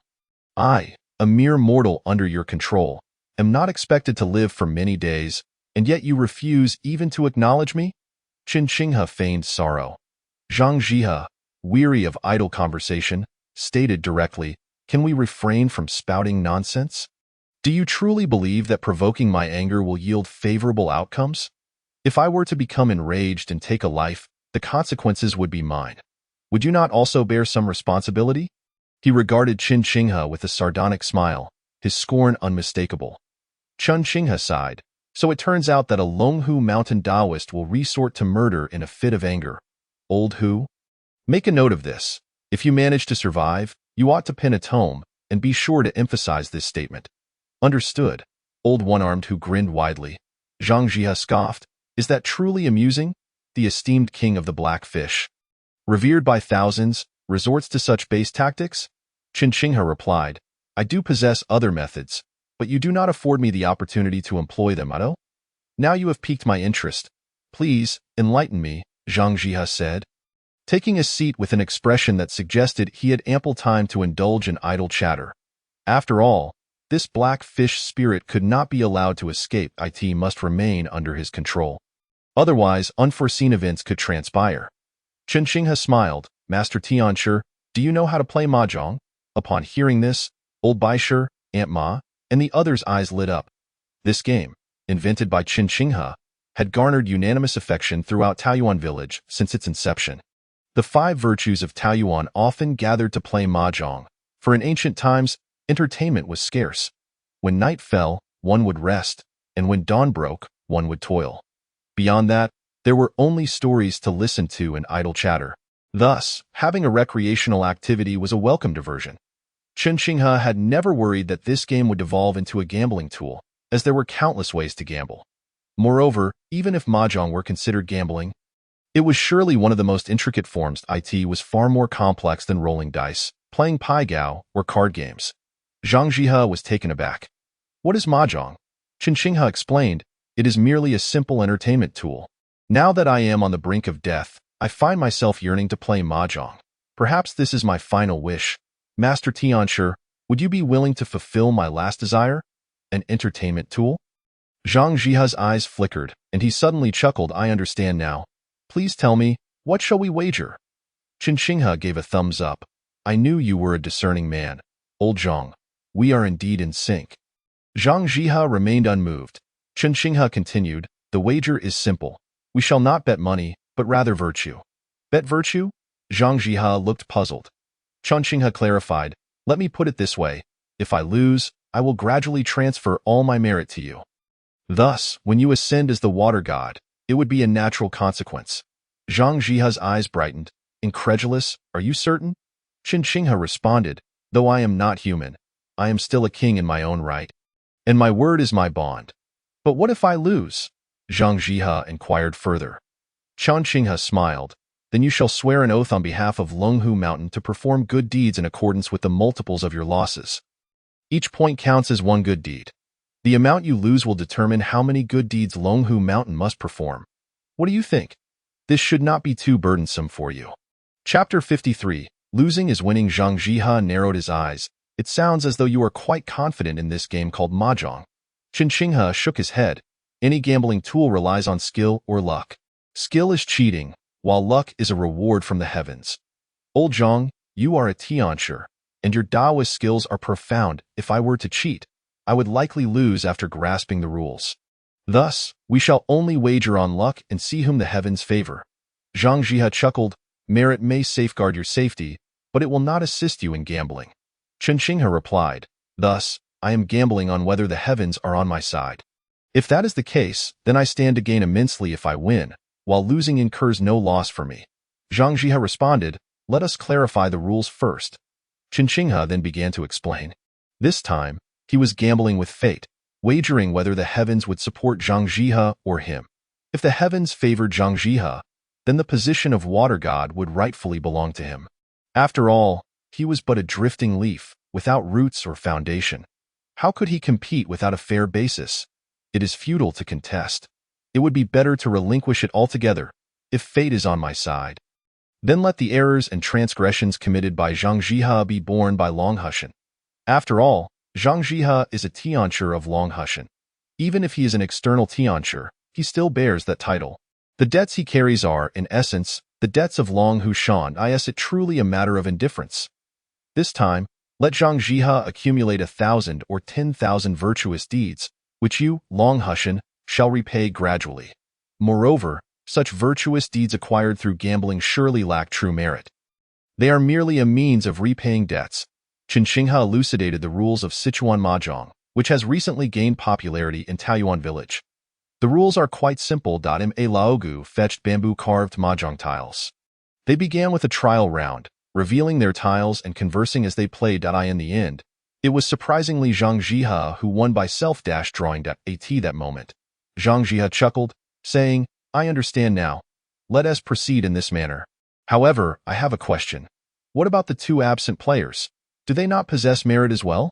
Zhang Jihe turned to Malaogu and the old master. The old master, needless to say, certainly possesses merit. A person who has dedicated their life to studying grains for the benefit of the people surely must have merit to their name. Yet, such merit is not to be squandered recklessly, for it is used to protect new seeds from unforeseen calamities, and wasting even a little would be regrettable. As for Malaogu, she undoubtedly lacks such merit. The Miao people are adept at nurturing and utilizing insects for healing, yet there are many who use them for harm. If she has not been burdened by resentment, it is already commendable. Qin Shinghe declared, let our 3 households be counted together. If you win, I will provide 3 portions. If you lose, it shall be counted as a loss to me. Agreed. Zhang Jihe responded, increasingly satisfied. 3 portions for a single hand. Even if you possess boundless merit, how many losses can you withstand? Today, I shall seize your merit to aid in my ascension to divinity.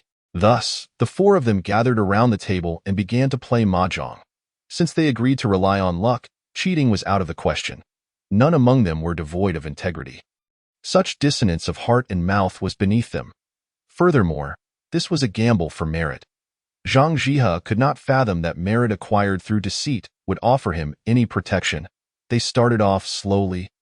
As Zhang Jihe was unfamiliar with the game. As the rounds progressed, there were wins and losses. After 10 rounds, Zhang Jihe's fortune was astonishingly favorable, winning 5 rounds.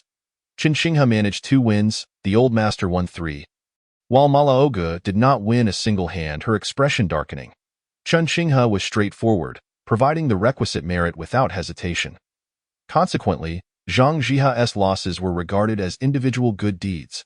It appeared that Qin Shinghe had suffered a significant loss, given that he was now responsible for the debts of 3 households. Yet, in this exchange, Qin Shinghe bore no outward expression of concern. Inwardly, he felt a sense of satisfaction. With my merit, I shall procure virtuous acts for Longhushan to repay. It is a shrewd transaction. What I gamble upon is this: to utilize my merit to orchestrate the divine recognition of the heavens, to see if fate acknowledges it. If not, my merit shall not be in vain. After all, as long as I persist in doing good, there will surely be more in the future. However, henceforth, Longhushan, from top to bottom, shall labor diligently, trading the merit acquired for virtuous deeds, and let us see who dares to default. Observing Qian Qinghe's promptness in dispensing merit, Zhang Jihe could no longer maintain his composure, becoming entranced by mahjong, unable to extricate himself. Winning hands translated into merit gained, while losing was merely counted as verbally agreed good deeds. This exchange led Zhang Jihe to disregard any potential consequences. After all, with merit upon him, the exhilaration was overwhelming. With each additional strand, he felt himself closer to divinity. As for doing good deeds, the world is vast, and opportunities abound. They played on until deep into the night. Old Lu and Old Hotu had returned and were taken aback to find Qin Qinghe engaged in a game of mahjong with Zhang Jihe. They exchanged bewildered glances. Pulling Old Hu aside for clarification, they soon grew anxious. With the king suffering such a significant loss of merit, would his ascension to divinity still be possible? Old Lu wore a troubled expression.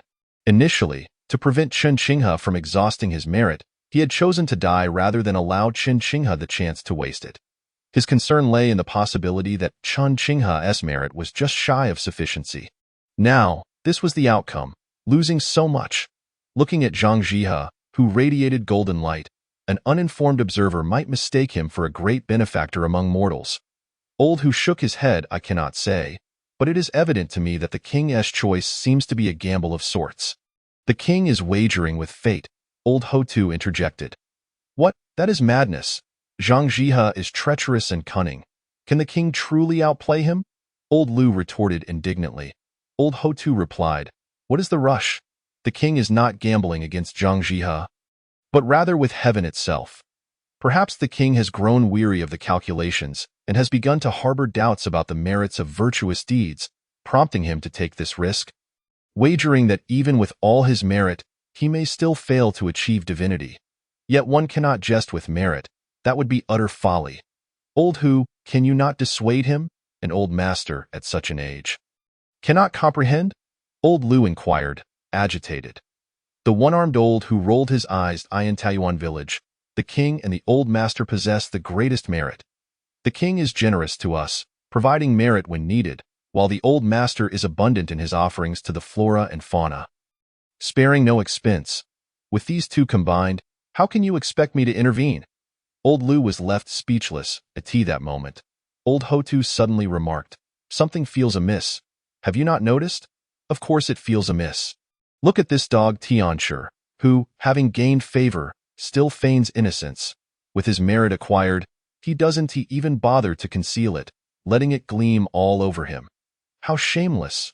Old Lu spat in disdain. Old Hotu continued, I refer not to him, but rather to the king. His merit is diminishing, yet his spirit seems to be solidifying, as if his essence is undergoing some transformation. Old Lu quickly turned to observe, and upon doing so, exclaimed in astonishment, divine essence. What nonsense! What divine essence? Why can't I see it? One-armed old who was growing anxious, his eyes nearly bulging, yet he perceived nothing, feeling increasingly frantic. What can a mortal eye discern? Once you pass, you shall see. Old Lu, unable to contain his excitement, casually dismissed one-armed old who's concerns. Hearing this, one-armed old who paused, rubbing his remaining hand together in contemplation. Nonsense. What are you prattling on about? Old Hu, don't be absurd.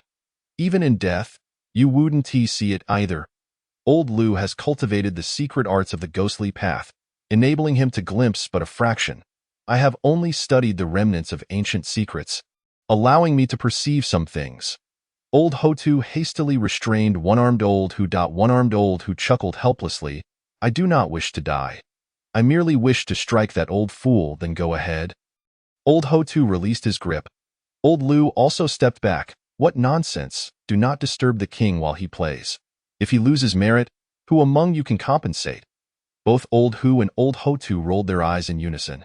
This old fellow is quicker to turn against us than to flip a page. Chapter 54. Black Wuchang. Old Turtle, I understand you. What a mystery! The divine sanction for the water god has yet to commence. Yet the king already exhibits divine essence. Does this not mean we can skip the steps of celestial endorsement? Old Hotu marveled, his face a canvas of confusion. Old Lu beamed with pride. This is the king's merit. Even heaven acknowledges it, though you do not. Old Hotu rolled his eyes. However, Old Lu's words did serve as a reminder. After a moment of contemplation, Old Hotu said, I once read an ancient, incomplete tome that mentioned that celestial endorsement is not the highest form of divinity. The best is when the divine recognizes one autonomously, embracing and pursuing that individual. Such a thing exists. The divine chases after the divine to claim their place. One-armed Old Hu exclaimed, astonished and feeling enlightened. Old Hotu affirmed, the tome stated that such a being is of heavenly origin. Simply put, they are destined for divinity and cannot escape it. That so. Our king need not seek celestial endorsement at all? Old Lu inquired. Old Hotu replied, it seems that way indeed. Then what purpose does our heavenly offering serve? To do good deeds for this dog Tianshi. Instead, we shall celebrate with firecrackers, food, and merriment, rendering the heavenly offering unnecessary, which would leave him dumbfounded. Old Lu grinned broadly. Old Hotu shook his head. Let us not rush to alter things. We should observe how the king proceeds. After all, while divine essence is present, gaining recognition of that essence is another crucial step. At this juncture, the king is merely a candidate. What? This divine status is truly vexing. The king has garnered recognition, yet still stands as a candidate. Must we create some trouble to proceed? Old Lu fumed. Old Hotu replied, good things take time. Regardless, the king currently holds the advantage. The more merit he expends, the greater his advantage becomes. Remarkably, it seems that this merit has inadvertently constrained the king, becoming a burden. Now that it has been seized by this Tianshi, it may turn out to be a fortuitous event. Meanwhile, the game continued. Zhang Jihe had become infatuated with his winnings, each hand one prompting him to sneak glances at Chen Qinghe. Chen Qinghe remained expressionless. Tio Zhang Jihe, this was a sign of desperation. Still relying on luck? What is luck? The protection of the sect is one form of luck. Long Hushan's fortune flows like the tide. You, a mere spirit of the Poyang lake, dare to compare your fate with Long Hushan? If you do not lose, who will? Observe, even the old master has won far more often than you do. Who? Just as he felt a swell of pride within, he drew another card. Zhang Jihe's eyes sparkled with brilliance as he proclaimed loudly. With a swift motion, he pushed the mahjong tiles aside. Alas, a pure hand. 4 rounds, and still, 3 players remained. Oh dear, my dear blackfish brother. You are on the brink of losing everything. Zhang Jihe was brimming with confidence. His greatest concern had been the insufficiency of his merits, fearing that he would not gain the acknowledgement of the heavens. But now, with this bounty of virtues, who could rival him? What black eel king, what dragon, could dare to stand against him? Chen Qinghe silently extracted strands of merit from his own being, casting them towards Zhang Jihe. This offering ignited a fervent glow in Zhang Jihe's eyes, leaving him parched and craving more. This rascal was doomed. Just then, as Lao Lui, Lao Hotu, and Dubai Lao who were watching, a voice suddenly pierced through the air. The 3 instinctively nodded. Even a fool could see that Zhang Jihe's demeanor was amiss. Yet, after nodding, they found themselves bewildered, questioning who had spoken. Turning in unison, they discovered an additional figure beside them, clad entirely in black. Adorned with a long, pointed black hat and wielding an iron chain. The sight of this figure sent a chill coursing through their bodies. Who among humanity would not fear such an appearance? Consequently, the 3 took a synchronized step back, hesitating to stand alongside him. He Wuchang was intently observing the game. Sensing something amiss, he turned his head and remarked, somewhat irked, what are you cowering for? I am not here to seek you out. Should I seek others, we would not dare to engage with you. The 3 silently echoed in their hearts, still too afraid to speak. Who among us has not been warned by our parents in childhood that when encountering such beings, It is best to avoid eye contact. Even if they address you, it is wise to ignore them, lest your soul be ensnared. He Wuchang, feeling exasperated, responded, "No, Chen Qinghe and I are brothers. You should understand, I have come alone. If I were here to collect souls, would I come without my other half? You cannot treat me as an outsider. That would wound my heart." Lao Lui and Lao Hotu exchanged glances, seemingly convinced. They had heard of He and Bai Wuchang, known for collecting souls and claiming lives, yet had never heard of them acting independently. Then, recalling the words of the king earlier, Lao Lui spoke up. "Was that secret manual given to the king by you?" He Wuchang cast a sidelong glance at Lao Lui and replied, "Your practice has shown promise.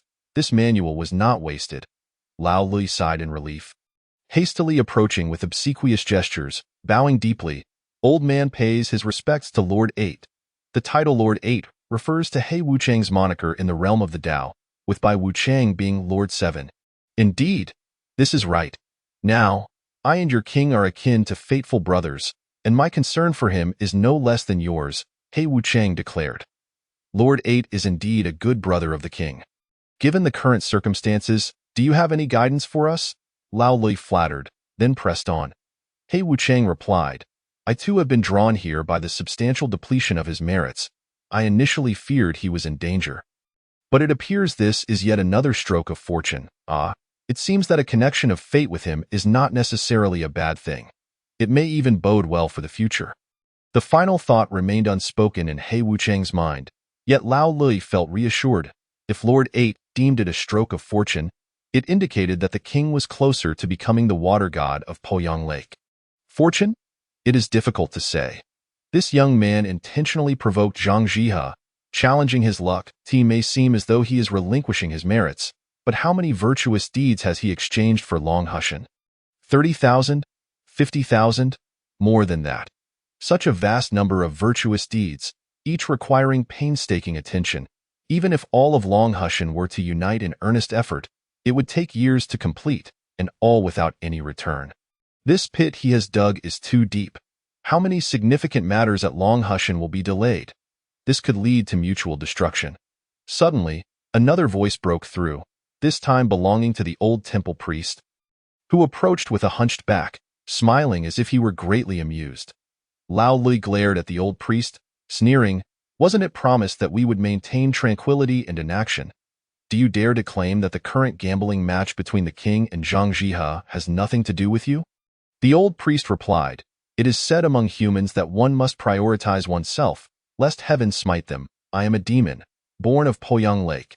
If Poyang Lake cannot become a domain for demons and instead becomes a vassal of humanity, I cannot accept that.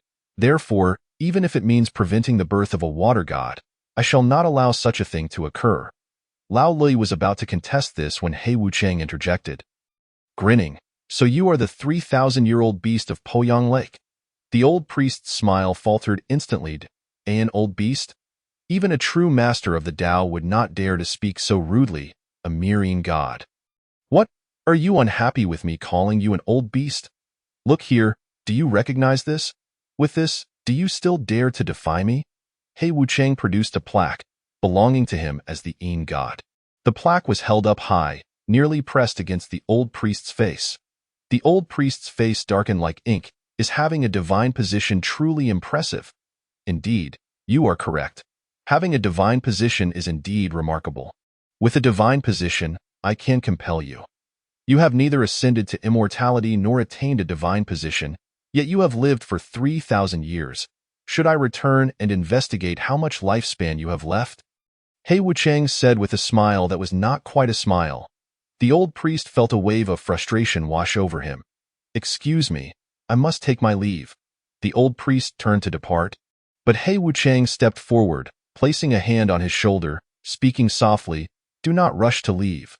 Let us converse for a moment. I understand you, and I know what schemes you are contemplating. Do not speak recklessly." "I am Lu Xia." He Wuchang suddenly whispered a name. Instantly, the old priest's expression changed dramatically, his posture involuntarily straightening. He Wuchang merely smiled at him, showing no signs of intimidation. 3,000 years of cultivation is indeed formidable. But I am a Yin god of the underworld. try to provoke me, and I can easily turn that into a charge of rebellion, allowing my brothers to feast on your demise tomorrow. Chapter 55. He Wuchang. Today I have risen. Upon hearing the name Lu Xia, the old priest surrendered his resistance, allowing He Wuchang to lead him to a shadowy corner. Once there, the old priest took the initiative to speak. Lord, regarding the affairs of Poyang Lake, your status may not be suitable for involvement. He Wuchang rolled his eyes. This principle is rather straightforward in a department hiring employees. External candidates should not interact too closely with those in power internally. Otherwise, it would be akin to favoritism. Do not give me that nonsense. Do you think I wish to participate? If it were not for Zhang Jiha, I would still be enjoying a lavish life in the underworld. Rather than witnessing your covert struggles here, He Wuchang retorted with irritation. The old priest rolled his eyes in return. Though not a god nor an immortal, having lived for 3,000 years, he had seen and understood much. Who was unaware of the clandestine dealings of the underworld? Seeking personal gain and, upon realizing the complications, blaming those who provided the benefits for the troubles that ensued. It is often said that money can make even a ghost move. What is it? You took the money and now complain that the grindstone is too heavy. A demon and a god exchanged disdainful glares. Ultimately, He Wuchang triumphed, for he uttered two words, Lu Xia. The old priest glared at He Wuchang in frustration. What do you truly intend to achieve? He Wuchang smiled. Simply this. You voluntarily relinquished the position of water god under Guochengxiang, so do not meddle in matters of the youth. We, as gods and immortals, must not interfere, though you believe you are fit for this role. The difference between you and us is merely a matter of title. The old priest countered. A title is as vast as the abyss. He Wuchang's expression turned cold in an instant. So you want to test my patience? I offered you a gentle warning, yet you refused to listen, and now you wish for me to strip your skin? Very well, let us engage in a contest of wills. You, an old turtle, always pretending to be a disciple of the Tao. So be it, the Tao welcomes all. But over the past 1,000 years, how many esteemed Taoists have come to visit you? Those merely passing through avoided you. Do you understand why? Setting aside your identity as a turtle demon, do you truly believe that the one who saved you all those years ago is the only one worthy of becoming the water god of Poyang Lake? Or do you think you are the gatekeeper of the Dragon Palace and its blessings, believing you can bestow them upon whomever you choose? Do you realize the consequences of forcibly bestowing the blessings of the Dragon Palace upon the one who saved you? You, old beast, have caused great harm to others and now remain here, waiting idly. The old priest's expression darkened. How is that harmful? The birth of the Dragon Palace from Poyang Lake, becoming its water god. Free from the constraints of the four seas and ungoverned by the heavenly court, self-sufficient and carefree. What a tremendous opportunity in the realm. He Wuchang scoffed. The greatest fear in this world is the one who feigns understanding. You do not know, simply refrain from acting.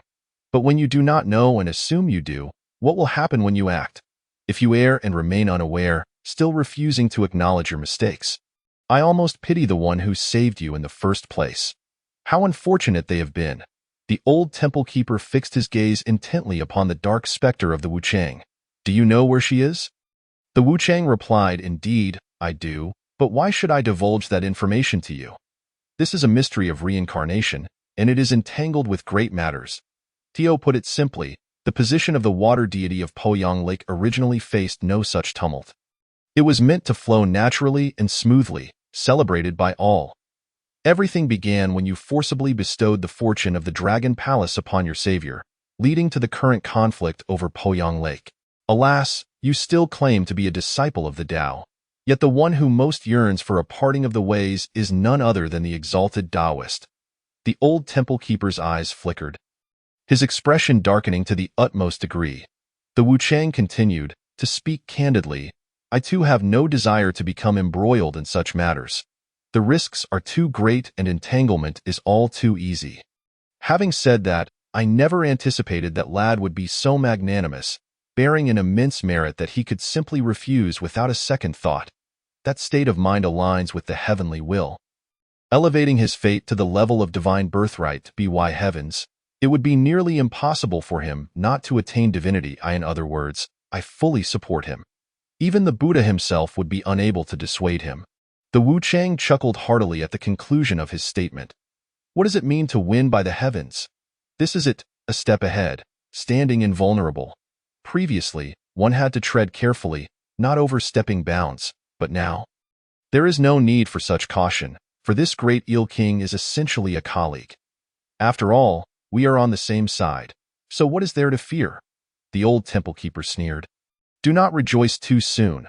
I am the guardian of the Dragon Palace's fortune.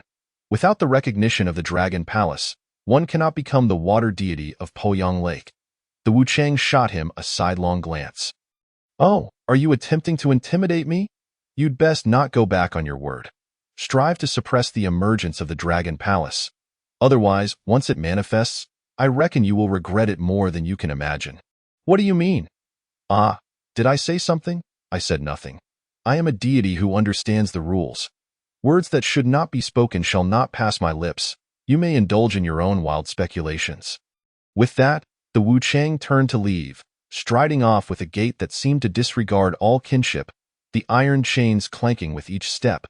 Should the denizens of the underworld witness such a sight, they would be utterly astounded. This eccentric ape-master is truly delightful enough to shatter one's preconceived notions. Returning once more to the village committee courtyard, the game continued unabated. Zhang Jihe was on the verge of winning. Chen Qinghe's vast merits had diminished by over 90%, leaving only a scant few traces that could be easily counted. The old master remained calm and composed. Aunt Ma's face was as dark as ink. Trembling with fury, how long has this been going on? I have only managed to win a mere 3 rounds. This is not my usual fortune. I have played for years and have never experienced such dismal luck. In a word, it is Chen Qinghe's merits that I have lost the most. Chen Qinghe remained unfazed. Aunt Ma, however, felt deeply remorseful. Had it not been for Zhang Jihe's insistence on not allowing a change of players mid-game, she would have considered swapping in a child, likely one far better than herself. What luck did this old hag have when I played against her before? Standing outside, the trio of old monkey heads looked on in astonishment, especially Old Monkey, who gritted his teeth. For ever since he learned to play cards, Aunt Ma had bested him the most. Several rare herbs he had treasured had been won away by her. Don't mention you. I and old Lu also suffered at her hands several times.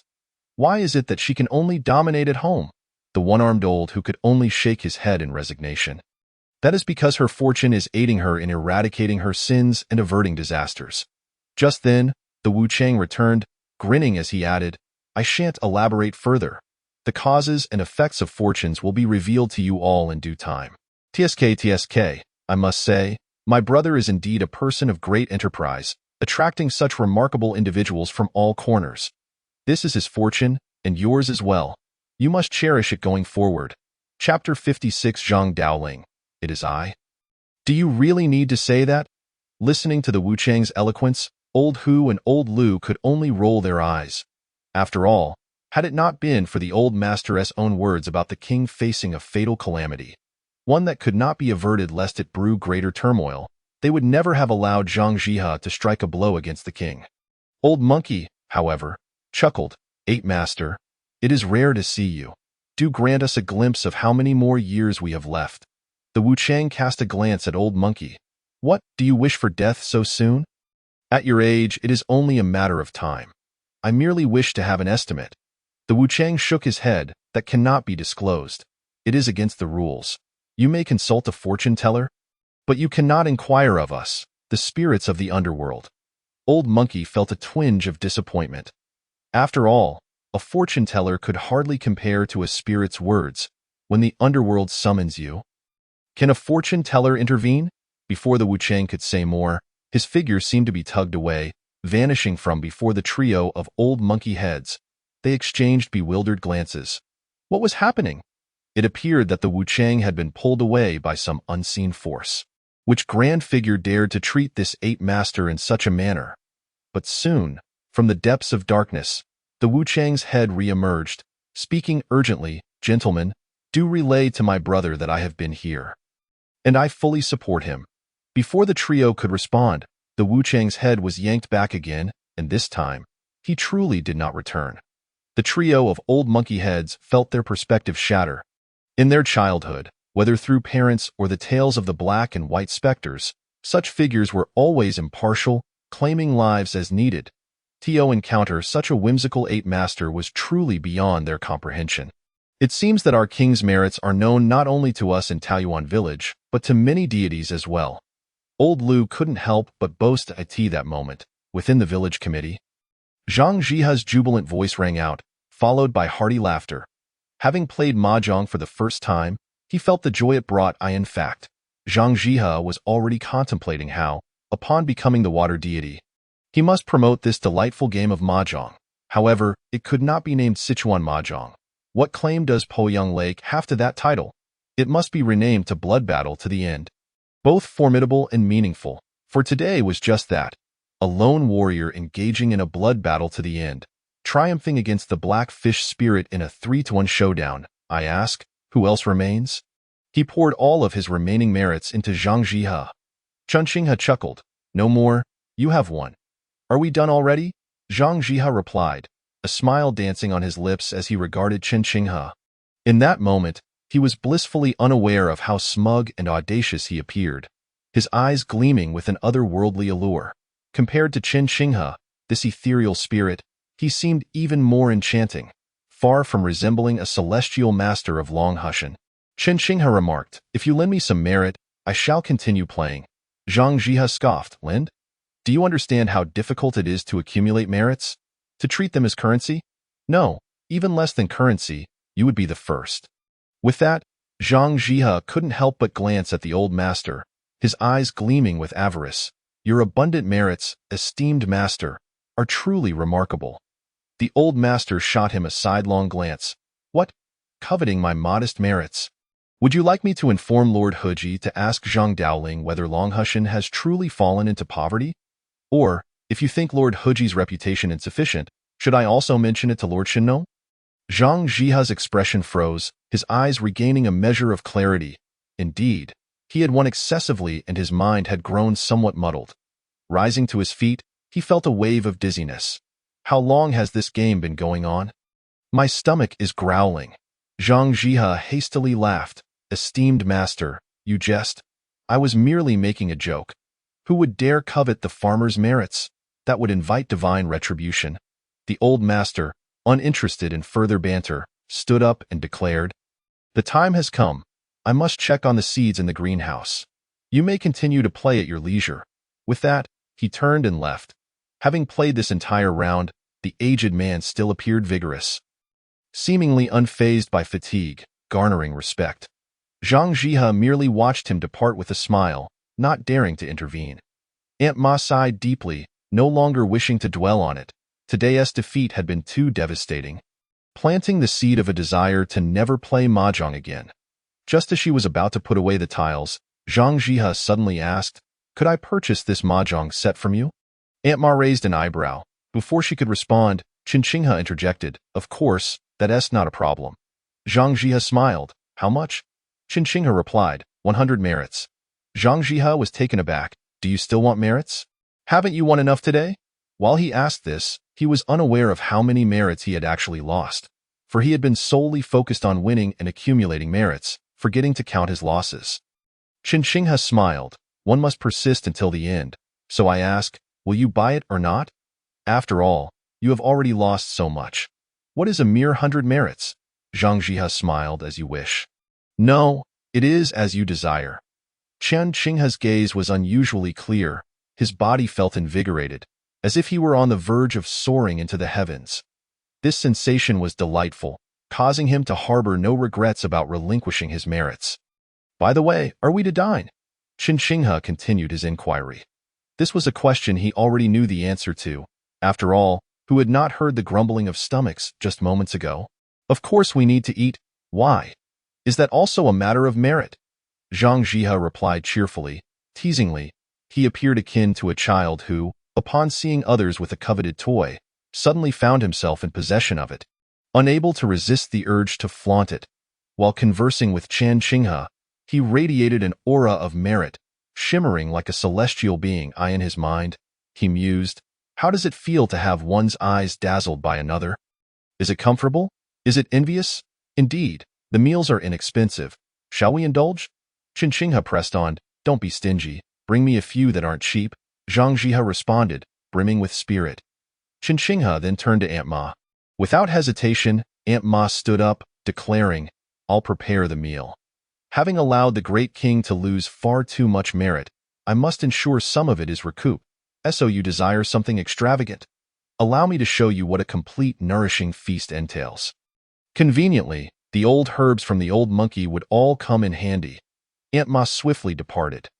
Zhang Jiha remained in high spirits, feeling as if any difficulties had vanished.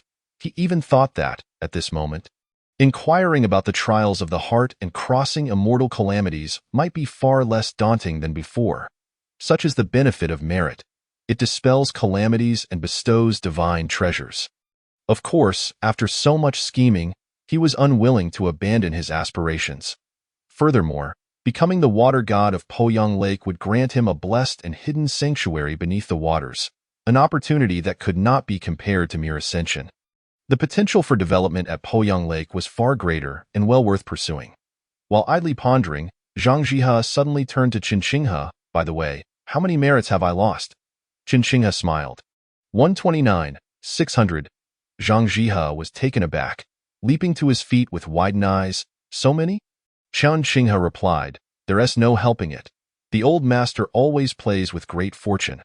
They are truly the ones favored by destiny. How many hands of heavenly cards have you counted? Zhang Jiha was bewildered. After all, winning meant earning merits, while losing was merely a number he had not bothered to remember. This realization left him suddenly anxious. With such a debt of merit owed, how many years would it take for the entirety of Longhu Mountain to repay it, even with their full force? Would the sect refuse to acknowledge it? Would they even send someone to eliminate me first? Here, Zhang Jiha's mind raced with countless thoughts. Meanwhile, over 100 kilometers away at Longhu Mountain, the opulently robed Grandmaster was meditating when he suddenly felt a surge of unease upon hearing Chinchingha's mention of 129. 600 merits. He hastily began to calculate, and moments later, he erupted in fury, insolent, unredeemable. How dare they gamble with the name of Longhu Mountain's heritage? Who gave them such audacity? No, this is not right.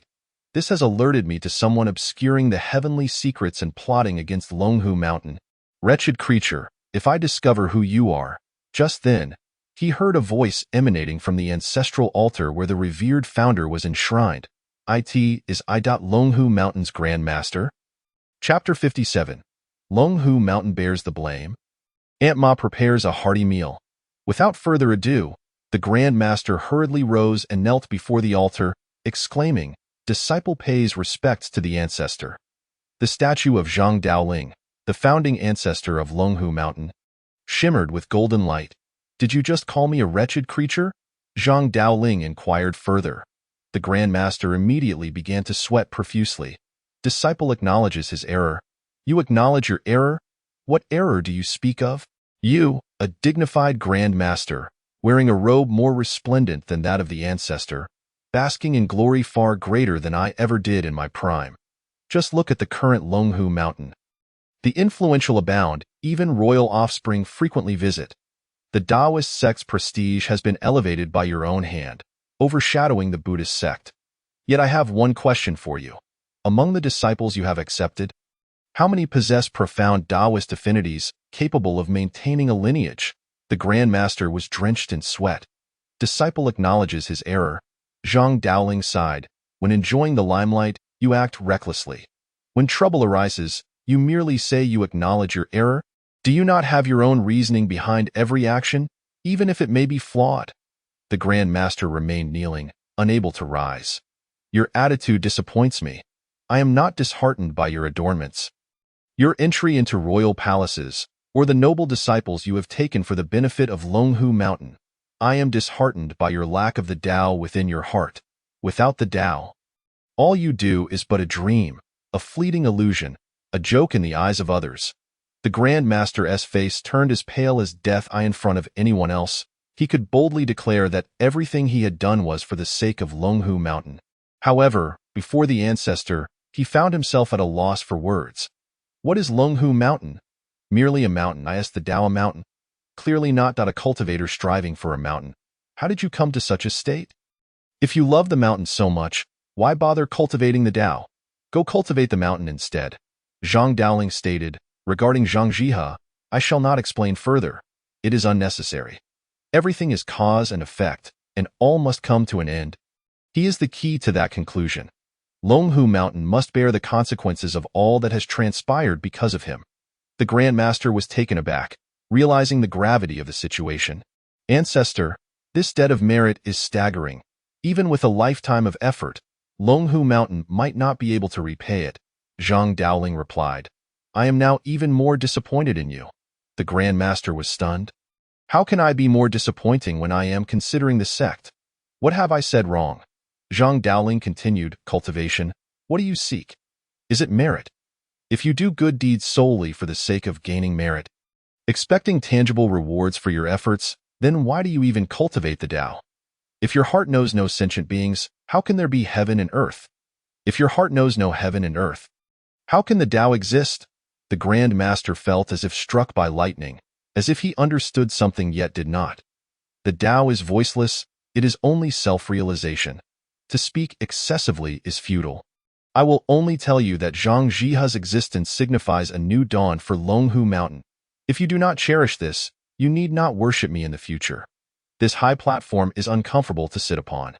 Zhang Daoling's tone carried a hint of disappointment. In the eyes of the public, the conveying of Taoist teachings requires refinement, every word a gem. Otherwise, how can the wonders of the Tao be manifested? Only true teachings are spoken plainly, directly hitting the mark. This is the principle of true teachings encapsulated in a single phrase, while false teachings fill countless volumes. Yet even so, the matter of cultivation requires self-realization. Otherwise, no matter how much you talk, twisting your brain, if you do not understand, you simply do not understand. And some may even go astray. At this moment, the Grand Master of Longhu Mountain appeared pale and terrified. He did not fully comprehend but recognized one thing. Not worshipping the ancestor. What then is Longhu Mountain? What am I? Disciple acknowledges his error and will lead the sect in accumulating merit and rectifying this debt. The Grand Master replied, his voice trembling. Yet the more he insisted, the more Zhang Daoling's disappointment grew. Dio, you misunderstand me. Am I suggesting that you become obsessed with doing good? What is merit? When your thoughts are pure, devoid of malice and filled with benevolence, what you do is not merit.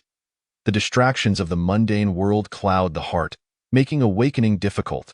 This is like a crooked tree that cannot be straightened. I only hope that after this, Longhu Mountain can transform and transcend, no longer mired in chaos. The Taoist sect is ultimately not the Buddhist sect. The Taoist path does not require such ostentation. Like the Tao itself, it has always been plain and unremarkable. Soon, the golden light from the statue dimmed. The Grand Master collapsed to the ground, utterly drained. Throughout the years, had he not contemplated his actions? Reflecting upon them, what had brought Longhu Mountain to its current prestige, amplifying the Taoist sect's influence? How would the ancestor in the heavens feel? Surely he would view him as a revitalizing Grand Master. In the future, there would undoubtedly be a place for him in the heavens. For now, however, the Grand Master could only think, I must ensure I do not sever my ties to immortality, in Taiyuan village. Within the village committee courtyard, Qin Shenghe smiled broadly as he watched Zhang Jihe play with his expressions. It was truly a delightful sight. Though not worry. After all, you are now brimming with merit. Even if Longhu Mountain feels aggrieved, upon seeing the extent of your merits, they will likely have no choice but to accept it reluctantly. Surely, they would not dare to harm you. You know well the terrible consequences of such actions given your abundance of merit. Zhang Jihe could not help but roll his eyes. Come on now, and I've already done what I did. Do you really think others would hesitate?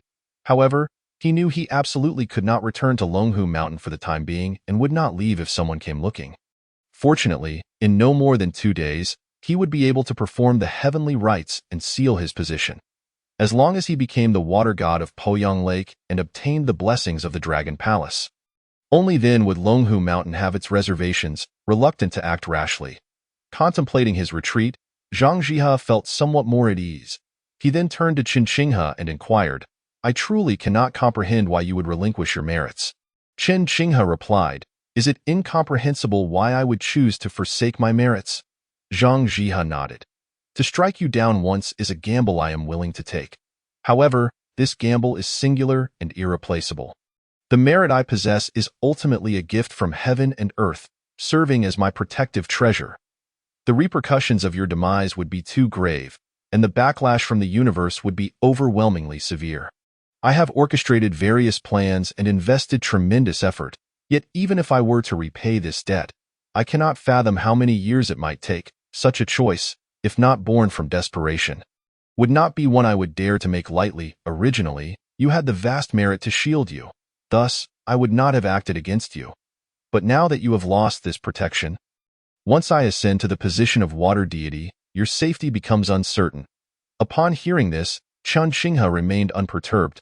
He responded calmly, Just as your choice to slay me is a gamble, I too am engaging in a wager. Yet our stakes differ. You risk everything to gamble on your ascension to divinity, while I sacrifice myself to bet on the triumph of righteousness over malevolence. Righteousness over malevolence? You, a monster, dare to delineate between the two? Zhang Jihe scoffed.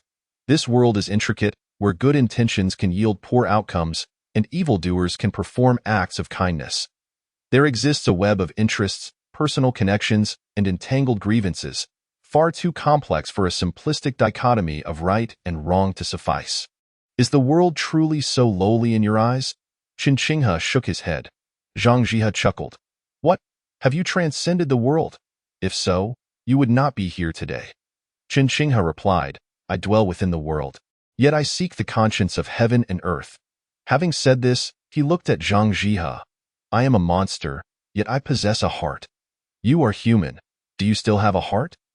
Zhang Jihe's expression darkened instantly, a tumult of shame, anger, and confusion swirling within him, leaving him at a loss for a retort. At that moment, Aunt Ma presented the first dish, stir-fried old mountain ginseng.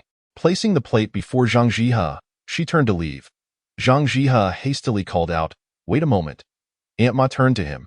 Zhang Jihe inquired, Is this the dish? As a cultivator, how could he not recognize old mountain ginseng? Was she truly offering this as food? Aunt Ma chuckled. Lord Tianshi, are you not brimming with confidence? Should I not offer something inexpensive? Tell me, is this dish hard? Zhang Jihe, his face dark as ink, replied, Hard? How could it not be? This is not fresh ginseng. This is dried old mountain ginseng. It is typically used for medicinal brews. How am I supposed to consume this? But if I refuse, it would be rather embarrassing. Given that I ordered it, I cannot simply decline now. Would this merit count towards Longhu Mountain? Moreover, with the water deity's ascension imminent, how would it look if I ordered a meal and then refused to pay? What would the villagers think of me? He fixed a glare at Aunt Ma, who remained unfazed. What of Longhu Mountain's Tianshi? I am still the Miao clan's holy matriarch. Am I not entitled to pride? How much merit are we discussing here? Ultimately, Zhang Jihe conceded and directly inquired. Aunt Ma replied, 18,000. Zhang Jihe's eyes widened. What? Aunt Ma asserted confidently, This old mountain ginseng has been aged for at least 60 years. Is it not a fine item? Is it not sufficiently hard? Zhang Jihe was left speechless. Such a hard and precious item, and she expected him to pay. If I do not pay you, am I not also depriving you of the chance to do good? Is this request too excessive? Is this task too daunting? If you find it too costly, does your conscience not ache? Zhang Jihe stared, astonished. Is it the influence of the black fish spirit that has led you all to this predicament? Or have you influenced the black fish spirit? Why is everyone so unreasonable? It sounded plausible. Any sensible person would recognize it as a trap. 18,000 merits. Could an ordinary person even achieve half of that in a lifetime? Yet he found himself unable to refuse. After all, to be offered such a rare delicacy with the mere expectation of performing good deeds in return seemed reasonable. Anyone would be a fool to decline. These villagers of Taoyuan are all mentally unfit. None are rational. Zhang Jihe thought to himself, but his face gradually regained its composure. Very well, I will take it. 18,000 merits is a trivial matter. My Longhu Mountain has vast resources, so I am not concerned. Zhang Jihe maintained his bravado, declaring, Today, I shall conquer all, brimming with merit. I must be resolute. Indeed, the Tiancher exhibits great magnanimity. I shall proceed to prepare the next dish. Aunt Ma smiled with her eyes narrowed. Wait, just this dish will suffice. My appetite is modest. One dish is ample. Zhang Jiha insisted, feigning a stance of frugality rather than an inability to afford it. Aunt Ma rolled her eyes and asked, What? No rice to accompany it?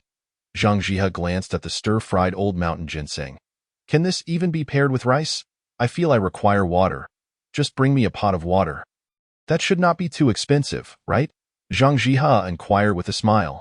Aunt Ma replied, Certainly, it is far less costly than old mountain ginseng. Then bring me 2 pots. Zhang Jiha responded decisively. After all, the merit was already committed. Even if he were to suffer a severe reaction from the old mountain ginseng, he would consume every last bit. Very well. Aunt Ma finished and departed. Zhang Jiha turned to Qin Shinghe, smiling. Would you care to join? Qin Shinghe replied sincerely. I cannot afford it, no worries, I shall treat you. Your share is not required. Zhang Jiha declared grandly. Really? Qin Shinghe looked on suspiciously. Zhang Jiha retorted. What? Am I, the esteemed Tiancher of Lunghu Mountain, in need of deceiving you? I have already committed the act of slaying. Deceiving you would be far simpler. Zhang Jiha was exasperated. If you wish to eat, then eat. If not, then don't. I shall partake. Qin Shinghe, no longer polite, stepped forward and picked up a slice of old mountain ginseng from the plate. This is potent medicine. Qin Shinghe remarked, placing the old mountain ginseng in his mouth, chewing slightly, and immediately his eyebrows danced with delight. It has flavor, and the medicinal essence seeps in, making my very soul tremble, as if even my demon spirit could absorb it. Remarkable. Qin Shinghe praised, such a fine delicacy. Zhang Jiha eyed him skeptically. Is that true? You can really bite into this? I'll give it a try. He experimentally took a piece, biting down hard, only to contort his face in displeasure. What flavor is this? This is as hard as a stone. Are you sure it was cooked? You dare to deceive me? Zhang Jiha glared at Qin Shinghe in frustration. Qin Shinghe couldn't help but chuckle. You truly need to chew. This requires a gentle bite. Surely, you should know how to do that. Zhang Jiha narrowed his eyes. Are you courting death? Qin Shinghe sighed. Old Zhang, you cannot take a joke? Do you truly have any friends? Zhang Jiha sneered. Is that your last words? Qin Shinghe responded. No, it is my curiosity about you. Humans are born as blank slates. Proximity to virtue or vice shapes them, and of course, I cannot claim that all are thus. Some are inherently wicked, while others are born good, and their innate nature cannot be easily altered. You, old Zhang, have become the Tiancher of Lunghu Mountain. Your talent aside, your character should not be so lacking. Yet now, you resort to violence at the slightest provocation. I am quite curious. Do you truly have friends? Is your rapport with them merely one of threats and violence? Zhang Jiha fell silent this time. He appeared to contemplate something but refrained from voicing it. Qin Shinghe did not press further. He had heard a saying that resonated with him. Even the most vicious individuals often have a few true friends. Suddenly, Zhang Jiha picked up another slice of old mountain ginseng, chewing silently with a blank expression. Qin Shinghe settled beside him and continued. Old Zhang, may I ask you something? If you fail to ascend as the water deity, what will you do? Zhang Jiha regarded Qin Shinghe. Are you concerned I might vent my frustration on you? Qin Shinghe chuckled. How about this? If you do not succeed, do not take it out on the ordinary folk of this region. If you must unleash your wrath, direct it solely at me. Zhang Jiha gazed deeply at Qin Shinghe, and after a long pause, he asked, Are you truly a monster? Qin Shinghe smiled. To speak candidly, I am merely a young man. I possess no lofty ambitions nor grand plans, just the most ordinary of young people. What I desire most is to live happily under a peaceful and prosperous nation. Free from excessive troubles, I wish to work diligently, travel in my leisure, and if I could find a wife who cooks well and cherishes family, and perhaps have a son and a daughter, that would be the epitome of a fulfilling life. Zhang Jiha stared, dumbfounded.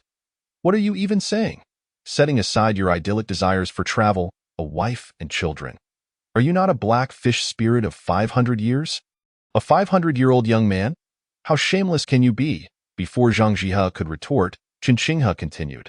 I know you may find it hard to understand what I'm saying, so let me put it in simpler terms. This village of Taoyuan is my sanctuary. Carefully crafted by my own hands, if given the choice, I would sacrifice myself to protect this haven. For if Taoyuan were to vanish, there would be nothing left in this world for me to cherish. Qinghe gazed sincerely at Zhang Jia. He was not uttering falsehoods. It was the simplest of statements. To return home in splendor without the accompanying wealth is indeed rather tasteless in this world. Qinghe felt quite solitary. Chapter 59. The Great Benevolent Act at Longhu Mountain. After Ma Leog indulged in food and drink, she listened to Qinghe's words. Zhang Jia remained silent, merely picking up a piece of old mountain ginseng. Chewing thoughtfully, as if concealing myriad stories behind his demeanor, Longhu Mountain. The Grand Master, restored to his former glory, summoned his disciples overnight and candidly proclaimed, henceforth, all disciples of Longhu Mountain must ascend the mountain to perform acts of kindness and accumulate merit. Regardless of the scale of the good deeds, they must wholeheartedly engage in them. Any individual failing to accumulate 1,000 merits shall not be allowed to return to the mountain. Moreover, these acts of kindness must be undertaken personally, without entrusting them to others. Many of the disciples, still dazed and groggy, suddenly snapped to attention, their faces filled with shock as they turned to the Grand Master. Master, why is that? Questioned one. Indeed, brother sect leader. While accumulating merit is important, there has never been a mandate before, has there? I have just begun my cultivation of thunderous techniques and require seclusion to comprehend them. I cannot afford to leave the mountain recklessly, lest my prior efforts be in vain. Brother, I have just gathered all the spiritual herbs and am preparing to refine pills. These elixirs are essential for the prince and cannot be delayed. Master, my skills are still lacking. Descending the mountain poses great danger, and I must focus on my cultivation. A cacophony of objections arose. Life atop Longhu Mountain was quite comfortable. Not only could one cultivate in peace, but they could also enjoy the luxuries of wealth. Even if one were to contemplate leaving, the opportunities for lavish hospitality awaited them below. Merit? What merit? Is such a thing truly necessary? It suffices to converse with local officials and merchants about disaster relief. Opening porridge kitchens, these are all commendable deeds. Even if one were to repair bridges and roads or cure the sick, where is the lack of merit to be gained? Must one personally descend the mountain to engage in benevolence? To do so would mean braving the elements. How could these pampered disciples endure such a fate? The Grand Master's face darkened. Do you not wish to do this? Do you think I desire it? Silence, he bellowed. Instantly, the clamor ceased, and all present gazed at the Grand Master in confusion. Typically affable and easygoing, he now seemed transformed.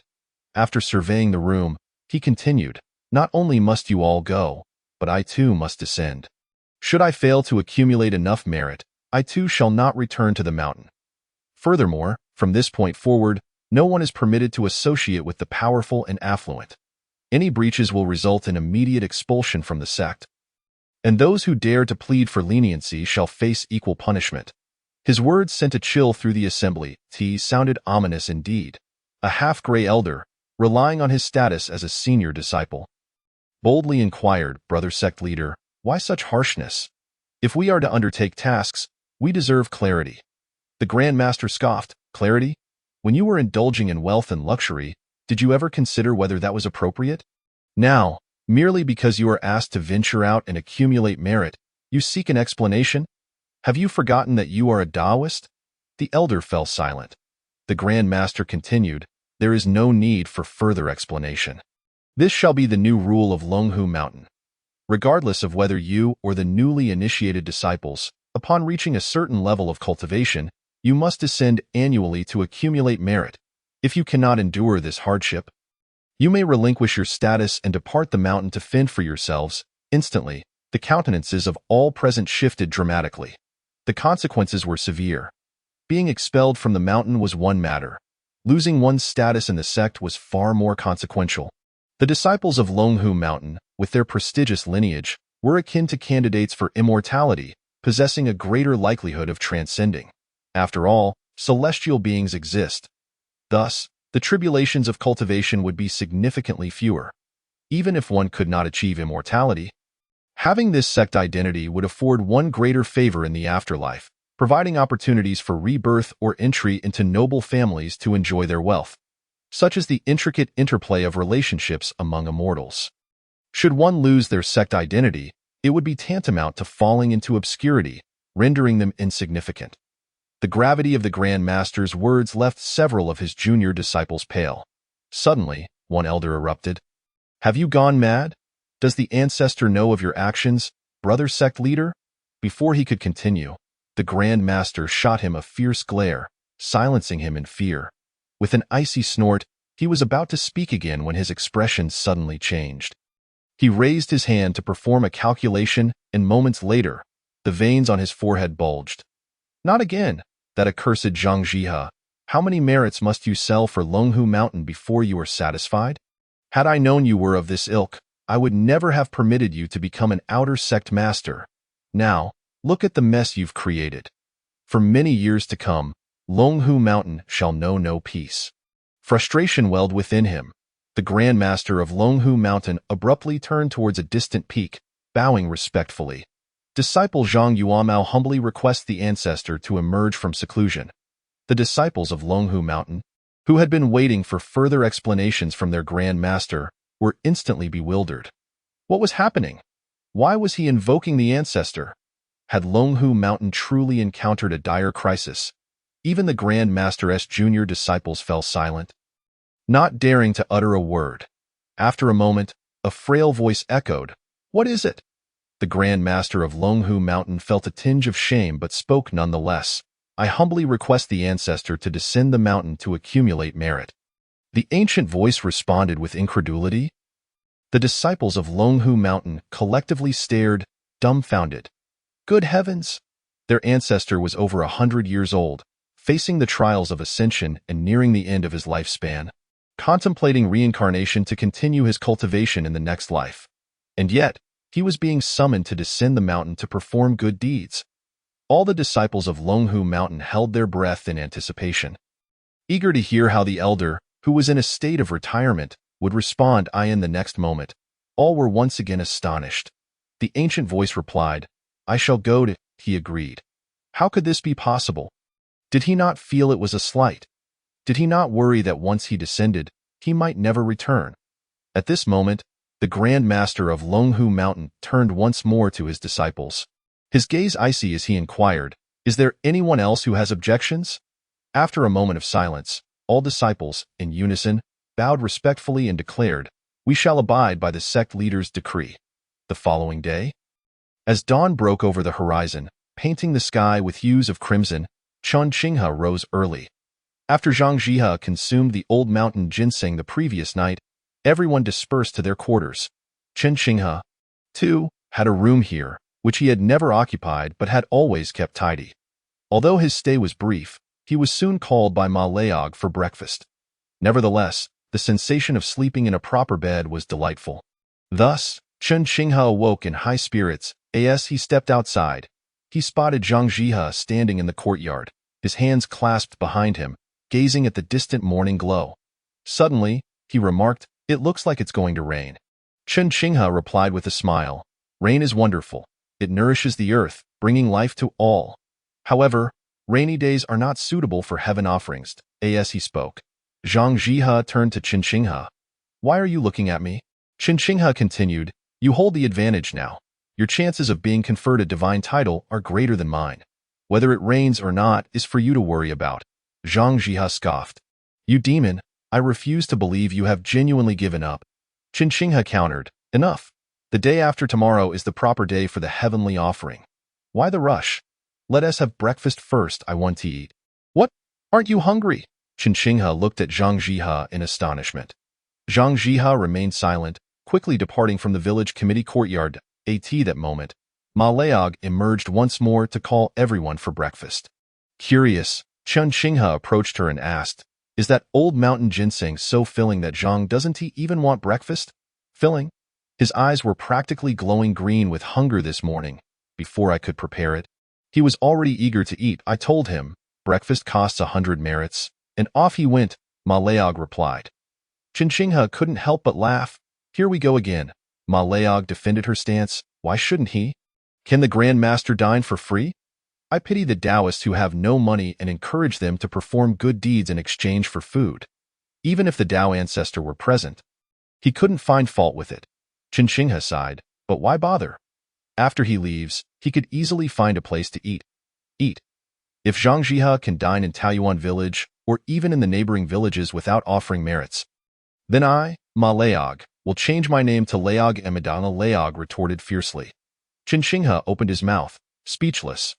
What else could he do? Naturally, he would help Zhang by eating his portion as well after all. Brothers must stand together. If he was full, Zhang would be less hungry. Chapter 60. Zhang Jihe. I am here to accomplish great deeds, not to be a mountain bandit. Breakfast was simple: porridge, pickles, and flatbread. Yet, for those outside Taoyuan village, such a meal was not merely sustenance. Even during festive occasions, they would not dare to feast so lavishly. The credit for all of this belongs to two individuals: Qin Shinghe, the seasoned veteran, and the old master. Qin Shinghe offered various suggestions regarding the selection of superior seeds, grafting, and greenhouse cultivation, in addition to providing water resources and land. The old master contributed his expertise and manpower. It could be said that half of Qin Shinghe's merits are borrowed from the old master. Although the cultivation of new grain varieties has not yet succeeded, there are some semi-finished products that can ensure that Taoyuan village, and even the surrounding villages, will not go hungry. In fact, Taoyuan village has already begun to enjoy the early stages of a modestly prosperous life. This was also the primary reason the old master chose to stay in Taoyuan village when he first arrived. In his capacity, the common folk have suffered for far too long. He wandered the world, perhaps to help a small portion of people survive. Yet, the old master's greatest dream remains that everyone in the world has enough to eat, without needing assistance from anyone.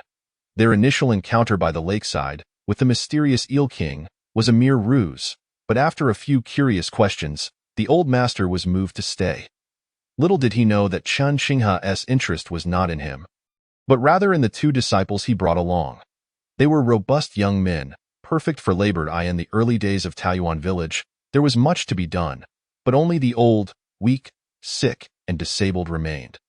What was desperately lacking was labor. As for the old master, Qin Shinghe initially thought, if you help me cultivate the land, I will provide for you with fish to eat daily. He never anticipated that the presence of a small old man would bring him greater joy than acquiring two laborers. Qin Shinghe took a bun, a bowl of porridge, and a plate of pickled vegetables. In truth, he could have chosen not to eat, or could have eaten substantially more, given his current state as a spirit. However, Qin Shinghe opted to eat to maintain his habits. He was human after all and enjoyed being so. Just as he had consumed half of the bun, he noticed Zhang Jihe returning, his face drawn tight, as if everyone owed him money. Without needing to ask, it was evident he had suffered a setback. In the eyes of the common folk, what is a celestial master? If you truly possess great power, why not abstain from food and drink? Upon seeing Qin Shinghe with his cheeks bulging, Zhang Jihe shot him a mocking glance, thinking, this demon, without any merits to protect him, dares to look at me like that? You are provoking me. Zhang Jihe seemed to find a valid reason and rushed over, snatching half of Qin Shinghe's bun from his hand, declaring coldly, you demon, daring to seize food from the human race. Your crimes are grievous. Qin Shinghe looked at Zhang Jihe with a gaze full of pity and could not help but ask, Old Zhang, you know, this isn't the first nor the second wrong you've done. How can you still not feel ashamed for stealing food? Zhang Jihe retorted irritably, what do you know? Just look at the world today, with so many vying for power. How many of them are truly capable of great deeds without resorting to petty theft? Qin Shinghe replied, but those people aren't lacking food. Isn't your grand endeavor a bit stifling? Zhang Jihe, who had initially intended to take a bite of the bun, halted at his words. He glared at Qin Shinghe. Are you looking down on me? Qin Shinghe remained silent, merely directing his gaze at the half-bun in Zhang Jihe's hand. Unable to withstand the scrutiny, Zhang Jihe tightened his grip and, with a dark expression, returned the bun to Qin Shinghe. Qin Shinghe chuckled and turned to enter the house, fetching 2 buns and a bowl of porridge, placing them before Zhang Jihe. This meal is on me. It is only proper to reciprocate. Zhang Jihe shot a sideways glance at Qin Shinghe. What? Are you trying to curry favor with me now? Chen Qinghe, uninterested in banter, simply asked, So, will you eat or not? Zhang Jihe, not one to be polite, picked one up and bit into it. Despite his high cultivation, he was still a mortal man. After a day of playing mahjong, he was utterly famished and dared not stray far from Taiyuan village. The day after tomorrow marked the formal sacrificial ceremony. The Eel King was indispensable but also posed a potential threat. Moreover, there was a black dragon lurking in the shadows, and a mysterious bearded swordsman whose whereabouts were uncertain. Not to mention the 1,000-year-old turtle, whose intentions remained unclear. Now, with abundant merits, the Eel King's spirit was under his control, and the fish head had been refined by him. Everything was in place, save for the right wind to carry them forward. Thus, there was no room for carelessness. Yet, Zhang Jihe had not anticipated that while he had considered all else, he had faltered when it came to sustenance. As a celestial master, he could accept having made mistakes and seek ways to atone. Even if it ultimately led to failure, it was better than waiting for death. However, he could not bring himself to steal food from the common folk, not even through coercion. Watching Zhang Jihe devour the food hungrily, Chen Qinghe found it amusing. You could call him wicked, yet when he was starving, he would not resort to theft, not even through force. You could call him virtuous, yet this fellow would exact a price for his assistance. Moreover, Chen Qinghe had reason to suspect that the fire in Zhongfan County was somehow related to him. With this thought, Chen Qinghe decided not to dwell on it and directly inquired, Old Zhang, the mutual destruction of Su Qing and Su Yuan, does it pertain to you? Without raising his head, Zhang Jihe continued to eat. You're clever. Why bother asking? Chen Qinghe pressed. Why do it? Finally lifting his head and swallowing a mouthful of thick porridge, Zhang Jihe replied, Isn't it a good thing for you? The ones who wronged you are dead, and they are thoroughly gone. Chen Qinghe countered, but to you, they were your allies, and yet you harmed them? That doesn't make sense. After pondering, Zhang Jihe said, It's complicated. It's hard to explain. You could understand it as, after I eliminate you, I must begin repaying my debts. The slaying of demons, the eradication of evil, and the rescue of the suffering are all virtuous acts, he continued. Moreover, the Su brothers were deeply sinful. Su Qing, in his youth, under the pretext of drunkenness, violated a maidservant in the manor, leading her to take her own life by drowning. He also employed various means to infringe upon the rights of many common folk, seizing their properties. Su Yuan was no better.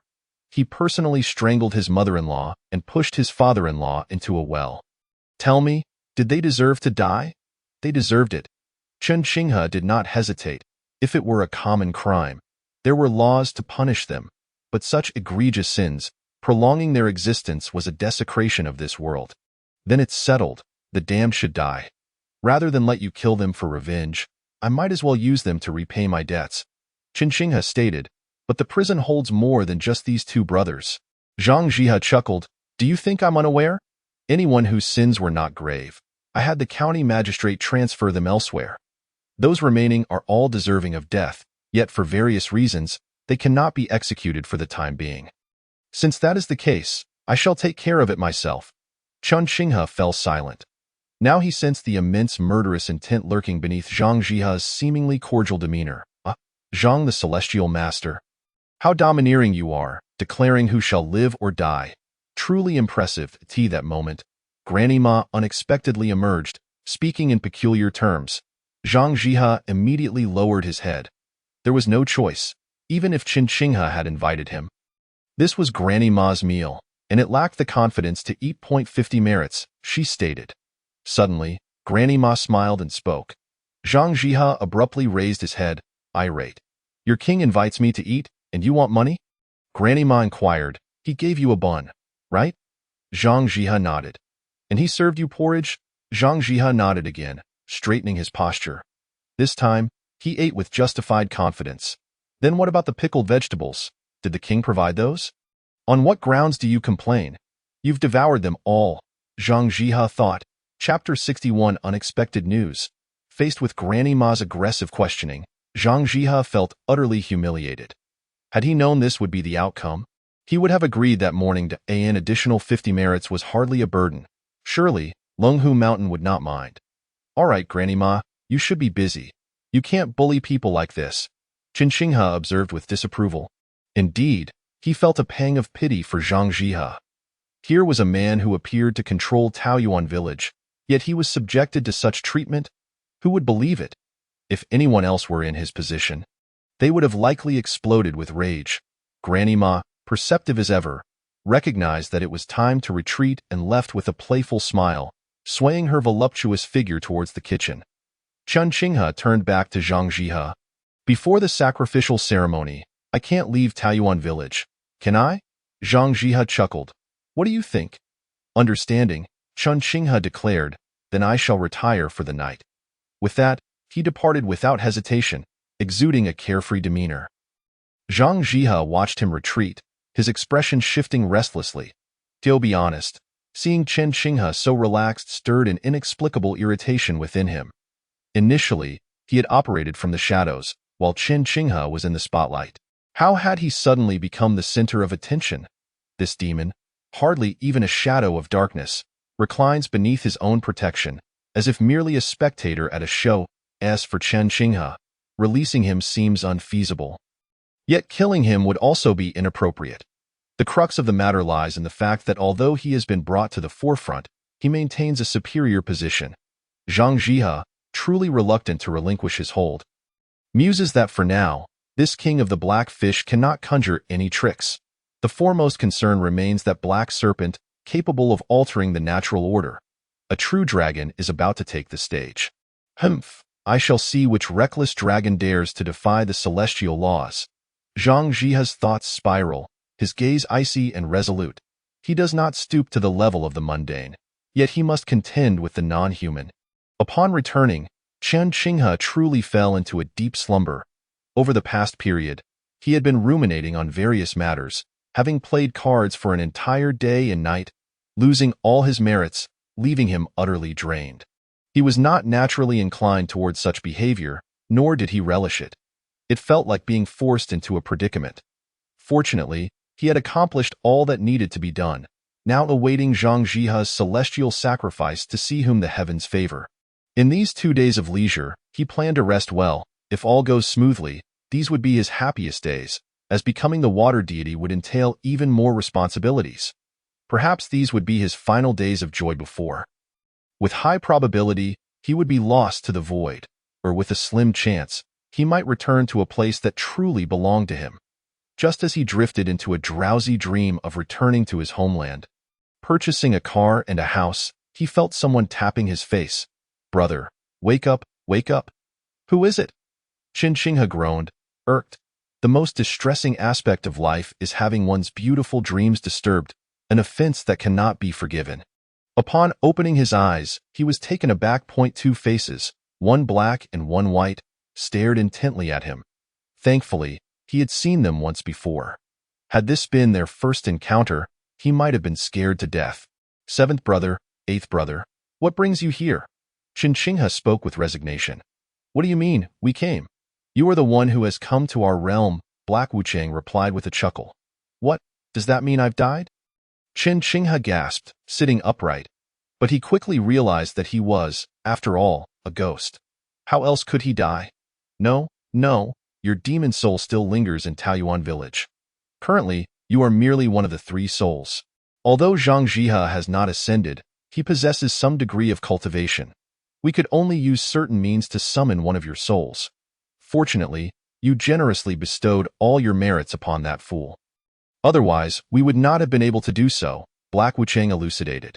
Qin Shinghe, at a loss for words, replied, Why summon my soul for no reason?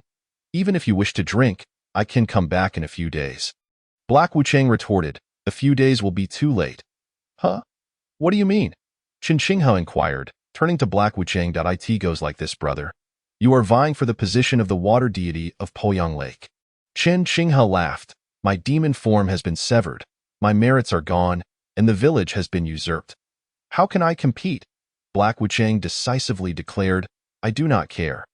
Even if you possess nothing, eighth brother will undoubtedly stand by you, supporting you with unwavering solidarity. His expression was grave, exuding sincerity, as if no one could alter his resolve. Chen Xinghe regarded Black Wuchang with suspicion. This change is rather drastic. Last time, he was disdainful of me. Now, he is overly familiar. Eighth brother is indeed eighth brother. I am grateful, but given my significant disadvantage, you must have a reason for seeking me out, Chen Xinghe inquired with a smile. Black Wuchang immediately grinned. Indeed. Last time we shared a drink, it was truly delightful. Both seventh brother and I felt an immediate camaraderie with you. I, for one, unconditionally support you, but seventh brother did not speak up last time. Perhaps out of embarrassment.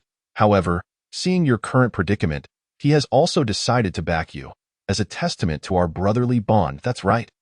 The first time I laid eyes on you, I sensed your extraordinary aura. You exude an innate spirit.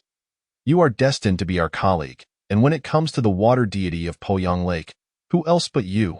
White Wuchang, who had been anxiously listening, chimed in, his tone indicating that it was a foregone conclusion. Chen Xinghe was left dumbfounded. Good heavens! What momentous event has transpired? Why does it feel as though I've been unofficially appointed? Wait, let me collect my thoughts. I have yet to fully awaken. Chen Xinghe felt a bit disoriented. Brother, do you not believe me? Black Wuchang gazed sorrowfully at Chen Xinghe. Chen Xinghe chuckled. Of course not. You two brothers have helped me immensely. I am forever grateful. Then it's settled. Seventh brother and I will support you together. Once the divine decree is spoken, it becomes difficult to alter. Come, let us dine together. This time, seventh brother will treat you to Huangchuan's white dragon. The best remedy for the soul. Black Wuchang enthusiastically slung his arm around Chen Xinghe's shoulders, leading the way. White Wuchang followed behind, contemplating. Why does Lao Fan's luck always seem slightly better than mine? It appears he stumbled into a significant fortune without realizing it. Oblivious, they arrived at the Huangquan Inn. Not seeing Ming Sanyang, Black Wuchang headed straight for a private room. Once seated, Chen Xinghe boldly queried, since we are brothers, we should speak candidly without deceit, correct? Black Wuchang and White Wuchang exchanged glances, then Black Wuchang replied, since you asked, I shall not withhold the truth. Originally, Zhang Jihe had a slight chance of becoming the water deity of Poyang Lake due to his connection with it. But now, he is entirely out of the picture. Chen Xinghe expressed his astonishment. How can you be so certain? Black Wuchang chuckled. Without a doubt, he is in trouble. The celestial decree is far more stringent than the divine assessments. Even if you are at fault, as long as it is not made public, it matters little. However, once it is brought to light, it becomes a stain, and he will never receive the decree. Chen Xinghe grew increasingly bewildered. I don't quite understand. Could you be more explicit? White Wuchang interjected. Zhang Jihe has been reported by a ghost. What? Who accused him? Chen Xinghe asked, perplexed. Su Yuan. Su Qing's cousin. Su Yuan. White Wuchang seemed to recall something and couldn't help but laugh. Yes, that's him. This fellow, laden with sins, had the audacity to take on all guilt during the trial.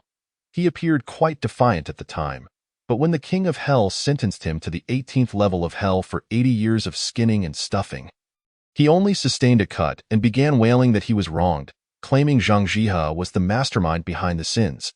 Chen Xinghe. Newcomers, please give a good review. If you enjoy this book, feel free to check out an ad to help boost its popularity. Much appreciated. Chapter 62. The Radish Pit of Poyang Lake. So, that accusation was sufficient? Chen Xinghe inquired curiously. Indeed, Black Wuchang replied. What if someone accuses me? As long as someone wishes for the celestial decree, if I am accused, I will have no chance. How can I proceed? Chen Xinghe probed for the crux of the matter. Black Wuchang chuckled. Brother, you are unaware that there are rules to reporting grievances in the underworld. Firstly, there must be enmity between you. Secondly, it must be recorded in the book of life and death. And finally, it must be substantiated rather than fabricated. Otherwise, the accuser will be punished according to their claims, without affecting the accused at all. Su Yuan's accusation against Zhang Jihe arose because Su Qing also accused Su Yuan, entangling several wronged souls who cried out for justice. The case is currently on hold, and the King of Hell has consulted the celestial master Zhang Daoling for guidance. I won't elaborate on the legal proceedings, as I understand you dislike the intricacies of human relationships, but I can assure you that Zhang Jihe will not become the water deity of Poyang Lake. That's my word, Black Wuchang concluded with conviction. Qin Xinghe chuckled. So, you have chosen to place your bets on me? Black Wuchang candidly responded. It's a rare gamble worth taking. If you can become the water deity of Poyang Lake, it is of greater significance than an emperor ascending to the throne. It would resonate with the heavens and invite their congratulations. Betting on you would provide us with some rare benefits from the heavens. At this moment, White Wuchang added, exactly. It is a stroke of fortune for us to befriend you. Brother Chen, it is a blessing for us both. However, we are not the first to place our bets. Prior to the tumultuous events in the Dragon Palace of Poyang Lake, many influential figures had already detected the impending return of the water deity and laid their groundwork. You see, among the myriad of deities, who doesn't have a few acquaintances? Previously, each radish had its own pit with no arrangements, but now that the chief deity of the water vein has emerged, there are suddenly many more radish pits, as long as it does not disrupt the grand scheme. Placing a few pieces on the board can yield opportunities, and if not, one can always wait for another chance. We are merely two ghostly emissaries tasked with soul retrieval, lacking the capability to act recklessly. Fortunately, we are destined to cross paths with you, or else this serendipitous entanglement would not have occurred. Right? Upon hearing these words, Chun Xinghe thought of the 5 constants of Taoyuan and then asked, are you suggesting that many who appear around me are intentionally drawing near? Heikong was taken aback. Brother, you must not interpret it this way. It is incorrect to suggest it was intentional. We would never dare to claim it was deliberate. It is merely that you have now awakened your divine nature, which emboldens us to speak candidly with you. Ultimately, this is a matter of fate. Only through destiny can lasting connections be forged. If you doubt this, you need only reflect on the many individuals you have encountered over the years. How many have remained by your side? How many have truly become friends? Even among the celestial beings, none would dare to deliberately interfere with the rightful ascendance of a local water deity, as this would violate the natural order and disrupt the cosmic balance. Should such interference occur, it would inevitably backfire, and even the deities would struggle to withstand the consequences. They may present opportunities, offering preferential chances to friends or descendants, but whether one can seize these moments depends on fate. Chun Xinghe pondered deeply, suddenly recalling 2 remarkable individuals he had met over the past decade. One was a ghost master who claimed the surname Chen, hailing from Guangxi. He had lingered by Poyang Lake for several months, rumored to possess the ability to capture souls in place of the living, and had conducted several lucrative dealings, garnering significant renown. During his time in the waters, Chun Xinghe had heard of his fame and felt a keen curiosity. One day, however, this ghost master unexpectedly appeared by the riverbank, calling out to Qin Xinghe and expressing a desire to collaborate, proposing a lucrative partnership with shared profits, even offering to erect a temple in Chun Xinghe's honor, thereby allowing him to become a local water deity. At that time, Qin Xinghe was but a fish. What use had he for wealth? He was genuinely uninterested in money and had no desire to become a water deity, thus he ignored the proposal. The ghost master, however, was relentless, returning daily to pester him. Growing increasingly irritated, Qin Xinghe conjured a spell that stirred the lake waters into a tempest, nearly sweeping the man into the depths, ultimately scaring him away, and he vanished from Poyang Lake without a trace. The second individual was a girl from a wealthy family, strikingly beautiful, who had fallen into the lake while enjoying herself. Chun Xinghe saved her, and she became infatuated, frequently seeking him out. At that time, however, he was exceedingly busy, often summoned by the old master to discuss matters of agriculture, breeding, and grafting. Qin Xinghe, being only a novice, was preoccupied with the old man's incessant chatter and had little time to pay attention to an unfamiliar girl. On the rare occasions he encountered her, he hardly acknowledged her presence. Until one fateful day, the girl once again plunged into the water, and this time, she had jumped involuntarily. Sensing someone drowning, Chun Xinghe rescued her once more, only for her to cling to him, sobbing and declaring, "I found you. I won't marry anyone else. Take me away, big fish brother." At that moment, Qin Xinghe thought her mad. Who could prefer a fish over a person? He was no mermaid. What could they possibly do together? He swiftly flicked her with his tail, knocking her unconscious, and handed her over to the old boatman, instructing him to inform her family to keep a close watch on her and prevent her from causing further disturbances. After that, she never returned. As for other encounters, there were many fleeting glances, but few that led to meaningful conversations. In the later days of Taoyuan, aside from the old boatman and the old master whom Chen Qinghe personally engaged and guided, there were also the one-armed old monkey, and Aunt Ma, who initially settled in Taoyuan village without any interaction with Chen Qinghe. They charmed the locals with their charisma and dedicated themselves wholeheartedly to their tasks. Exuding sincerity and honesty. As Taoyuan village grew, Chen Qinghe proposed the idea of village governance, leading to the selection of these three by the villagers, who formed a coalition with the old boatman and the old master, thus establishing the concept of the five elders of Taoyuan. Other villages soon followed suit, mirroring this model, abandoning the notion of village leaders, opting instead for the five elders to oversee matters, often seeking guidance from Taoyuan village. Reflecting on these past events, the slight unease that had recently surfaced in Chen Qinghe's heart dissipated. Regardless of whether the powerful forces behind the five elders of Taoyuan were orchestrating matters, they themselves remained true to their hearts and strived for excellence in their endeavors. Over the years, they had mutually supported one another, achieving their own successes, and their bonds had grown increasingly intimate, rendering them akin to family. The machinations of the mighty were their own affairs. What concern was it of theirs? Such considerations did not diminish the affection cultivated through time and action. Any unresolved emotional knots faded away in an instant. Chen Qinghe smiled at the black and white impermanence. Thank you for your insights, brothers. Regardless of circumstances, those who walk with me until the end are bound by fate. When destiny grants us connection, we must cherish it. The black and white impermanence breathed a sigh of relief. Thankfully, this young man was broad-minded and understanding. Otherwise, a more sensitive individual might be troubled to realize that their friends could merely be the result of external influences, leading to connections that were not wholly genuine, which would surely be disheartening, especially when those individuals sought to bask in his glory and share in his fortunes. By the way, I have another question. Chen Qinghe continued. Aside from Zhang Jihe, there is also a black dragon vying for the position of water deity of Poyang Lake. The dragon clan is naturally the sovereign of aquatic domains. Does it not have greater opportunities than I? Upon hearing this, the black and white impermanents exchanged knowing glances, appearing hesitant to respond. This question, allow me to address it, for I am most knowledgeable about it. Those two have both heard it from me, a delicate voice chimed in. The first rich woman of the Yellow Springs, making a grand entrance. Seeing that familiar face and attire, Chen Qinghe promptly rose.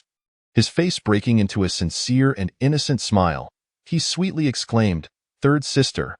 Regardless of past lives or this one, Chen Qinghe understood one fundamental truth. Never offend a woman, especially one who possesses power, wealth, and a formidable presence. For even if you are her husband, you may find yourself in prison. Do you not believe it? Just look at Zhang Jihe. He did nothing wrong yet still faced misfortune. Wait, that's actually the eldest sister. The black impermanence whispered. Chen Qinghe was taken aback. How did she become the eldest sister again? If she is the eldest sister, does that mean the true essence of Mengpa has arrived? My goodness, am I truly in a position to encounter such a figure? Chen Qinghe promptly declared, "Greetings, eldest sister. Your arrival took me by surprise. I was unprepared for such a sudden visit. Oh? Is there a need for preparation upon seeing me?" Mengpa asked with a smile. Chen Qinghe replied, "One must engage in mental preparation. I need to fortify my mindset. After all, a beauty such as yourself possesses overwhelming allure. I consider myself a gentleman. Yet without some mental fortitude, I might struggle to resist your charm. Hee, my dear brother, you remain as endearing as ever." Mengpa chuckled, her enchanting demeanor capable of stirring even the most stoic of hearts. The black impermanence quietly admired her. This black fish brother hardly resembled a monster, appearing more human than many. "Thank you for your kind words, eldest sister," Chen Qinghe replied with a simple, honest smile, striving to garner goodwill without offending. He had no ulterior motives. If she treated him as a younger brother, that would be an immense fortune. Do not mention it. Please, sit and converse, Mengpa invited. Chen Qinghe obediently complied, taking a seat. Subsequently, Mengpa leaned against him, prompting Chen Qinghe to twitch his lips. It seemed that regardless of the person, They all shared the same tendency to lean on him. He certainly did not possess the essence of a small puppy. Are you curious why these two fools, upon realizing that Zhang Jihe had lost his opportunity, began to fervently place their bets on you, disregarding the dragon clan entirely? Meng Pu inquired with a smile. The fact that her opening words were about serious matters indicated her maturity, unlike the third sister, who only knew how to tease. Chen Xinghe's fondness for Meng Pu increased significantly, prompting him to ask, "Why is that?" Meng Pu replied, "Because this is a matter of unspoken rules." Chen Xinghe blinked, shifting uncomfortably. "Are you certain this statement doesn't carry a double entendre? Please, eldest sister, elaborate." Meng Pu continued, "Good brother, take the underworld as an example. In this vast realm of the underworld, dominated by the spirits, does one family truly reign supreme?" Chen Xinghe pondered briefly before responding. "No, there is also Ksitigarbha Bodhisattva, is there not?" The moment he spoke, Chen Xinghe comprehended the implications. In the grand scheme of existence, the Dragon Clan could not continue to hold a monopoly over the aquatic realms, especially in a location like Poyang Lake, capable of giving rise to a water deity. Naturally, the Dragon Clan's ambitions in Poyang Lake would be futile. Even if they dared to attempt it, formidable beings would likely obstruct them. It must be said that within this realm, the intricate web of powers was deeply intertwined. Resembling a complex network of interests and mutual caution, each faction maintained its own territory. Should any faction dare to entertain inappropriate thoughts, they would be met with suppression from others. If one faction faltered, the others would unite against it. "Thank you, eldest sister, for your guidance. I am immensely grateful," Chen Xinghe said as he stood, expressing his gratitude earnestly. Though he felt as though he were being thrust into a situation, he was not one to be overly sentimental. If it meant becoming the water deity of Poyang Lake, he would not refuse, for to Chen Xinghe, it was not a position of privilege but one of responsibility. As a being of the waters, he had an obligation to care for the myriad spirits and creatures of Poyang Lake. It was a duty he could not evade. Yet he was also human, hoping to foster a harmonious relationship between land and water, ensuring the well-being of the riverside populace while nurturing the ecological growth of Poyang Lake. Gratitude was not merely a matter of words. "Dear brother." Meng Pu gazed meaningfully at Chen Xinghe, who froze momentarily, his expression stiffening as the words unspoken rules echoed in his mind. "Sister, I am merely a fish," he protested. "What's wrong? Did you think I intended to consume you?" Meng Pu replied, rolling her eyes flirtatiously. What else could Chen Xinghe do but smile? "However, your demeanor is truly quite endearing. It's no wonder that when you were with a few sisters, they all seemed to take a liking to you." Meng Pu continued. Once more, Chen Xinghe felt his body stiffen. "Is it that more than one is keeping an eye on me? Do these celestial sisters have no proper duties? How is it that they seem more idle than I? A mere demon? Elder sister, please be direct. If there is anything I can do, I shall do it without hesitation," Chen Xinghe responded earnestly. Meng Pu chuckled. "As for the return of the water deity of Poyang Lake and the corresponding feedback from the heavenly order, I truly find it beneath my notice. Besides, this insignificant Poyang Lake pales in comparison to my vast yellow springs. It holds little allure." Chen Xinghe felt a pang of anxiety. So nothing is good enough? Am I the only one who is somewhat acceptable? Yet, reflecting on it, Meng Pu was indeed beautiful and exceedingly wealthy, with a grand estate. She held a high status in the underworld. Frankly speaking, Chen Xinghe had no grounds to feel disdain, for he scarcely matched her stature. Yet, therein lay the greatest dilemma. The disparity was too great, and her temperament was inscrutable. One could unwittingly provoke her ire, and she might administer a bowl of Meng Pu soup, cleansing him entirely, thereafter molding him into whatever form she desired. Once she grew weary, she could wash him clean again and reshape him anew. The very thought sent a chill down his spine. "Oh dear. What a lively mind you have, dear brother. You have many thoughts on my intentions," Meng Pu interjected suddenly, her expression a blend of mirth and intrigue. Chen Xinghe's face paled, and he swiftly dismissed his wandering thoughts. Having momentarily forgotten that Sister Ming could read hearts, "Well then, I shan't tease you any longer. It's a rare occasion to encounter such a fortuitous event as becoming a deity, and besides, dear brother, You are quite to my taste. I shall lend you this, Mengpa concluded, handing Chen Xinghe a bowl that appeared quite ordinary, as if crafted from the clay of a rural kiln. Chen Xinghe, however, did not perceive it as mundane. He accepted it solemnly. Mengpa continued, "This is a bowl I previously used to feed the souls of those reincarnating. After prolonged use, I grew weary of it and replaced it with a more aesthetically pleasing jade bowl. Since it is idle, I might as well lend it to you. This is not a gift, mind you, for it would be inappropriate to give it away. Its purpose is quite simple. Use it to scoop water and provide it to sentient beings, and it will cleanse the most potent emotions within their hearts, though do not use it indiscriminately." Chen Xinghe inquired eagerly, "Is that all?" Mengpa replied, "What else do you expect? Would you like me to throw in 2 pounds of Mengpo soup as well?" Chen Xinghe chuckled awkwardly. "That would be excessive. Such generosity is unwarranted." Mengpa rolled her eyes. "You are being insincere. That would be a breach of the underworld's rules. Do not even think about it unless you wish to drink. Come find me, and I'll ensure you have your fill." Chen Xinghe hastily exclaimed, "No need for that. This bowl is quite sufficient. It could indeed save lives in certain special situations." Mengpa paused. Then couldn't he help but exclaim, "Truly, you are of heavenly origin. No matter the circumstance, your first thought is to save others. If you are not to become a deity, who else shall?" Chapter 64. The Celestial Locking Array Before long. Mengpa entered again, accompanied by 7 or 8 identical figures, all resembling her in both appearance and attire. It was clear they were her manifestations. These Mengpas brought forth fine wines and delectable dishes, among which the highlight was the Yellow Springs White Dragon. Though named a dragon, it was, in fact, merely a fish. This fish possessed a remarkable lineage, birthed from the myriad resentments of countless vengeful spirits. Initially a white maggot, it matured into a white fish over a century, a white dragon over a millennium, and at 10,000 years, it would gain sentience, which was strictly prohibited in the Yellow Springs. Thus, any that exceeded a millennium could be harvested and sold.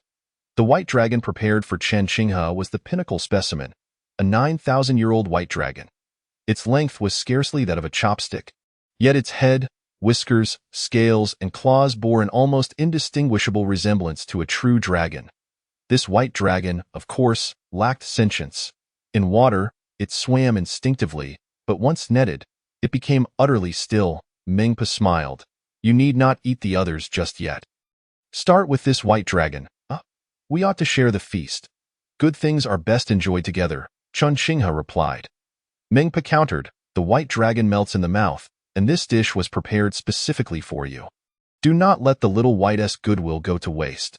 Chen Xinghe glanced at Bai Wuchang, who looked pitiful and eagerly nodded, affirming her words. Yet, he did not disclose that this was the result of his financial ruin, and that it was a joint present, with Mengpu contributing, which allowed her to part with such a rare 9,000-year-old white dragon. Consuming this delicacy would elevate Chen Xinghe's demon soul by several levels, placing him on par with even the more common celestial beings. Thus, upon assuming the position of water deity, he would save considerable time in merging and adapting, serving as a boon. Seeing this, Chen Xinghe hesitated no longer. He deftly picked up the white dragon with his chopsticks and placed it in his mouth. Indeed, upon entry, it resembled jelly, dissolving into liquid almost instantaneously as it slid down his throat. Instantly, a refreshing sensation radiated throughout his body, bringing unparalleled comfort in the eyes of Mengpa and the 2 Wuchangs. Chen Xinghe now glowed with a soft white light, appearing utterly pure. Observing this, the 3 exchanged glances, each bearing a smile.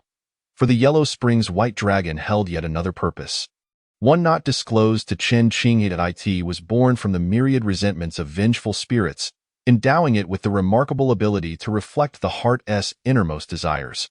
The strongest desire within the consumer would be mirrored back.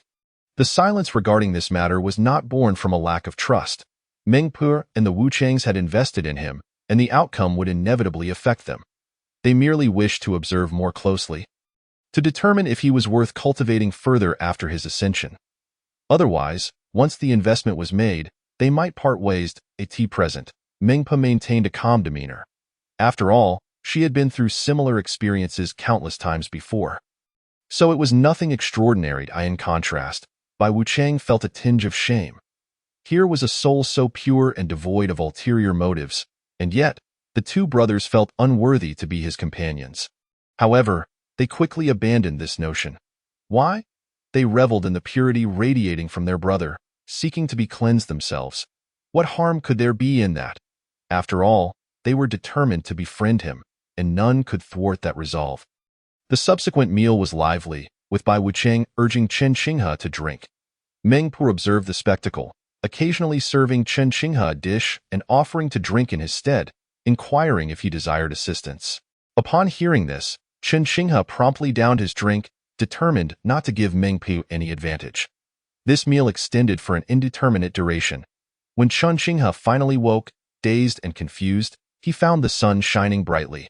As he sat up in bed, a headache surged, and as he rubbed his temples, he was startled, scooting back in fright, clutching the quilt to his chest, and glaring at Zhang Zhihe, who sat at the head of his bed. "What are you doing here?" Chen Xinghe demanded. Zhang Zhihe's expression darkened. "What do you mean by that? What do you take me for?" Chen Xinghe retorted.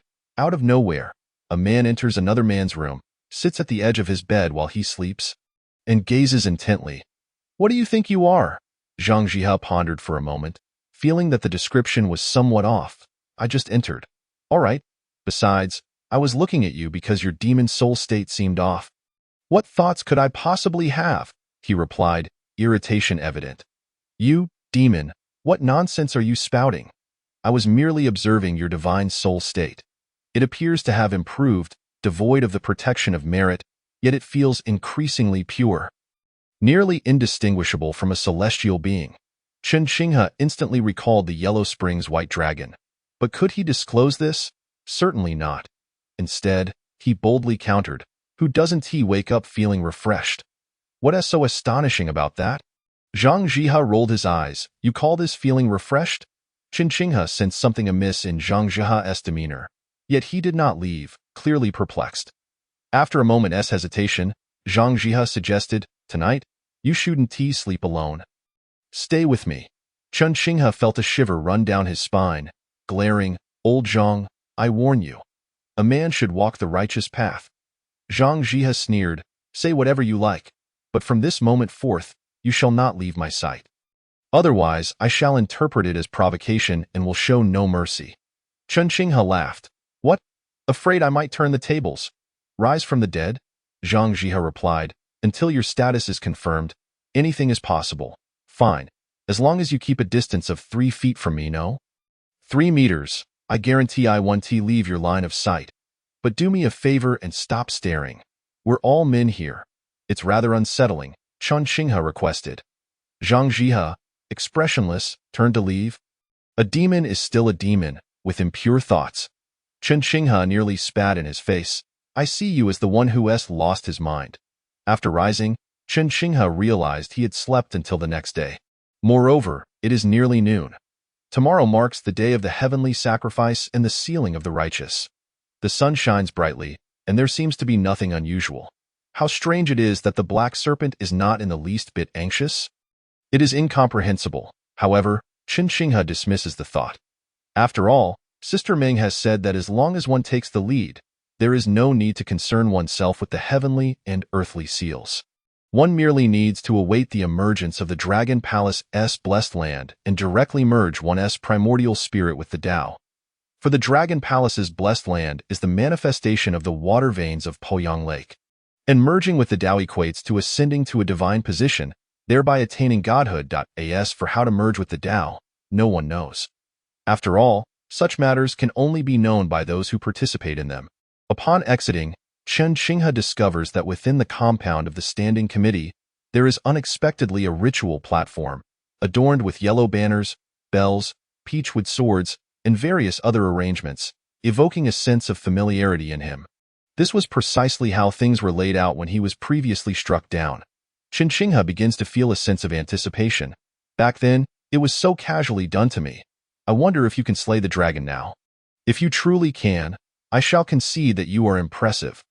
Glancing over at Zhang Zhihe, he is busy manipulating an object shaped like the 8 trigrams, which resembles a sand table within. "What is this?" Chen Xinghe approaches curiously and inquires. Zhang Jihe grins with satisfaction. It is the diagram of the heavenly locking earth array. Chen Xinghe blinks. What use does it serve? Zhang Jihe explains, with this, I can seal off a 100-mile radius. Within my magical domain, my commands will be obeyed, ensuring favorable winds and rains, and clarity in heaven and earth. Chen Xinghe exclaims in admiration, this is a remarkable item. If every county had one, the common folk would no longer need to worry about their harvests. Zhang Jihe raises an eyebrow. Chapter 65. The live broadcast of the Poyang Lake Water God Contest. What sort of look is that? Am I mistaken in what I said? Noticing Zhang Jihe's peculiar gaze upon him, Chen Xinghe is puzzled and asks, what do you mean? Zhang Jihe replies, you do not resemble a demon at all. How so? Chen Xinghe laughs, inquiring further.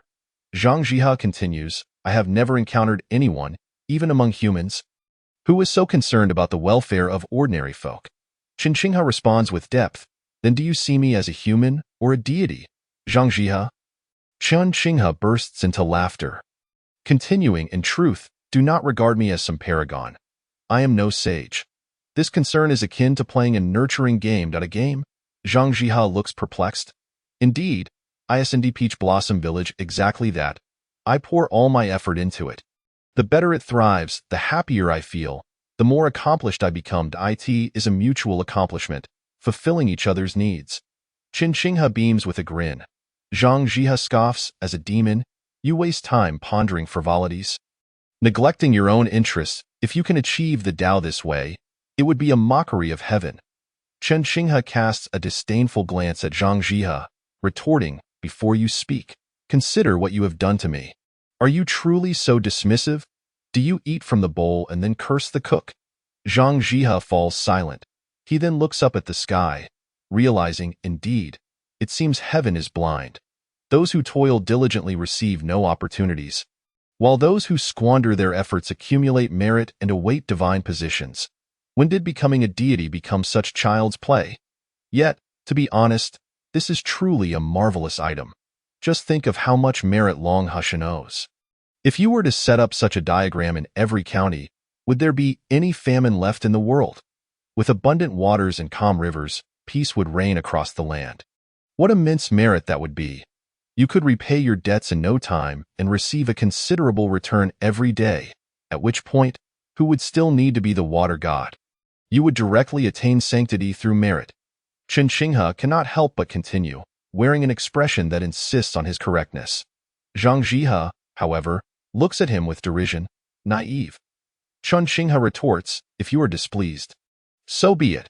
But why label me as naive? Setting aside the immense resources required to create this heavenly locking earth array, do you truly believe the common folk would benefit from it? Those in power would watch idly as such a tool is wielded, rather than utilizing it wisely. Either they would pay a hefty sum for the chance to use it, or after a bountiful harvest, surrender 70 to 80%, if not more, of their grain. Perhaps even more terrifying, those controlling the array could manipulate the weather. Those willing to pay the price would be allowed to farm, while those unwilling would see a year devoid of rain. Tell me, is such a possibility not real? Chen Xinghe's complexion pales. Is it possible? He is certain that it is indeed a possibility. After all, he realizes that his thoughts were rather naive, and his reasoning still lacks maturity. Zhang Jihe continues, this is precisely why the Tao cannot enter the royal courts. The royal authority and cultivation must remain estranged. Otherwise, it will only bring calamity upon all living beings, and the sins will ultimately fall upon the instigator. Chen Xinghe sighs, thank you for your guidance. I feel I have grown a little. In the future, I shall consider matters more comprehensively. Zhang Jihe nods in satisfaction, a teachable child. But soon, he realizes, what nonsense. This demon is of no concern to me. Why should I share such thoughts with him? Who let you in? Leave. Zhang Jihe scolds, his face darkening. Chen Xinghe pouts and turns to walk away. What kind of person is this, quick to turn against me? I wonder who said I should not leave their sight, and now wants me to go. What kind of man behaves like this? Never mind, never mind. Seeing that he has no chance left and is still striving, I shall not stoop to his level. Once outside, Chen Xinghe finds a bamboo lounge chair, reclines, and basks in the sunlight. Such splendid weather would be a pity to waste without soaking up the rays. He finds himself reminiscing about his time as a fish demon. 3 to 4 meter long, pitch black back would often rise above the surface to bask under the sun for 2 hours, becoming a glossy, warm black. What a shame. All that good meat was fed to the fish and shrimp. Come to think of it, it seems that group of fish and shrimp, having benefited from me, has vanished without a trace? How curious is my flesh poisonous? Did they die from it? That truly is a sin. My lord Leagu approaches, carrying a bowl of black-boned chicken soup. Chinchingha sits up to receive it, sniffing the aroma. He smiles. Your culinary skills have truly improved, auntie. One word, delightful. Leagu rolls her eyes. My lord, please call me by my full name. Referring to me as auntie makes it sound as though I am an old crone. Chinchingha chuckles. Who told you to take such a name? You could just revert to your original name. Leagu shakes her head. No, I cannot use my original name. If I do, my kin will know and come to capture me. Chinchingha, intrigued, asks, is it truly that remarkable? Leagu replies, the Miao people's Gu Dao has been passed down for millennia. If I lacked such abilities, my clan would have long been eradicated. I am the holy maiden of the Black Witch lineage of the Miao. Yet I truly despise the ways of the Black Witch. Moreover, the Black Witch lineage would not tolerate a holy maiden who abandons them. Upon meeting, it would be a fight to the death, endangering the village. Chinchingha expresses concern. Isn't it perilous for you to restore your appearance now? Leagu laughs. Are you certain this is my true appearance? Chinchingha is taken aback and gives her a thumbs up.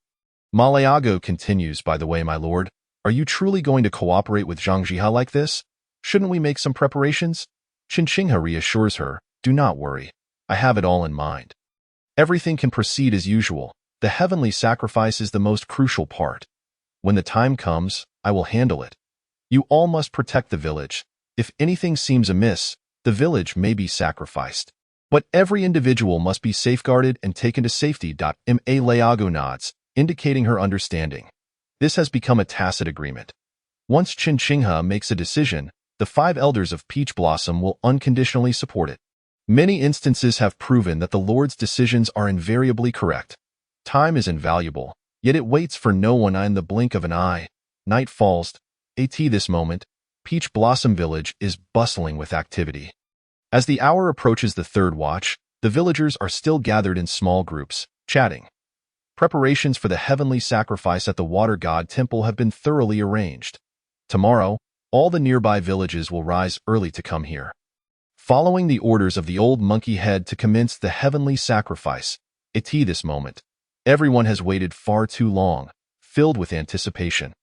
Eventually, the old monkey head emerges, scolding everyone, prompting them to reluctantly return home and prepare for sleep. As early to bed means early to rise. Meanwhile, in the village committee courtyard, Chinchingha does not sleep.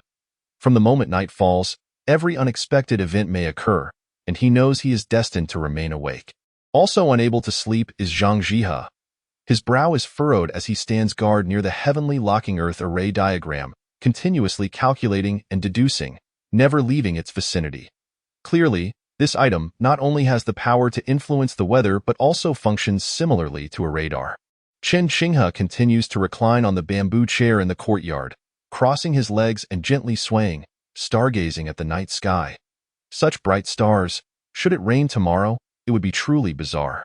Yet, the old monkey head has predicted rain for tomorrow. Zhangjiha treats this with utmost seriousness, indicating that a change in the weather is inevitable. If the weather can be influenced, it must be the Dragon Clan, known for their ability to summon clouds and bring rain, capable of such feats with ease. But do the Dragon Clan truly dare to defy the heavenly laws?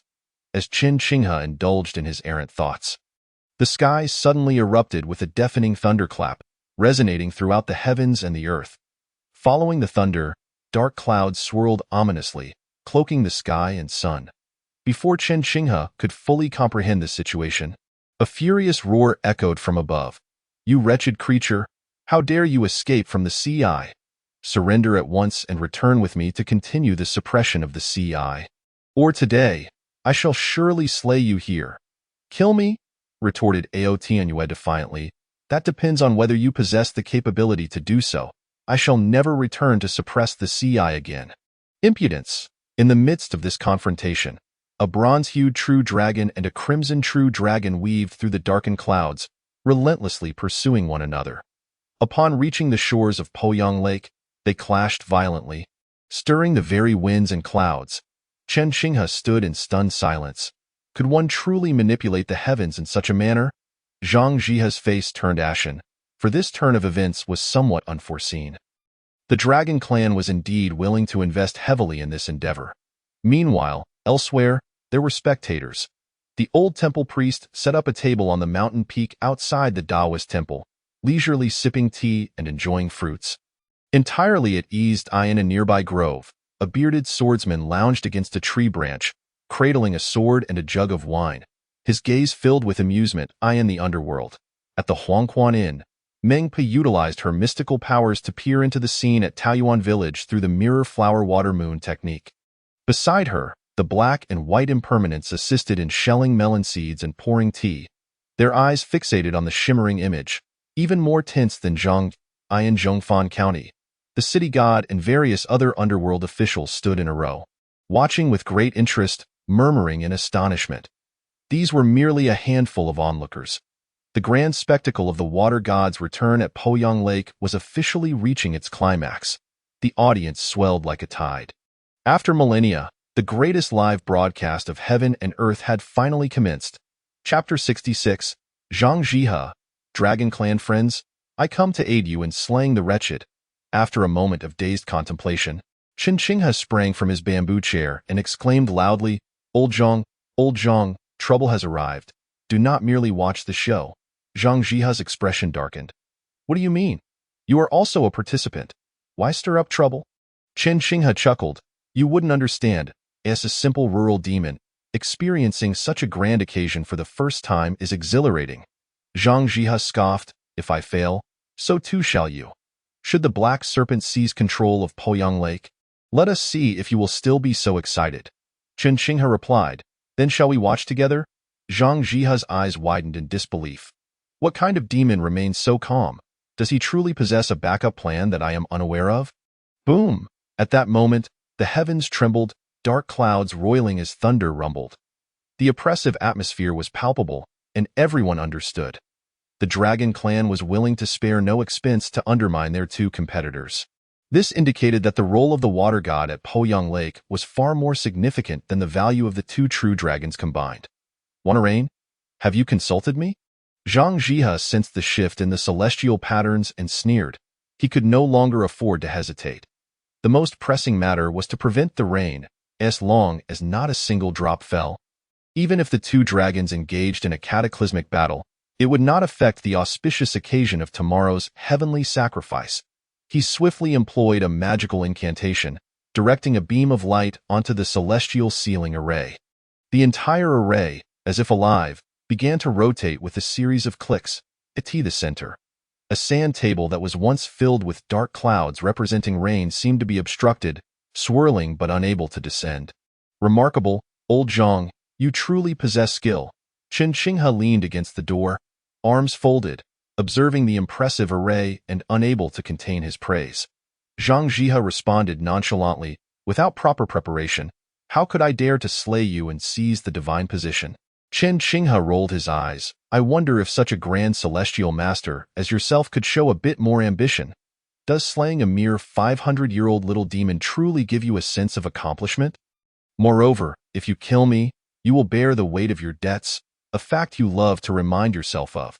Are you scolding yourself or warning the folks at Longhushan? Zhang Jihe was rendered speechless. Is that what I meant?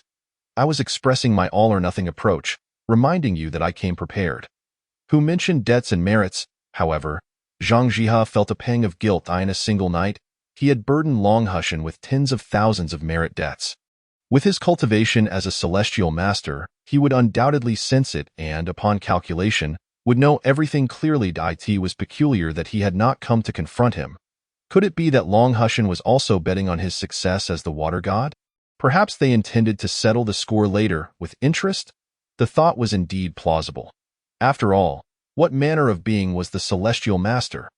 Among the generations of celestial masters, he had elevated Longhushan's prestige to its zenith, and his cultivation was nearly that of a heavenly immortal.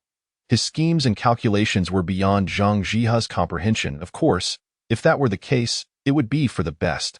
After all, they were kin.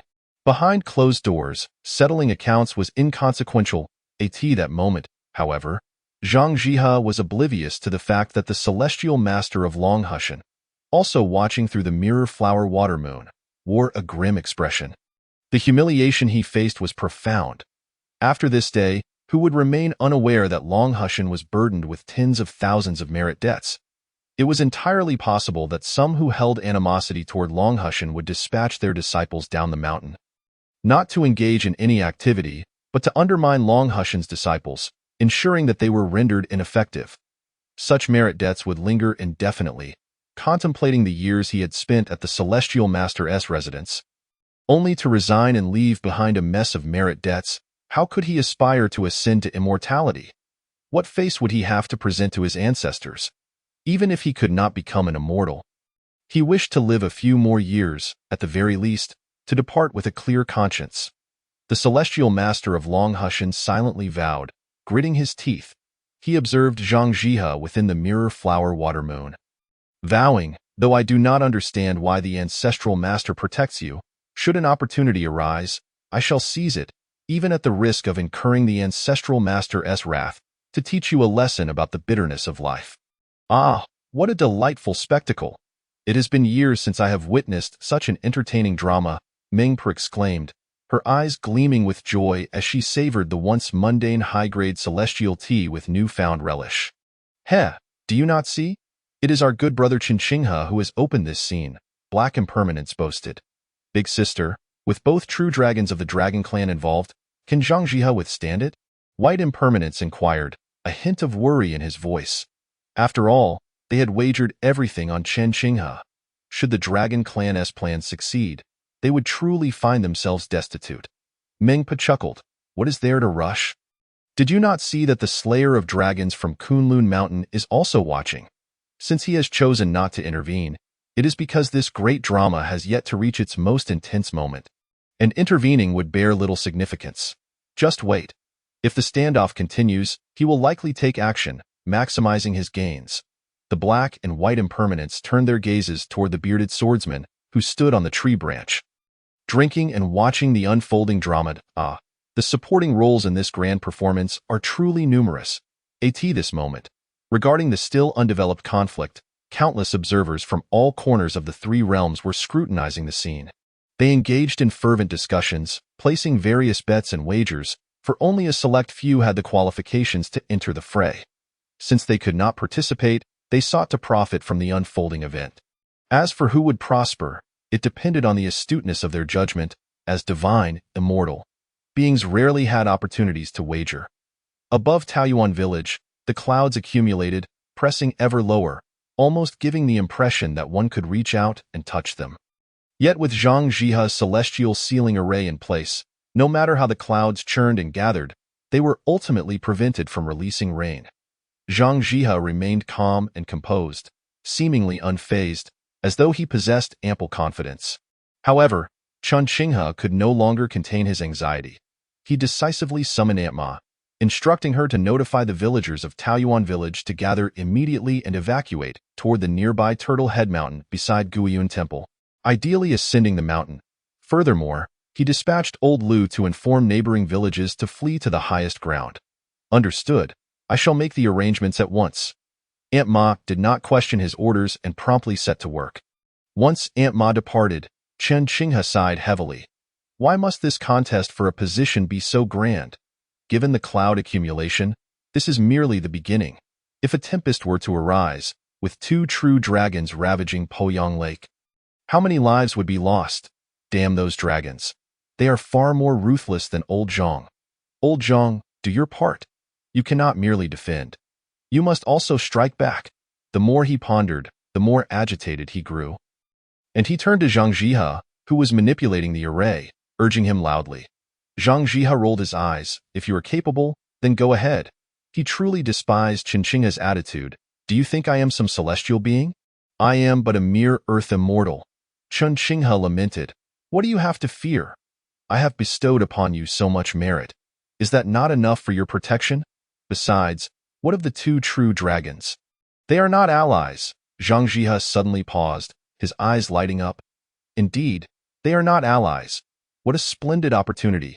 Without hesitation, Zhang Jihe rolled up his sleeves, grinning widely as he proclaimed, Zhang Jihe of Long Hushan has come to assist my dragon clan friends in slaying the wretched.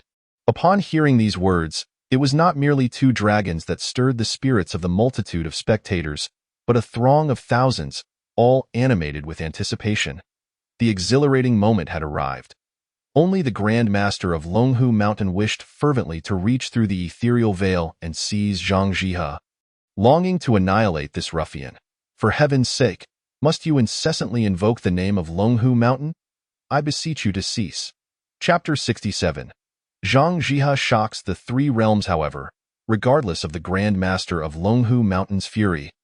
Zhang Jihe at this moment was, unsurprisingly, the most popular figure among the three realms. Deities, Buddhas, and even great demons and monsters were riveted on him. At this instant, he shone brilliantly. In this moment, he embodied Longhu Mountain, and Longhu Mountain was synonymous with him. Yet, it must be acknowledged that Zhang Jihe was indeed formidable. Though he had not yet reached 50, his Taoist cultivation was exceedingly profound, possessing the prowess of an earth immortal, ready to transcend the heart's tribulation to attain true immortal status. Such strength, in the realm of mortals, was unparalleled. Grasping a peachwood sword, Zhang Jihe carried nothing else as he leapt into the air. Soaring skyward, and in the blink of an eye, he plunged into the dark clouds. The two true dragons engaged in a playful skirmish, with no intent to decide life or death.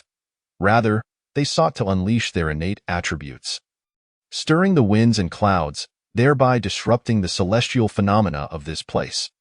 Whether a torrential downpour or a mere drizzle, each drop would nullify the auspiciousness of the day, rendering the heavenly sacrifice moot.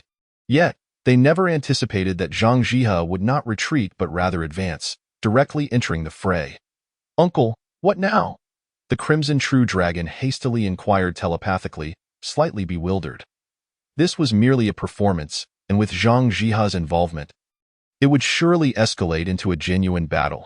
Initially, we would create a ruckus, and I would surrender and be captured. Even if the heavenly court sought accountability, it would be inconsequential, merely adding a few thousand or even tens of thousands of years of suppression to my punishment would suffice. As for whether Ao Tianyue, who would be trapped in the Water Eye, was truly me, who would care when the Water Eye lay within our dragon clan's domain? Now, with your entrance, it has become impossible to withdraw. Even if we are all vying for the same prize, how dare you, Longhu Mountain, completely sever ties with my dragon clan? Do you still wish to utilize the waters? Do you not believe I could bring a drought upon Longhu Mountain for a century? Just as the Bronze True Dragon was about to respond to his nephew, his dragon eyes widened in alarm, exclaiming, "Be careful!" For there, amidst the swirling clouds, Zhang Jihe appeared behind the Crimson True Dragon, brandishing his peachwood sword. The warning from the Bronze True Dragon had come too late. Zhang Jihe's speed was swifter. He darted forward, grasping one of the Crimson Dragon's legs, and thrusting his sword fiercely between its hindquarters. Dragons, with their impenetrable scales, are notoriously difficult to injure with weapons. Yet, no amount of scale could cover every vulnerable point. There were always weaknesses, such as the eyes, the underjaw, and the groin. These were all critical vulnerabilities.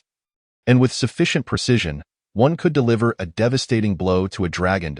At this moment, Zhang Jihe had seized upon these weaknesses and unleashed a brutal assault. The peachwood sword crackled with lightning as he executed the immensely powerful Jingyi Thunder method of Longhu Mountain. With just 3 or 5 thrusts, the scene became a gruesome tableau, dragon flesh and blood splattering, with a faint scent of charred remains. The Crimson True Dragon let out a heart-wrenching wail, thrashing wildly. Zhang Jihe, however, did not pursue the annihilation. He released the creature and turned to the Bronze True Dragon with a smile, saying, "Fellow Taoist, this miscreant has been wounded by my hand. You should hurry and capture him to report back." The Bronze True Dragon seethed with rage, glaring at Zhang Jihe. You dare to harm my nephew? Zhang Jiha feigned innocence. Isn't this a traitor from your clan? Am I in the wrong for assisting you? Longhu Mountain, what are you pretending for? The bronze true dragon growled. Zhang Jiha merely smiled in silence. Meanwhile, the array of deities, Buddhas, demons, and monsters observing through the ethereal mirror were utterly enthralled. The few sword thrusts had truly opened their eyes, leaving them eager for future encounters with other dragon clans, ready to jest. Though you are true dragons, one cannot always go about naked. It matters not if others see, but if one is pierced. How unpleasant that would be. Thus, when venturing forth, one should wear iron undergarments, for there are lessons to be learned from past experiences. Meanwhile, the Grandmaster of Longhu Mountain wore a frosty gaze. What was the name of this bronze true dragon? Ao Yuan? Or was it Ao Yuan Bin? Very well, I shall remember you. What concern is it of Longhu Mountain that he has pierced the dragon clan? Why does he incessantly mention Longhu Mountain? Does he lack a name of his own? Is Longhu Mountain so easily bullied? Just wait. For uttering those words, I shall not rest until I have thrust a few swords into you, lest I fail to honor the grandiose rhetoric of Longhu Mountain. Within the Yellow Springs Inn, Mengpe expressed her astonishment. This Zhang Jiha is quite ruthless. That red dragon is surely doomed to extinction. Indeed, with such cunning and intellect, how has he not transcended the heart's tribulation? It seems he has fallen to the heart's tribulation concerning love, replied He Wuchang. Mengpe shot him a glance. You think I am unaware? He Wuchang smiled sheepishly. The elder sister was indeed like that. When she spoke, one must attend to her, for neglecting her would lead to her displeasure. The response to her ire was worth it, for it brought her joy. Suddenly, Mengpe's gaze shifted to the old temple priest leisurely sipping tea and enjoying refreshments, her eyes narrowing in discontent. What level are you, daring to indulge in the same frivolities as I? Yet after observing for a moment, she could not suppress her laughter. This old turtle seems a bit restless. How pitiable indeed. Once a dignified prime minister of Poyang Lake, he could have effortlessly attained the status of water god. How many covet that position? Yet, due to his inability to endure solitude, he has stirred trouble. And to make matters worse, he encountered the fairy Lu Xia, who saved him. One might wonder, having been rescued, why not return to diligent cultivation, awaiting the return of the water god of Poyang Lake? Surprisingly, this old turtle has taken a liking to fairy Lu Xia, even presumptuously offering a thread of Dragon Palace's fortune to her. He attempting to choose a master for himself? This old turtle truly dares to play with fire. What audacity! Listening to Mengpe's revelations, He Wuchang and Bai Wuchang remained unfazed, for they had heard such tales from the elder sister before. It was precisely for this reason that He Wuchang had previously invoked the name of Lu Xia before the old temple priest, instilling fear in him. However, even the two of them were unaware of Lu Xia's current reincarnation. Once, due to the threat of fortune bestowed by the old temple priest, Lu Xia had disrupted her own fate and damaged her cultivation, ultimately leading to her reincarnation. Yet, her identity was of the utmost nobility, a fact that these minor deities had no right to know. At this moment, upon hearing Mengpe speak, He Wuchang could not help but inquire, "Elder sister, where is Lu Xia now? Is she not coming for the sealing of the water god?" Mengpe replied, "A thread of fortune entwined cannot be severed by the cycles of reincarnation. Unless the Dragon Palace's fortune has a master, and the water god is born, she will forever remain intertwined with Poyang Lake. This is the consequence of the old turtle's actions. Is that so? Then who is the fairy Lu Xia?" He Wuchang asked with curiosity. Mengpe cryptically responded, "Heavenly secrets are not to be divulged. Pay close attention, for the grand performance has only just begun." He Wuchang scoffed. Even now, speaking of heavenly secrets? Yet he dared not retort against the elder sister, for that would invite a reprimand. Meanwhile, Chen Qinghe was also gazing at the heavens. The dark clouds roiled, obscuring his view. He felt no disappointment. Rather, he hoped Zhang Jiha could engage with the dragon clan a while longer to buy time for the villagers of Taoyuan to retreat. In Qinghe's heart, life took precedence over all else. Suddenly, after the furious roar of the true dragon echoed through the sky, raindrops began to fall, splattering upon Chen Qinghe's face. He grimaced, "Oh no, The rain has indeed come. Old Zhang, you are letting me down. Wait, what is this rain? Why does it reek? Chapter 68. The Dragon Clan falls, and the Dragon Clan makes a comeback. Greater thrills emerge. He reached out to wipe his face, feeling a sticky, odd substance, reminiscent of a mixture of blood and water. Qian Qinghe's eyes widened. Such a large drop could not possibly belong to old Zhang. It must be from the true dragon. Good heavens, he has only just ascended to the heavens and has already pierced a true dragon? No wonder my comrade met a tragic end. Old Zhang is truly fierce. But why does this dragon blood smell so foul? Where exactly did he strike? With a look of disdain, Qian Qinghe wiped the blood from his face and sought refuge beneath an eave. However, the rain ceased to fall afterward. What gives? Was it merely a sword thrust? As he blinked in confusion, a sudden flash of lightning tore through the roiling clouds, revealing a robust bronze ancient dragon that lunged toward a figure suspended high in the air. That figure was none other than Zhang Jihe, who showed no signs of retreat. Brandishing his peachwood sword, he unleashed a dazzling display of lightning. As the true dragon charged, Zhang Jihe deftly evaded, then swung his peachwood sword, summoning a bolt of lightning that struck the bronze ancient dragon. Yet, this bronze ancient dragon was clearly far superior to the crimson true dragon. The lightning coursed over it, leaving it unscathed. With a simple swipe of its claw, it could tear the clouds asunder and summon a tempest. Zhang Jihe's evasions were rather frantic. Nonetheless, he continued to taunt, "Fellow dragon, what is the meaning of this? I am assisting you, yet you still strike at me? Silence." The bronze true dragon snarled with a fierce countenance, relentlessly attacking. "Are you dragons intentionally wreaking havoc here, disrupting the celestial order? That is a grave offense. Hey, I, a humble priest, am petitioning the heavenly court. You cannot bear the consequences. Yet, even if you have the chance to make your appeal today, you shall meet your demise."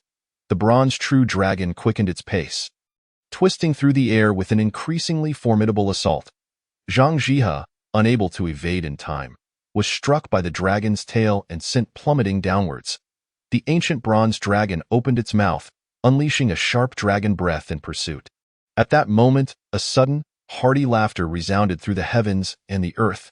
An old boy from Kunlun Mountain, intoxicated by his love for wine, was granted a vision in his dreams to descend and slay the true dragon with his sword. Amidst the laughter, a figure streaked across the sky like a meteor, enveloped in a radiant sword light that extended for 100 feet.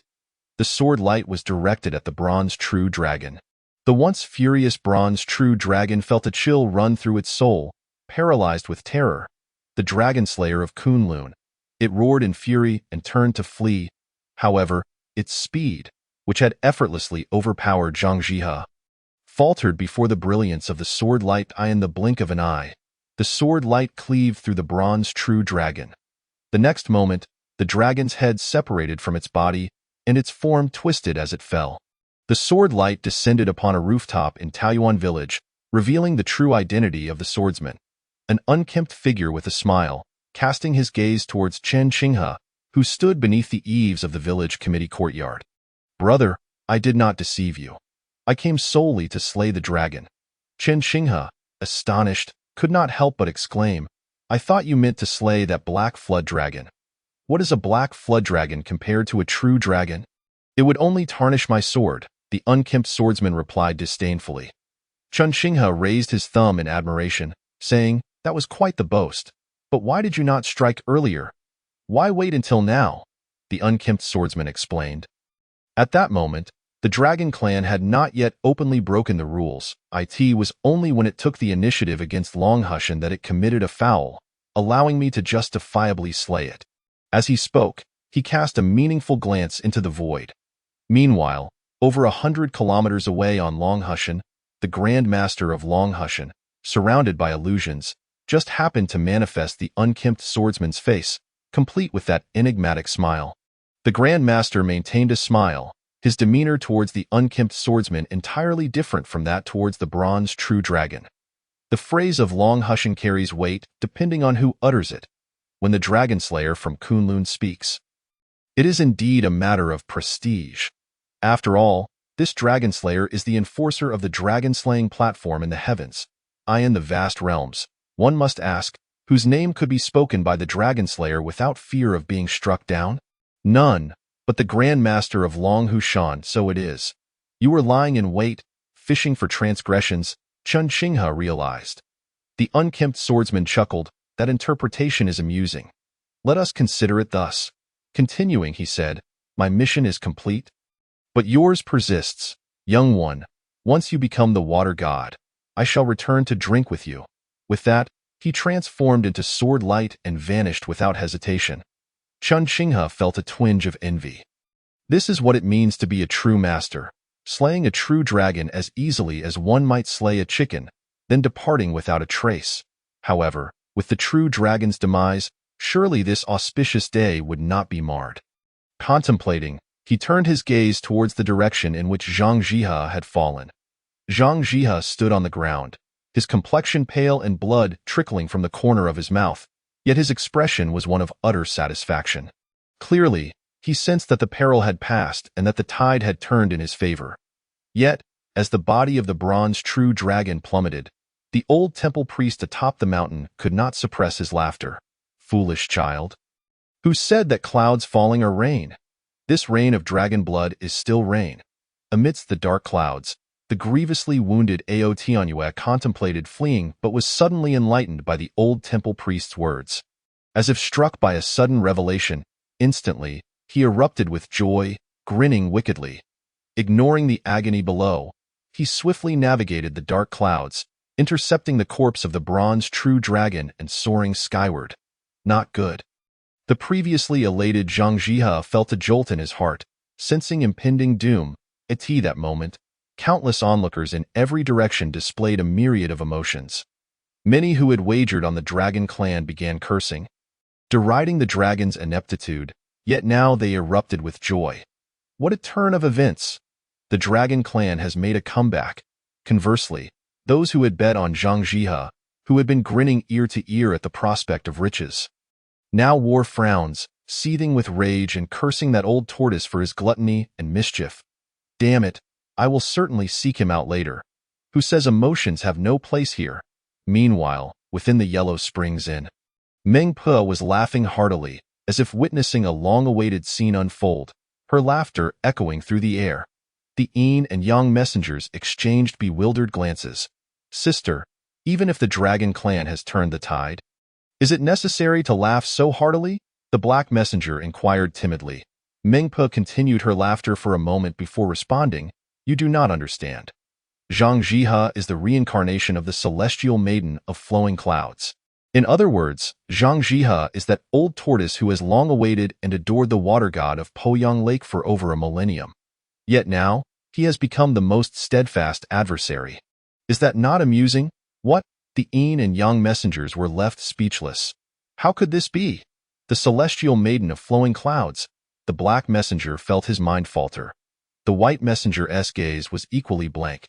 The celestial maiden of flowing clouds, of unknown origins, had emerged over 1,000 years ago, renowned for her unparalleled beauty and gentle nature, leaving a lasting impact across the realms. Countless admirers had sought her favor. Now, how could she have transformed into a man? A man well past 50. Who could accept such a reality? If that old tortoise were to discover the truth, what would he think?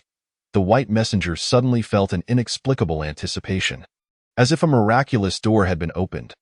Meng Pe chuckled, Do not ask me, for this is all orchestrated by Zhang Daoling, the Master Zhang. When I first heard of his request, I thought him mad. But later, through whispers from the maidens of Yaotai, I finally grasped the reason. One must admit, Master Zhang is indeed a master strategist, benefiting all three parties. After a pause, Meng Pe continued to laugh. It is only a pity for the current Long Hushan. Here is the third update. I seek your favorable reviews. Hee. Why is no one considering old Zhang in the comments? I have given many hints. The heart's burden stem from the fate of the celestial maiden of flowing clouds. Chapter 69. The Return of Water Transport. The assessment begins. Taoyuan Village. In the sky. Dark clouds roiled, contained by a heavenly sealing array, unable to fall as rain. However, above the clouds, The crimson true dragon clutched the headless corpse of the bronze true dragon. Soaring to the heights, then, with a flick of its head, the bronze dragon's corpse soared into the air. The crimson true dragon gazed down upon the earth, its head fierce and its eyes wild. Before coming here, the dragon clan's elder had instructed that as long as they could successfully intervene, if death were to ensue, the dragon clan would be responsible for guiding the dragon's soul and recreating its form. Now, it saw hope for success. Even if this dragon corpse were to be its own uncle, it harbored no reservations. A breath of crimson dragon essence was expelled, and the entire bronze dragon corpse exploded in midair, showering blood across the sky, raining down with a thunderous crash. Plummeting on the ground, droplets of dragon blood fell, each drop substantial, striking the earth like hailstones. Houses rattled under the impact. Qin Qinghe once again sought refuge beneath the eaves. Yet Zhang Jihe stood his ground, allowing the dragon blood to wash over him. His gaze vacant. It had been so close to success. How could this happen? Qin Qinghe sighed. Although he understood that Zhang Jihe's sins had essentially severed all hope. Witnessing his relentless pursuit of the chance for celestial alignment, only to be thwarted by the Dragon Clan's schemes, felt like a cruel twist of fate. It was likely that destiny had decreed he was meant to be estranged from Poyang Lake. As the dragon blood fell to the earth, various deities and spirits observing from afar also sighed in lament. The Dragon Clan truly spared no effort for the sake of Poyang Lake. Meanwhile, the demons watched with great envy. This was dragon blood, after all. Even a single taste would be immensely nourishing.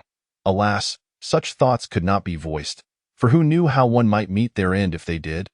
Ha ha ha ha! Above the heavens, only the crimson true dragon soared through the clouds, laughing joyously. Mission accomplished. It was the hero of the Dragon Clan, with a bright future ahead. As for the injury below, merely 2 eggs. Of no consequence. Meanwhile, on the mountaintop at Guyun Temple, the old temple priest also laughed, quite content. This dragon palace, this Poyang Lake water god position, is one that only Lu Xia can inherit. No one else is qualified. I say, no one else matters. Yet at that moment, a sudden light illuminated the darkness. An unexpected occurrence left those watching the reflections in the water astounded. This light emanated from Zhang Jihe, upon his being. A golden radiance entwined his form like a sinuous dragon. This golden dragon danced through the air. It stirred ripples that cascaded like a gathering of water. After encircling him twice, the golden dragon seemed to sense something. Joyfully departing from Zhang Jihe and soaring into the sky, plunging into the nearby Poyang Lake. The sudden turn of events left many influential figures in a state of bewilderment. Among them, only a select few formidable beings grasped the situation, such as Zhang Daoling, who was also observing the spectacle from the 9 heavens. Upon witnessing the golden dragon, manifested from the water element, detached from Zhang Jihe's body, he felt an overwhelming sense of relief. Chuckling with delight and pride, at long last, your water and fire tribulations have been resolved. Now, there is an explanation for His Majesty as well. Furthermore, this could serve as an opportunity to reshape Longhu Mountain and provide an account to another as well. This maneuver of mine yields 3 benefits in one fell swoop. I ask, in the 3 realms, who could rival my prowess? Yet, there was one who remained utterly perplexed, namely, the old temple steward. While basking in the satisfaction of effortlessly resolving the fates of several destined individuals, he was suddenly confronted with the sight of the golden dragon emerging from Zhang Jihe. He sprang to his feet, eyes wide, utterly confounded. What am I witnessing? Is this not the water element I bestowed upon Liu Xia? The favorite of the Dragon Palace? How did it come to fly forth from Zhang Jihe? Is there truly a twist in this tale? Qin Qinghe also wore a bewildered expression. How many hidden cards does this old Zhang possess? His good brother, why do you remain in a daze? The trials from the water element of Poyang Lake are about to commence. You must prepare yourself. A voice resonated in his ear at you. Mengpa? Qin Qinghe regained his composure and hurriedly queried, Sister, are you here? I'm watching the drama at the inn, she replied. Indeed, we are broadcasting live. I fear there are countless powerful figures observing the spectacle right now. Do deities not require sleep at this hour? Is this a football match? Are there bets placed as well? He inwardly scoffed. A smile adorned Chen Qinghe's face as he inquired, "Sister, what is happening? Does Zhang Jihe have additional strategies?" "What additional strategies? This is merely the cycle of fate and causality. Zhang Jihe was, over a millennium ago, the savior of the old tortoise of Poyang Lake, Liuxia, who in turn, out of affection, forcibly gifted her the water element of the Dragon Palace. However, Liuxia, being of a fiery nature, found herself at odds with the water, leading to her eventual reincarnation. It is now due to the old tortoise that Zhang Jihe has finally liberated himself from the water element's entanglement. The water element has returned to its rightful place, and the Dragon Palace's blessings are about to manifest. Upon hearing this, Chen Qinghe was left speechless. Zhang Jihe's previous incarnation was the beloved of the old tortoise. Liuxia?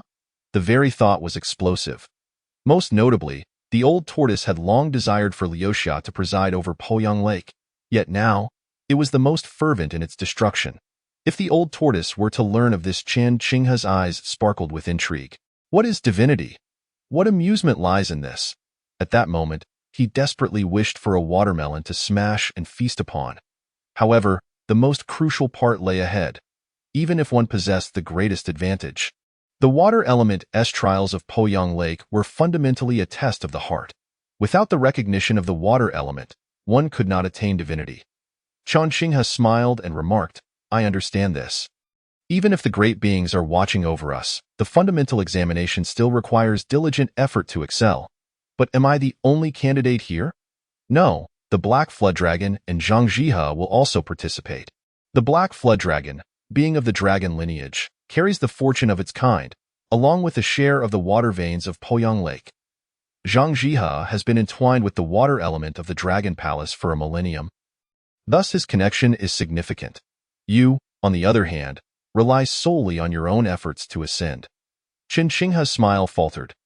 Regardless of how others may frolic and meddle, they still stand alongside him on the same starting line?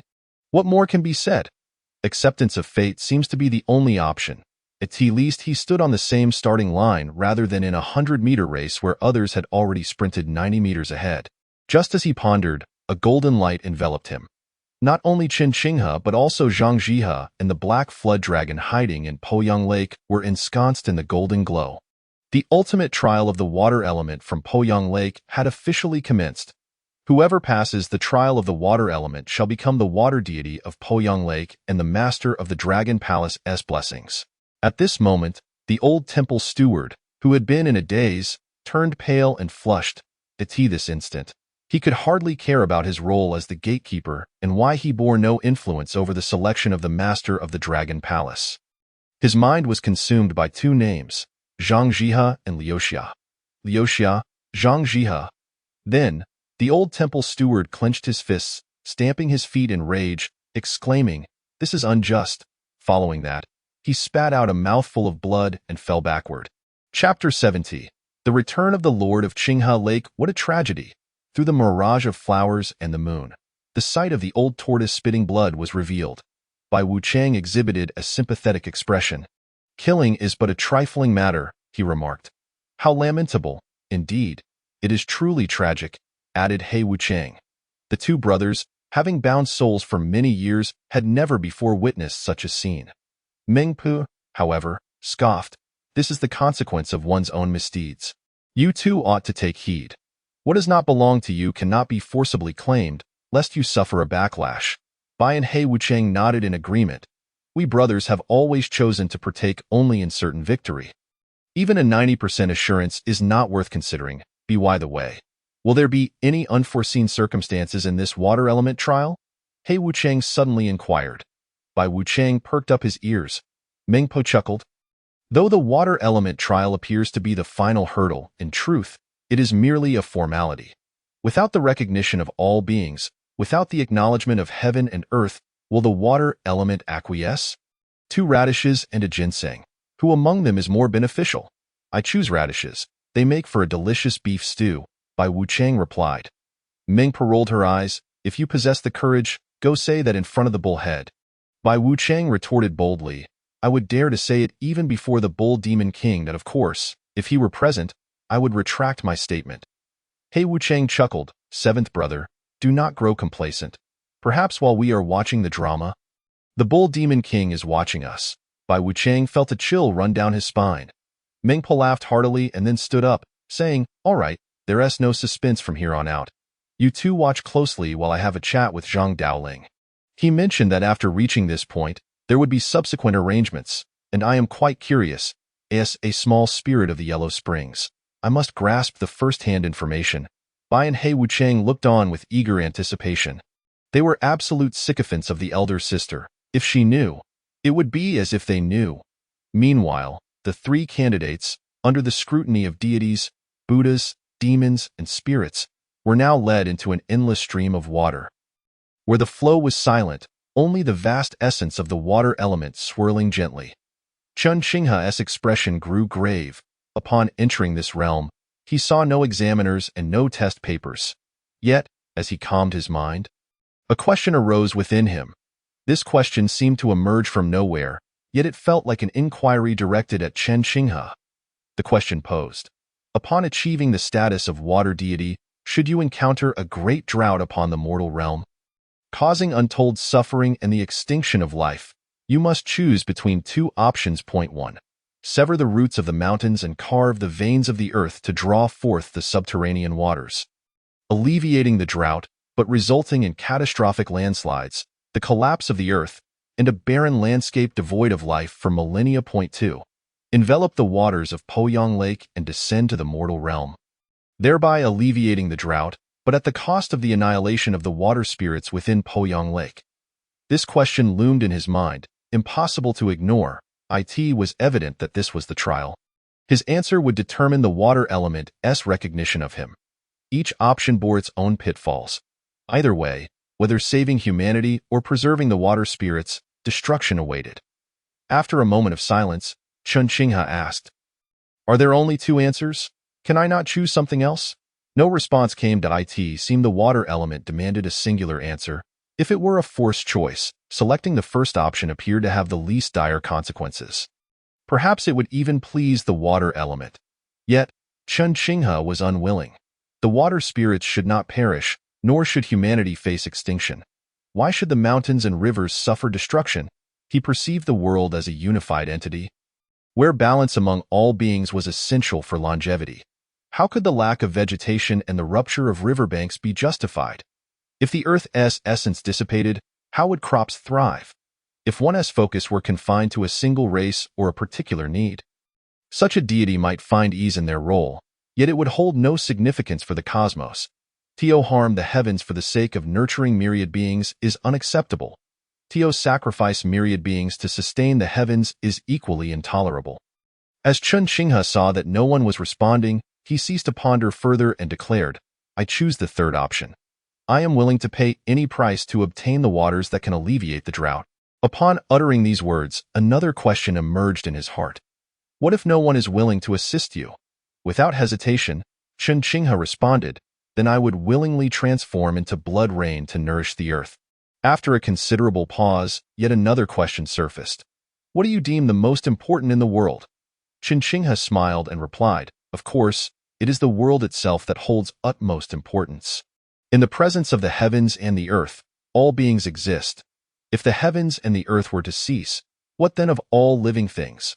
Between the celestial and terrestrial realms, the roots of mountains and the essence of the earth, the veins of water and its flow, constitute the very foundation of existence for all creatures. Hence, I assert that I would rather see a deluge of blood rain than to jeopardize the roots of the mountains or the currents of water. To do so would not only threaten the future habitats of countless beings, but would also signify a profound disrespect towards the very cosmos that nurtures all life." After expressing these thoughts, Chun Xingha continued to wait, yet curiously, no further inquiries arose in his mind. Was this the conclusion of the examination? He felt an abundance of thoughts still yearning to be articulated in the past. No one ever asked. Now that someone was willing to inquire, Chun Xingha felt a pressing need to speak. Thus, he addressed the examiner, imploring, "Let us continue our discourse. I possess a wealth of insights regarding the maintenance of the earth's veins and the currents of water. Accumulated over a decade, I assure you, it will captivate your attention." Unlike the seasoned practitioners who had long been drained of inspiration, he found himself brimming with unexpressed questions. As he pondered these matters, suddenly, the scenery before Chen Qinghe shifted, and no longer did he behold the endless currents of water. Instead, he found himself once more in Peach Blossom Village. Earlier, the Black Dragon and Zhang Jihe had already emerged from the examination, both enveloped in a trace of Tao rhythm and wearing expressions of contentment. From the side of the Black Dragon, the Crimson True Dragon directly inquired, "What is your assessment?" The Black Dragon, unable to suppress its pride, replied, "This is the inquiry of the heart. Upon my response, I shall receive an affirmative evaluation." The Crimson True Dragon rejoiced. Excellent. On Zhang Jihe's side, he wore a perplexed expression. To his astonishment, despite his failure, he was granted another opportunity by the waters of Poyang Lake. His inquiry mirrored that of the Black Dragon, yet this time it pertained to the responsibilities of becoming a water deity. Addressing the debts of over 100,000 merits owed by Longhu Mountain, he was faced with the dilemma of severing a section of the mountain's roots to alleviate suffering and fulfill the obligations, or else doom the living beings to despair. Zhang Jihe racked his brain for an answer, and upon offering it, he too emerged with an affirmative evaluation. Goodness, is this an acknowledgement of my choice? Zhang Jihe's heart began to race. Could this be his chance for redemption? At that moment, a brilliant light illuminated the heavens and earth, accompanied by the manifestation of Tao rhythms as dragons and phoenixes harmonized.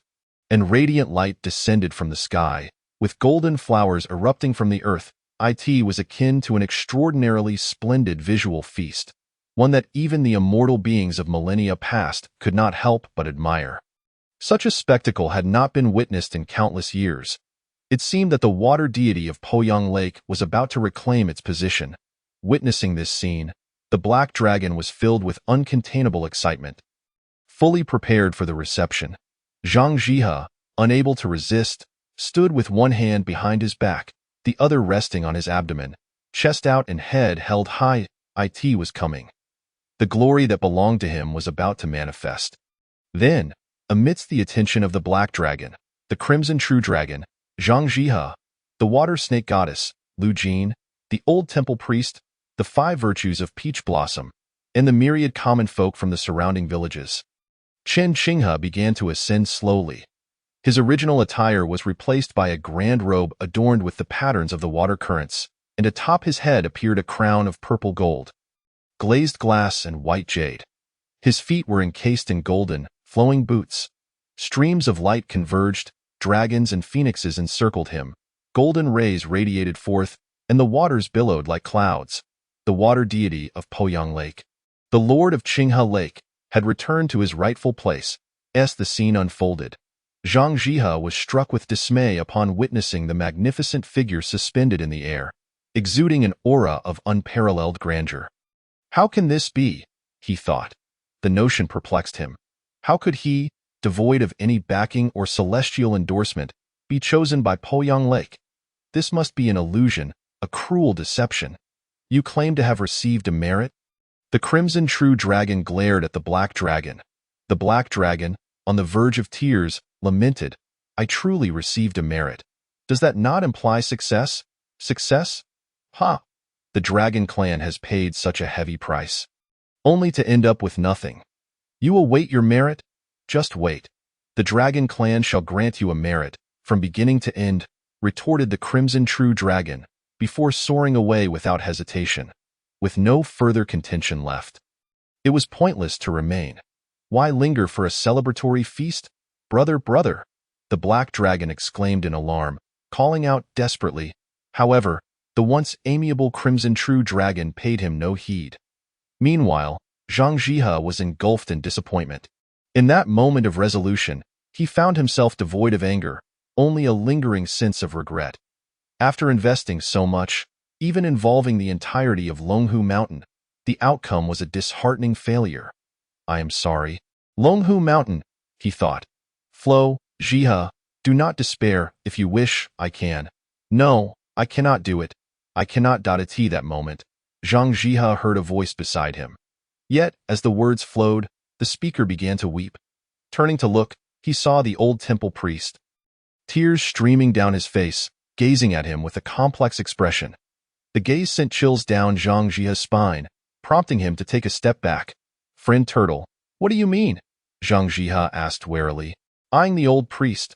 The old priest pressed his lips together, finally speaking. "Why did you not say this sooner?" "Why? Say what?" Zhang Jia was utterly bewildered. Was this old turtle's mind addled due to the dragon clan's failure? "You are Lu Xia," the old priest finally declared. Zhang Jia frowned. "Lu Xia? I am Zhang Jia. You seem to need rest. Please do not bother me. You are Lu Xia. The water current of the Dragon Palace's blessed land that envelopes you was bestowed by me. You are destined to be intertwined with the Dragon Palace for a millennium and beyond," the old priest asserted confidently. Zhang Jia paused, contemplating a legend, and could not help but inquire, "Are you speaking of Lu Xia, the immortal from 1300 years ago?" The old priest could not contain a tender smile, yet upon seeing Zhang Jia's aged visage, the smile appeared somewhat forced. "Indeed, that is her. Are you suggesting that I am the reincarnation of Lu Xia?" "Yes, that is precisely the case." The old priest's decisive response resonated deeply.